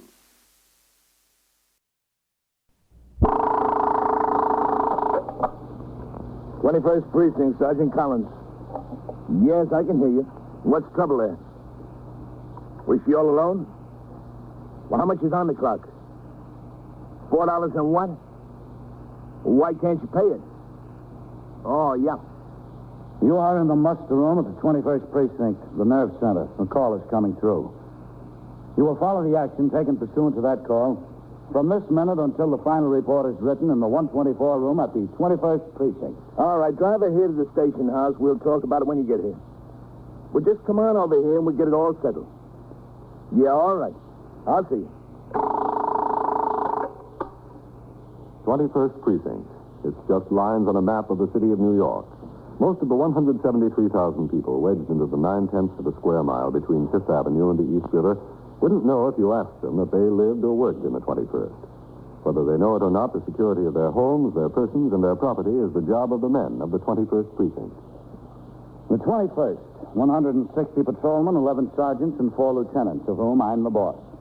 My name is Cronin, Vincent P. Cronin. I'm captain in command of the 21st Precinct. I was doing night duty, 4 p.m. to 8 a.m. At 1:55 a.m., after I'd been on patrol of the precinct since turning out for platoon at midnight, I returned to the station house where Lieutenant Snyder was desk officer and Sergeant Collins had telephone switchboard duty. As I came through the door into the muster room, I saw a hack driver and a well-dressed, very pretty young woman, about 20, standing in front of the desk. I walked around behind the desk to sign the blotter. What's doing, Sergeant? Nothing much, Skipper. It's been a quiet tour. Look, I've got no time to stand here and discuss the pros and cons. There was $4.40 on the clock. All I want is my money, that's all. I'd tell you that if I had it. Skipper? Hello, Lieutenant. I told you I lost my wallet. Well, you just give me $4.40. That's all I want. She says she's lost her wallet. Well, why couldn't she look and see if she had a wallet before she got in my car in Idlewild Airport? Why did she have to wait until we got to 80th Street and Park Avenue before she found it out? It so happens I looked in my purse for a cigarette and I noticed the wallet was missing.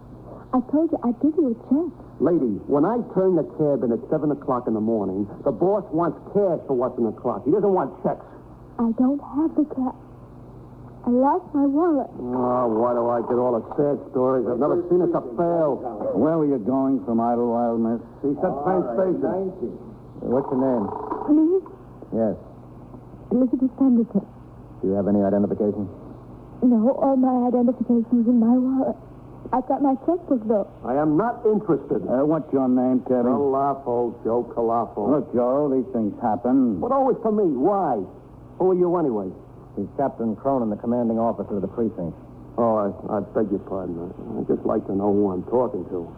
You're wasting your time here, Joe. Oh, that's not news to me. I didn't want to come here. Joe, I suggest you take the lady's check. Get back on the job. You don't want to make a complaint, go to court, do you? Got a good mind just to do that. What does that mean? Have me arrested? You know anybody around here you can call them, to get the money from? I don't know a soul, not a soul. I'm from out of town.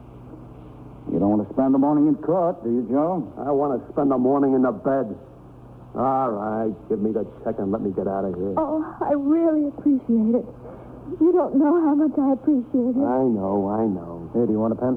Oh, yes, thanks. Thanks a lot. How do you want it made out? Just the cash. That's good enough. It was $4.40. I'll make it $6. That'll be a good tip for you for all the trouble I caused. And that's up to you, lady. Yeah? No. I lost my wallet. I don't have a cent of cash. I couldn't make the check for $10 and you give me $4 change. No, you couldn't. Listen, just make it for $4.40. Just give it to me and let me get out of here and don't do me any favors. All right. Wasn't any harm in asking. I'm stuck enough already. Yes, so hold on. Captain Cronin, division on the line for you. Okay. Clean up against the desk and write the check. It's all right. I'll take it here. It's him. 21st Precinct, Captain Cronin. Oh, yes, Inspector. No, sir. No, I'll be swinging on Sunday. No? No, sir. I hadn't heard about it, Inspector. All right, I'll leave the instructions for the sergeants to ride by there frequently and have a look. How's that? Yes, sir? All right, Inspector. Okay.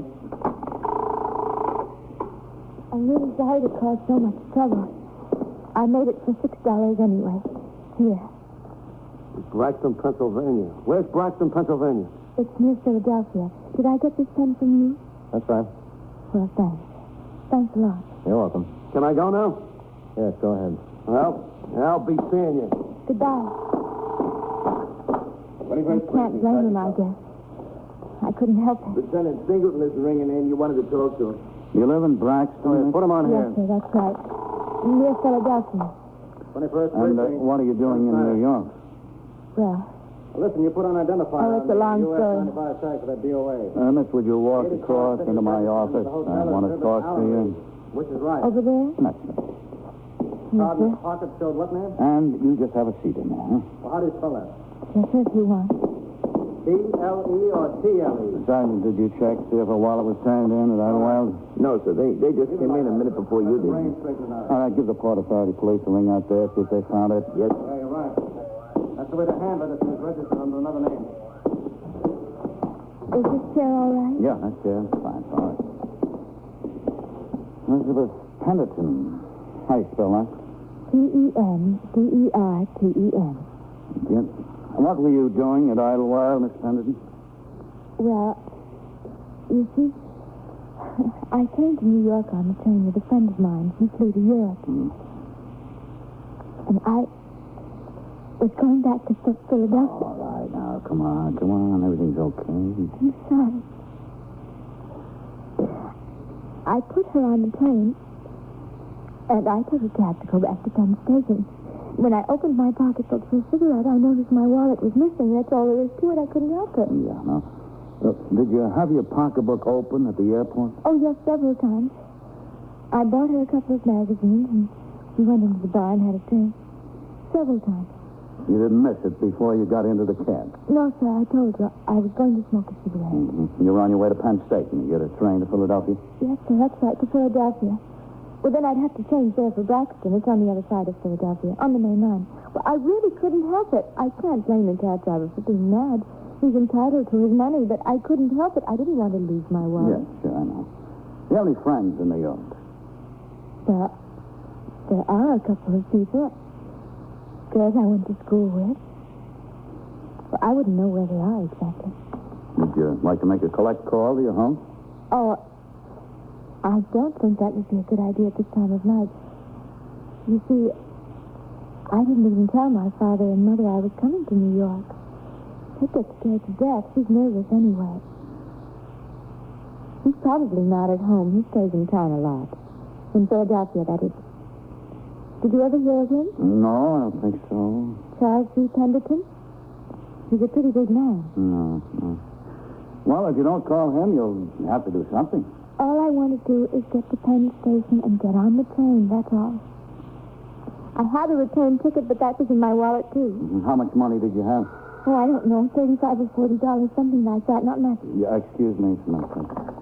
21st Precinct, Captain Cronin. Sergeant Collins on TS, Captain. I called the Port Authority police at Idlewild. There's been no wallet turned in. Okay, thanks, Sergeant. Your wallet hasn't been turned in, Senator, not as yet. I don't know what I'm going to do. Look at me. I look terrible, don't I? Oh, now, come on. There's no reason for you to be crying. I'll be all right. If I just had the money to get home, that's all I need. About $10. Captain, would you cash a check for me for $10? Mr. Pendleton. $10, that's all. I could get a train home and pay the cab fare from the Braxton station to my house. That's all it would take, just $10. Look, Miss Pendleton, if I cashed a check for everybody to walk in that door... Oh, it's good. I promise it's good. Yes, I don't doubt Look, that. I'll tell you what I'll do. I'll leave my watch with you. It's a beautiful watch. My father gave it to me. 17 jewels in the gold case. You keep it until you're sure about the check, and then you can send it to me. Well, never mind the watch, Miss Pendleton. Just write out the check. I'll cash it for you. Oh, thank you. You don't have any idea how this saves my life. It really saves my life. I took the young woman's check and gave her $10 from my own pocket. She powdered her nose, thanked me profusely, and left the station house at 2:20 a.m. The rest of the tour was quiet. I turned out the platoon for the 8 to 4, signed the blotter, and left the station house to go off duty. 24 hours later, I reported back, and after signing the blotter and changing into uniform, I turned out the platoon, then returned to my office to read the reports and communications which had accumulated during my time off.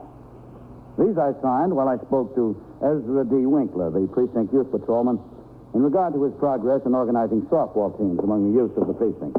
A few minutes later, I walked out into the muster room. 21st Precinct, Sergeant Collins.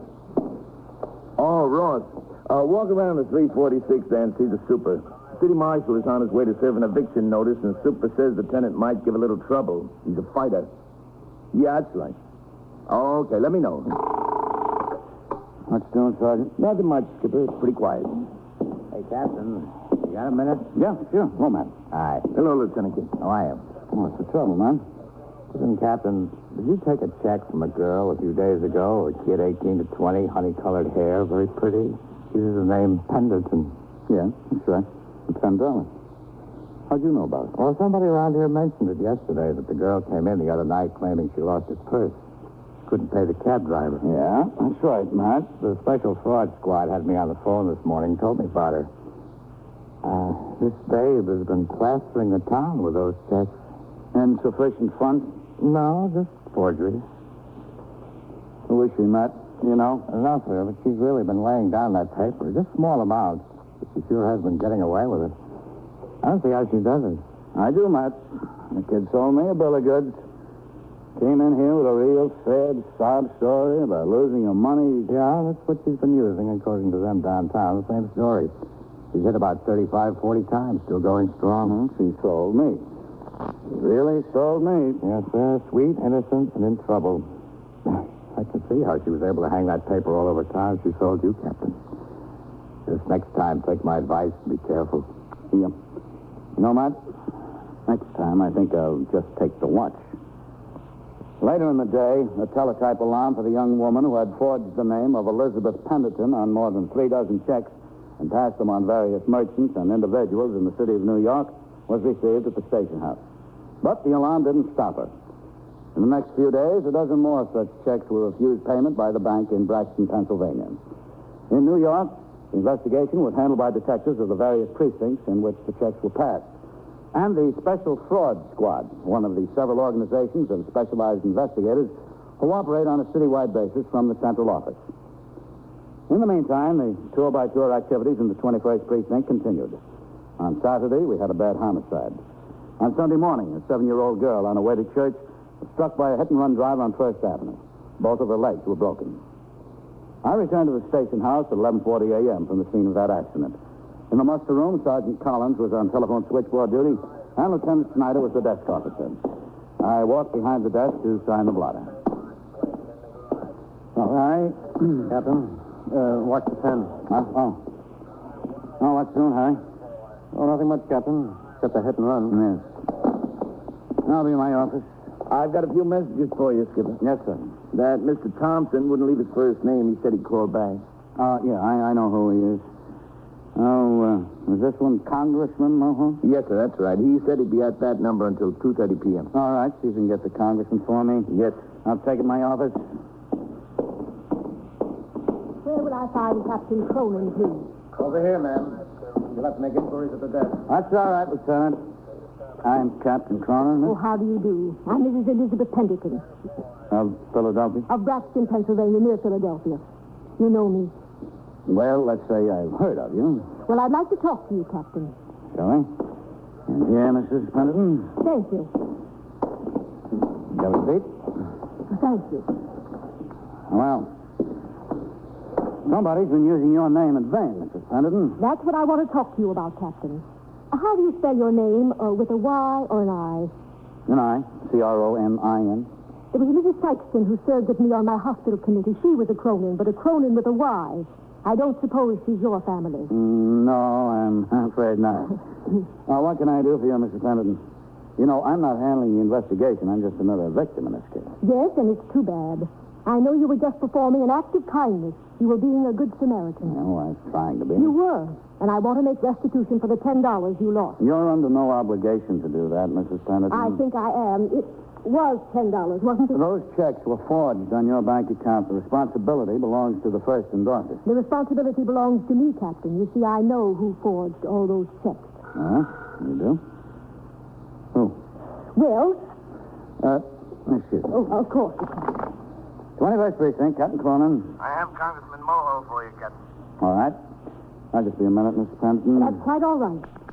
21st Precinct, Captain Cronin. Hello, Vance. Congressman, I tried to reach you yesterday. Yes, I know. I'm sorry I didn't get back to you. What can I do for you, Vance? Oh, just a little information, that's all, Congressman. You know Father Canaan of St. Agnes? Yes, I do. Well, you see, he has a student he's very interested in. Boy just finished his first year at CCNY. He's had excellent marks. He's right up there at the top of his class, Congressman. He's a good athlete, nice young man. Yes? Well, you see, there's not much money in the family. They just have a little hardware store. Well, the boy wants to get into West Point, and, I think he'd be a good cadet. Father Canaan knows their competitive examination before you make your appointments, and he just wants to find out how to go about getting him on the list. So I told him I'd call you. Sure, Vance. I'll have my administrative assistant get in touch with Father Canaan, all right? Fine. Do you want the boy's name? No, not yet. We'll get all the information from Father Canaan. Thanks for calling, Vance. Well, thank you, Congressman. Bye. Once a good Samaritan. Always a good Samaritan. It's all part of the job, Miss Pendleton. Now, you say you know who forged those checks. Yes, I do. Who? My daughter. Your daughter? Don't look so surprised, Captain. I have a daughter that age. My daughter, Elizabeth. So you see, it's really not forgery. Her name is Elizabeth Pendleton, too. It's not really forgery. Does she have an account at that bank? No, but she has an account in the bank in Philadelphia in her own name. She has money in there, plenty of money. I deposit $50 a week to her account. I don't understand why she does it. I just don't understand. Have any police officers come to see you at your home, Mrs. Pendleton? Oh, yes, a very nice young detective from the Pennsylvania State Police. A very nice young man. Did you tell him that you suspected it was your daughter? No. Why not? Well, my husband told me not to. I wanted to tell the bank to pay the check just to let them go through, but my husband told me not to do that either. Do you have any idea why your daughter's doing this? You know she's forged and passed nearly 40 checks in New York City alone? No, I don't know. I really don't. She's had everything all of her life, everything. There's not a thing she's wanted that we didn't give her. And she just left home all of a sudden, and the next thing we knew, the check started. I didn't even notice she was in New York. Why did she leave home, Mrs. Pendleton? I don't know. There must have been a reason. There was something with her father. Yes? What? Well, it's really very personal. Mrs. Pendleton, your personal matter isn't personal anymore. It's very public. About 40 people in New York are victims of it. I'd rather not go into it. I'm afraid you'll have to. Well, I'm involved in it, too, in a manner of speaking. Yes? You see, my husband was away. He told us that he was going to Chicago on business. The weekend came, and Liz was invited out to Wilmington to a party on Saturday night. She didn't want to go. She never wanted to go, but I talked her into it. Anyway, she went. She had a very good time, and after the party, the young hostess and her friends decided to go to an inn on the shore for coffee and a snack. She, saw her father there. Oh? He was with another woman. How old is Liz? 19. She'll be 20 in October. Did she talk to her father? No, luckily he didn't see her. But she came home very upset. I had no idea what the trouble was. Finally, on Monday or Tuesday, she spoke to me. She told me she had seen her father and what the circumstances were. Well, I said, Liz, I'm sorry you had to find out this way, but it's been going on for years. Your father has his friends, and I have mine. That's the way it is. What did she say to that? Nothing. Nothing at all? Well, as a matter of fact, I was just on my way out of the house when I told her I was very late for a dinner party. Did she leave home right away? Oh, no. In a day or so. Do you have any idea where she's staying in New York? No. Did she be with some friends? She has only one friend here. I called her even before the check started, but she hasn't heard from Liz. Captain, that girl has had the best education money can give her. She's had a car all her own, a 1955 convertible, all her own. She has clothes, lots of clothes, and money of her own. What made you decide to come to New York, Mrs. Pendleton? I wanted to find her and bring her home. That's a natural thing for a mother to do. I want to get things straightened out. Besides, my friends were beginning to ask questions. Does your husband know you came? No, he'd be against it. He's afraid she'll cause a lot of trouble. He doesn't want any trouble or any scandal. He's very annoyed with Liz. Yes. And I have to admit, I don't understand myself what's gotten into her. Why would she do a thing like this to me? Well, I'm not sure I can answer that, Mrs. Pendleton. I'm only a policeman.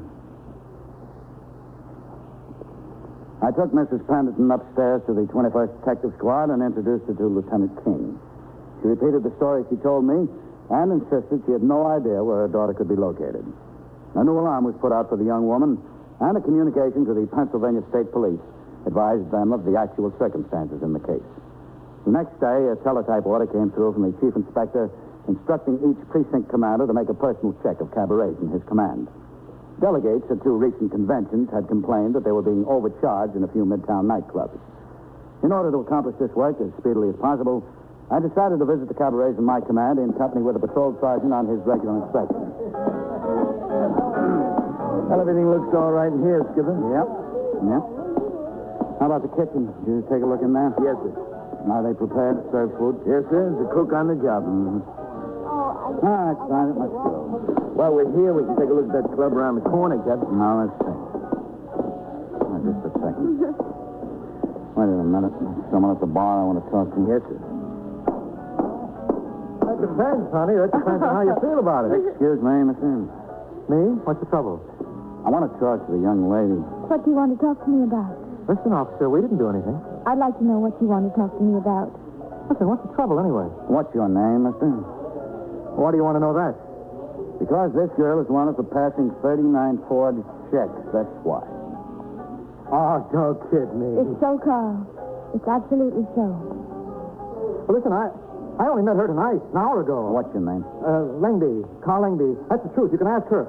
Isn't it the truth? It's the truth. Did you cash a check for her, Mr. Langby?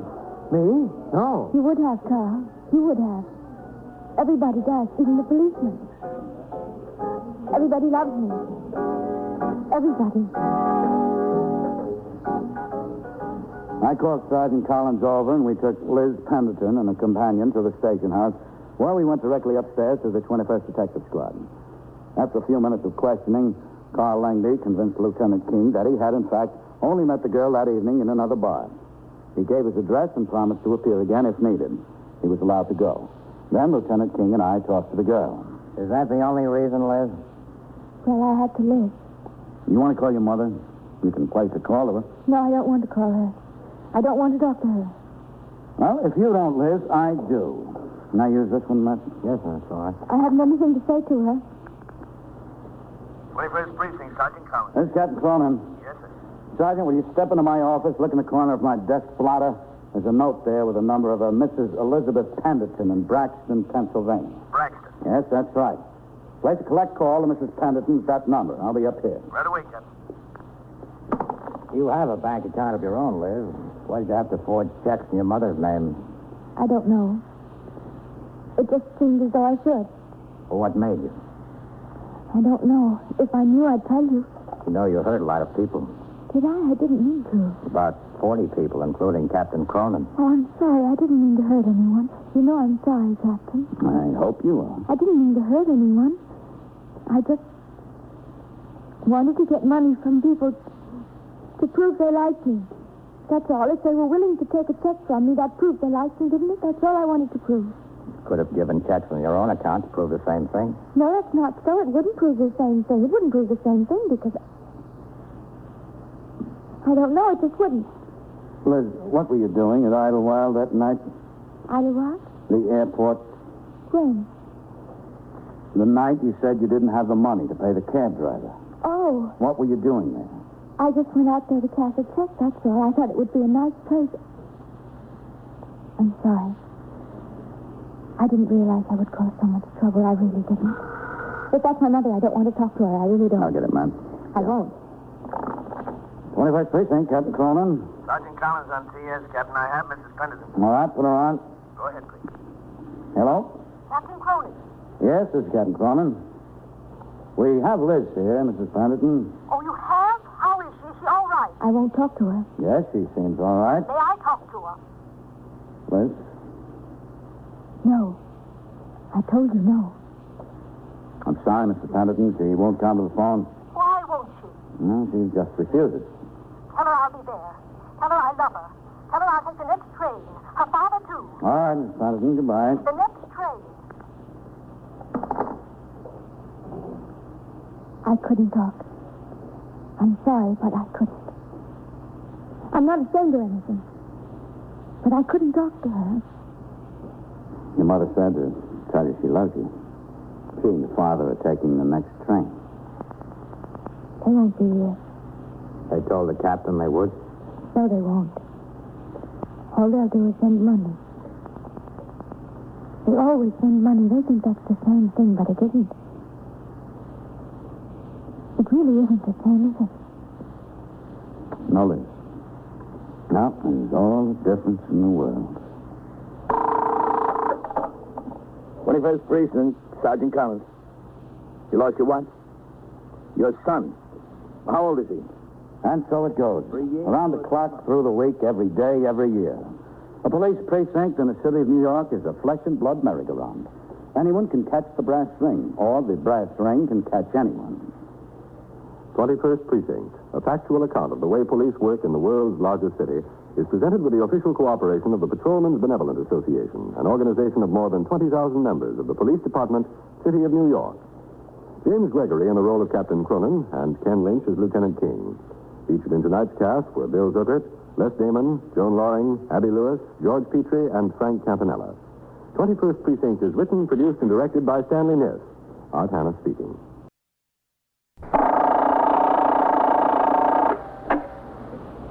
21st Precinct, Sergeant Rosen. Well, what happened to it? Was it stolen? Yeah. Well, where'd you keep it? You are, by transcription, in the muster room at the 21st Precinct. How long? The nerve center. A call is coming through.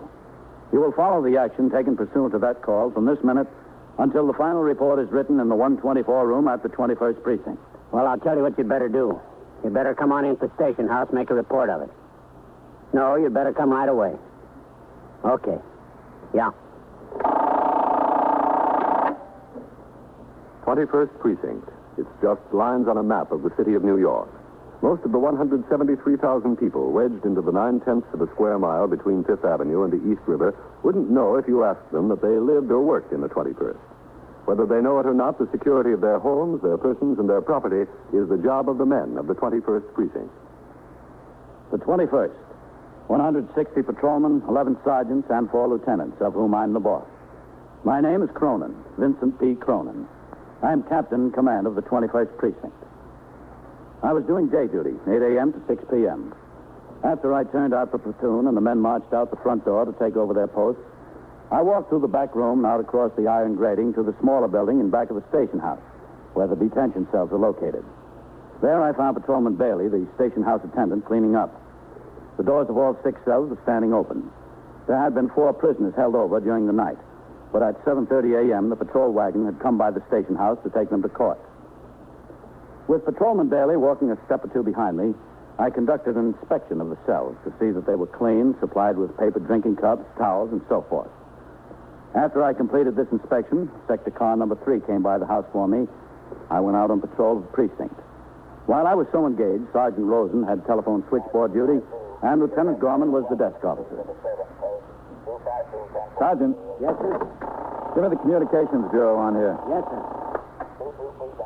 21st Precinct, Lieutenant Gorman. Sick report, CB. Patrolman James Rios, R-I-O-S. No. S like in Sam. 10th Precinct. He went sick at 8:50 a.m. at home, 792 East 93rd Street. Surgeon to call. Okay. Yeah. Sergeant? Yes, sir? I want to talk to the Caro when he rings in. Okay, Lieutenant.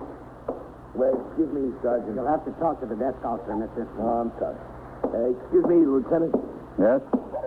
I'm John Froud. I own the package store at 284 East 75th Street. Oh, yeah, Mr. Froud. What can I do for you? Well, Lieutenant, I got a license to keep a gun in the store. I had 3 stick-ups since I've been there. I got this license. Yeah, what about it?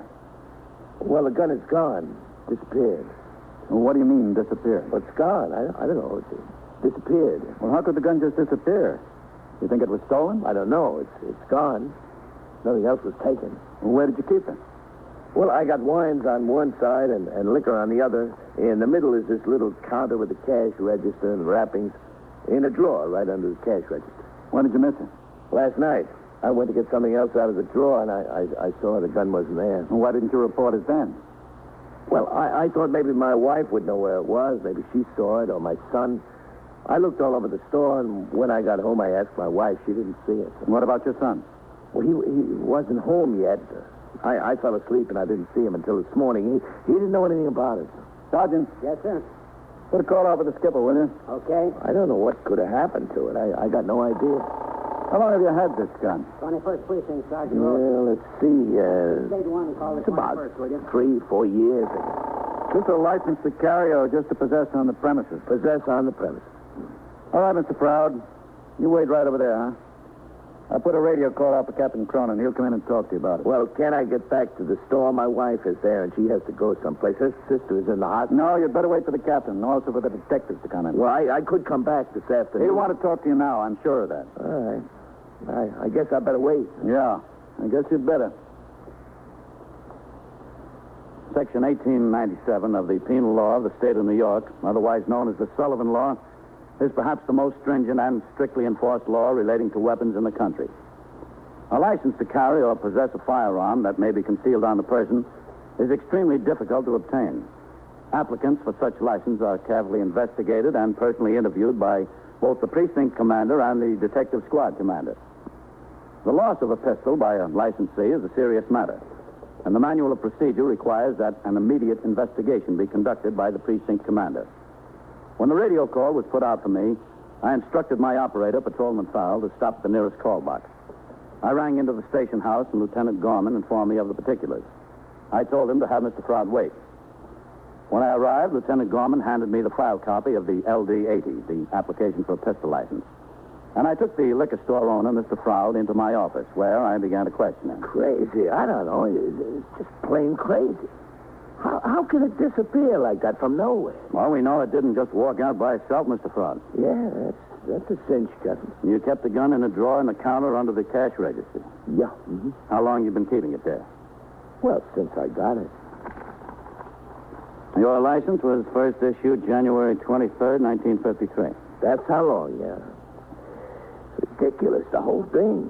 Guns an S&W 38 Terrier, blued finish. Yeah, yes. Did you get the drawer locked? Well, I locked it when I closed up the store at night, Captain, but, well, when the store was open, I didn't lock it, because what would be the sense of locking the drawer if suddenly I needed the gun? I was stuck up there 3 times, in 10 years. Who knew when it was going to happen again, man? When did you last see the gun? Yesterday morning when I opened the drawer, when I unlocked it. You're positive it was there then? Oh, yeah. Yeah, I keep in there also my bank books, deposit slips. I saw it in there when I went to get them out. And when did you miss it? Last night, 10 o'clock, when I closed it. You had no occasion during the day to go to the drawer, see whether the gun was in there? No, sir, no. No occasion. How many employees do you have, Mr. Froud? Employees? Yeah. Well, he's not really what you'd call an employee. Who's that? Joe. Joe who? Joe Aguada. He's the fellow that comes in every morning. He sweeps up, he unpacks some goods for me. And when I got a delivery in the neighborhood, he makes it. He does the same thing for Delicatessen out on 3rd Avenue. Cleans up, makes deliveries. We sort of, we share his time, half and half, like. How long has he been working for you? Oh, a long time. I don't know, 3, 4 years. Did you ever miss anything out of the store prior to this? Nothing, no. Not a thing. I don't think Joe would do anything like this. Did he know you had a revolver on the premises? Well, it wasn't any secret, Captain. I didn't go out of my way to tell him, but it wasn't any secret. Was he in the store yesterday between the time you saw the revolver in the morning and when you missed it at night? Yep. Yeah, several times. He was in and out all day. Were you able to observe his actions on each of those occasions? Well, I didn't see him do anything suspicious, if that's what you mean. No, I don't think he'd steal anything, Captain. I really don't. You have any other employees? No, sir, no. Nobody. You're open from about 10 a.m., 10 p.m.? Yeah, about. Were you there all that time? No, I live on 75th on the other side of 2nd Avenue. My wife comes for about an hour when I go home to eat lunch, and then she comes again at supper time. You say your son helps you out in the store once in a while, too? Yeah, once in a while, Captain. He goes to CCNY, and he's in the store maybe, like 1 night or 2 nights a week. So Ella and I can eat supper together, maybe taking a picture, something like that. What's the boy's name? John, too. We call him Bud. Was Bud in the store last night? He was there, yeah, for a little while. When I came back from supper, he was there with Ella, my wife. Do you think your son might have taken it? No. No, why should he? Well, you thought he might have last night. Who said that? I didn't say anything like that. Mr. Froud, you said the reason you didn't report the gun missing last night was that you went home to talk to your wife and your son, to ask them if they saw it. Yeah, I know. But Now, your wife said she didn't, and your son wasn't home when you went to sleep. Oh, I didn't think he took it. I had to ask him, no. Before I went off half-cocked. Did you ask him? I asked him, if he'd seen the gun in the store, if he put it any place besides the drawer. He said no, he didn't touch it. And what did your wife say? She said the same thing. She didn't touch it. This Joe Aguada... Aguada. Where's he live? East Harlem, 126th Street, I think. But he'd be around the neighborhood of your store or the Delicatessen this morning. Yeah, he's supposed to be. Did you see him this morning? No, not this morning. Isn't he supposed to come in, clean up the store? Well, I didn't go to the store this morning yet. My wife went to the store. Yeah. Excuse me. Sure. 21st Precinct, Captain Cronin. Lieutenant King is ringing down for you, Captain. Okay. Yes, sir. Captain? Yes, Matt. Lieutenant Gorman says you have the man whose gun was stolen in there. That's right. You want to talk to him? Yes, sir. I'll be right down. Okay, Matt. Mr. Froud, I've asked the commanding officer of the 21st Detective Squad to come downstairs. For me? Well, you've got a gun. Can't be accounted for. We've got to presume it's been stolen. But I don't know who would steal it. And that's partly a matter of who had access to the drawer, isn't it, Mr. Froud? Well, I guess so. Yeah. Do you know anything about this Joel besides the fact that he's worked for you in the Delicatessen for around 3 years? No, not much. No. Is he married? I think so, yeah. You know whether he's ever been in trouble with the police? Not since he's been working for me. At least I don't think so. Been pretty reliable. How much you paying? Well, he gets $22.50 from me and $22.50 from the delicatessen, plus tips on the deliveries he makes. How old is your son, Mr. Frog? But well, he's 21. He's going to be 22. In City College. Yeah. Pre-med, he's taking. Bright boy, real bright boy. He was in the Army 2 years. That's why he's a little late in school, but he's going to make a fine doctor. Real fine doctor. He's going to school on the GI Bill? Yeah. He just got in under the wire, just by a month, 6 weeks left. How are his grades at school? He didn't steal it, Captain. Not Bud. I don't want you to accuse... I'm not accusing anyone, Mr. Take Frog. it, I'm telling you. All right, we'll make sure. You don't have to make sure, I'm telling you. I just don't want you thinking he did because he did. Mr. Frog, apparently you're the one who thinks he might have. Seems to be on your mind. No, he didn't, I'm telling you. You were suspicious enough to want to talk to him before you came here. I just wanted to ask him if he'd seen it. You having any trouble at home with Bud, No. Mr. Frog? No, well, I mean, he's a boy, you know. He's a boy like any other boy. He's got ideas. 21 years old. He's been in the Army. It's not much of a boy anymore. What makes you think he took the gun? I don't think it. Now, look, Mr. Froud, if he has got it, you better help us get it back from him before he gets in worse trouble. What kind of trouble? The kind of trouble a gun can bring. Do you think he took it? Yeah, I think so. But I don't know. He says he didn't, but I think so. Now, why do you think he took it, if he did? Who knows why? Who knows why he does anything? Why he wants to quit school, why he wants all kinds of money, why he wants to get married. Who knows why a kid does anything? Well, maybe we'll find out. Because theft of the revolver was suspected, Lieutenant King assigned one of his detectives to go to City College and get the son out of class. In order to pursue my investigation, I instructed Sergeant Rosen on telephone switchboard duty to have a car come by the house for me. When it arrived, Mr. Froud and I got in. I told the operator, Patrolman Mercado, to drive us to the liquor store on East 75th Street.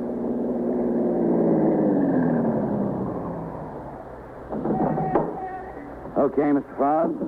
Now, it's something like this. Oh, wait here, Mercado. Yes, sir. We don't know that it was him, Mr. Froud. Who else? Joe wouldn't do anything like that. I just know he wouldn't. Well, somebody could have walked in the store. When? Oh, Captain. Yeah?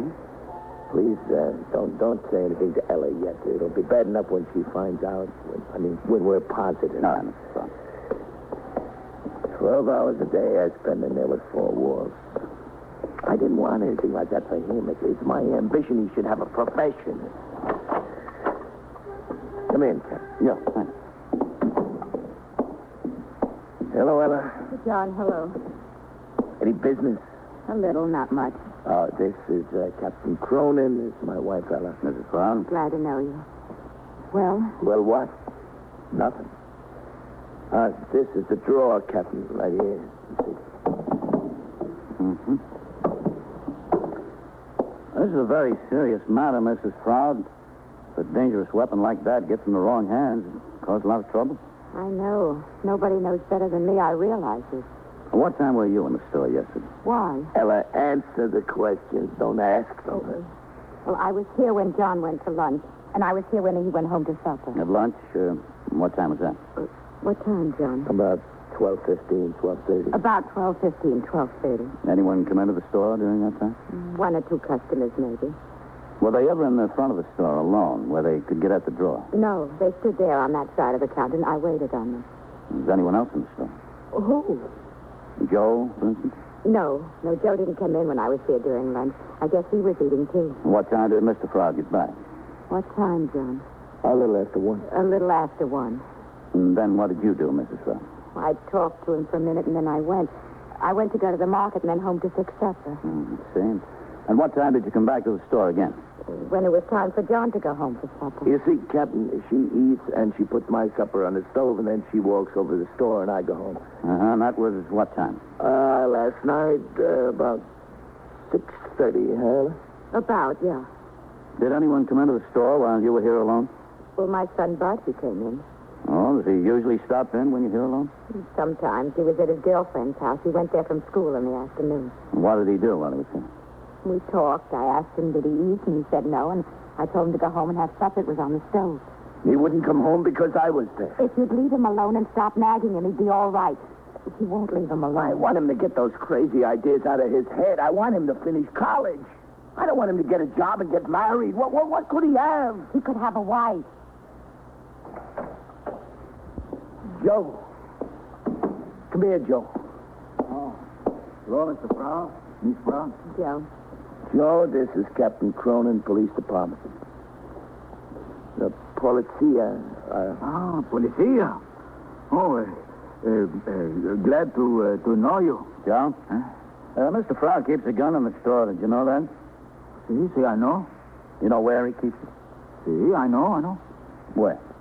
In the drawer. Here. In the drawer. Joe, do you know why he keeps the gun?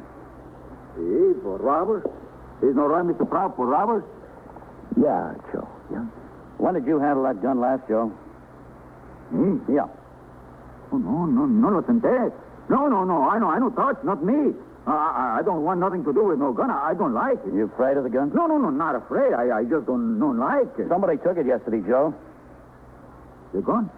Yeah. Who took it? Well, we hoped maybe it was you, Joe. No, Now, you know that you were cleaning the drawer and you took it out by mistake. No, I no touch. No, Lieutenant, not me. No. I don't like it. I don't go near these drawers, senor. Never. Do I, Mrs.? Not that I've ever seen. No, Mister, do I, eh? No, Joe. No, I don't like guns. I don't go near the drawer. Nunca, never. You want me to take out the curtains this morning, Mr. Froud? You said yesterday. Captain Cronin is talking to you, Joe. Excuse me. That's all right, Joe. I'll talk to you later if I have to. You go on. Get back to work. See. Come on and back, Joe. I don't go near the drawer. Never. I'll be right back, Captain, as soon as I show him what to do. All right, Mr. Stone. Go ahead, Joe. I don't like guns, senor.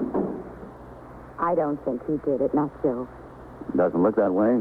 But maybe somebody came in from the outside while John was in the back and just took it. That could happen, couldn't it? maybe. Mrs. Froud, how long has this trouble between your son and your husband been going on? Trouble? Oh, it's not trouble. It's just a family disagreement. How long has it been going on? Oh, since Bud came back from the army, almost. He says he's too old to go to school. He wants to earn a living and get married. And John's got it in his head that Bud should be a doctor, but he don't want to be a doctor. He's tired of living off the GI Bill and going to college and studying when he says it doesn't mean a thing, nothing to him. Oh, why doesn't he quit? Oh, he'd never hear the end of it. John's crazy enough on the subject. You think Bud might have taken the gun? Bud? No, why would he take it? Well, he doesn't have much money. Maybe to sell it. No, he wouldn't do that. Somebody could. Not Bud. Was Bud ever in trouble, Mrs. Frog? What do you mean, trouble? I mean, was he ever arrested? No. He didn't take it, not Bud. He was never in any kind of trouble? No. Well, wasn't Joe. You see what I mean? Yep, I see. John, would Bud take the gun? No, huh? Why? Why should he? Well, I don't know. I just asked. No. Excuse me. Sure. Well, what did he do with it? Liquor store. Is Captain Cronin still there? Yeah, sure, he's here. Captain, for you. Okay. Thanks, Len. Oh, that's all right. Captain Cronin. Matt King, Captain. Oh, yes, Matt. I sent Whitey Howard up to CCNY to get that Bud Froud out of class. Yeah? Just rang in and said he got him out all right. He admits taking the gun. Oh, that's all. Yes, sir. Whitey's on the way in with him. Okay, Matt. Thanks. I'll be there in a little while myself. Yes, sir. Well, I've got to get back to Station House. Oh? Do you? Yeah, and I think you better come with me, Mr. Frog. Well, Captain, I was just there. And I can't stay in the store all day. I came here without making the bed sheet. And my sister's in the hospital. I think you'd better come, Mr. Frog. All right. Ella, I'll come back as soon as I can. All right. Have Joe sweep out in front as soon as he gets through, huh? Bye, Mr. Frog. Goodbye.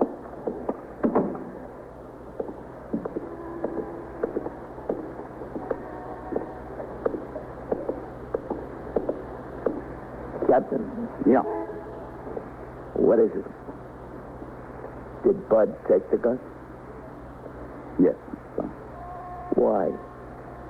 Why would he do such a thing? I don't know. I tried to do the best for him. Make something out of him. I spent my whole life trying to do that. So he could get someplace. Well, maybe it's a good thing he didn't get too far. We got into the car and were driven to the station house by Patrolman Mikado. Mr. Froud didn't say a word all the way, just sat there looking straight ahead.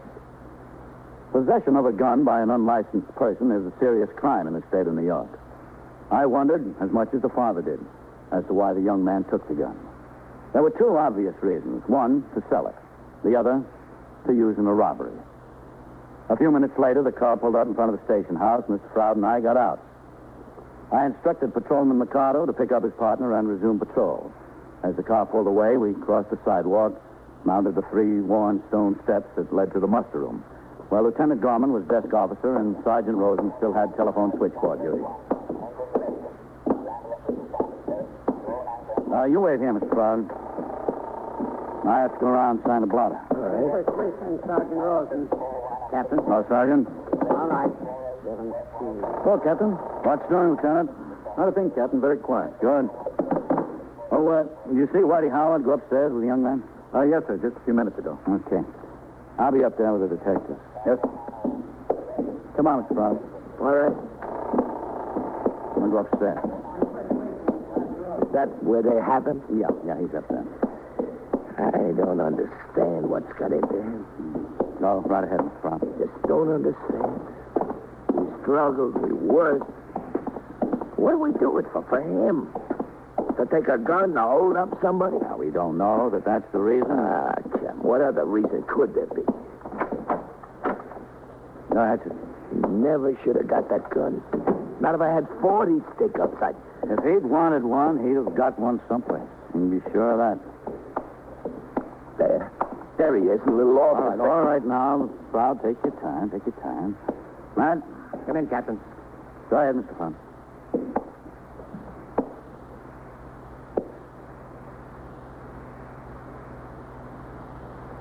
Hello, Bud. Huh? I'm ashamed of you. I'm so ashamed of you, I can hardly look at you. It's bad enough to steal, but to steal from your own father and a gun. What are you trying to do to me? Didn't you eat my heart out enough since you got back from the army? What are you trying to do to me now? Kill me, eh? I think you've got it all wrong. I got it terrible. I got it lousy. That's how I got it. Listen. Don't touch me. Leave me alone. I didn't steal the gun. You didn't? No. What did you do with it?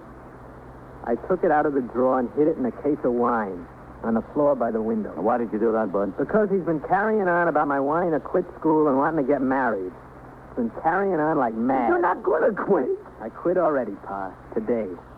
And I got married last week. No, you didn't. Yeah, I did. I was going to tell you and Ma last night in the store, but I lost my nerve. I didn't know what you'd do or what you'd say, and that's why I hid the gun. I didn't want it around. You thought that I would do something with the gun? That I'd be that crazy to kill myself? I just didn't want to take the chance. Oh, but how could you think that? I know I've been a little... You got married, huh? Yeah, last week at City Hall. I'm sorry, Pa, we didn't want to keep it a secret, but I wanted to get it done. I wanted it my way for a change. My way. You're right. You're right to do what you wanted to do. But I'm glad for you. I'm very glad for you. Captain, what can I say? I caused you so much trouble. We've got plenty of real trouble around here, Mr. Froud. This kind of trouble I like.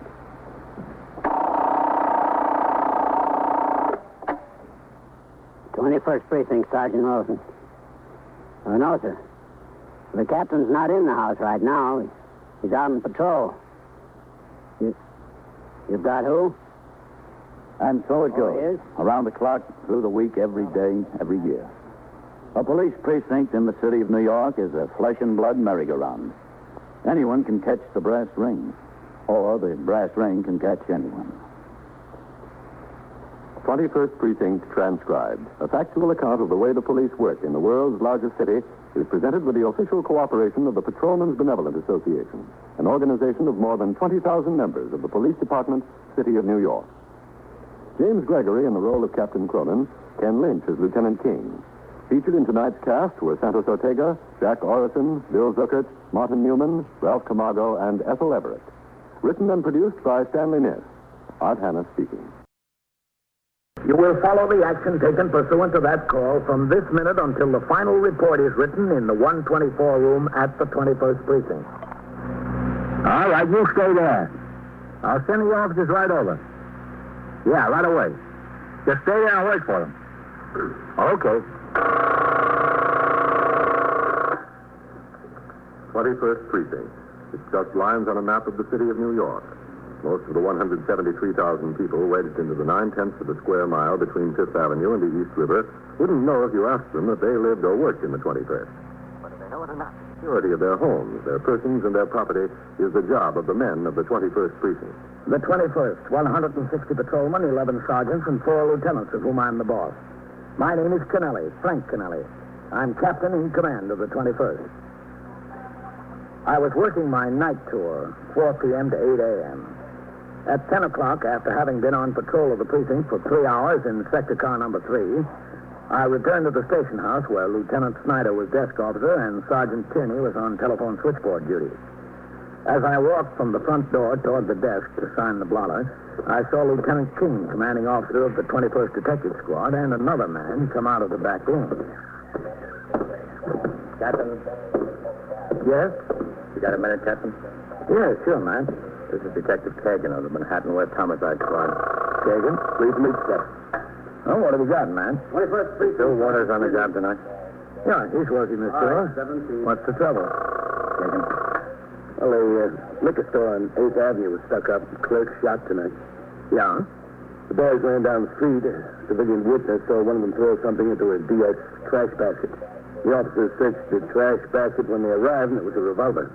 Well, what's that got to do with Sergeant Waters? It's his gun. Oh. Sergeant Tierney? Yes, sir. Where's Sergeant Waters? On patrol, Captain. You want to talk to him? Yes, sir. All right, I've got to sign the blotter. You wait in my office, and I'll have a radio call put out for him. Yes, sir, Captain. Sergeant? Yes, sir, Captain. Have Sergeant Waters ring in here, will you? Yes, sir. Oh, you got a couple of messages here, Captain. All right, I'll sign the blotter. I'll be with you in a minute. Yes, sir.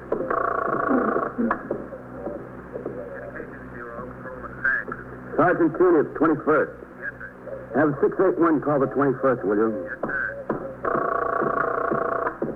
When Sergeant Waters rings in, I'll talk to him. Yes, sir. Oh, here are those messages, Captain. This message here, give it to Fallon. Yes, sir.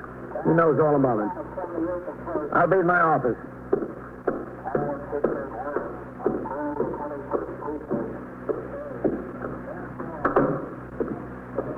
Oh, sit down, Matt. Kagan. Yes, sir. Thank you, Captain. Sergeant Waters spent the first 4 hours of the tour on TS, and he's been out on patrol since 8 o'clock. Oh, there's no suspicion he's involved, Captain. The 2 young men, about 20. Oh? Had he reported the theft of the gun? Or its loss? No, sir. He's got a son about that age, Captain. Oh, yes. As soon as we checked the numbers on the gun through the pistol index cards we sent out to his residence, nobody home there. No one? No, sir. There's 2 men planted out there waiting. Oh, neighbors, mate. Yes, sir. 21st Precinct, Captain Kennelly. Sergeant Tierney on TS, Captain. Yes? Sergeant Waters is ringing in. All right. Sergeant Waters? Yes, sir, Captain. Where are you? 72nd Street and 2nd Avenue, Captain. Well, come on in here right away. Yes, sir. He's close. Be here in a couple of minutes. Good. That boy of his hasn't been in any trouble before, has he? Nothing. I checked the kid's name through BCI. No arrest shown. What is his name? Edward, Captain. Edward Waters. Doesn't sound right to me. Sergeant Waters is pretty proud of that kid. He's in college, I believe. Spent 2 years in the Army. Was overseas. Yes, sir. Always talking about the boy. How ambitious he is. From the looks of it, Captain, he got a little too ambitious. What happened exactly? It was about 8:15 tonight. Yes? Clerk was alone in this liquor store. These two young fellows walked in. One boy pulled the gun, said he'd take the money. Clerk didn't move fast enough for him. He fired 2 shots at him. One hit him in the chest, this side, and the other missed. 2 boys ran out, and this civilian saw them running. He saw them throw something into this trash basket on the corner. When the cops came, he showed them. How's the clerk? He'll be all right. I think he's in Roosevelt Hospital. Uh-huh. He checked out the numbers on the gun, sent out to Sergeant Waters' residence. That's about it, sir. Does the clerk say he can identify the boy? I haven't talked to him, Captain. We've got a man over at the hospital waiting until the doctor says it's okay. Oh, I see. Gonna be kind of rough on him, Waters. Yeah, sure is. His son fits the description of the one who did the shooting. Boy about 20, tall, slender build, light hair. Any trace of them after the holdup? Well, Captain, the civilian who saw them throw the gun away tried to keep his eyes on them. They ran up 8th Avenue. And does this civilian think he can identify them? He's not sure, Captain. Oh, excuse me. 21st Precinct, Captain Kennelly. All right, tell him to come in. He's here. Kagan, want to give the captain the gun? Yes. Yeah. Thanks. Come in. Hello, Captain. Come in, Bill. Now, close the door. Yes, sir. Hello, Lieutenant King. Sergeant. This is Detective Kagan of the Manhattan West Homicide Squad. Sergeant Bill Waters. Hello, Sergeant. Bill, is this your gun? I've got one just like it, Captain. Where do you keep it? At home. Locked up in a cabinet. That is, when I'm not carrying it. I carry it occasionally when I'm off duty and feel like wearing a shoulder holster. What's the trouble, Captain? This is your gun. Is it? The numbers check out with what's listed in the pistol index cards. What you doing here? The gun was used in the stick-up tonight, Bill, on the west side. I'm sure my gun's at home, Captain. It was a liquor store. Clerk was shot. He's in serious condition at Roosevelt Hospital. Oh. Well, that's too bad. The gun was thrown in the Department of Sanitation trash basket on the street there by the boy that used it. Have they got the boy? No. Not yet, sir. He's described by a witness as about 20 years old, tall, slender build, light hair. Another boy about the same age was with him. A little heavier, a little darker. When was the last time you saw the gun where you generally keep it, Bill? When I was swinging last Saturday. I cleaned it. You think my boy is involved. Is that the idea? That's what it looks like, Sergeant. Well, he's at home, studying. He goes to Queens College. He's not at home, Bill. There's no one at your home. Are you sure? You've got a man planted there. Oh. Where's your wife? Well, since I was working tonight, she decided to visit her sister in Hempstead. Are you sure that he's not home? He should be. I know he's got some tests coming up. He wanted to study. Nobody's home. Captain, I know that boy. He's a good kid. Has he ever been in trouble, Bill? No. He's never had a day's trouble in his life. He's been all right. He's worked hard in school ever since I can remember. And he made good marks. How long has he been home from the Army? He got out in January. Where was he? In the Army? Yeah. In Germany. That's where he wound up. Spent a year there, more. What did he wind up as? PFC. He had no ambition to get any place in the Army. Did he get an honorable discharge, Bill? Yes, sir. Of course. When he got home, did he enroll in the college right away? He enrolled right away. Yes, sir. But he didn't start until the new term began in February. So he went to Florida for a couple of weeks. Kid was entitled to it, don't you think? 2 years in the service. And he had a little money saved up. He was entitled to it. There's no argument about that, Bill. I'm sorry, Captain. I understand. That's all right. Take my word for it. He's all right, Captain. He's not that kind of a kid. He never was. Sure, he's had his problems since he got home, but who wouldn't after 2 years in the Army? Takes a little time to get adjusted. What kind of problems, Bill? Same kind of problems everybody's got. Just living. Trying to make up your mind what you want to do, what you want to be.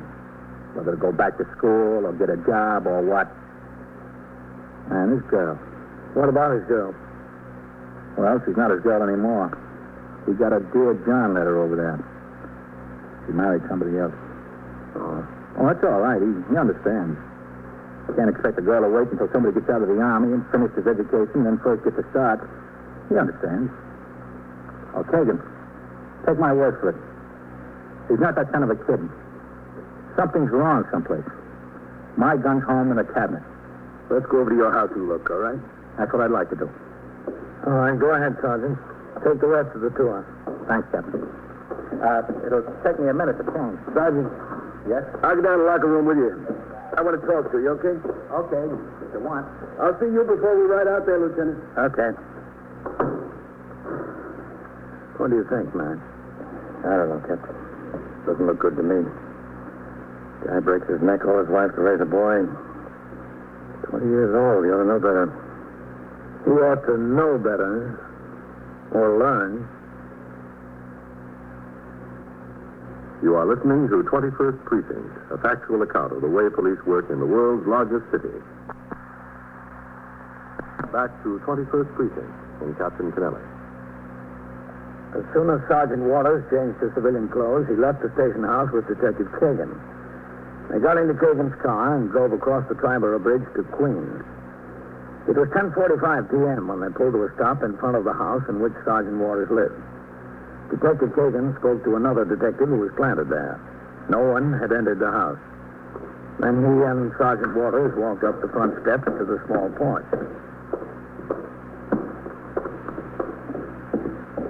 Well, I guess there isn't anyone home. There'd be some lights. Yeah. Just a second till I find my key. Sure, okay. It's not so. Can't be.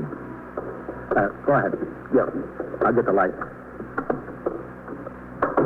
Yeah, it's a nice place. 18 years we live here. You own it? Oh, yeah, practically. Must have bought it right. Let me turn on the light from here. Yeah. 18 years ago, you could buy anything right. It looked like a lot of money at the time. My wife's father had just died, and she had some insurance money, $2,000. So all we needed to put down. You expect her home soon? I don't know. I told you she's out of her sister's. Yeah. She goes out there for an evening once in a while when I'm working nights. But she usually gets back before I do. Well, you're a little early tonight. Yeah. Carly, you want to show me where you keep the gun? Yeah, in here. In the dining room, I've got a cabinet in there. Now, wait till I get the light. Okay. That's it. You keep it locked, huh? That's right. And the key in the drawer? I've been keeping the key in the drawer for 10 years. Nobody's disturbed it yet. I'm not worried about my family. Only if a prowler breaks in. Is that where you usually keep the gun? Yeah. Well, I guess there's no mistake about it, Sergeant. That revolver was yours. I guess it was. Kid's known that gun was there. I don't know how many years he's known it. Why would he do it? He wouldn't do anything like that. You don't have any idea where he is, huh? He's supposed to be home, study. Think your wife would know where he is? I don't know. Well, I guess we ought to go in and sit down, huh? Might have a long wait. Yeah. It's like getting hit on the head. You don't know what's coming. Then you're in a daze. Sit down, Kagan. Yeah, thanks.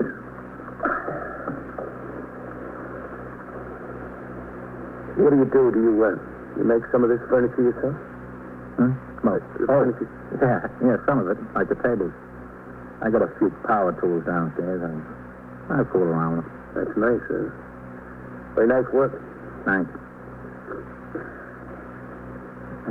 Would you like some coffee? No. I'll put some coffee. No, thanks. Won't be any trouble. That's all right. I make all the coffee around here. You don't have to bother, thanks. Okay.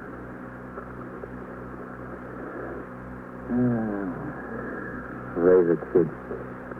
I don't know. Yeah. What happened? Did the Army do it, Tony? You were through up on a lot of them. Can't blame the Army. There's been millions of them in and out. I don't know. We tried. Me and my wife. We thought we did a good job. I guess you never can tell. I guess you can. How long you got in on the job, son? 19 years. That's a long time. Huh? Yeah, it sure is. It's the door. Yeah. Eddie? No, Martha, it's me. What are you doing home? Something came up, honey. What came up? Martha, this is Detective Kagan. Mrs. Waters. How do you do? What came up? Martha, do you know where Eddie is? Where's he home? No. He said he was going to stay home and study. Well, he's not here. What's the matter? Was Eddie here when you left? Of course. I gave him supper and he said he was going to study. What time was that? About 6 o'clock, a little before 6. What's the matter? What happened to him? I don't think anything happened to him. Well, something happened. What is it? Do you know whether he took a gun I had locked up in the dining room cabinet? What would he want with your gun? I don't know what he'd want with my gun. But a liquor store on 8th Avenue in New York was held up tonight and the clerk was shot. With my gun. You think Eddie did it? I don't know what to think. Did Eddie do it? That's what it looks like, Mrs. Waters. Well, he was home. He said he was going to stay home and study. That's what I thought he said. Then why didn't you stay home with him instead of running out to Hampstead? He's not a child anymore. He's 20 years old. Nobody has to watch him. I'm sorry. I'm sorry, honey. That's all right. I can't believe it. I just can't believe Eddie would do something like that. Mrs. Waters, did he go to classes today? Yes, he went to classes. What time did he get home? About 4:30, 4:45, something like that. It's not possible.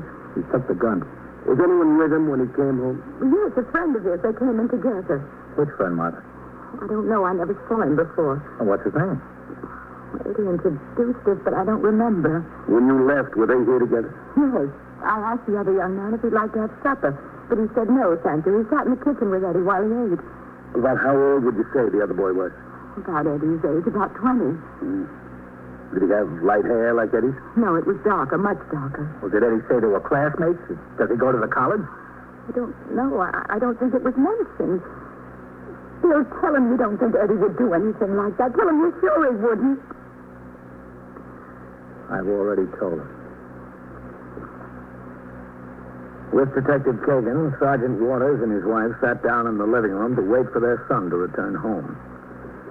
At midnight, after the 51 men who would patrol the streets of the precinct from midnight to 8 in the morning marched out the front door of the station house to take over their post, I went into my office to sign reports which had been put on my desk by Patrolman Fallon, the 124 man. At 25 minutes after 12, the sergeant on telephone switchboard duty notified me that sector car number 2 was en route to the station house to take me on patrol. I left my office, went into the muster room, and behind the desk to sign the blotter. Then I walked toward the door to the street to wait for the RMP car.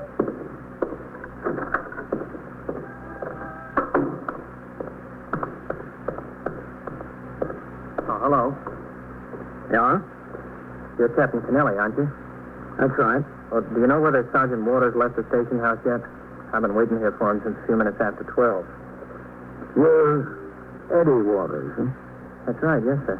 I didn't think you'd remember. We met a couple of years ago before I went in the Army. Yes, I remember. Was your father supposed to meet you? Oh, no, sir. No, I just happened to be in New York in the neighborhood. I knew he got off the job a little after 12, and I thought I'd ride home with him. Oh, I see. You didn't see him in there, did you? He didn't come out. Why don't you come on in, Eddie? We'll see if we can locate him. Oh, I wouldn't want to bother you. I know you're busy. No, that's all right. Should have gone on home, I guess. No, that's all right. Go ahead, Eddie. Thank you. Now, supposing you wait in my office over there, and I'll see what I can do. Oh, no, I'm putting you to too much trouble. No, not at all. Have a seat in there. Yes, sir. I certainly appreciate this. Make yourself comfortable. 21st Precinct, Sergeant Tierney. All right, 32. Oh, did the car come by yet, Captain? I don't know. Is Lieutenant King upstairs? I think so, Captain. I'll see if you can get him. Yes, sir. Sergeant Tierney on CS. Captain Ellie would like to talk to Lieutenant King. Yeah. You want to take it in your office, Captain? No, I'll take it on this extension here. Yes, sir. Captain Elliott for you, Lieutenant King. Matt, can you come down to my office? Eddie Waters just came into the house. Sergeant Waters, boy? That's right, yeah. He was looking for his father. Right downstairs, Captain. When the car gets here, Sergeant, tell him to resume patrol. I won't be going out for a while. Yes, sir. I'll be in my office. Yes, sir.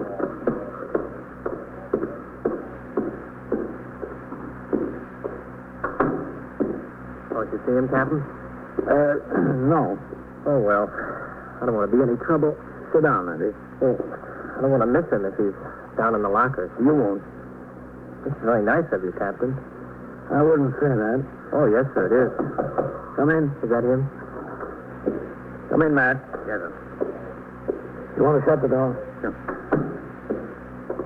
Eddie, this is Lieutenant King in charge of the detectives here.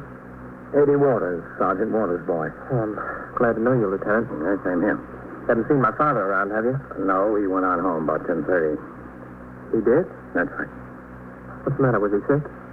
No. There's nothing wrong with my mother. She's all right. Yeah, she's all right. I just spoke to your house on the phone about 20 minutes ago. Well, then, what's the matter? What time did you leave your house, Eddie? I don't know, about 6:30. Listen, what's the matter? I'll tell you what's the matter in a minute. Just answer my questions. Yes, sir. That was how long after your mother left for her sister's? Oh, about half an hour, I guess. As soon as I finished dinner. Who is this friend you had at the house? What's he got to do with it? What's his name? Joe Purley. P-U-R-L-E-Y? Yes, sir. Where does he live? Near us. Knowing him long? For years, I went to high school with him. When you left the house, you leave together? Yes, sir. Captain, I'd like to know... Just answer the questions, Eddie. Where'd you go? We walked to the subway together. Come to New York. Eddie, why did you come to New York not a half hour after you told your mother you were going to stay home and study?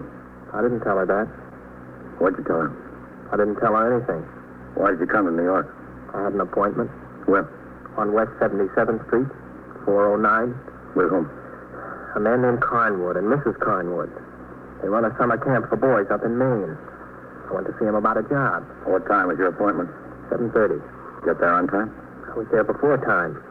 How long did you stay? Till almost 9 o'clock. Incidentally, I got the job. Got to go up there on June 16th to Maine. I'm going to be their swimming counselor. You were at 409 West 77th Street between 7:30 and 9 o'clock. That's right. Who else was there? Mr. and Mrs. Carnwood and their head counselor and their boy and a couple of more fellas. What's the telephone number of Mr. and Mrs. Carnwood? Well, just a second. I got it in my pocket. Academy 24599. Listen, Lieutenant, it was hard getting this job. I want it. Eddie, these people will vouch that you were there between 7:30 and 9 o'clock? Well, of course. Why shouldn't they? Listen, Captain, what's going on? What's the matter? Eddie, how did you happen to bring this Joe Purley home to your house? I met him on the street. We started talking about some of the fellas we used to run with. And you just brought him home? No, he asked if he could come. He remembered I used to save stamps, and he said he was in that business now. If I wasn't interested anymore, he'd like to buy my collection. Well, I haven't thought about the stamps for years, so I thought I could pick up a few dollars, and I said, sure. He went home with you? Yeah, that's right. Had he ever been to your house before? Well, I haven't seen him in about 4 or 5 years. Oh, yeah. Yeah, he was there. Yeah, once, I think, when we were in high school. Do you remember back then? Did you show him where your father kept a gun? Well, it was a long time ago, kid. Yeah, I remember. Yeah, I was proud of Dad because he just got made a sergeant that week. And I brought a couple of kids home from school. You know, I gave them a thrill. I got the key out of the drawer, and I opened the cabinet, and I showed him my dad's gun. Yeah, I think Joe was one of them. Yeah, he was. Listen, has Joe done something? Did you leave him alone in the house tonight? Yes, sir. He waited in the living room while I got ready to go to the appointment. Alone? Yes, sir, all alone. Has he done something? It looks like he stole your father's gun. Oh, no kidding. What was he doing in New York tonight? Why'd he come? Said he had to meet another fellow about some stamps. We rode over together. He got off at Times Square. I went on uptown. Now, how do you like that? I thought there was something screwy. I showed him my stamps. He said they weren't worth anything. Well, they were worth something, all right. Just to get the gun. The place was held up and a man shot. Oh, brother. I'd like you to come upstairs with me, Eddie. Sure, Lieutenant. Hello, Sergeant. Would you ring the residence of Sergeant Waters? Are you calling my father? That's right, yes. Well, would you tell him I'm here? They're probably wondering what happened to me. I'll tell him. Yes, Eddie. Do you know where Joe Purley lives? Well, I know where he used to live. I think he still lives there. Oh, I'll see you before I go when I capture him. Yeah, sure. That way, Eddie. 21st Precinct, Captain Kennelly. Sergeant City on TS, Captain. I got Sergeant Waters for you. Okay. Go ahead. Hello, Captain. We've got Eddie here, Bill. Is he all right? Sure. You better tell Kagan to ring in to Lieutenant King. I'm sure everything's going to be all right. You mean Eddie didn't have anything to do with it? Don't act so surprised, Sergeant. You're the only one who knew it all the time.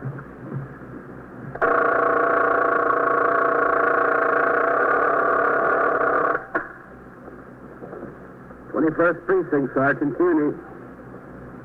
Well, what do you need the emergency squad? Yeah. Yeah. Well, what's the trouble up there? Locked behind what?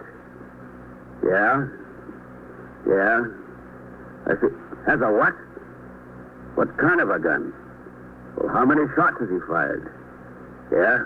Well, where's that? The bar in the grill head? And so it goes, around the clock, through the week, every day, every year. A police precinct in the city of New York is a flesh and blood merry-go-round.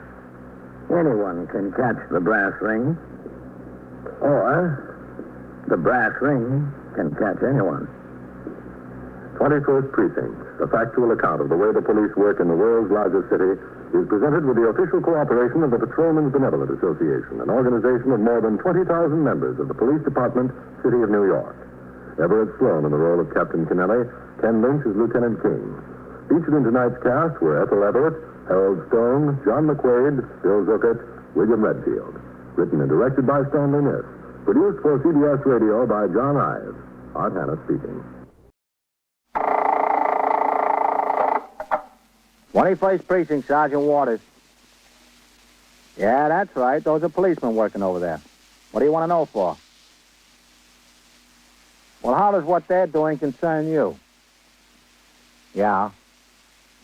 Yeah. Well, you just have to bear us up. You are by transcription in the muster room at the 21st Precinct, the nerve center. A call is coming through. You will follow the action taken pursuant to that call from this minute until the final report is written in the 124 room at the 21st Precinct. All right. Yeah, we'll be through there right away, as soon as possible. Yes, sir. You're welcome. 21st Precinct. It's just lines on a map of the city of New York. 173,000 people wedged into 9/10 of a square mile between Fifth Avenue and the East River. The security of their homes, their persons, and their property is the job of the men of the 21st Precinct. The 21st. 160 patrolmen, 11 sergeants, and 4 lieutenants, of whom I'm the boss. My name is Keogh, Thomas P. Keogh. I'm captain in command of the 21st Precinct. I was doing night duty, 4 p.m. to 8 a.m. After I turned out the platoon at midnight, I went into my office to read and sign reports and communications that had piled up. Meanwhile, the men were taking over their posts, and one of them, Patrolman Daniel Mercado, walked over the prescribed route from the station house to Madison Avenue. After relieving Patrolman Edward Farrell on his assigned post, he began to try the doors to the shops along the avenue.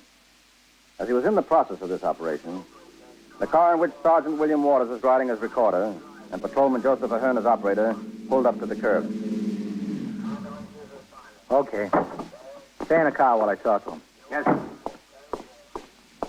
Mercado. Yes, Sergeant? There's a street light out down the next block. Did you report it?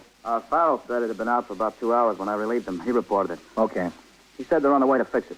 All right. If it's still out at the end of the tour, I'll make another report of it. Yes, sir. And they've been having trouble on this whole circuit up here the last couple of days. What's that? What's what? A knocking. I don't hear any knocking, Sarge. Stop now. There it is. It sounds like somebody hitting a window. Where's it coming from? Everything's closed in the block. What about upstairs in one of the apartments? Could be, Sergeant. Hold it. I don't think it's from upstairs. Ahern. Sounds like it's from way down that way, Sergeant. Yes, Sergeant. Come here. Yes, sir. There it is, Sergeant. Yeah, I think it's from way down that way, the next block. Yes, Sergeant. Hi, Murph. Joe? Somebody's knocking on some glass, Ahern. I don't hear. Well, wait just a second. You will. There it is. Oh, yeah. Down the next block. What do you think, Joe? Got me. Could be coming from across the street. Hold it. Ahern. Yes, sir? We'll walk down. You bring the car. Okay, sir. Come on, Mikado. There it is. Still sounds from down that way. Come on. Keep your eyes on those apartment windows upstairs. Yeah, okay. I'll look in the stores. Why, it rings out like a bell. Sure does. There's nothing to stop it at this time of night. Hey, Sergeant! Yeah? Down here. The drugstore. Okay. Drugstore's closed. Ahern, who is it? Somebody inside. What? Somebody inside the drugstore, he said. Somebody inside. Burglars? No, Sergeant. Not burglars. Woman's locked in there. All right, lady, take it easy. Take it easy. Can you get me out? How did you get in? I was locked in. I'm using the phone. Lady, you'll have to come closer to the door and talk a little bit louder. I can't hear what you're saying. I was in the telephone booth when the store closed. In the telephone booth? Yes, that's right. Wouldn't you know it? All right. I was in the telephone booth when all of a sudden the lights went out. I didn't know what happened. I hung up and the place was closed. It was locked tight. How long ago was this? What? How long ago was it? I don't know. I hadn't any idea. About 10 or 15 minutes ago. He usually closes between 12 and 12:30, Sergeant. He was closed when I came on post. I think he was. What did he say? He was talking to me. Oh, I've been trying to attract somebody's attention. I've been just standing here knocking on the door with $50. All right, lady. I would have called the police, but the dime I used in the phone was the last dime or quarter or nickel I had. All I had was the $50. Now, look. Don't get panicky. Just take it easy. We'll get you out. I'm not panicky. I'm just trying to tell you what happened. I know I'll get out. Good. I was getting a little worried in case somebody heard me, but I know I'll be all right now. Yeah, you'll be fine. Now, what I want you to do is reach up on the inside of the door. See if you can find a latch to turn. You mean a knob? That's right. See if you can find a knob. The only thing is this. And I tried that before. That won't do it. The key's the only thing that'll open that, Sergeant. Listen, if the store has a burglar alarm service, they always have a key at the office. Well, there'd be a sign that says protected by Holmes or Burns Patrol or whoever it was. Well, yes, sir, usually.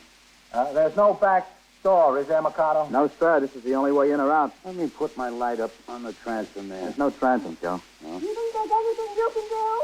We'll get you out. Don't worry about it. I'm not worried. What building is this in, number 24? Yes, Sergeant, 24. All right, Ahern, walk around the corner of the building entrance. Find what apartment the superintendent lives in. See if he's got a key to this door. Yes, sir. All right, get going. I'm on my way, Sergeant. Mikado. Yes, sir. Go to the call box and ring in. Tell the lieutenant what we've got. Yeah, okay, Sergeant. He might want to check Holmes Detective anyway and Burns. What's the name of the druggist? Erding. Paul Erding. All right, go on. Yeah, okay, Sergeant. Oh.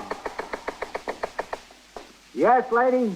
You're not going away and leave me. No, we're not going anyplace. Oh, that's good. I saw them leave. I sent them to see if they could find somebody with a key. Oh, thank you. You're welcome. Now, listen. Yes? Didn't the druggist know you were in the telephone booth? No, I guess he didn't. It's in a funny place way in the back, in an alcove almost. Was he alone in the store? I think so. Didn't he see you come in? What? Didn't he see you when you came in the store? Maybe he did, but I was in the booth so long, I guess he forgot. What's your name? Grace Nehart. How do you spell that? Grace. The last name. Oh, Neihardt. Is that Miss or Mrs.? Miss, Where do you live? around the corner there at number 22. Don't you have a phone in your apartment? Oh, yes. Well, why don't you use that instead of coming down here? Well, the call I was making was of rather a personal nature.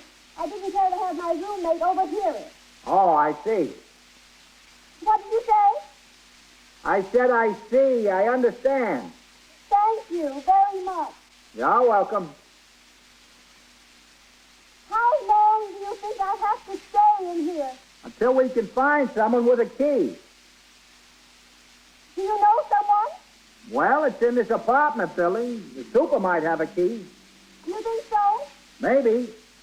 And if the druggist subscribes to the burglar alarm service, they'll have a key for sure.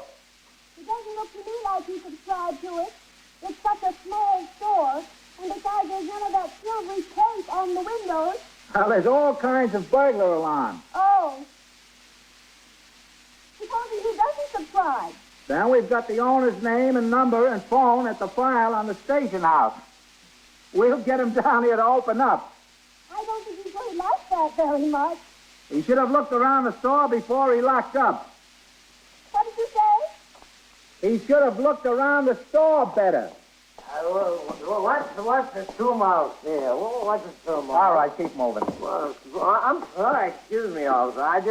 I didn't mean to usurp your prerogative. You're not usurping anything, mister. You just better go on home and get in bed. I wonder if we got a damsel in distress. Oh, you! Go on. You better hit the ties. Oh, we'll put her in there. You! Get moving. Listen, I am not drunk. I'm only offering you my technical know-how for the damsel in distress. If you think I'm drunk again... Yeah, I think so. You are perfectly mistaken. All I had was one rocks on the scotch with a whisk of peppermint wheel. Now, look. Get going. Go on home. All right. The word from the wise is sufficient. You! Good night. Good night. Good night, sweet damsel in distress. Well, he was a big help. I was worried. I thought you were going to arrest him. Him? No, we've got bigger troubles. I'll say we've got bigger trouble. You know, I'm beginning to get a little bit worried. What? I'm beginning to get a little bit worried, I said. Are you in a hurry to get any place? No. Will anyone be concerned about you? Just my roommate, but I don't care about her or whether she's concerned. All right, then, relax. Enjoy the fuss that's being made over you. I can't relax. You were relaxed before. We'll get you out, don't worry. I know you'll get me out. I have no doubt about that. I'll try to be calm and collected, but I just feel that I'm going to lose control. I feel so ridiculous in here. How do you think I feel out here? What? Nothing. I spoke to the desk officer, Sergeant. Yeah, what did he say? Well, he rang over to Holmes. This store isn't a subscriber. They got no key. Burns either. I didn't think they would be. How's she doing? She's still in there. Is there any news? Did you find the key? No, not yet. Sergeant, the lieutenant got the owner's name from the business house file. Like I told you, it's Erding. Paul Erding. He lives up in Washington Heights. The lieutenant said if the super didn't have a key to ring in again, and he'd get hold of Mr. Erding right away. Okay. Yes? What's going on? What are you plotting out there? We're not plotting anything, lady, except how to get you out. Here's a hand, Sergeant. How'd you do, Joe? I woke up the super, Sergeant. Yeah? He's got no key to any of these stores. Uh-huh. All he handles is the residential apartments in the building. These stores here are handled direct by the office. Okay. Mikado, you better ring into the lieutenant again. Tell him we can't locate a key. Yeah, okay. Right away, Sergeant. Super said he'd come and see if he could give us a hand as soon as he gets dressed, but doesn't know what there is he can do. There's no other way out of this store, is there? No, sir, he says there isn't. Just this door here. Yes, lady. Did you get a key? No, not yet. I thought that policeman went to wake up the super in the building. He did. The super's got no key to any of the stores. What are we going to do? How am I going to get out? We'll get you out. You keep saying that, but you don't do anything. Just don't worry. I am worried. I'm getting worried to death. We got the home telephone number of the druggist in the files at the station house. The other officer went to the call box. He's going to ask the lieutenant to phone the druggist to come down here. Do you think he'll come? He'll come, yeah. He might not feel very good about it. He might not feel very good about it, but he'll come. Well, I hope so. What's that super's name, Ahern? Charlie. You said he'd come out as soon as he got dressed? Yeah, Sergeant. He doesn't know what he can do, though. Yes, ma'am? Where did this druggist live? In Washington Heights. How long did it take him to get here? About a half hour. A little more, maybe. My goodness. What? I said, my goodness. Oh. You ring in, Mikado? Yes, sir. I rang in. The desk officer called up the druggist home. Is he coming down to open up? No, sir. His wife said he wasn't there. Well, maybe he didn't have time to get home yet. He's not coming home. He doesn't live there. His wife told the lieutenant they were separated about a month ago. Yeah? If all this concerns me, I wish you'd let me know what's going on. Just a second, lady. Well, where does the wife say he's living now? And she told the lieutenant she doesn't know. Well, she knows how to get in touch with him when she has to, doesn't she? Well, yes, sir. She knows that. Well, where does she reach him? Right here. Right here at the store. I remained occupied with my paperwork, which consisted mainly of various reports concerning occurrences in the precinct, to be endorsed by me and forwarded through channels for about 25 minutes. Then I got up and walked out into the muster room, where I saw Lieutenant Matt King, commander of the 21st Detective Squad, come in the front door of the station house. Matt? Hello, Captain. I see you're coming in when you should be going out. Why don't you go home? Well, I thought about it, Captain. I've got the line up in the morning. I just used one of the beds upstairs. Mm-hmm. Well, how about a cup of coffee? Yeah, sure. Fred, is the coffee hot? Yes, sir. There's some sugar in the drawer. Okay. What's keeping you around here so late, Matt? Go ahead. Well, Ludd and Scanlon got hold of a boy who said he knew where to find that Neota kid. Oh, yeah? Here. Thanks. That's good, kid. Yeah. Any sugar? Yeah, thanks. Did you collar him? Well, this boy said Neota was staying over in a flat on West 96th Street. That he heard he had a Luger over there besides the gun he used to shoot up the liquor store. Mm-hmm. So I thought we'd better be ready for anything over there. I took Danny Goldman in addition to Ludd and Scanlon. And we picked up another couple of men from the squad over there. We went up there to hit the flat. Yeah? Well, we hit the door, and there was only this babe inside. A girl, 18 or 19. She was scared half to death. I asked her whose flat it was. Said a friend of hers, a fellow named Kenny. Kenny Numa or something. Mm-hmm. I said, are you sure his name isn't Phil Neota? No, she said, his name is Kenny. Well, she was telling what she knew, all right. Yeah, coffee sure hits the spot. Yeah, it helps, I'll say that. Anyway, she described this Kenny. The way she talked, she was talking about the Neota kid. So we gave the place a good going over, top to bottom. Wasn't anything there.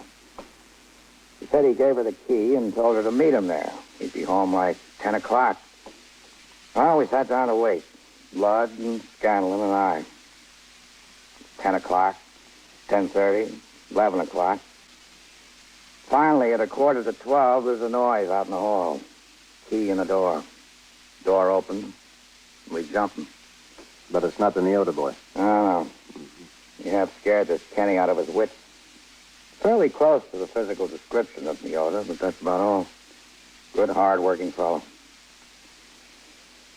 So, that's how I spent the evening. Mm-hmm. Where are Ludd and Scanlon? Oh, them? They went out to find the boy that gave them this hot information. I don't blame them. Excuse me, Captain. Yes, Lieutenant. Hi, Red. Right. We got a woman locked in a drugstore on Post 14. How did she get in there? She was in the phone booth and the druggist closed up. Mm-hmm. Super, the building says she's got no key. He got out the druggist's phone number from the business file. His wife says she's separated from him for about a month and she doesn't know where he's living. Have they got a burglar alarm service? I checked Holmes, Captain. Store isn't a subscriber. Who's on the job over there? Sergeant Waters, Captain, and Mercado and Hearn. Sergeant says the woman started off kind of cool and collected when they first got there. She's getting a little panicky now. Are you making any further effort to locate the druggist? Yes, sir. He's got a mother who lives in the Bronx. According to the wife, the mother's got no phone. She doesn't think he's living with the mother, but the mother might know where he is. I got the 50th Precinct to send a man over there to talk to the mother. Any friends of the man or employees of the store? The wife says he's got a pharmacist working for him, a new one. She doesn't know his name. Came to work after they got separated. She used to help him out in the store herself. She doesn't happen to have the key around the house, eh? No, sir. Sergeant Waters wants to know what I thought about sending for the emergency squad to take the door off or cut the glass out or whatever they can do to get her out. Well, you better hold up on that for a while, Red. Yes, sir. I'll take a ride over there and see what it looks like. Have a car come around for me. Okay. On the way, Captain. You want to take a look, Matt? No, Captain, no thanks.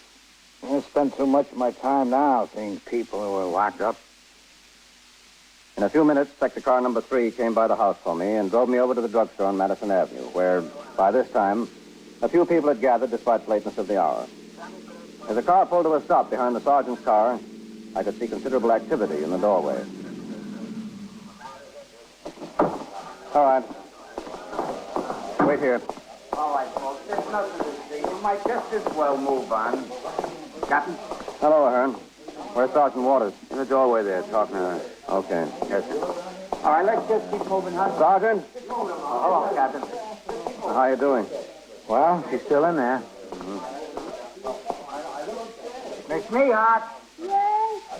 I sent one of the officers with the super of the building. They went to call somebody from the real estate company. We'll see if they've got a key. It's getting to be an awfully long time. We'll know something in a few minutes. You've been saying that. You've been saying we'll know something in a few minutes. An awful long time has gone by. We're doing everything we can. I don't know about that. I don't know if you are. I'm still locked in here. I'm Captain Keogh. We'll get you out. We'll get you out very soon. What? You got to talk closer to the door, Captain. I said we'll get you out very soon. I hope so. I only hope so.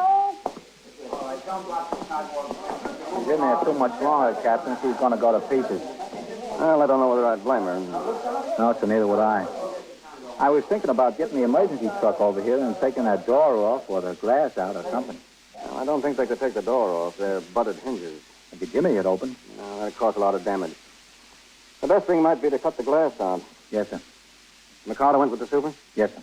Who are they calling? Well, some executive from the real estate company that manages this building. Mm-hmm. The super says he might know where there's a key to the store. If he doesn't, he might know who to call. There she goes again. Officer? Yes? Any news? They haven't come back yet. Oh. I'm getting very thirsty. Thirsty? Yes. Very thirsty. Why don't you go behind the soda fountain and get a glass of water? Do you think it would be all right? It'll be all right, sure. If you say so. Yes, go ahead. All right, I will. Well, that'll keep her busy for a minute anyway. Yeah. Hearn. That's it. Call me, Sergeant? The captain did. Oh, yes, sir. Take a walk down to the call box. Ring into Lieutenant Gorman and see if he's had any luck in locating the druggist. Yes, sir. And tell him I'll be here until we get her out. Okay, Captain, I'll tell him. Let me know what he says. Yes, sir. The 50th was going to send a man around to his mother's place. Yeah, I know. All right, Miss Mehart. We're right here. I got my drink of water. Well, that's good. And I found this chair, too. There's no sense standing here when I can be sitting. Yeah, you'll be a lot more comfortable. It's not how comfortable I am that makes a difference. It's that I'm getting very nervous. What? I'm getting very nervous. I want to get out of here. All right, we'll get you out. I want to get out now. Right now. There's no reason why I can't get out right now. Like I told you, lady, if we can't find somebody with a key, we'll get the emergency squad over here to take off the door. I'd sure like to know when. Very soon. You've been saying that. Captain. All right. Just relax and you'll be all right. Yes, Mikado. Captain, this is Charlie, the super at number 28. I'm glad to know you, Captain. Hello.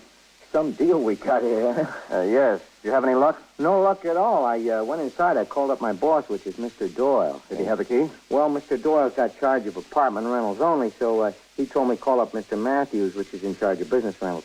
I said, look, Mr. Doyle, Mr. Matthews don't know me from a hole in the ground, so Mr. Doyle called up Mr. Matthews, and Mr. Doyle called me back. Did Mr. Matthews have the key? No, sir. They said they've got no keys to any of these stores. Well, at least that's what Mr. Doyle told me, Mr. Matthews told me. I talked to Mr. Doyle, Captain. He said that Mr. Matthews assured him there was no master key to these stores in their office. The only one who had the key is the tenant. I rang into the house, Captain. Yes, I heard. Lieutenant Gorman says the 50th got back to him. They sent a man by the house of the man's mother. She doesn't know where he's living. She hasn't heard from him in over a month. Captain. Okay. Now, look, Miss Mihart, put the chair down. Put it down. No, I'm going to get out of here. We've got the emergency squad on the way, Miss Mihart. You've been saying that. Now, put that chair down. What's up, Sergeant? You better get back, Mikado. Hey, take the rest of them back. Yes, sir. Come on, Now, take it easy. Miss Mihart. Now, you better get out of the way. I think he means it, Captain. Get back. Get back. Put that chair down. We'll get you out. Get back. Come on, Captain. Miss Mihart. Captain, come on. You all right, sir?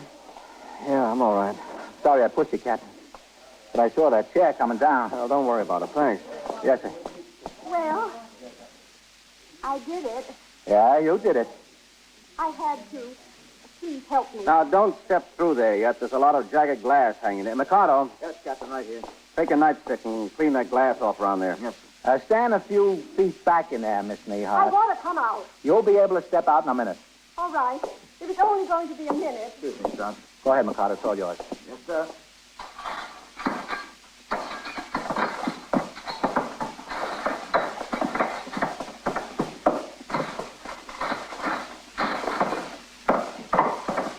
Okay, Mikado, that's good. Well, Captain, I guess she solved the problem for us. Yeah. From now on, I don't think she'll mind if her roommate overhears her phone conversations.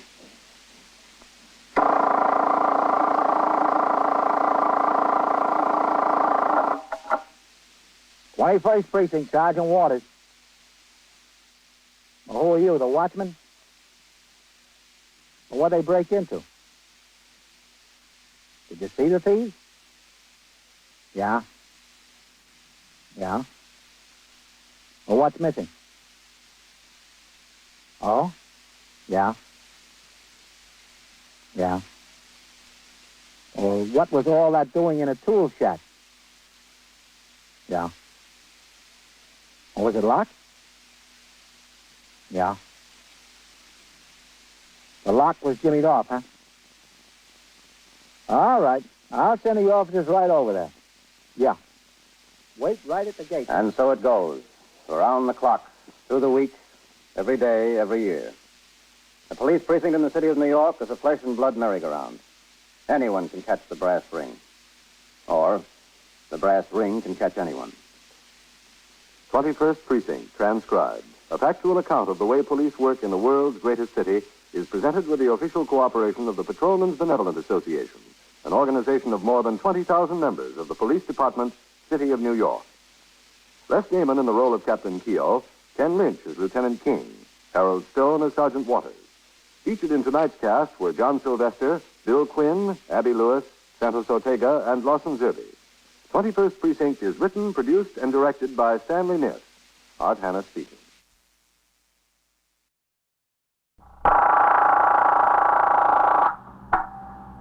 First Precinct, Sergeant Klein. Who's dead? Who? He was killed. Ah. Where is it? Where? 88 East what? East 70th? Who is this calling?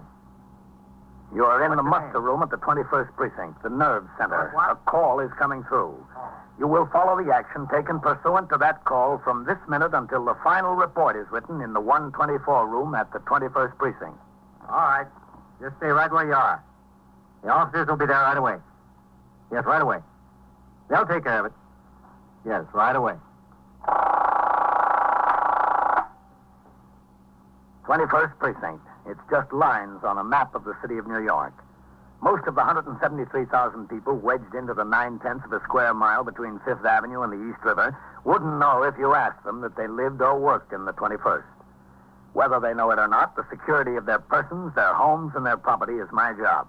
My job and the job of the 160 patrolmen, 11 sergeants, and 4 lieutenants of whom I'm the boss.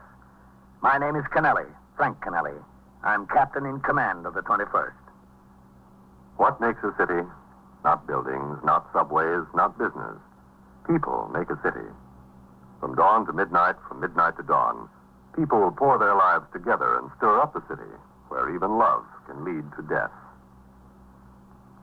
I was working my 8 a.m. to 6 p.m. tour. When I arrived at the station house, I signed the blotter and read over reports and communications that had accumulated since I went off duty 24 hours previously. Sharply at 8, I walked into the muster room and turned out the platoon for the day tour. As the men marched out the door to take over their posts, Sergeant Burns, the patrol sergeant, indicated he wanted to see me. I came around from behind the desk where Lieutenant Gorman was on duty as desk officer and Sergeant Klein on the boxes, and crossed to my office. Sergeant Burns was waiting inside. Morning, Captain. Hello, Sergeant. Well, what is it? Bolney went sick this morning, Captain.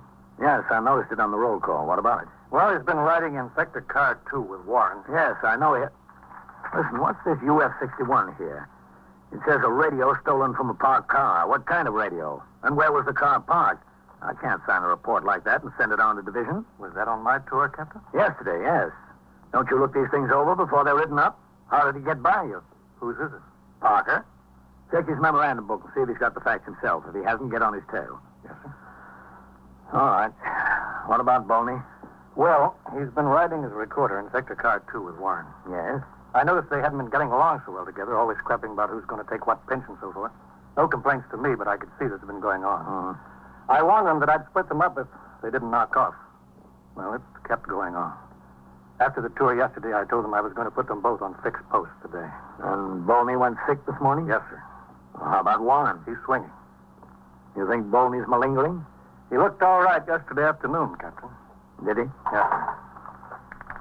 Sergeant Klein. Sergeant, get me the reserve surgeon, will you? Yes, sir. Captain, looks like we've got a bad homicide. Where? The boy's hopping, Captain. I got 4 or 5 calls. All right, I'll be out. Says it looks like we've got a bad homicide. Where's that? I don't know. The board's jammed up. That's right, 8870. Right. That's all we know about it. Call came through CB. I caught it on the air. Okay. I'm sorry, Captain. That's all right. What do we got? It came over the air as a Signal 32 ambulance responding. I rang down to CB and they told me a woman crawled in, the maid, apparently. She got to work this morning and found the lady's body. Homicide for sure? She was a little hysterical, that's what they gathered. No name? No, sir, not yet. Well, did you notify the detectives? Yes, sir, just now. That's the press again. They've been burning in here since the call was put out. 88 East 70th, that's a good address. 21st Precinct, Sergeant Klein. Let's take a ride over there, Morley. Yes, sir. Look, you know as much about it as we do. Call didn't even come through here.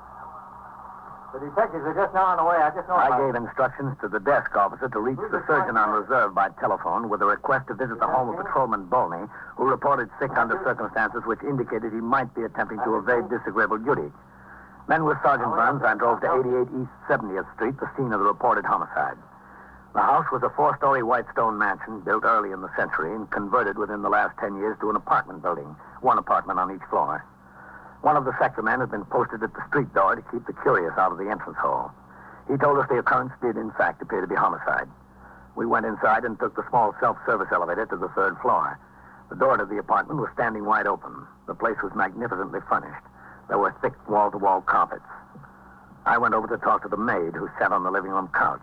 She still wore the hat she had on when she arrived at work. Hold me, Edith. I'm Captain Kennelly. She was so beautiful, so beautiful. To walk in the bedroom like that and find her sprawled out, cold. Did you call the police? Yes, sir. I called the police. When I first opened the door of the apartment, I knew there was something the matter. I knew it. The television was on, newspapers, grasses were all over the front room, ashtrays full up. Miss Edith never left anything like that. Looks pretty straightened up in here now. Yes, sir. I turned off the television and picked up a little. Then I walked back to the kitchen. That's when I saw her. The minute I saw her, I knew it. laying on the floor there in the bedroom, just stretched out.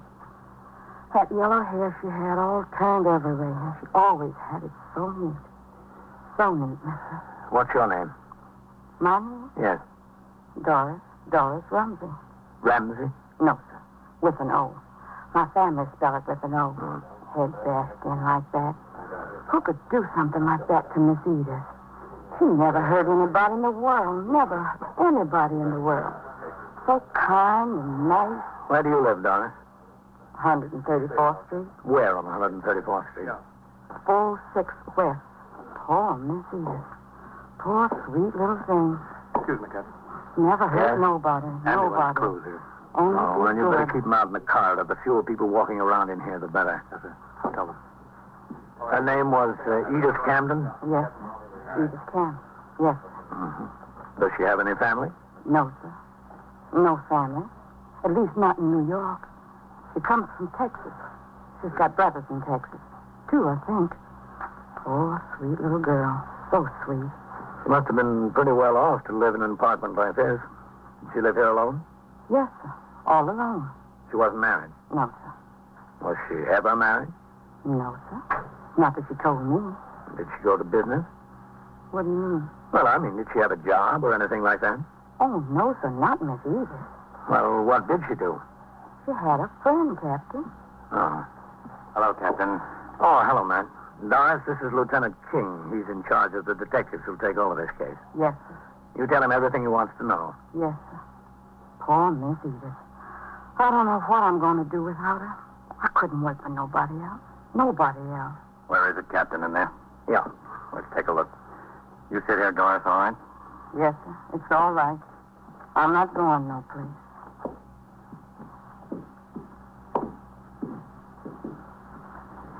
What do you think the rent is on this place, Captain? $400 or $500 a month?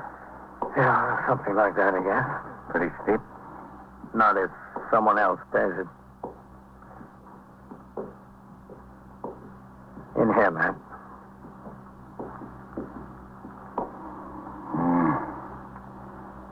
Pretty dress she was wearing. Not torn. She wasn't struggling with anyone. No, it doesn't appear that way. That's what she was hit with, I guess. What is it, do you think? I don't know. It looks like a fire tool to me. Hmm. Who was she? What'd she do, do you know? She didn't do anything. She had a friend. No. Well, the tabloids are going to have a field day with this one. Made to order for them. It sure is. There's all the elements. A mystery, a blonde, and Park Avenue. Yes, sir. Too bad she's not around to read about it. The call had come in at 6 minutes after 8 a.m. It was now 8:25. At the moment, little more was known about the case than what we could see. A striking blonde named Edith Campton was dead from a blow across the base of the skull in the bedroom of her apartment just off Park Avenue. Within minutes, the apartment began to fill up with specialists and experts. Detectives from the Manhattan East Homicide Squad arrived to work with detectives from the 21st Squad.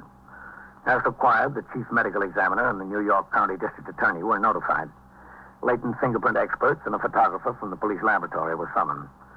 Superior officers of the detective division, who had been notified in accordance with the manual of procedure, began to arrive on the scene.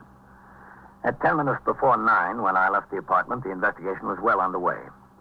I instructed Sergeant Burns to have his men resume patrol as soon as possible. On the street, a considerable crowd had gathered. The press was out in force. I suggested they direct their questions to the chief of detectives, the commander of the Manhattan East Homicide Squad, and the district attorney's office. At 5 minutes after 9 o'clock, I returned to the precinct house. Hello, Captain. Sergeant? Excuse me, this board has been humming. 21st Precinct, Sergeant Klein. Chief who? Oh, he's not here. I haven't seen him. Just a second. Captain, it's the borough commander's office. Did you see Deputy Chief Pope this morning? Well, he was over at the scene of that homicide. Hello? He was over at the scene of that homicide we had. Is he still there, Captain? Well, he was there when I left. He was there when Captain Kennelly left. All right, call his office.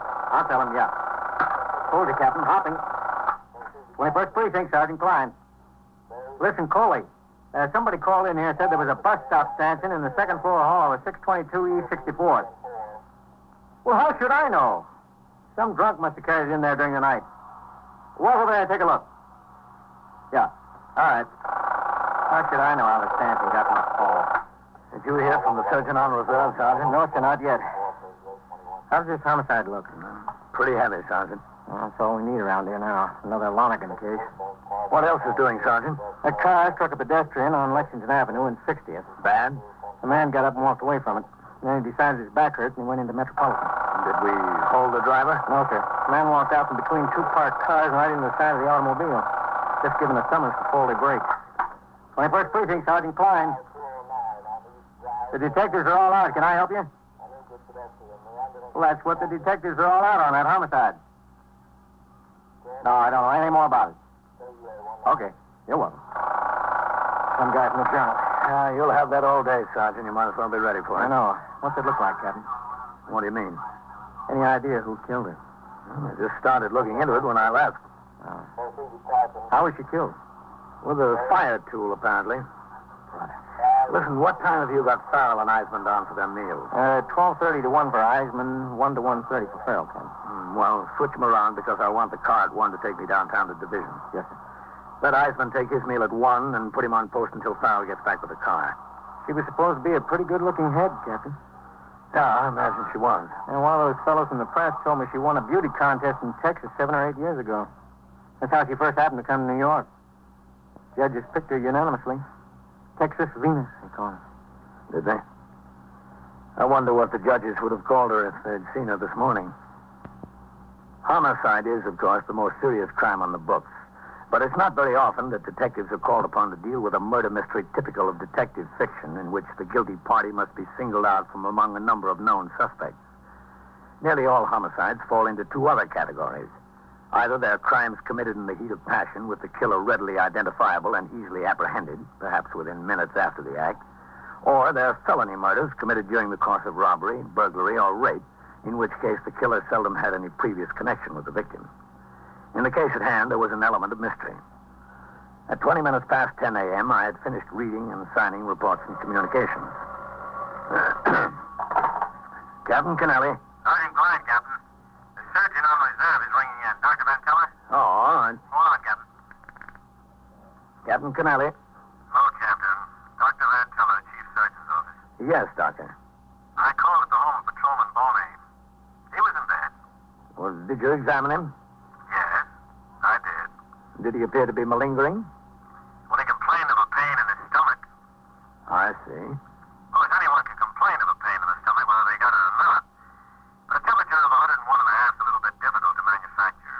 He's sick, all right. Oh, well, what's the matter with him, Doctor? Well, it looks like this virus is going around. That's what I say it is. Well, how long do you think he'll be out? A couple of days, that's all. All right, Doctor, thank you. All right, Captain. Goodbye. Much obliged. Captain Kennelly. Sergeant Klein on TS, Captain. Joe Wagon of the news is out here. He wants to see you. Oh, about what? About what, Joe? About the homicide, Captain. Tell him I don't know anything about that. He ought to talk to the detectives. Yes. Captain says he doesn't know anything about it, Joe. Talk to the detective. Oh, just a second. He wants to see you anyway, Captain. All right, tell him to come on in. Yes. Go on in, Joe. Oh, Sergeant. Yes, sir. Who's on post number 6? Singleton, Captain. Come in. When he rings in, Sergeant. Yes, sir. Hello, Captain. Leave the door open, Joe. When he rings in, tell him I've got a written complaint from a citizen about a peddler selling fruits and vegetables from a wagon over there. Tell him if he runs across that peddler to check and see if his license is okay. Yes. Oh, sit down, Joe. Big doings up here today, Captain. Well, I can't tell you anything about it, Joe. I don't know anything. I was only there for a few minutes this morning. What did the apartment look like upstairs? Plush? Yeah, it was plush, if you want to call it that, but you better talk to Lieutenant King or the Chief of Detectives or the Homicide Captain. They've got it all over there. We don't know anything here. Well, Captain, I got tired of waiting out on the street. I saw all the big brass going in and none of them coming out. You get tired of standing first on one foot and then the other. What's the deal? Who did her in? Joe, I told you, I don't know anything. You're the captain of the precinct, aren't you? Well, I still don't know anything. What is this, Frank? The Wilhelmstrasse? Somebody's got to know something. Now, be patient, Joe. You've got a morning paper. You've got all day to get your story. You'll get it. I'm embarrassed to call my city editor. Well, don't be embarrassed, Joe. He understands. You never know how to talk to him. Get your story out there, Joe. The Chief of Detectives. Excuse me, Captain. Thanks a lot. The muster room was alive with activity. Lieutenant Matt King of the 21st Detective Squad had walked in the door with the chief of detectives and the acting captain in command of the Manhattan East Homicide Squad. Close on their heels were reporters from all of the 7 daily papers with general circulation in New York, the Associated Press, and a newsman from CBS Radio. Lurking on all sides were photographers from most of the papers and motion picture cameramen. It was apparent that these top officers had avoided talking to the press at the scene of the homicide, but now they were cornered. I walked out into the muster room where the questions were being fired at a rapid rate. Chief, did the medical examiner fix the time of death? Not yet, not definitely. Sometime during the night. Sure, there is quite a double life. All right, take it easy. Just a second. Quiet. Listen, Chief, we don't have anything for a story yet. Nothing. Give us a break, will you? Well, I'll tell you what we do, boys. There's some things we know we can't tell you yet. Give us a couple of minutes to decide what we can tell you, and you'll have a story. Okay? Okay, fair enough. Here's the captain's office. Excuse us. Coming through, then. Hello, Frank. Chief, rough deal, huh? Rough? Wicked. Go ahead, help yourself. Come ahead, Frank. Frank. Listen, give us a break, will you? Yeah, close that door. They'll find a way, those guys. How you been, Frank? Okay, fine. How's Ellen? Good. I'll give him my best. Well, I guess I'll have to tell those boys something, Matt. They're entitled to their story. Yes, sir, but I'd like to keep quiet about the boyfriend for a while. I don't think there's any point putting him into it yet, Chief. No, neither do I. We can tell them that Edith Camden isn't a real name. She's just been using it since she came to New York. Yes, sir. What else? Well, she worked as a model. Not a cover girl? No, sir, for a fashion house, then in a store, but I think they know that. How about suspects? Well, who, Chief? Well, supposing I say there's 4 or 5 people we want to talk to, but that we can't divulge any names at this point. Yes, sir, that'd be good. You might want to mention her address and phone book, that we're checking every one of her friends. No, I'd better say acquaintances. Yes, sir. Yes, just that address and phone book ought to make them happy. Always does. 30 detectives assigned to the case. How's that? Fine. They want to know if there was any evidence of her being killed by a burglar or someone who entered the apartment with criminal intent. I think you can tell them that the place wasn't broken into, Chief. Okay. Want to let them talk to the maid, Matt? I think all they'll want is pictures of her. We can go that far. All right. Guess that about does it. Frank, let's get together some night, huh? Oh, I'd be glad to, Chief. I'll tell Mary to call Ellen and set it up, okay? Fine. Okay, Matt. And show me to the wolves. Yes, sir. All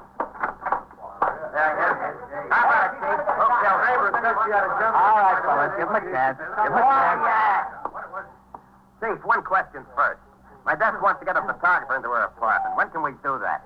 Sometime early this afternoon, just as soon as the technicians from the police laboratory get finished. What time? What time, Matt?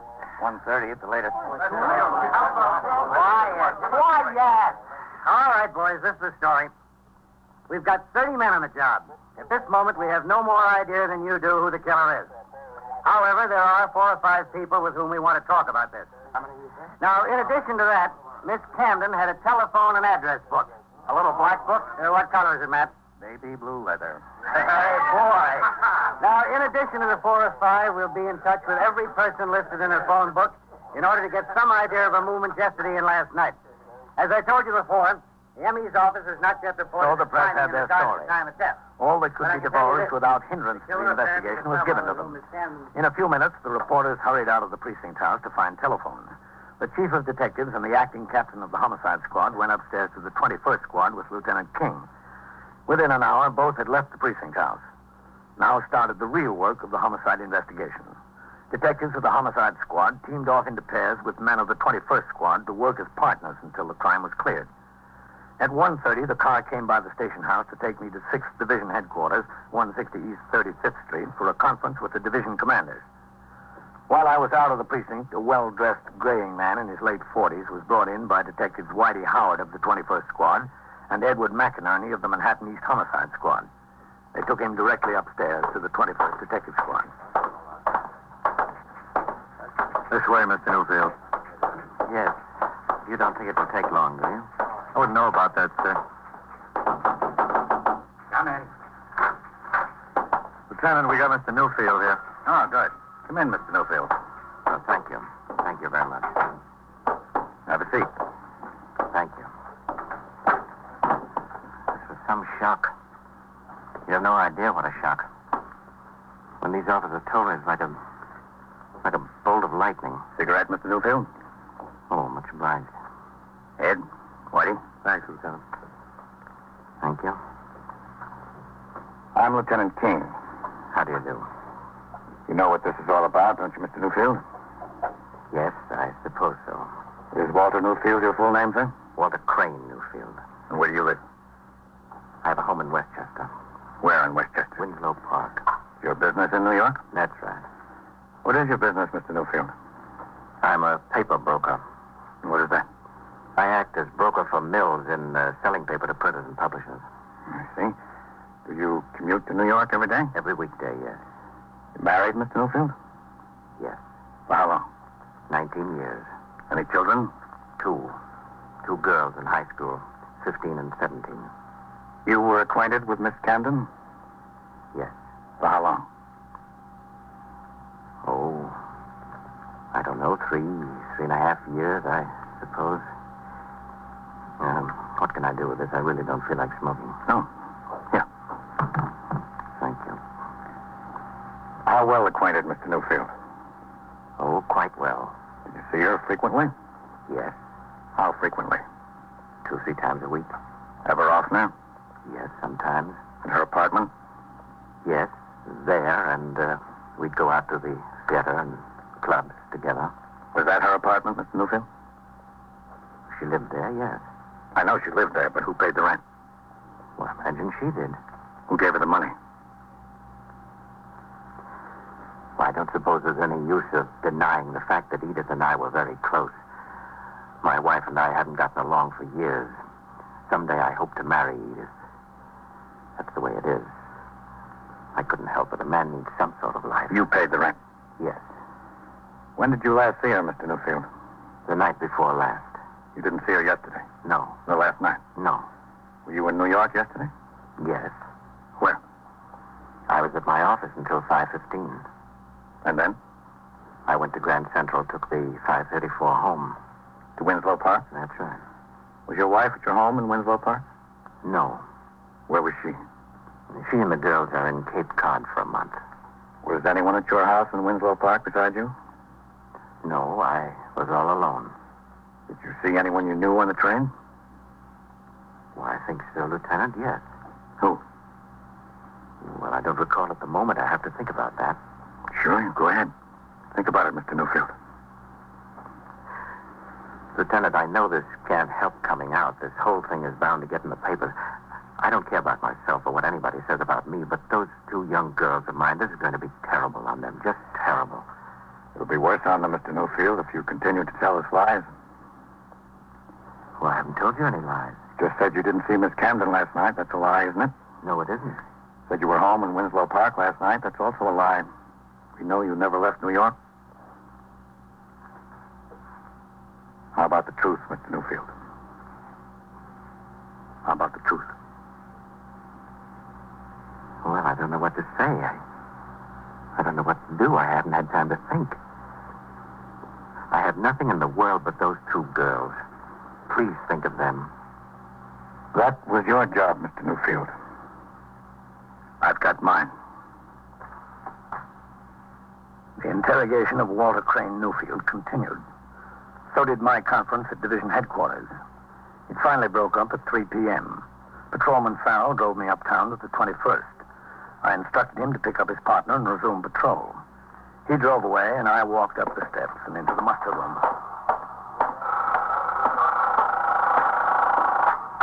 21st Precinct, Sergeant Klein. All right, 17. Hello, Captain.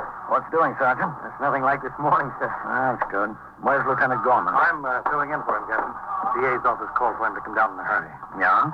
A burglary case went to bat this afternoon, which he made the arrest when he was a sergeant in the 64th last winter. Well, this is a fine time to let us know, isn't it? Well, the boy was going to take a plea, but he decided to stand trial at the last minute. Oh. All right. Stand right up at the desk there, would you please? Here. Okay, Whitey, book him in. Yes, sir. Just a second. Hello, Matt. Captain. Walter Crane Newfield. Matt? Yes, Captain? What's this? That homicide. Middle name is C-R-A-N-E. Crane? Is that right? Yes, that's right. That's fast work. He got twisted up in his own lies. N-U-F-F-I-E-L-D. How'd it happen? When he finally told us, he said she was going to break it off. She had a guy she wanted to marry. Age? 47. He was so enraged, he picked up a fire iron and hit her over the head. What's the charge? Murder first. Why'd he do it? What'd he say? He said he killed her because he loved her. Well, if you've got to kill somebody, that's as good a reason as any.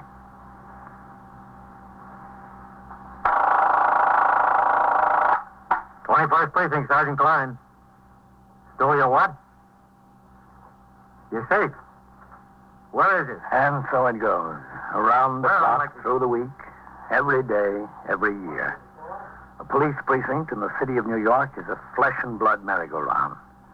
Anyone can catch the brass ring. Or the brass ring can catch anyone. 21st Precinct. A factual account of the way the police work in the world's largest city is presented with the official cooperation of the Patrolmen's Benevolent Association, an organization of more than 20,000 members of the Police Department, City of New York. Everett Sloan in the role of Captain Kennelly, Ken Lynch as Lieutenant King. Featured in tonight's cast were Lawson Zerby, Wendell Holmes, George Petrie, Joseph Julian, Frank Reddick, Eric Dressler, and Rosetta Lenoir. Written and directed by Stanley Niss, produced for CBS Radio by John Ives. Art Hanna speaking.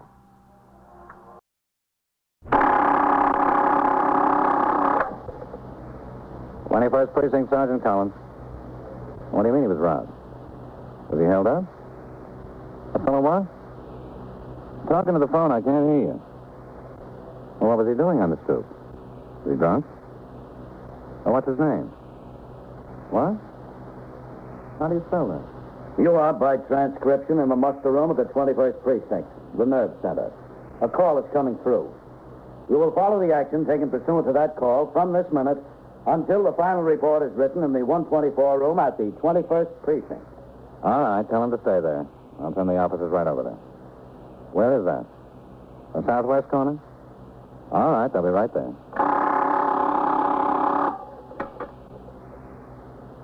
21st Precinct. It's just lines on a map of the city of New York. Most of the 173,000 people wedged into the 9/10 of a square mile between Fifth Avenue and the East River wouldn't know if you asked them that they lived or worked in the 21st. Whether they know it or not, the security of their homes, their persons, and their property is the job of the men of the 21st Precinct. The 21st. 160 patrolmen, 11 sergeants, and 4 lieutenants, of whom I'm the boss. My name is Cronin, Vincent P. Cronin. I'm captain in command of the 21st Precinct. I was doing day duty, 8 a.m. to 6 p.m. After I turned out the platoon, I went into my office, where I read and signed reports and communications until nearly 9 o'clock, when Sergeant Collins rang into my office to inform me that Sector Car Number 3 had come by the house to take me on patrol. Occasionally, the commanding officer of the precinct has unpleasant duties to perform. One of these is the investigation of complaints by civilians alleging delinquency or misconduct on the part of a member of his command. In connection with such a complaint, I instructed my operator, Patrolman Farrell, to drive to 521 East 66th Street, a new 16-story apartment building overlooking the East River. I got out of the car and crossed the sidewalk. The doorman admitted me, and I headed across the lobby to the elevator. Going up? Yes, please. Mrs. Edith Oakway. What apartment is that? 14D. Here. Nice weather, huh, Captain? Yeah, it's fine. It's about time. Mm-hmm. You know Mrs. Oakley? Yeah, I know her, sure. She a young woman? Yeah? Yeah. Maybe she thinks she is, but I don't. There's young and there's young. You know what I mean, Captain. Yeah, I know. She's like in her 50s. What's the trouble, Cap? You got a problem with her? No problem. That's good. Because I don't advise you to tangle with that one. 14. Yeah. That's the third door on your left. Okay. Thanks.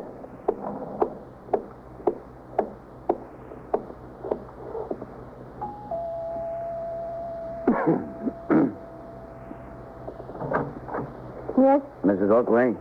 Yes, that's right. How do you do? I'm Captain Cronin, the 21st Precinct. Oh, yes, of course. Would you come in? Yeah. Well, I was just about to write a follow-up. Shall we go in here? You'll have to excuse the apartment. This is Fanny's day off. Oh, I'll take your hat. Oh, it's okay. All right. I thought there'd be somebody here the very next day. You wrote to the police commissioner, Mrs. Oakway. Your letter was forwarded to the chief inspector and then down through channels to me. Well, I understand that. But I certainly expected more prompt action than this. Won't you sit down? Thank you. After all, that policeman was neglecting his duty, and heaven knows what else. And when I see something like that, as long as I'm a taxpayer, I'm going to want to do something about it. Do you agree? Well, if he was neglecting his duty, something will be done about it. Hope I can depend on that. Not only neglecting his duty, but he was drinking. Well, you can depend on it, Mrs. Oakley. Your letter to the police commissioner was dated the 14th. You said that last night you observed the officer in the back room of this delicatessen with his jacket unbuttoned, smoking a cigarette, and drinking from a can of beer. That's right. This was Friday night, the 16th you're talking about. Well, if I wrote the letter on the 14th and said it was last night, it must have been Friday night the 13th I was talking about, don't you think? I just want to make sure. I don't see what's so important about that, anyway. Exactly when it happened. It's very important, Mrs. It Oakley. was Friday night, and I wrote the letter Saturday morning as soon as I got up. I went downstairs, and I mailed it. I went downstairs immediately. Will you tell me just exactly what you did and what you saw, Mrs. Oakley? It's all in the letter. Yes, but, well, I'd kind of like to hear a little more detail. I don't see why. But I would. All right, if you'd like to. You see, my husband was away on business, so I was here all alone. Well, that is, except for Bon Bon. So? My poodle, Bon Bon. Oh. A little miniature. Oh, there she is now. Here, Bon Bon. Come on to Mama. Come on. Come on, Dad. Come on, Dad. Oh, come on up now. Come on. Oh, that's a good girl. She's very shy when I have company, Captain. She hides in the kitchen until I call her. Don't you, Bon Bon, darling, don't you? Oh, poodles seem almost human, don't they, Captain? Well, not quite, Mrs. Oakley. Oh, she is. She's just a little high-strung, aren't you, dear? Oh, what time was it when you took the dog out for a walk Friday night, Mrs. Oakley? Well, I'd say it was about 8:30. About 8:30. As a matter of fact, it was almost exactly 8:30. I had just finished talking to a friend of mine on the telephone. She was going to theater, and she said, oh, my goodness, it's almost 8:30. I better hang up if I want to make the curtain. I can give you her name if you want it. She's a very good friend. No, that's quite all right. You took the dog downstairs and you walked directly over to York Avenue. Is that right? Mm-hmm. Directly over to York Avenue. And would you say it was about 20 minutes to 9 when you got there? Approximately. And what did you do on York Avenue? Well, I passed this delicatessen that was open, the Fairland Delicatessen, they call it. Yeah, I know the place. And I said to myself, wouldn't Bon Bon enjoy a nice roast beef sandwich when we got home? You don't? Yes. She loves roast beef sandwiches. Of course, I don't let them put mustard on it or lettuce. No. So I went into the delicatessen, and I was the only customer. The man asked me what I wanted, and I told him one roast beef sandwich on rye to take out. Bon Bon will only eat rye bread. Isn't that right, dear? Yes. Well, he was making the sandwich, and I just stepped back there to look over what else he had. Now, there is this little table in the back, and I saw the policeman in there. Sitting down at the table, and his jacket unbuttoned, almost off. I mean, it wasn't a way to be presentable. He was sitting down there, and he was smoking a cigarette, and he was drinking beer from a can. Now, was that right? When that man was supposed to be out protecting the public, he's got no right in the back of a delicatessen drinking beer from a can. You sure he was a policeman, Mrs. Oakley, not a doorman or, somebody else in uniform? Oh, he was a policeman, all right. I can recognize a police uniform and a police cap, and the man had a gun. He had it strapped right to his belt there. Anybody could tell he was a policeman. Would you know the man again if you saw him? Absolutely, positively, no question about it. And how close were you to him? I was standing at the counter there, and he was sitting at the table in the back room. I could see him right through the door. How far would you estimate that to be? No farther than from, here to where that ottoman is, over there. About, 12, 15 feet? About, yes. In your letter to the commissioner, you reported his shield number 32489. Yes, that's right. You were able to read the number on his shield or cap device from 12 or 15 feet away? No, I wasn't able to, and that's why I waited outside. Outside the store? Yes. I was really annoyed about this whole thing, so when the man finished making my sandwich, and I paid for it, I went outside, and I stayed on the sidewalk there. I waited 10 or 15 minutes until that policeman came out, and finally, when he did come out of the store, I said, I am going to get the number on his badge. So I saw him come out of the store, and I walked right up to him, and I asked him which way it was to Sutton Place. Well, he was telling me I made a specific note of his badge number. You sure it was 32489? Absolutely. I'm positive of it. When you spoke to him, did you notice anything unusual about his appearance, his speech, his manner? Do you mean was he drunk? Yes. Well, I'm not an expert on such things. I just made a note of his shield number. Is that what you call it? Shield number, badge number what? Shield number, yeah, that's what we Well, wrote it down in my little notebook that I carry in my pocketbook, and then I said, come on, Bonbon, let's go. Come on, Bonbon.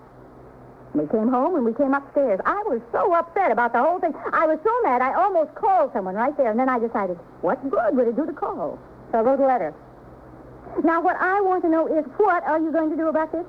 Are you going to take some action? I'm making an investigation, Mrs. Oakway. If the results warrant action, there'll be action taken. I only hope you will, because after all... You don't have to hope I will, Mrs. Oakway. You can depend on it. Complaints by a citizen against a member of the police force fall into two general categories. One, alleging abuse of authority or the unnecessary use of force. The other, alleging delinquency or misconduct. As the former is the most serious type of complaint, a special civilian complaint review board comprising 3 deputy commissioners of the department has charge of investigating and hearing the complaints. If the facts so warrant, the board recommends that the member of the force stand departmental trial. In more serious cases, the evidence may be turned over to the district attorney of the county and criminal proceedings instituted.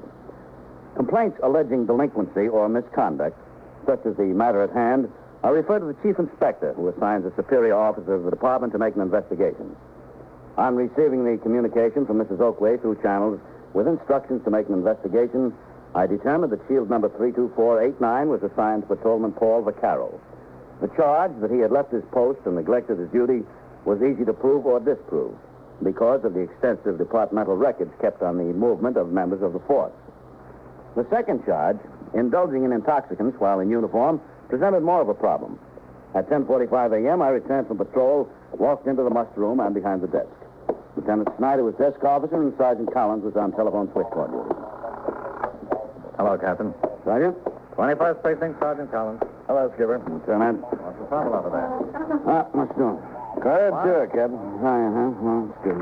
Well, lady, if the landlord's going to make repairs on the building, there's anything to complain about. Okay, Lieutenant. Yes, sir. We're doing the hammering. I'll be in my office. Okay, Captain. Well, what time did they start hammering this morning? In a second, Captain. Mm-hmm. Well, lady, 8:30 is a reasonable hour to start working. There's no reason for us to send an officer over there. Well, why don't you call the landlord and register your complaint with him? No, there's nothing we can do about it. Okay, you're welcome. She's upset because the landlord sent a carpenter in to fix the stairs. She can't stand the pounding. What are you going to do? Yep. Sergeant, have you got the telephone switchboard record for the 4 to 12 on Friday, the 13th, handy? Yes, sir. Right here. The 4 to 12. Yep. Yes, sir. What post was Vaccaro assigned to? Post number 8, Captain. What time do you take his meal? 8:15 to 9:12. Where? Go ahead, take it. Yes, sir. 21st Precinct, Sergeant Collins. Yeah. All right. 17. Where'd he take his meal, Sergeant? 861 York Avenue. Are you familiar with the place? What is it over there? Oh, yes, sir. I know it. It's a delicatessen, a Fairland delicatessen. All right. Well, what's Vaccaro working? He's not swinging. Oh, no, sir. He's still on the 4 to 12, Captain. We got some trouble, Captain? Oh, Vaccaro might have some trouble. I'll put a note on the board from to see me, Sergeant. Yes, sir. As soon as he comes into the house. The telephone switchboard record shows the hourly rings of patrolmen on posts into the station house, their meal periods, and where they can be located during their meal periods. Patrolman Vaccaro had not left his post without permission. As shown in the records, he was in the back room of the delicatessen where he had reported he would be during his regular meal period. Consequently, part of the complaint against him by Mrs. Edith Oakway had proved unfounded. But she had also charged that she had observed him drinking beer from a can. It is contrary to the rules of the department for a member of the force while in uniform to use intoxicants of any type, whether on his meal period or not. That portion of her complaint remained to be investigated. The rest of the morning was quiet in the precinct, and I completed some paperwork. At 12:30, a car came by the house to take me to a luncheon meeting of the Lenox Hill Kiwanis Club, where I spoke to the members and answered to their questions concerning the police and community relations. After the meeting, I went out on patrol of the precinct once more and returned to the station house at 3:30 p.m. The men who would work the 4 to 12 tour were coming into the house and heading for the locker room to change into uniform. After I signed the blotter, and started toward my office, I saw Patrolman Vaccaro, already in uniform, come out of the back room and approach me. Captain? Yes? There's a note on the board. You wanted to see me, Captain. Yeah, that's right, Vaccaro. Come on into my office. Yes, sir. Okay, go ahead. Just a second, Vaccaro. I'll make a note of something while it's still fresh in my mind. Yes. Vaccaro, did you work before the 12 last Friday, the 13th? Yes, sir. Can you get out your memorandum book? Turn the pages covering that to him. Yeah. Now you got him there? Yes. Friday, April the 13th, 4 to 12 tour. Yes, sir. Now, what time was your meal period? 8:15. I rang back in at 9:12. Where were you during your meal period? At 861 York Avenue, Captain. Oh, what is it over there? It's a delicatessen. The Fairland delicatessen. You eat there frequently? Yes, sir, I do. When I'm working the post at night, there's not much else open on the post. During the day, there's a couple of other places I can eat, but on the 4 to 12, this is just about it. It's not a delicatessen and a restaurant, too, is it? No, sir, it's not. There's no tables out in front, but he makes sandwiches to go, and he has a table in the back. He lets me and the other men that work the post, some doormen, people in the neighborhood he knows, eat in back there. Have their sandwich. Friday night, you have a sandwich in the back room? Yes, sir. What else do you have? He makes a pretty good coleslaw. I had some of that and pickle, I think. And some of those cupcakes that come in a package. Mm-hmm. You have anything else? No, sir. That's about all I ate, as I remember. Oh, excuse me, Captain. Yes, sir. 21st Precinct, Captain Cronin. Sergeant Collins on TS, Captain. Lieutenant King is ringing downstairs for you. All right. 21st Precinct, Captain Cronin. Lieutenant King, Captain. Yes, Matt. Captain, we're going to make a stab tonight at curing that siege of drunks being rolled. Oh, good, Matt. I tell you what we're going to do. There's 4 men coming up here from the pickpocket squad. Yeah. A couple of them are going to plant themselves as drunks on stoops and park benches and so forth. We'll have detectives watching them to see if anybody approaches and attempts to roll them. What I'd like is for you to make an announcement at the turnout about what we're going to do. So your men won't be running any of the detectives into the station house as vagrants or, well, maybe spoiling a collar. No, sure. Be glad of that. What I'll do, I'll come down later and give you the exact location where these plants will be. And if it's all right with you, I'll talk to the men on post there and to the men in sector cars. Sure. Fine with me. Okay, I'll be downstairs before 4 o'clock. Yeah. Okay, Matt. I'll see you. All right. Oh, now, Vaccaro, what did you say you had to eat at the delicatessen? Well, if I remember, Captain, I had a cheese sandwich and some coleslaw and a package of those cupcakes. Is that all? Didn't have any coffee? No, it's not a restaurant, Captain. He doesn't have any coffee going over there. Didn't you have anything to drink? Yes, sir. I had some soda. 1 bottle and 2 bottles? 1, Captain. But it wasn't a bottle. Well, what was it then? The fellow that runs the place, the night man Joe, he asked me if I ever tried any of the soda that comes in cans. I said, no, I hadn't. It was kind of good, and he suggested it. He suggested grape. And you had a can of grape soda? Yes, sir. Yes, sir. It wasn't a can of beer? No, sir, it was a can of soda. You've seen them. They just come out, the soda pop in cans. Yeah, I've seen them. Yeah, well, that's what I had. Vaccaro, supposing I told you that we have a written complaint from a civilian that you were in the back of that delicatessen last Friday night drinking a can of beer. Me? There was a letter to the police commissioner to that effect. That's not so, Captain. I told you what I had. I had a can of grape soda. You can check with the night man over the delicatessen. His name is Joe. He'll tell you what I had. All I can tell you is that the complainant reports that you were drinking a can of beer. Well, Captain, it might have looked like I was drinking a can of beer, but that's not beer. That's soda pop that comes in a can now. I don't drink beer ever. No, sir? No, sir. You drink whiskey? No, sir, I don't. You never take a drink? Well, I drink wine occasionally. It was always on the table when I was a kid. So occasionally I take a drink of wine. But I never have any whiskey, and I never have any beer. That's pretty easy to check on, Vaccaro. But you can check, Captain. I want you to check. I never drink whiskey, and I never drink beer. I don't care for it. All right, Vaccaro. Get back on the job. I don't care what kind of a letter the commissioner got. That was a can of grape soda I was drinking. That's the truth, Captain. I'm glad it's the truth, Vaccaro, because you'd sure be in a jam if it wasn't. After I turned out the platoon, I went in my office and telephoned Mrs. Edith Oakwave, from whom the complaint about Patrolman Vaccaro had been received. I informed her that I had made an investigation of the matter and had found that Patrolman Vaccaro was in the delicatessen during his regular meal period, and what appeared to her to be a can of beer was actually a can of soda pop. I then called the clerical patrolman into my office and dictated a report of my investigation, in which I stated the complaint was unfounded. I instructed the clerical man to prepare the report for my signature to be forwarded to the chief inspector direct. I remained at the station house until 6 p.m. when I signed the blotter to go off duty. Lieutenant Gorman, the desk officer during the 4 to 12, was then in charge of the 64 men patrolling the precinct. Among these, of course, was Patrolman Vaccaro. At 8:15, he walked to a call box on York Avenue, intending to ring into the station house.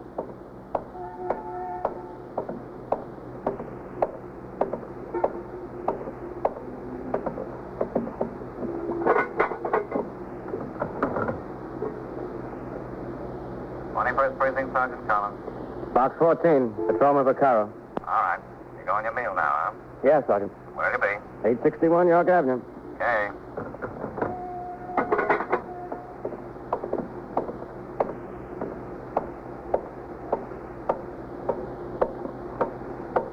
Hey, officer, excuse me. Yes? How do I get to the subway? Which subway? Where are you going? The one that takes me to Astoria. Oh, the BNC. 60th Street and Lexington Avenue. I was going the wrong way. Yeah, you were. What is that, am I 4 blocks? Well, this is York. 1st, 2nd, 3rd, and then Lexington. Down at 61st Street. You can get the crosstown bus there. No, that's all right. I'll walk. Nice night. Yeah, sure is.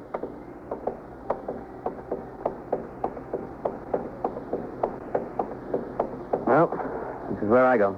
Well, I'm much obliged. It's all right.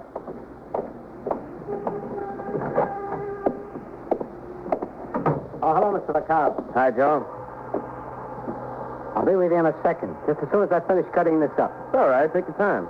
I'll see what looks good. Everything looks good. The policy of the house.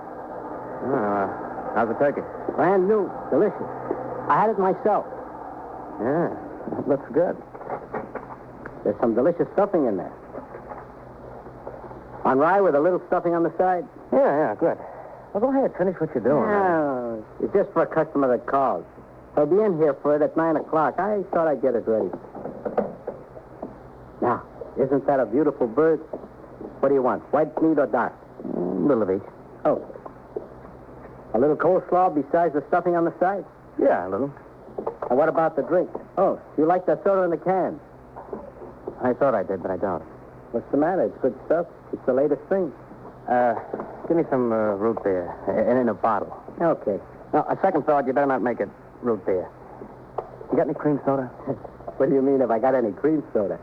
If I didn't have cream soda, I'd have to close the door. Uh-oh. The lady with the dogs that don't like lettuce on the sandwich. Madam, you'll have to carry the dog or keep it out.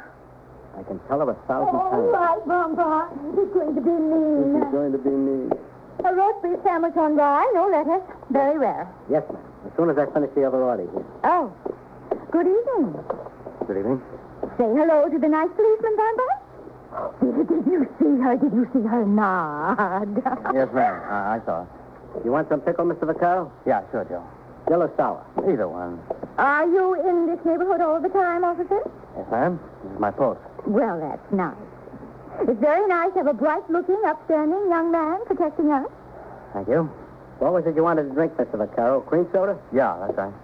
Coming up. Did you ever try that soda in cans? Yes, ma'am. I tried it. I think it's very good, don't you? Oh, it's very good, yes. But I prefer the bottle. So do I. It's hard to get used to soda in cans. Bun, would you stop squirming? Now, you stop it? Oh, she gets very restless. Don't know what's the matter with her lately. Stop it now. Oh. Here you are, Mr. Vaccaro. All set. How much is that, Joe? 55, 75, 85, I'll call it square. All right. Out of $1.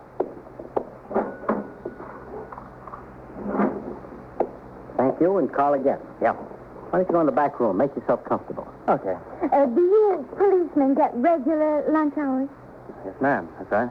Well, I didn't know that. It's always nice to learn something new. Yes, it is. If you want some dessert, holler. I will, yeah.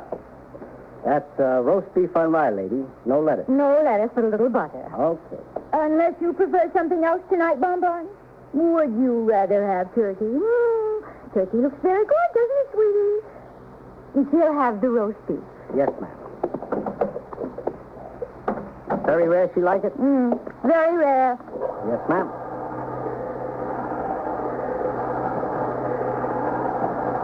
A little butter? Just a little. Salt and pepper? No. Absolutely not. You want me to trim the sandwich? Does she like the crust? No, never mind. Yes, ma'am. Will there be anything else? No, that's all. No pickles? No, thank you. I once knew a dog that loved pickles. Couldn't keep his head out of the barrel. Well, that was a dog. This is a poodle. Oh, excuse me, lady. I didn't know there was a difference. 55 cents. You're sure that's fresh roast beef? Fresh as it comes. All right, you are. 55, right. Well, good night, and say good night to that nice policeman. Yeah, I will. Good night, Bon Bon. Oh, wave good night to the man, sweetie. Call again. Well. Fresh meat. It's fresh. Boy, is that one a character, Mr. Vaccaro? Yeah, she's harmless. What do you want from her? She likes the dog. Yeah, it'd be all right if she only liked him. She's nuts about him. Say, how's the turkey? Good, huh? Didn't I say so? Yeah, fine. I'm telling you, that one could cause trouble. A dame like that is a troublemaker. Don't worry about her. She's harmless. Absolutely harmless.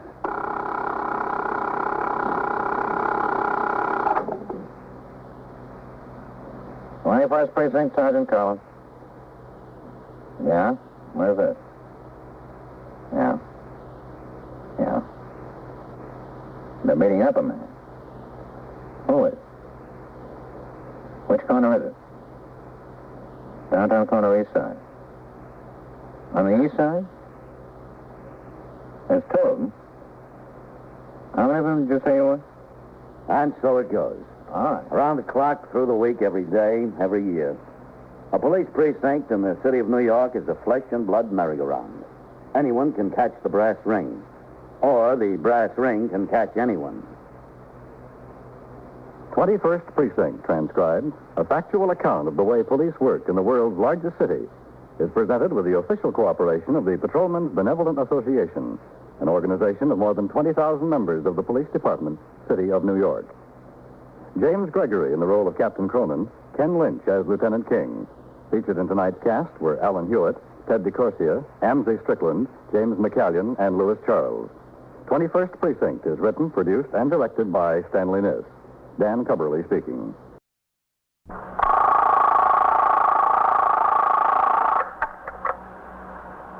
21st Precinct, Sergeant Waters.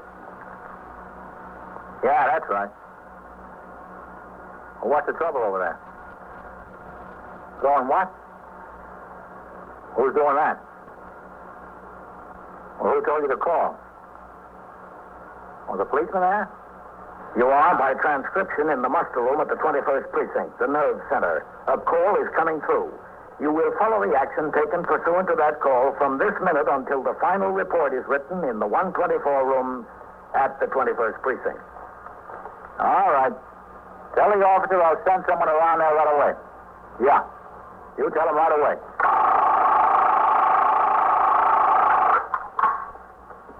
21st Precinct. It's just lines on a map of the city of New York. Most of the 173,000 people wedged into the 9/10 of a square mile between Fifth Avenue and the East River wouldn't know if you asked them that they lived or worked in the 21st. Whether they know it or not, the security of their homes, their persons, and their property is the job of the men of the 21st Precinct. The 21st, 160 patrolmen, 11 sergeants, and 4 lieutenants, of whom I'm the boss. My name is Kennelly, Frank Kennelly. I'm captain in command of the 21st. I was working my day tour, 8 a.m. to 6 p.m. I came into the station house at 7:25 and walked around the desk to sign the blotter. Then I went into my office to change to uniform. A few minutes before 8, I went out into the muster room and behind the desk where Lieutenant Snyder, who had been desk officer on the 12 to 8, was talking to Lieutenant Gorman, who would be on the job for the day tour. Sergeant Waters, who would have telephone switchboard duty, was relieving his counterpart, Sergeant Collins. In the back room, the men already in uniform were being inspected by the oncoming patrol sergeant. Promptly at 8 a.m., Lieutenant Gorman rang a bell, which sounded in the back room. The platoon, consisting of 58 men who would patrol the precinct for the next 8 hours, was brought to attention by the sergeant and marched out into the muster room. They halted in front of the desk, faced right, dressed their ranks. As the roll was being called, I looked up and down the ranks from behind the desk. 3 of the 5 men transferred to the precinct in the last few days were in this platoon. I paid special attention to their appearance. Forward. Wait. White. Ziegler. Here. All right, men. Not much this morning. It's going to be another hot day. I want to remind you of the order still in effect concerning the unauthorized use of fire hydrants for shower baths in the streets. Keep the kids away from them. Also, there was an occurrence in the 17th precinct yesterday which involved an assault on the driver of a Department of Sanitation tow truck. He was attacked by the owner of a motor vehicle while in the process of hauling away an illegally parked automobile. When this work is being done in the precinct, I want the patrolman on post present unless there is more urgent duty elsewhere. And we've had complaints about vegetable peddlers in the 70s again. If you see any of these men, examine their licenses. If they don't have a license, issue a summons. All right. Post the platoon. Platoon, attention! Left, hey! Forward, march!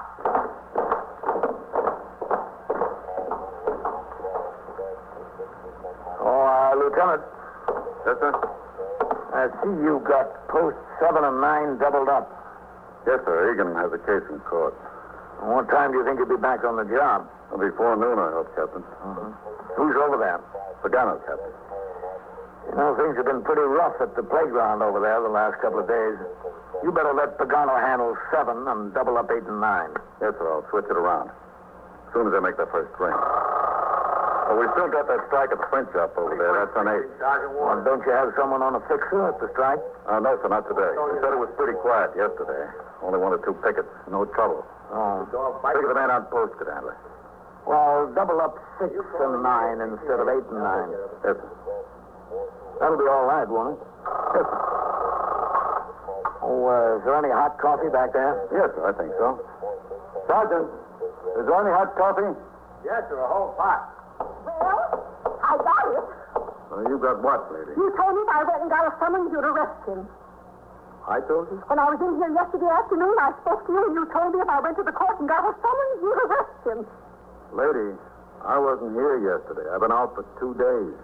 Well, somebody told me. Somebody sitting right where you're sitting now. Whoever it was didn't tell you that they'd arrest him. Oh, yes, they did. They said if I went to court and got a summons, they'd send a policeman to arrest him. No, you know you weren't told that at all. You were told that if you went and got a summons, a police officer would be sent with you when you served it. If you were afraid you were in physical danger. That's the case exactly. I'm afraid I'm in physical danger. Yes, well, that's a little bit different. You weren't told the police officer would make the arrest. As far as I can see, it's the same thing. Not as far as I can see. Can I see that summons, please? Yes. Thank you. What are the police for anyway, if not to help somebody when they're in physical danger like this? You're Martha Ramsey. Yes, I'm Martha Ramsey. Who's Charles McKelton? He's my supposed son-in-law. Why did you have a summons issued for him? Because he hit me. That's why. Your daughter is the wife of this Charles McKelton? Well, they went through a wedding ceremony, if that's what you mean, but he doesn't treat her like any wife. He treats her like dirt under his feet, and he treats me worse. Where did this happen? Where did he hit you? He took his fist and he doubled it up and he hit me right across the face. No, I mean where? At what place? At home, in the living room. And who else was there? Just me and him, Rosalie, that's my daughter. She went down to 14th Street shopping. She wasn't home. He just doubled up his fist and hit me without the slightest provocation. Then I said I wouldn't spend another night under that roof, and he said, "Good." He went over, he opened the door, and he said, "Go on if you're going."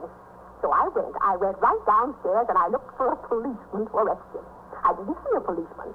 So I walked over here, and this one, or the other one, told me to go to the court and get a summons.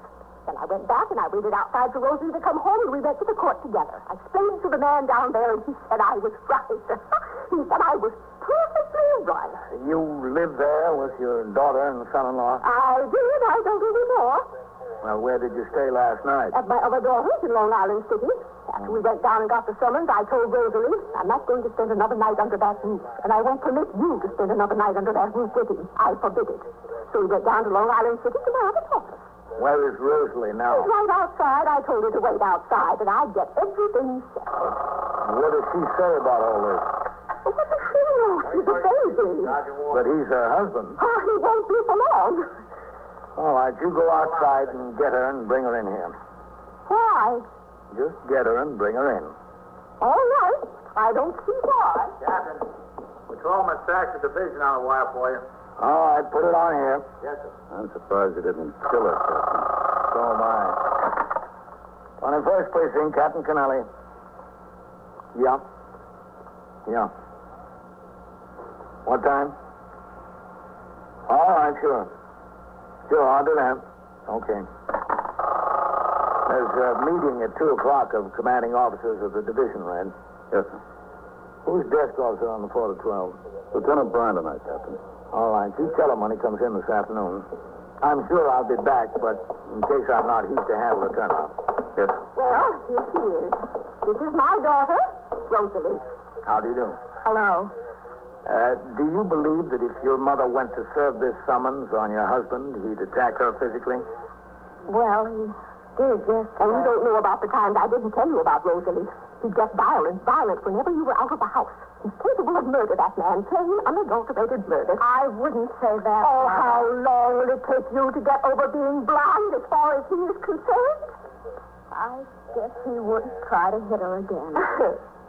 All right, Red. Have a patrolman accompany her when she serves the summons. Yes, sir. I'll be in my office. Yes, sir. 694 East 78th Street. Yes, that's right. There's your front. Sergeant? Yes, sir. What time is the carriage ring? 38, Lieutenant. All right. Policeman on post over there will ring in at 8:38. I'll tell him you're on the way over and you'll meet him. How about on the corner there in front of the cleaners? All right. What's the policeman going to do? I mean, is he going to arrest Charles or something? Are you sure? Did you ask him? He's just going to be there while your mother serves the summons to see that everything is done peacefully. Oh. All right. Well, come on, Rosalie. Yes. The policeman will be in front of the cleaners. Yes, about 8:45. All right. Thank you very much. Mother, I'll set a Rosalie. Sergeant? Yeah, Lieutenant. I want to talk to Vaccaro when he rings in. Yes, sir. Would you say she's a typical all-American mother-in-law? I hope not. 21st Precinct, Sergeant Waters. Yes, sir, I think so. Just a second, Captain. Lieutenant, have you got a couple of UF-16 memo pads out here? Yeah. Lieutenant Scott's here, Captain. All right. Yes, sir. Right away. He wants me to bring in a couple of pads. Top shelf at the cabinet. Okay.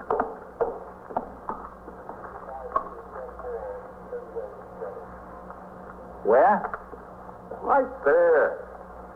Oh, yeah. I'll be right back. All right.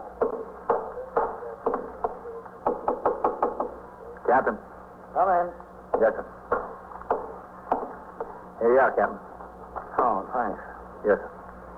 Is he sending somebody to stand by while she serves the summons? Yes, sir, Vaccaro. Okay. I don't know why, Captain. Doesn't look like she needs any protection. Well, it's a good idea anyway. Maybe he does. You are listening to 21st Precinct, a factual account of the way police work in the world's largest city.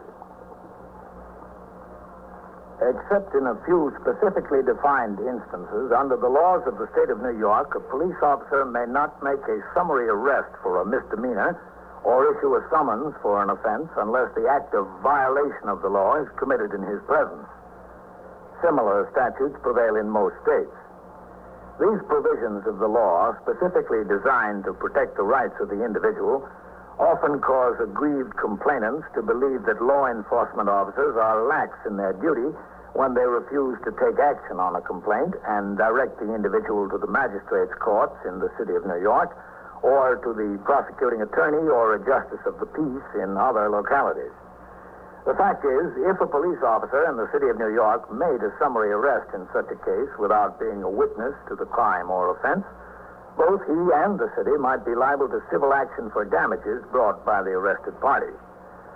Proper procedure, therefore, is to suggest to the offended party that he secure a summons. Once the summons is procured, a police officer will be sent along on request of the complainant to preserve the peace while the summons is being served. In the instance at hand, the complainant, Mrs. Martha Rumsey, and her daughter, Mrs. Rosalie McKelton, walked to the corner where it had been arranged for the patrolman on post, Paul Vaccaro, to meet them. He was waiting at the designated spot. Well, here we are. Are you Mrs. Rumsey? Yes, that's right. And this is my daughter, Rosalie McKelton. Hello? How do you do? I understand you want to serve a summons? Yes, that's right. Her husband hit me and he cursed me. He made all sorts of threats at me, didn't he? Well, I don't know, Mother. I wasn't there. You don't doubt my word? Of course he did. He's a potential killer. Believe me, he's a potential killer. I wouldn't stay under that roof another night, and I wouldn't let her stay under that roof. Why, he could murder us in our sleep. Oh, Mother, please. Oh, don't Mother please me now. Now, which house is it? That one there, 694. All right. Now, you better be near me when I get in there. I don't want him to do anything. Oh, Mother, he won't do anything. Oh, won't he? You said that, you said it and said it, but he did. Are you sure he's home? I think he is. I wouldn't be surprised if he's out running around with some woman. You know, when the cat's away, He's not running around. He never did. Oh, didn't he? Well, if I told you all the things I've heard... This is it, huh? Yes. Now, listen, Rosalie. I want you to stay down here. I think I ought to go up and talk to him. No, you better stay down here. But he's probably been worried about me, Mother. Worried? I bet he went out and did the town last night. I bet he was in and out of every bar in the neighborhood. Oh, Mother. I said, don't mother me. I think I ought to go up. Well, if you take my advice, I'd stay down here if I were you. There's no sense causing too much of a discussion up there. There, you see what the officer says, Rosalie? You wait right here. But I have to get some of my clothes. I don't have a thing except what I got on. You think I'm any better off? Stay here, Rosalie. I'll get out of him. All right. Enjoy the officer. Stay right there, Rosalie. All right, Mother. What floor is it? Third floor in the front. I've got it. Oh, thank you. You going to ring the bell?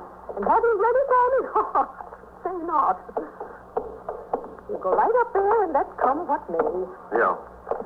Would have been a good idea. Save you a trip upstairs if he isn't home. If he isn't home, I'll go right in there and get my things. Mine and my daughter's. You have a key? Yes, I have a key. You don't think I'd live there without having a key, do you? Supposing he attacks me again. He won't attack you.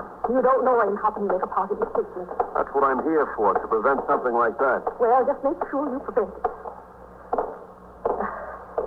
It's that one. What's his name again? Charles. I mean his last name. McKelton. Charles McKelton. All right, you better knock on the door. Aren't you supposed to do anything? Knock on the door. There. I suggest you keep the summons where you can give it to him. I've got it. You don't have to tell me how to run my business. What's he doing in there? I bet he saw us coming out the window. No, there's somebody. Oh. It's you. Yes, it's me. Where's my wife? She's not coming back here, I'll say that. She's not coming back here only over my dead body. Don't tempt me. Where is she? Oh, all right, now, look, take it easy. Where's my wife? You see, officer, he's threatening me again. You see that? He's not threatening you. You came up here to serve a summons. Now give it to him. Here, take it. Take it. There. What's this for? You read it, you'll see what it's for. It's for hitting me. That's what it's for. Who hit you? You did. All right, folks, it'll get settled in court. You did hit me. All right, we'll get it settled in court. Where's my wife? Well, if you must know, she's downstairs waiting for Well, I you. want to see her. Now, look, Mr. McKelton, I want to avoid trouble around here. She don't want to see you. You told her that, huh? I'm going down. I think you ought to get back inside, Mr. McKelton. Yeah, I guess maybe you're right. She's been filling her ears for 24 hours. Wait a minute. We want our things. What thing? Our clothes. And the furniture that belongs to us. Everything like that. You tell Rosalie to come up here and get him. I'll give him to her. Well, you see? You see? Yeah, I see. Charles! You open this door! Come on, Mrs. Rumsey. Wait till I get my key. I want to open the door. I'd advise you to stay out of there. You would you? Suppose I don't want to take your advice. I think you'd better. How are we going to get our things? You'll have to see a lawyer about that. Now, come on. Are you trying to tell me I can't go into my own home? In the first place, it seems to be his home. And I'm not trying to tell you anything. I'm just trying to avoid trouble. You better come downstairs. Well, I thought the idea was for you to be here to protect me. I'm supposed to protect everyone. All I want is our clothes and things. You'll get them. Will you tell me how? Would you please tell me that? That's going to be up to you. You'll get what belongs to you. Well, I should think so. You see what I mean about him? How she could have married him in the first place, I'll never. But you can't say I didn't warn her. I warned her plenty, believe me. I'll bet you did. Won't even give me our things. How do you like that? Wait till I get in that court. I'll show that one. He has to come, don't he? You served him with the summons. He has to. You want to know something? Huh? He won't. Go ahead. I wouldn't put it past him to defy the law. It'd be just like him, shirking his responsibilities. Just like him. Mother, was he up there? Of course he was up there. I served him the summons. How is he? Is he all right? I didn't ask him. All I asked for was our things. He refused. Point blank, he refused. Well, you don't need me anymore. Need you? I don't think I needed you in the first place for all the hurt that you've been. Yeah, well, now look. Charles, get back inside the window. Talk to him. Get back inside before you fall out. Rosalie. Come on up here, Rosalie. Listen, you better not lean out that far. Rosalie. Mother, let go of me. Come on up here. I want to talk to you. Don't you dare, Rosalie. Don't you dare go up there. After what he did to me, don't you dare. Hey, come on up, will you? Who do you owe your lawyers to? Just think. Who raised you and who fed you? Just think. Rosalie. Get back in there. Mother, please, I've got to go on. Rosalie, I'll never talk to you again. I'll thrust you out of my life. I swear it. Oh, Mother. I swear it. I swear it on my life, on my life. Look, folks, you can't go yelling on the street. Come on up here. I can't, Charles. I can't. Don't listen to her. That's your trouble. That's our trouble. Folks. Tell him to have your things ready. You'll send someone for them this afternoon. Oh, Mother. Rosalie, will you listen to me? Tell him. Now, look, you're going to have to break this up. Hey, get back inside there. Tell him, Rosalie. Charles, I'm sorry.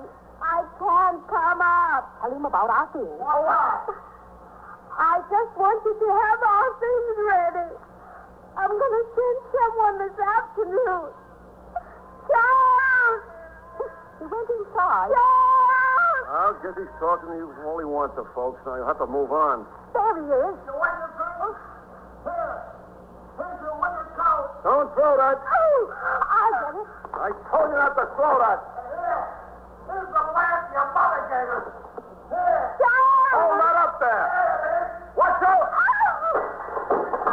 I'm warning you. Stop throwing those things out the window. Get back, folks. Go on. Now, see here, officer. I said get back. He's aiming at you. Oh, is he? Get back. Charles, please, not the television, please. Watch out. Charles! Officer, he's crazy. Listen, lady, run down to that call box on the corner. What call That box? police telephone. Run down there and tell them to send some help. Why don't you go? I'm asking you to go. Now go. Charles, no! All right, if you put it that way. Charles, that's my favorite. Don't throw that. Hey, you people out. Walk off the sidewalk. Stay back. He's ruining everything. Everything. Well, you wanted your things, lady. You're getting them. Patrolman Vaccaro correctly decided to wait on the sidewalk until assistance arrived. If he went upstairs and attempted to gain entrance to the flat, a pedestrian might have been struck and injured by an object thrown out of the window. He kept the onlookers back off the sidewalk and tried to convince Charles McKelton to stop the destruction of his own property. In the meantime, the call for assistance reached the station house. Sergeant Waters, on TS duty, notified the Communications Bureau, and a Signal 32, assist a police officer, was put out over the air. I had just gone out on patrol of the precinct in sector car number 3 with Patrolman Coley as operator. We were within 2 blocks of the scene when the radio call came over, and I instructed Coley to make the run. When we turned into the block, I noticed that Lieutenant Matt King, commander of the 21st Detective Squad, was in his car making the turn right behind us. All right. Pull up in there, Coley. Yes.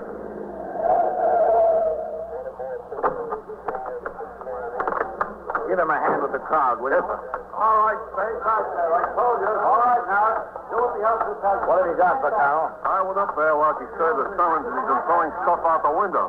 Ruined everything. Everything. Use a hand, Captain. Yeah, it looks that way, man. Hello, Lieutenant. Carol. Come on, let's go up. Yeah. He's got a key. All right, good. You get it and come up after us. Yes, sir. Coley, handle things on the sidewalk. Yes, sir. No, not the mirror. Not the mirror. Right, Captain. Yeah.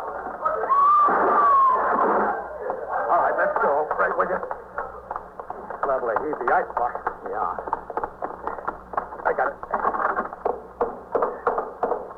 Third floor front, isn't it? Yeah. What is he, a psycho? Mother-in-law came to serve a summons on him. Oh, yeah? She claims he hit her yesterday. With what? With his fist. Put these things over on the ground floor. I can't remember one, man. All right, take it easy. That's it there. Can we knock and see what happens, Captain? I think Vaccaro is coming with the key. Let's wait and try it. Maybe he doesn't have it bolted from the inside. Come on, Vaccaro. You got it? Yes, sir, I got it. All right, give it in. Yes, sir. I think we're all right. All right, come on.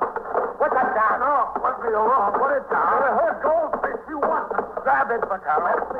Go right here, will you? All right. All right, take it easy. I got it, Captain. All right, sit down now. Okay. I'm all right. I'm fine. We were beginning to wonder. She gets me so mad. So mad. Who, your wife? Her mother. I could... All right, take it easy.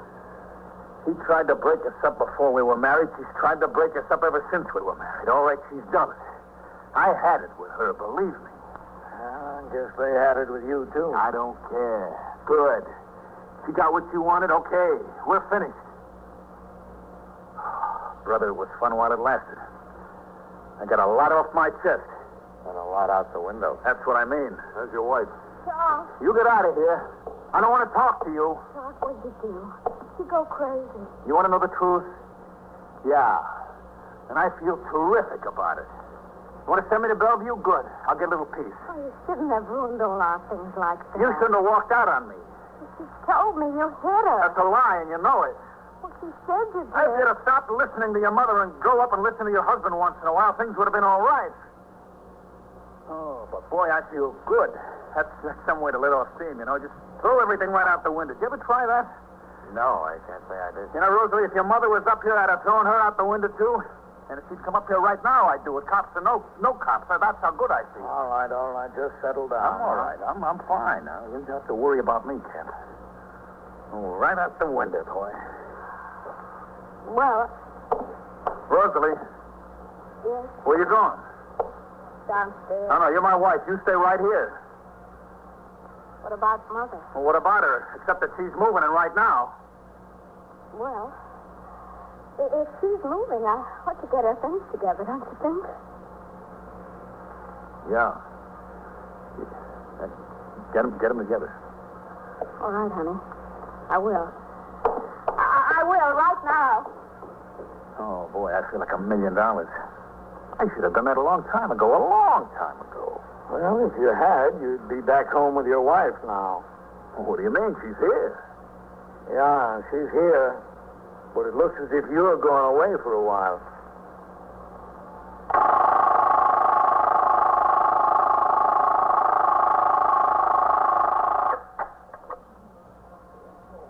First Precinct, Sergeant Waters. What do you mean you were robbed? Somebody hold you up? Yeah. Yeah. Oh, broke into your flat.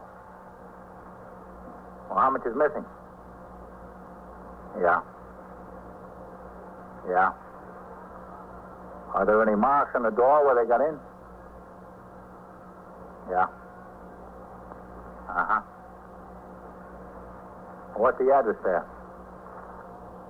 135 or 139? Yeah. And so it goes. Around the clock, through the week, every day, every year. A police precinct in the city of New York is a flesh and blood merry-go-round. Anyone can catch the brass ring, or the brass ring can catch anyone. 21st Precinct, transcribed. A factual account of the way the police work in the world's largest city is presented with the official cooperation of the Patrolmen's Benevolent Association, an organization of more than 20,000 members of the Police Department, City of New York. Everett Sloan in the role of Captain Kennelly, Ken Lynch as Lieutenant King, Harold Stone as Sergeant Waters. Featured in tonight's cast were Susan Douglas, Abby Lewis, Santos Ortega, Mandel Kramer, and Frank Campanella. Written and produced by Stanley Niss. Art Hannah speaking. What is the girl? 16? Where is this? Yeah. East 75th from the base. You're in the muster room at the 21st Precinct, the nerve center. A call is coming through. You will follow by transcription the action taken pursuant to that call from this minute until the final report is written in the 124 room at the 21st Precinct. All right. The officers are on their way over there now. You wait outside for them. Show them where it is. An ambulance, too. An ambulance is coming. All right. They'll be there right away. 21st Precinct. It's just lines on a map of the city of New York. Most of the 173,000 people wedged into the 9/10 of a square mile between Fifth Avenue and the East River wouldn't know if you asked them that they lived or worked in the 21st. Whether they know it or not, the security of their homes, their persons, and their property is the job of the men of the 21st Precinct. The 21st, 160 patrolmen, 11 sergeants, and 4 lieutenants, of whom I'm the boss. My name is Kennelly, Frank Kennelly. I'm captain in command of the 21st. I was working my night tour, 4 p.m. to 8 a.m. It was a cold, windy night, and I was on patrol in sector car number 2 with Patrolman Edward Farrell as operator and myself as recorder. It was about 11:30 p.m., and I had instructed Farrell to drive west on 75th Street from 1st Avenue to Lexington, and then return to the station house where I was due to turn out the platoon for the late tour at midnight. After we crossed 1st Avenue, there was no traffic in the block ahead of us, and I saw no pedestrians. Cold weather keeps them off the streets. It's a good policeman. Our headlights cut a swath in the darkness as we cruised slowly in the long block toward 2nd Avenue. Captain, that old man down there, I think he wants us. Go ahead, pull up. Yes, sir. Okay. Police! Come on, Farrell. Right. Police, sir! What's the trouble, Pom? Killing her. Where? In the basement there. Let's go, Farrell. He's killing her, I tell you.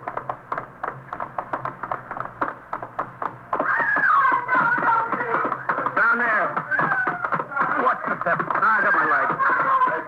All right, hit the door. Get away from her. Get away. Kill her. Right there. Come here. I'll kill you all. Hold still there. I mean, get up against there. Get the nippers on him. Let me out of here. Stay still, I said. All right, I got him. Let me go. You've got enough trouble now, mister. Stay still or you've got plenty more. He's all right now, Captain. All right, get those hands against the wall. Get them up there. Yeah, all right, okay. Okay. Sit down on the floor. He said sit down on the floor. All right, yeah. Don't kill her yet. I'll kill her. You won't kill anybody, mister. Watch it, Farrell. Let me take a look at her. Say, Zim. No, don't, please. It's all right. I'm a police officer. He hit me. Oh, my side. He kicked me in my side. She's only a kid, Farrell. All right. How old are you? 16. My side. My side is killing. My face. All right, just take it easy. We'll get help. Oh, Watch him, Farrell. I'm going to call in for an ambulance. I got him, Captain. Is everything okay? Come on upstairs, Pom. Yeah, okay. You know that girl? Yeah, sure. The Truro girl from my building. This building? No, the next building. That one, 4th floor here. You know him? No, I never seen him. She live with her folks? Her folks, yes. All right, you go upstairs and tell them, okay? Yeah, tell him. All right, I go. Car 681 to Central, K. Car 681, proceed. At 388 East 75th Street, in the basement. E753K. That's right. An assault case. Send an ambulance and assistance. K. Okay, 681 21st Precinct. The address? 388 East 75th Street, cars 634, 635, and signal 32. The ambulance is responding, K. 634, 10-4. Car 635. Within a few minutes, in response to the radio signal, Sector Car number 4 and the sergeant's car were on the job. When the call was heard on the radio monitor by the desk officer at the station house, he notified the 21st Squad, and Detectives James McLeese and Louis DeLuca hurried to the scene. As we waited for the arrival of the ambulance, the assailant, Joe Packus, sat on the floor in a corner of the basement with his back against the wall under the guard of Patrolman Farrell. The victim's mother had been summoned from the apartment. She tried to comfort the girl. Anita, my baby, my baby. He wanted to kill me, Mom. He tried to. Oh, my baby. Oh. Mrs. Truro, don't touch her, please. My baby. Where's the doctor she's got? Now, the ambulance is on the way. Well, where is it? Mrs. Truro, you'd better stand over here. No. It'd be better for her. Go on, Mom. Go on, baby. Mrs. Truro. Yes, all right. The ambulance will be here right away. Sergeant. Yes, sir? My poor baby. Yes, sir, Captain. Stay here with the girl. Yes, sir. Is that the ambulance, that siren? Yes, I'm sure it is. Let's go over here, Mrs. Truro. I don't like to leave her. I don't like to leave my baby. How old is she? 16, just 16. Will she die? She won't die. No, I think she'll be all right. Excuse me, Captain. Oh, yes, McLeese. This is the girl's mother, Mrs. Truro, Detective McLeese. I'd like to ask you 2 questions, Mrs. Truro. Yeah, anything. That's the ambulance? Yes. Good. Oh, my poor baby. This fellow, this Joe Packus, he said he's known her for a long time. Oh, 6 months, maybe 7. But she don't want anything to do with him. He comes around to the house. He scares us all. He brings a bottle of whiskey, sits down in the kitchen. He says he wants to marry us. She don't want anything to do with him. But we're scared. Oh, and why didn't you call the police? I said once I would. I said, get out or I call the police. He said, what would the police do to him? Nothing. He'd come back and tear up the house. So I didn't call. He'd come. Anita would lock herself in the bathroom. We were all scared. Well, where was she tonight? Did she have a date with him? Oh, no. She went to a girlfriend's on First Avenue to do her homework together. She's a good girl, Anita. She goes to school. She wants to learn. She wants to learn to go to business. All right, bring it in. They take her where? To a hospital? Yes. What hospital? Could I go? Yes, you can go. Tell me, what was he doing? Was he waiting for her on the street? I guess. I don't know. I want to help. Let's leave it to them, Mr. Truro. They know what they're doing. All right, easy. Easy. Oh, Put her on. my baby, my poor baby. Mama. Oh. All right. Take it out. Oh. He come to the house. He said, where is she? I said, out. He sat down with a bottle of whiskey for 2-3 hours. I was scared. Watch the turn there, easy. All right, lift. Up with her. He said he'd kill her. He'd kill me. I was glad he went. Easy now. Keep it high. Can I go with her? Can I? Sergeant. Yes, sir?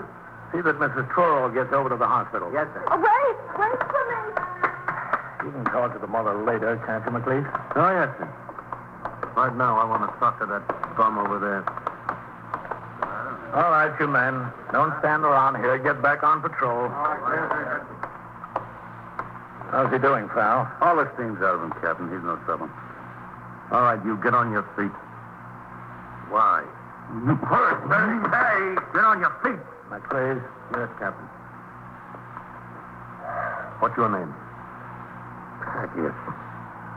Joe Packus. How do you spell that? P-A-K-U-S. And where do you live? East 81st Street. 816. What do you do to justify your existence? What do you mean? Have you got a job? Yeah, I work. Where? Different places. Contractors. I'm a plasterer. How old are you? 27. 27, huh? Yeah. Well, you grow gray by the time you're through with this one, mister. I'll teach you to leave that family alone. I'll teach you to stay away from 16-year-old girls. I want to marry her. I love her. A fine way to show her you love her, isn't it? Almost killing her. You're no good. You're plain no good. I was a little drunk. That's a great excuse, isn't it? You get half in the bag and you think you own the world. Well, I'll show you what you own. You don't own any part of it. You don't even own your own time. All right, Mike, take it easy. He should be in the hospital, not her. That's enough. Joe, what are you coming around here making trouble for that family? They told you they didn't want anything to do with you. I want her. I want to marry the girl. She won't speak to me. She won't see me. She can go out with other guys. All right, I waited for her tonight. To talk to her, just to talk. When I saw her, she tried to go away. She wouldn't talk.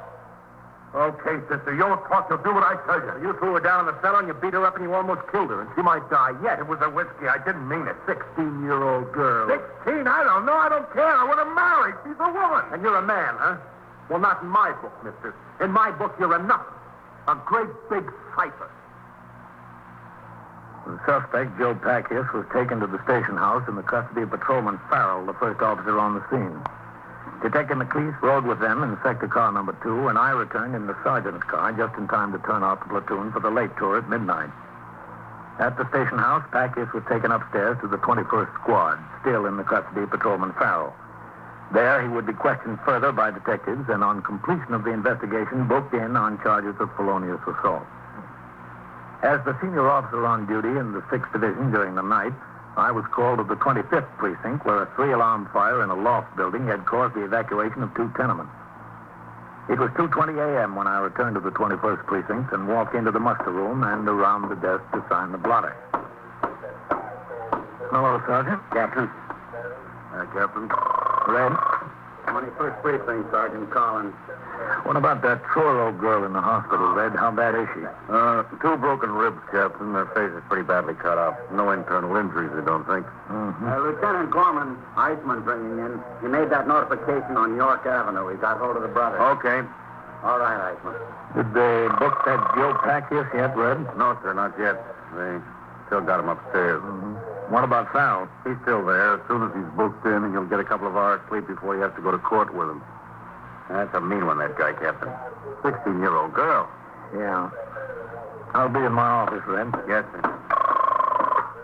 21st Precinct, Sergeant Collins. Oh, Sergeant. Yeah, all right. You take your meal now, right? Okay. Yes, sir, Captain? Sergeant, I'll tell you what. I want you to... What's that? In the back room. Come on, Sergeant. Yes, sir. Somebody fell down the steps. Yes, sir. That's what happened. Are you all right? Packius. What happened, Mac? He tripped, fell down the whole flight of stairs. Did he? Packius. He's out. He's out like a light. What's going on? What happened? Where were you, Farrell? He's your prisoner. Well, Captain, Just a second. Packius. Come on. Packius. Sergeant, ring for an ambulance, will you? Yes, sir, right away, sir. Well, he's out, all right. All right, Farrell. Where were you? Oh, we were taking him down to book him. He left his hat in the squad room. I went back inside for it. You were alone with him, McLeese. That's right, Captain. Yes, sir. How'd he fall? I don't know. He tripped, I guess. Did he? On what? Captain, I didn't lay a hand on him. If anybody deserved to get thrown down those stairs, he did, but I didn't lay a hand on him. We'll find out about that, McLeese. We'll find out about that right away. You're listening to 21st Precinct, a factual account of the way police work in the world's largest city. Since 1910, the work output of each of us has more than doubled. In the same period, machine power has increased 4.5 times, and the average annual income has gone from $2,400 a year to about $4,000 a year in equivalent purchasing power. In spite of all this, about 18 hours has been cut off the average work week in the same period.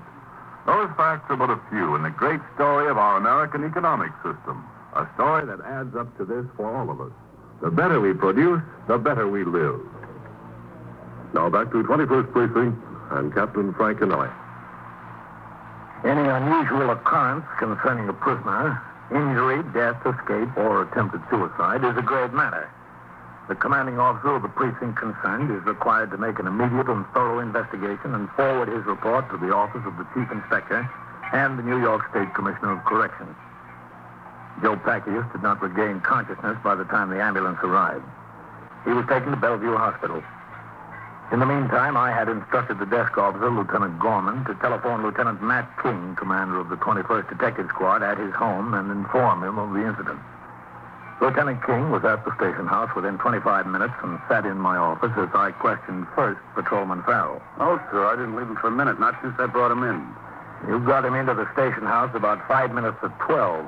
How come you didn't bring him downstairs to be booked until 25 after 2? Well, McLeese was conducting an investigation, Captain. Well, there wasn't much investigation that needed conducting, was there? You were an eyewitness to the assault, so was I. Yes, sir. And you had another witness, that old man that stopped you. Yes, sir. Did McLeese make any threats against this Joe Packius up in the squad room? No, sir. You just talked to him calmly?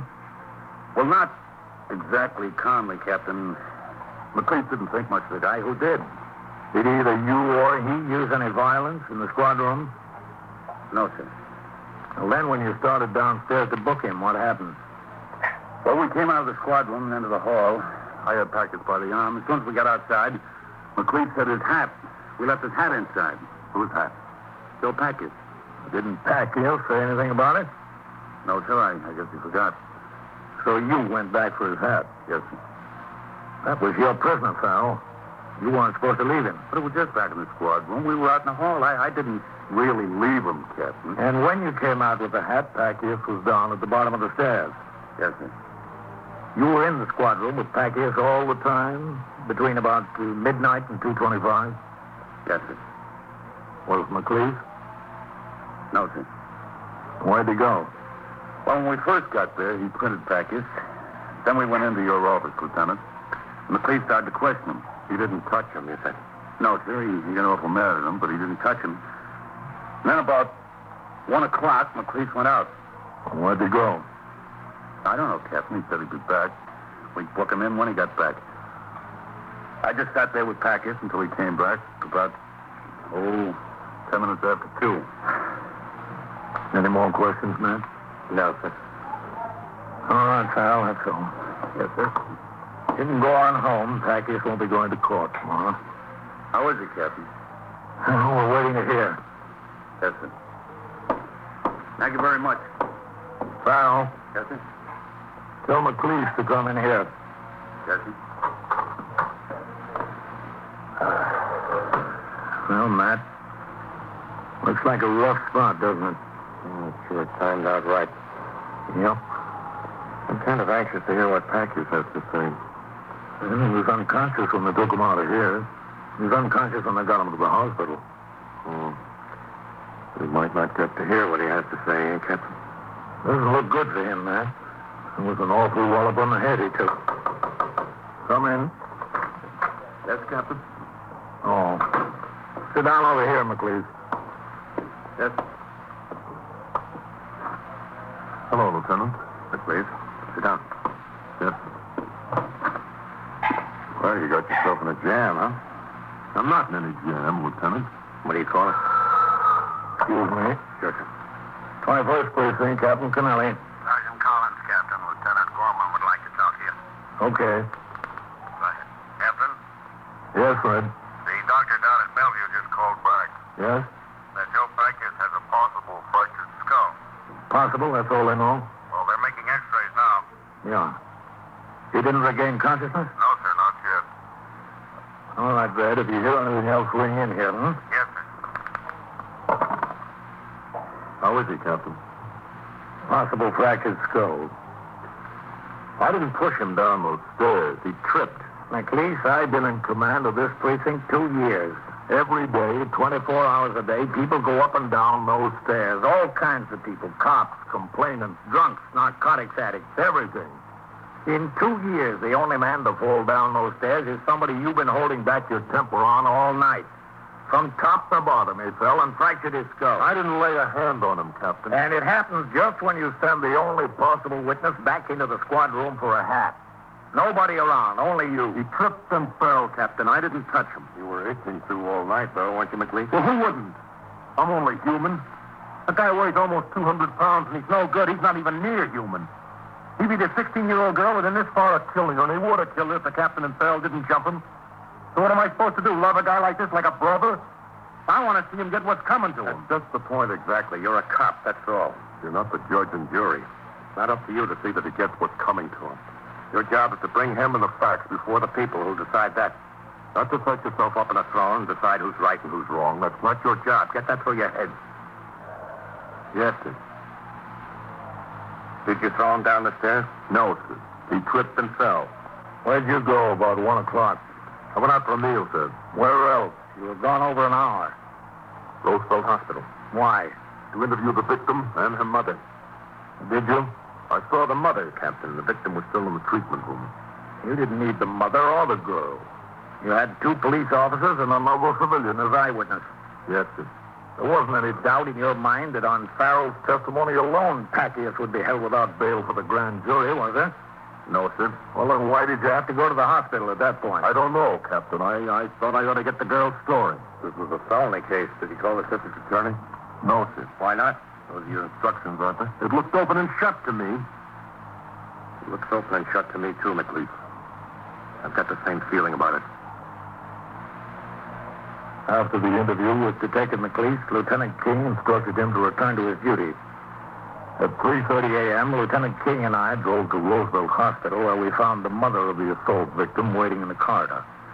Mrs. Truro told us her daughter was at last asleep and that she intended to wait at the hospital for any word about her condition. We said nothing of the injury to Joe Packius to the mother. In order to talk to her, we suggested that she have something to eat. She went with us to a nearby all-night luncheonette. You want something else besides the soup, Mrs. Truro? No, it's enough, just the soup. Some coffee? No, nothing. Poor Nita, poor baby. I don't understand how she happened to get involved with this guy. How did that happen? Oh, a girlfriend knew him. They met. He wanted to come to see her, to take her on dates and so forth. She didn't want to. Didn't want anything to do with him.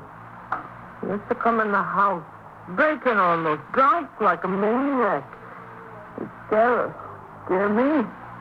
Sit in the kitchen and holler. He wants to marry her. Push me around. I was scared of him. Well, you don't have to worry about him anymore. I'm still scared. Believe me, Mrs. Truro. He's got brothers. He goes to jail, he'll send his brothers. They're just as bad. One came with him once to the house. Just as bad. I don't want anything more to do with him. I move. I take Anita. It's just the 2 of us. That's all. You'll be in jail? No, that's worse. The brothers will find us. I don't want anything to do with sending him to jail. I told the detective that. I said to him before. Detective McLeese? Yes, McLeese. I told him I didn't want anything to do with it. And what did he say? He said not to be scared. I don't have to. He said Joe Packius would be fixed good. Nobody would bother us. Not anymore. Fixed good, hmm? Yeah. I told him, don't fix him. When the brothers come around, they fix us. So I told him. Maybe I ought to go back to the hospital. This is very nice, but maybe Anita wakes up, and where am I? Finish your soup, Mrs. Truro. Yeah, all right. Then we go, huh? Yeah. I'm going to ring in, man. Order me another cup of coffee, will you? All right, Captain. I'll be right back. Very good soup for a restaurant.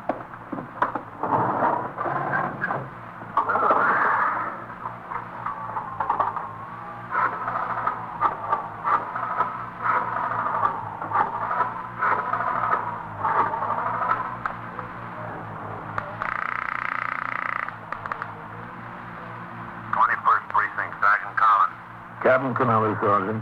Oh, yes, sir. Gorman wants to speak to you, Captain. He tried the hospital. We left there. Put him on. Yes, sir.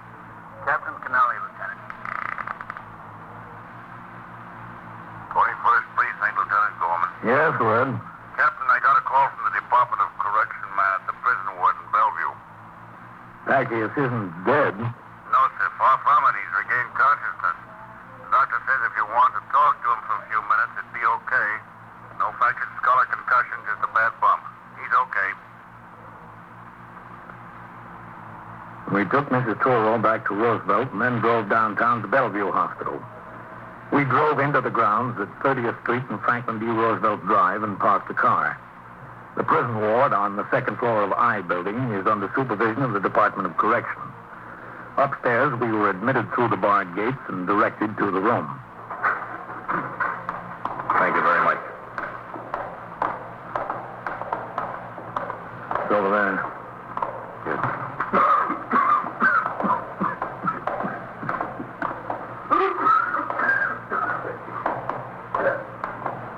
back here? Who are you? We're police officers. Oh, I want to see my lawyer. It's the only one I want to see. You'll see your lawyer.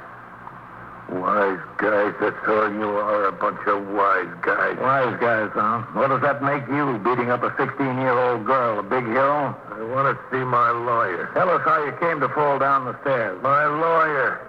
That's the only one I'll tell. I don't want nothing to do with you guys. You've got something to do with us. You've got plenty to do with us. Tell us about how you got hurt. Go ahead. Hit me. See what it'll get you. Nobody's going to hit you. Laying here on my back. Hit me. Go on. I'll get more. Get more what? Money, that's what. You get nothing but years, Joe. I'll get money. Look at a bushel basket full. I'll sue the city. I'll take them over the coast for that kind of treatment. What kind of treatment? Never mind. I'll take it up with my lawyer. What about slapping that girl around? What do you think your lawyer can do for that? Nothing. I ain't worried. I'll take only half the money I'm going to sue for, and the city will be glad to get off the hook. I'll get off with nothing. I'll buy a car, and I'll go to Florida. You've got great ambitions, Joe. I guess we'll pin a medal on you, too, no? I wouldn't be surprised. I'll talk to my lawyer about it. I got the city dead to rights. They can't do that to a guy and get away with it. You don't seem hurt so bad, Joe. Yeah, well, the pain's killing me. What makes you think you're entitled to sue the city? Those stairs, from top to bottom. Look, the detective said you tried to break away from him and missed the top step. That's a lie. Well, what did happen? Oh, no. You take that up with my lawyer. But I wasn't trying to break away. Don't let him tell you I was. He's lying. I don't think so. I wasn't. I was walking down as quiet as you could. There was this thing sticking up, caught the heel of my shoe. That's the city's fault, ain't it? I tripped and I went down to the bottom. I looked at those stairs, Joe. That's not what happened. Tell us the truth now. I caught my heel. I caught it on the step. I fell. I tripped on something that was sticking up. I tripped and fell. The city has to pay for that, don't they? That detective wouldn't tell you what happened. He don't like me. He don't want me to collect. Doesn't he? Like he never beat up a woman. Big man. Get him to tell you the truth. We will, Joe. Come on, man. Yes. How long, Joe? Get him to tell you.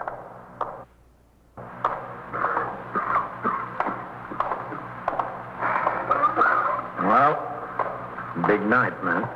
Yes, sir. You know, I've got to admit it. I thought McLeese gave him at least a little help down those stairs. Captain, I was sure of it. Oh, thank you, boys. Got a light, man? Yes. Cigarette? No, thanks. Much obliged. We told McLeese he shouldn't try to be judge and jury. You know something, man? Neither should we.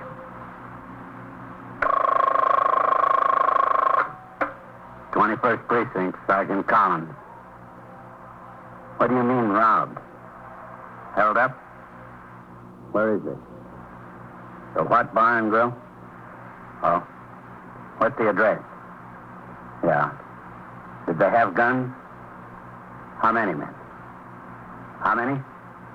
Well, which way did they go? Were they in a car? What kind of a car? What kind? What color? And so it goes, around the clock, through the week, every day, every year. A police precinct in the city of New York is a flesh and blood merry-go-round. Anyone can catch the brass ring, or the brass ring can catch anyone. 21st Precinct, a transcribed factual account of the way the police work in the world's largest city, is presented with the official cooperation of the Patrolmen's Benevolent Association, an organization of more than 20,000 members of the Police Department, City of New York. Everett Sloan in the role of Captain Kennelly, Ken Lynch as Lieutenant King. Featured in tonight's cast were Bill Quinn, Louis Van Ruten, Phil Sterling, Joan Morgan, Barbara Weeks, Jack Orson, and John Larkin. Written and directed by Stanley Niss. Produced for CBS Radio by John Ives. Bob Hall speaking. Soon for the day tour. Yeah? Could I talk to you, Captain, please? Well, you're Mrs. Rostek, aren't you? Yes, Mrs. Rostek. Well, it's been a long time. You still got the store? Oh, yeah. Sure, I got it. When Joe died, I thought maybe I'd sell it, but I couldn't get nothing for a little store like that. I got the store. How much could 5 cents candy, 10 cents sodas mean in newspapers? Well, what can I do for you, Mrs. Rostek? It's my boy, George. You remember my boy, George? Yes. He got arrested. Where? Here, upstairs. The detective. What for? Captain. Yes? They're about to turn out. Do you want to talk to them? Yes, I'll be right there. Oh, if you're busy, Captain. Oh, you sit right down here, Mrs. Rostek. I'll be back. Oh, yes, sure, Captain, sure. I walked out into the muster room and stood behind the desk. The bell rang. In marched the platoon for the day tour. Patrol sergeant brought them to a halt. He reported the platoon inspected. The desk officer ordered the roll call. Martin. Rifkin. Rose. Shaw. Sutton. Thompson. Savastino. Zollet. Captain wants to talk to you. Well, a couple of things, men. We've had an alarm from the Harlem Valley State Hospital. An escaped mental case. His name is Lester C. Trey, age 58, 5 feet 10 and a half inches, 165 pounds. Gray hair, blue eyes, light complexion, medium build, and he walks with a slight limp in his right leg. They say this fellow used to hang out in bar and grills on 2nd Avenue in the 70s before he was confined. You sector men and you men on post there, keep your eyes out for him. Now, I don't like to talk about this. I'm not going to mention any names because I don't want to embarrass anybody. But get your house tax paid up. Those of you who are delinquent will have forthwith sent to your home. All right, Sergeant. Post the platoon. Platoon, 10, hut. Left, face. Forward, hut. The men who would patrol the precinct on foot and in cars for the next 8 hours walked out the door and onto the street. I looked over entries in the blotter. Then I walked back around the desk toward my office where Mrs. Rostek was waiting.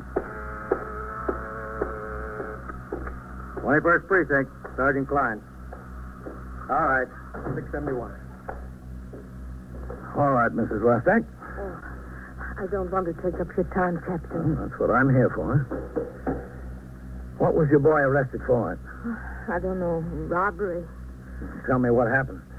I was asleep 2 or 3 o'clock this morning. I don't know. Mm-hmm. Somebody was knocking on the door.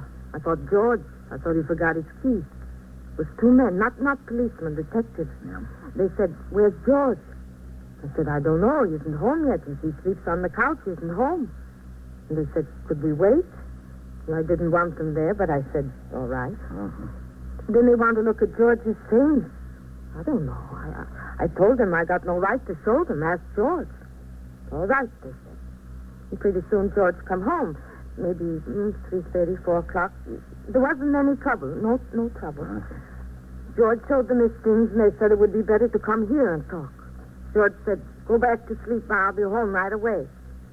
I thought they just wanted to talk, so I went back to sleep. Who told you he was being held for robbery? I woke up and he wasn't there, so I came here and asked. The man out there, he said... The desk lieutenant?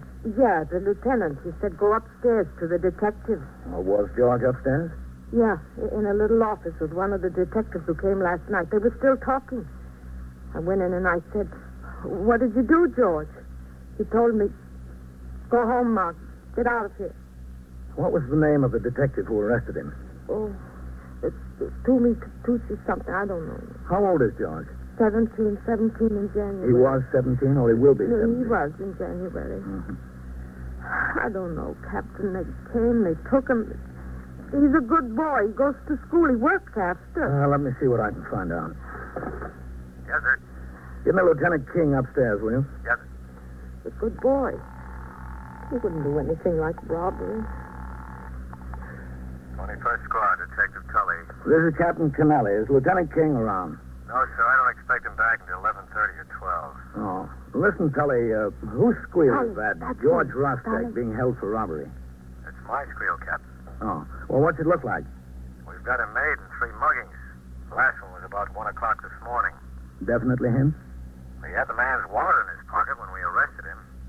The man's in the hospital with 2 broken ribs and a kick in the face. There was another wallet in the lady's pocketbook in his drawer at home. Those are the other two. What does George say? Nothing, Captain. He's about the meanest, surliest kid I've seen all year. He won't tell me the right time of day. What are you going to do with him? We're waiting for the other victims, the man and the woman. When they get here, we'll have a lineup, and we'll take them down to court. Any particular reason you're interested, Captain? Well, his mother's here. Oh, yeah. He wouldn't even say hello to her when she was upstairs.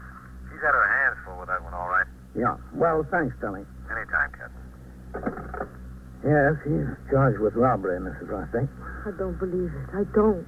They say he mugged 3 people. Mugged? What's mugged? Beat them up and robbed them on the street. One last night. He's still in the hospital. Not my George. I don't believe it. He's been in trouble before, hasn't he? He's a good boy, Captain. A very good boy. What are they going to do? What happens now? Well, they'll take him down to court this morning. Not for a trial. No, to felony court for a hearing to set bond. He needs a lawyer? Wouldn't be a bad idea. Oh, I don't know a lawyer. Do you know somebody, Captain? I can't recommend anyone, Mrs. Rosting. Oh, Mrs. DePronio from the hardware store. Her oldest boy is a lawyer. I'll ask her. Oh, what time in court? Where? Well, I've got to get through here first, but they'll go to felony court, 100 Center Street, in the criminal courts building. You sure it's not the trial? They won't send him away? All it's for is to set bail. Oh, how much does bail cost? You'd better get your lawyer, Mrs. Rosting. You can ask him all about that. Oh, all right. I don't know, Captain. I've raised him good. I sent him to school and to church. Been hard since I buried his father, but I sent him. He's a good boy. You get your lawyer. I know you're very busy, Captain. Just one more thing. You know me, you know Joe a long time. 10, 12 years, I don't know. I do my best for him, Captain, my best. Yes, I'm sure you do. Please, one favor. If I can. Go upstairs. Talk to him. Say something to George. Ask him why. I want to know why he did this. I can't ask him. I can't. He needed money. I don't know. Well, that case is not in my hands, Mrs. Rosting. Please, Captain, please. All right. I'll talk to him. Come in. Captain? Yes? Patrolman Farrell has your car outside, Captain. He wants to know whether you're going to patrol any this morning. If not, he'll take it down to motor maintenance, have him look at a sticky valve. Oh, well, excuse me, Captain. Yes. Thanks for stopping in, Mrs. Rosting. Just talk to George. You'll see. He's a good boy. He's a very good boy. That's all right.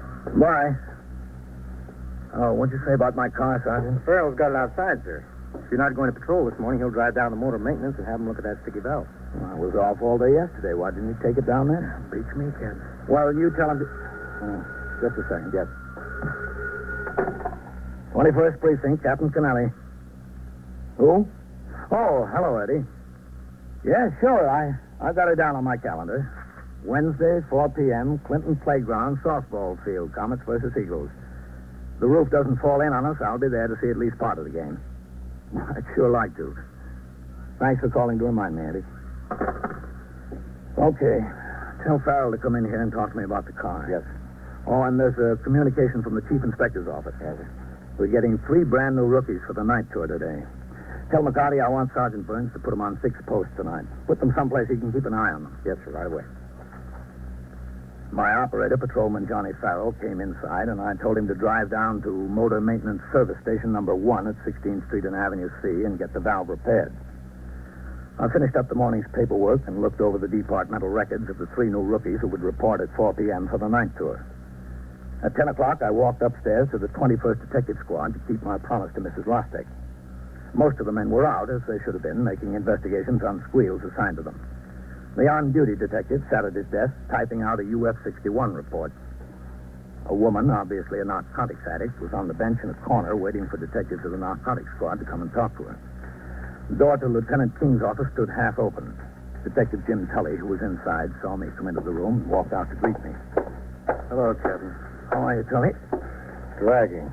No sleep. I promised the mother I'd talk to that Rostek boy. I've known her for years. You can talk to him, Captain, but he won't say anything to you. I know kids. I like kids.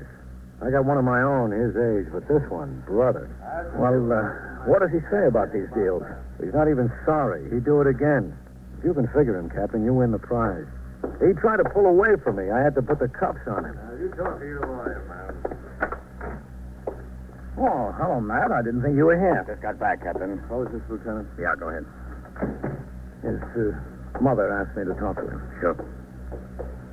Hello, George. If you're another cop, I don't want to talk to you. I've talked to enough cops. Now, listen, you're not in here to do what you want to do. Okay, Jim. I'm not in here because I want to be either. George, this is Captain Kennelly. He's the commanding officer of this precinct. So? And I'm a friend of your mother's. What's that supposed to get you? Listen, boy, you're looking at a rough deal. There's no sense making it any rougher. Well, what else could I make it? What do you want, mister? I told you I talked to enough cops. I've known your mother for 10 years, George, and I knew your father. Good, hard-working people. That's the trouble with them. Slobs. Nothing but slobs, not a brain in their heads.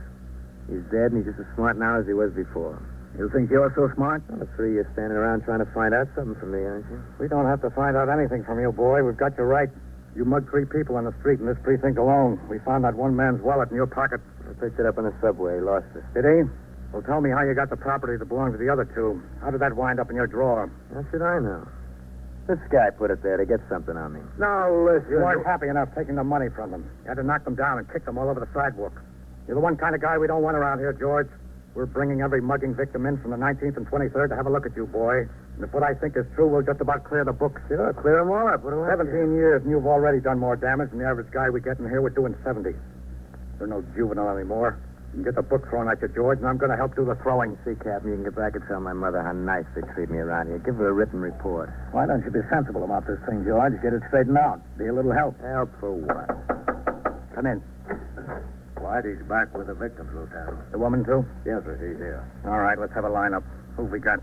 There's a couple of fellas, 18 or 19, down in the cells, car thieves. All right, get them up here. Give them a hand getting it set up, Jim. Yeah, Lieutenant, you bet. Where's Whitey? Now, what happens, huh? What gives now? Look, Captain, if you're a friend of my mother's, tell him to take these bracelets off, huh? Look at this. They got me chained to the chair like an animal. Look at that. Would you rather be locked up? They'll come off when you settle down. We can take them off now, Captain. What is this, a new deal? The people you kicked around and robbed are here, George. We're going to have a party. Yeah? You're the guest of honor. The purpose of a criminal investigation is to arrive at the truth through the accumulation of evidence. Because a police officer is at the scene of a crime only in rare instances, he cannot depend upon his own direct knowledge for the truth. In cases of robbery and assault, the greatest amount of help in arriving at the truth comes from victims and witnesses who can usually identify the assailant on sight. The process of identification is very exact and painstaking for 2 reasons. First, to protect the suspect against erroneous identification if he is innocent, and second, to establish the fact beyond all question if he is guilty. Come in. You're all set for the lineup, Lieutenant. Where are the witnesses, Jim? Across the hall. Hold them there for a minute, I'll tell you. Yes, sir. Would you like to stay around for this, Captain? Yeah, sure. Thanks, man. All right, George, on your feet. Why? Get up. Now, look, we're going out in the squad room. There's a couple more fellows we're holding out there.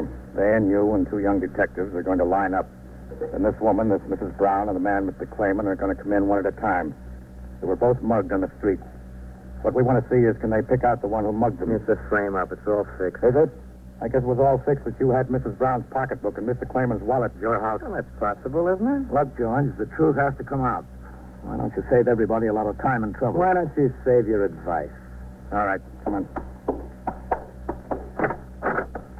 Okay, let's have the lineup. Yes, sir. All right, you boys, step over here. Over here. Come on. Well, what do you say, George? You can't duck it if you're the boy. Come on, George. All right, get lined up over here like I showed you. Dolly. Go ahead. Yes, sir. Come here. All set, Lieutenant.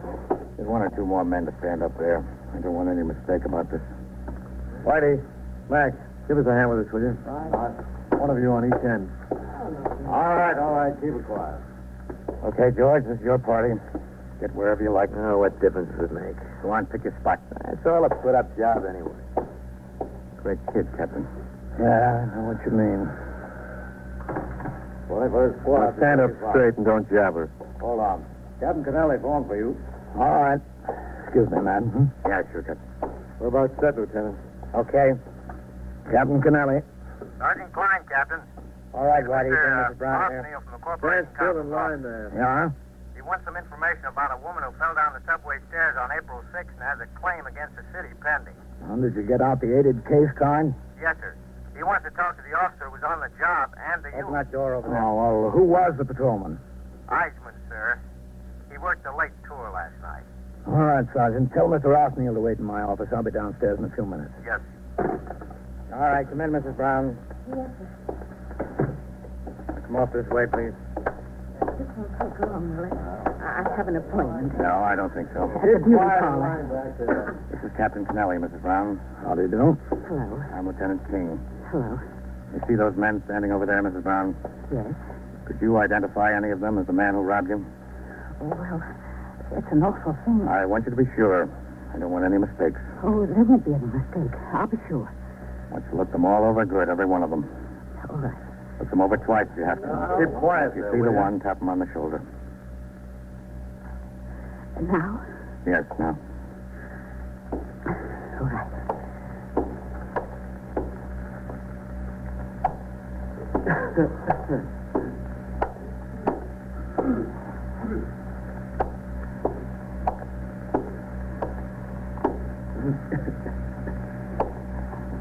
I see. Tap him on the shoulder. This one. Who are you, kid? He's the one, all right. All right, hold them. The other victim is here, too. All right, the rest of you. All right, what do you think this is? Quiet down. You ought to be ashamed of yourself, young man. Do you know that? I had a cut in my forehead. My back was sore for a week. A week. What do you want me to do? Break down and cry? That wouldn't be a bad idea, George. I'd think a lot more of you if you did. After the second victim had identified George Rostek as his assailant, I left the detective squad and walked down the stairs through the back room to my office. Mr. Arsenal of the Corporation Counsel's office of the City of New York was waiting. He explained to me that a woman who slipped on the subway stairs was making what appeared to be an unfounded claim for damages against the city. I arranged for the patrolman who answered the original call to give his immediate and full cooperation to the Corporation Counsel's office. Meanwhile, the robbery suspect, George Rostek, had been taken by detectives to New York Hospital, where he was also identified by his latest victim. I was still at my desk when Detective Tully returned from the hospital with George Rostek with instructions to book the suspect on 3 charges of robbery and assault. The act of booking is the first step in the judicial process leading to trial. The charges and the circumstances of the arrest are entered in the arrest record by the desk officer in the muster room. I sat at my desk and watched the procedure through the open door of my office. Rostek, H-R-O-S-T-E-K, George.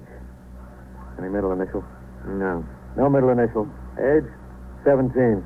Occupation? What are you, a student, George? When I work at it. Student. Robbery and assault, 3 times. He's going down to 240 to be mugged and printed and then to felony court. Yeah. Let's see what you got on you, George. Handkerchief, comb, 50, 70, 78. Let me go. It happened faster than it can be told. A citizen, a woman, had opened the front door leading to the street, apparently to make some inquiry or register a complaint. She held the door open while talking to a friend who remained on the sidewalk. The 17-year-old suspect saw his chance and made a break for the door. We were all out the door and onto the crowded street a few feet behind him, but he was young and fast, and he knew the neighborhood.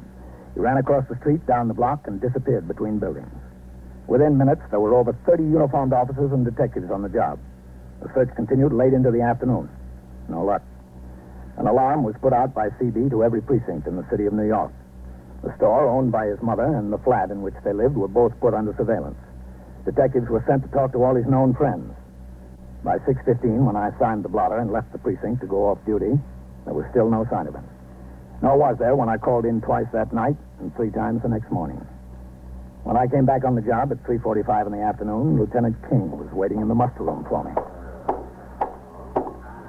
Hello, Captain. Oh, Matt, you look deep. I am. No sign of him, huh? Nothing. I want to talk to you about it, Captain. Yeah, sure.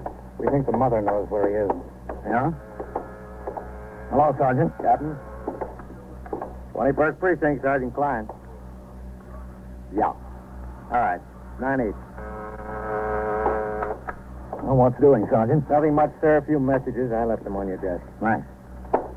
We're sure she knows where he is. Did you talk to her? Yes, sir.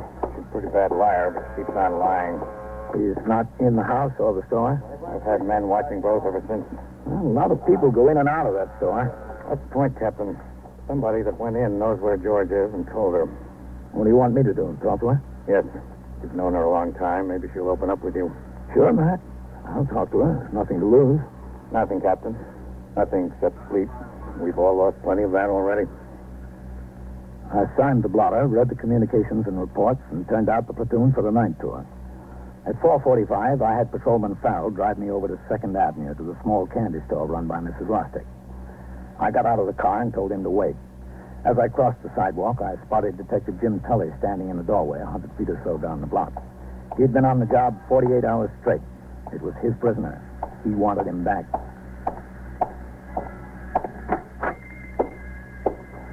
Hello, Mrs. Rostick. Captain. Hello.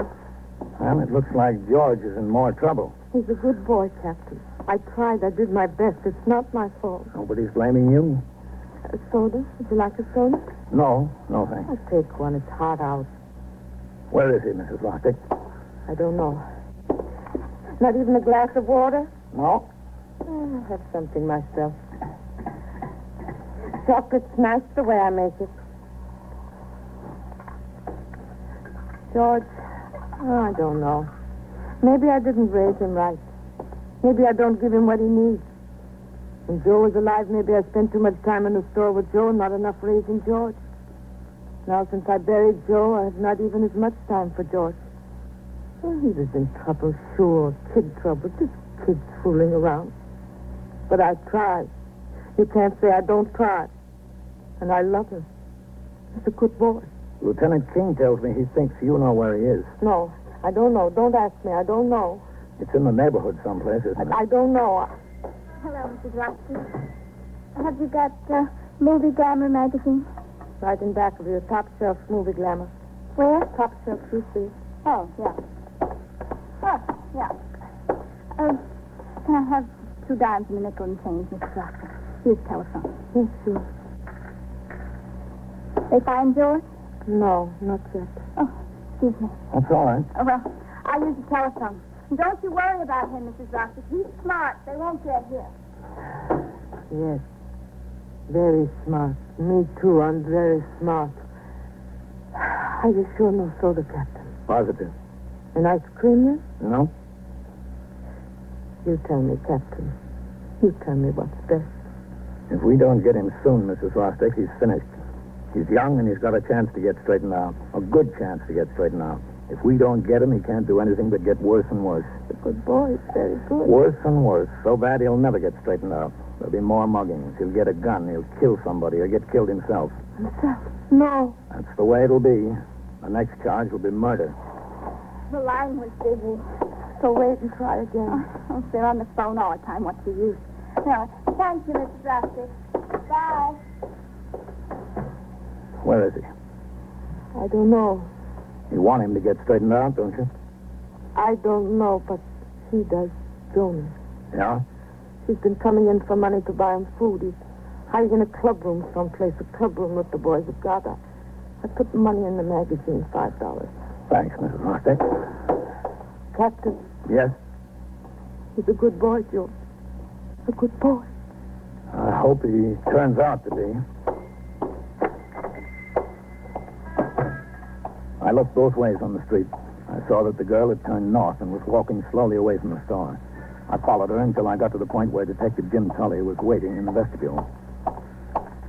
Jim. Hello, Captain. That girl, yellow dress and blonde hair.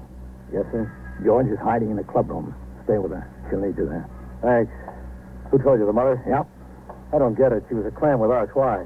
Because George is a good boy. Get going. You'll lose her. Yes, sir. And so it goes on, around the clock, through the week, every day, every year. A police precinct in the city of New York is a flesh and blood merry-go-round. Anyone can catch the brass ring, or the brass ring can catch anyone.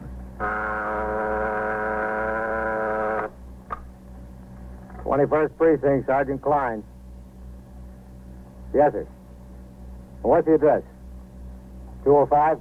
209. Inside? In front of the shoemakers. What's the trouble there? What'd the men have?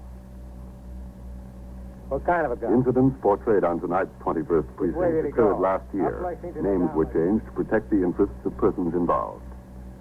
21st Precinct is presented with the official cooperation of the Patrolmen's Benevolent Association, an organization of more than 19,000 members of the Police Department, City of New York.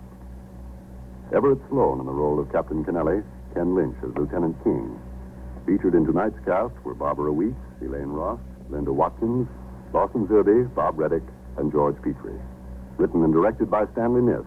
Produced for CBS Radio by John Ives. Art Hanna speaking.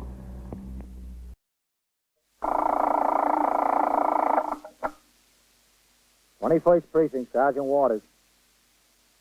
What do you mean you were robbed? Oh, broken into your apartment. Where is it? 761? What apartment number? Is that B or C? You are in the muster room at the 21st Precinct.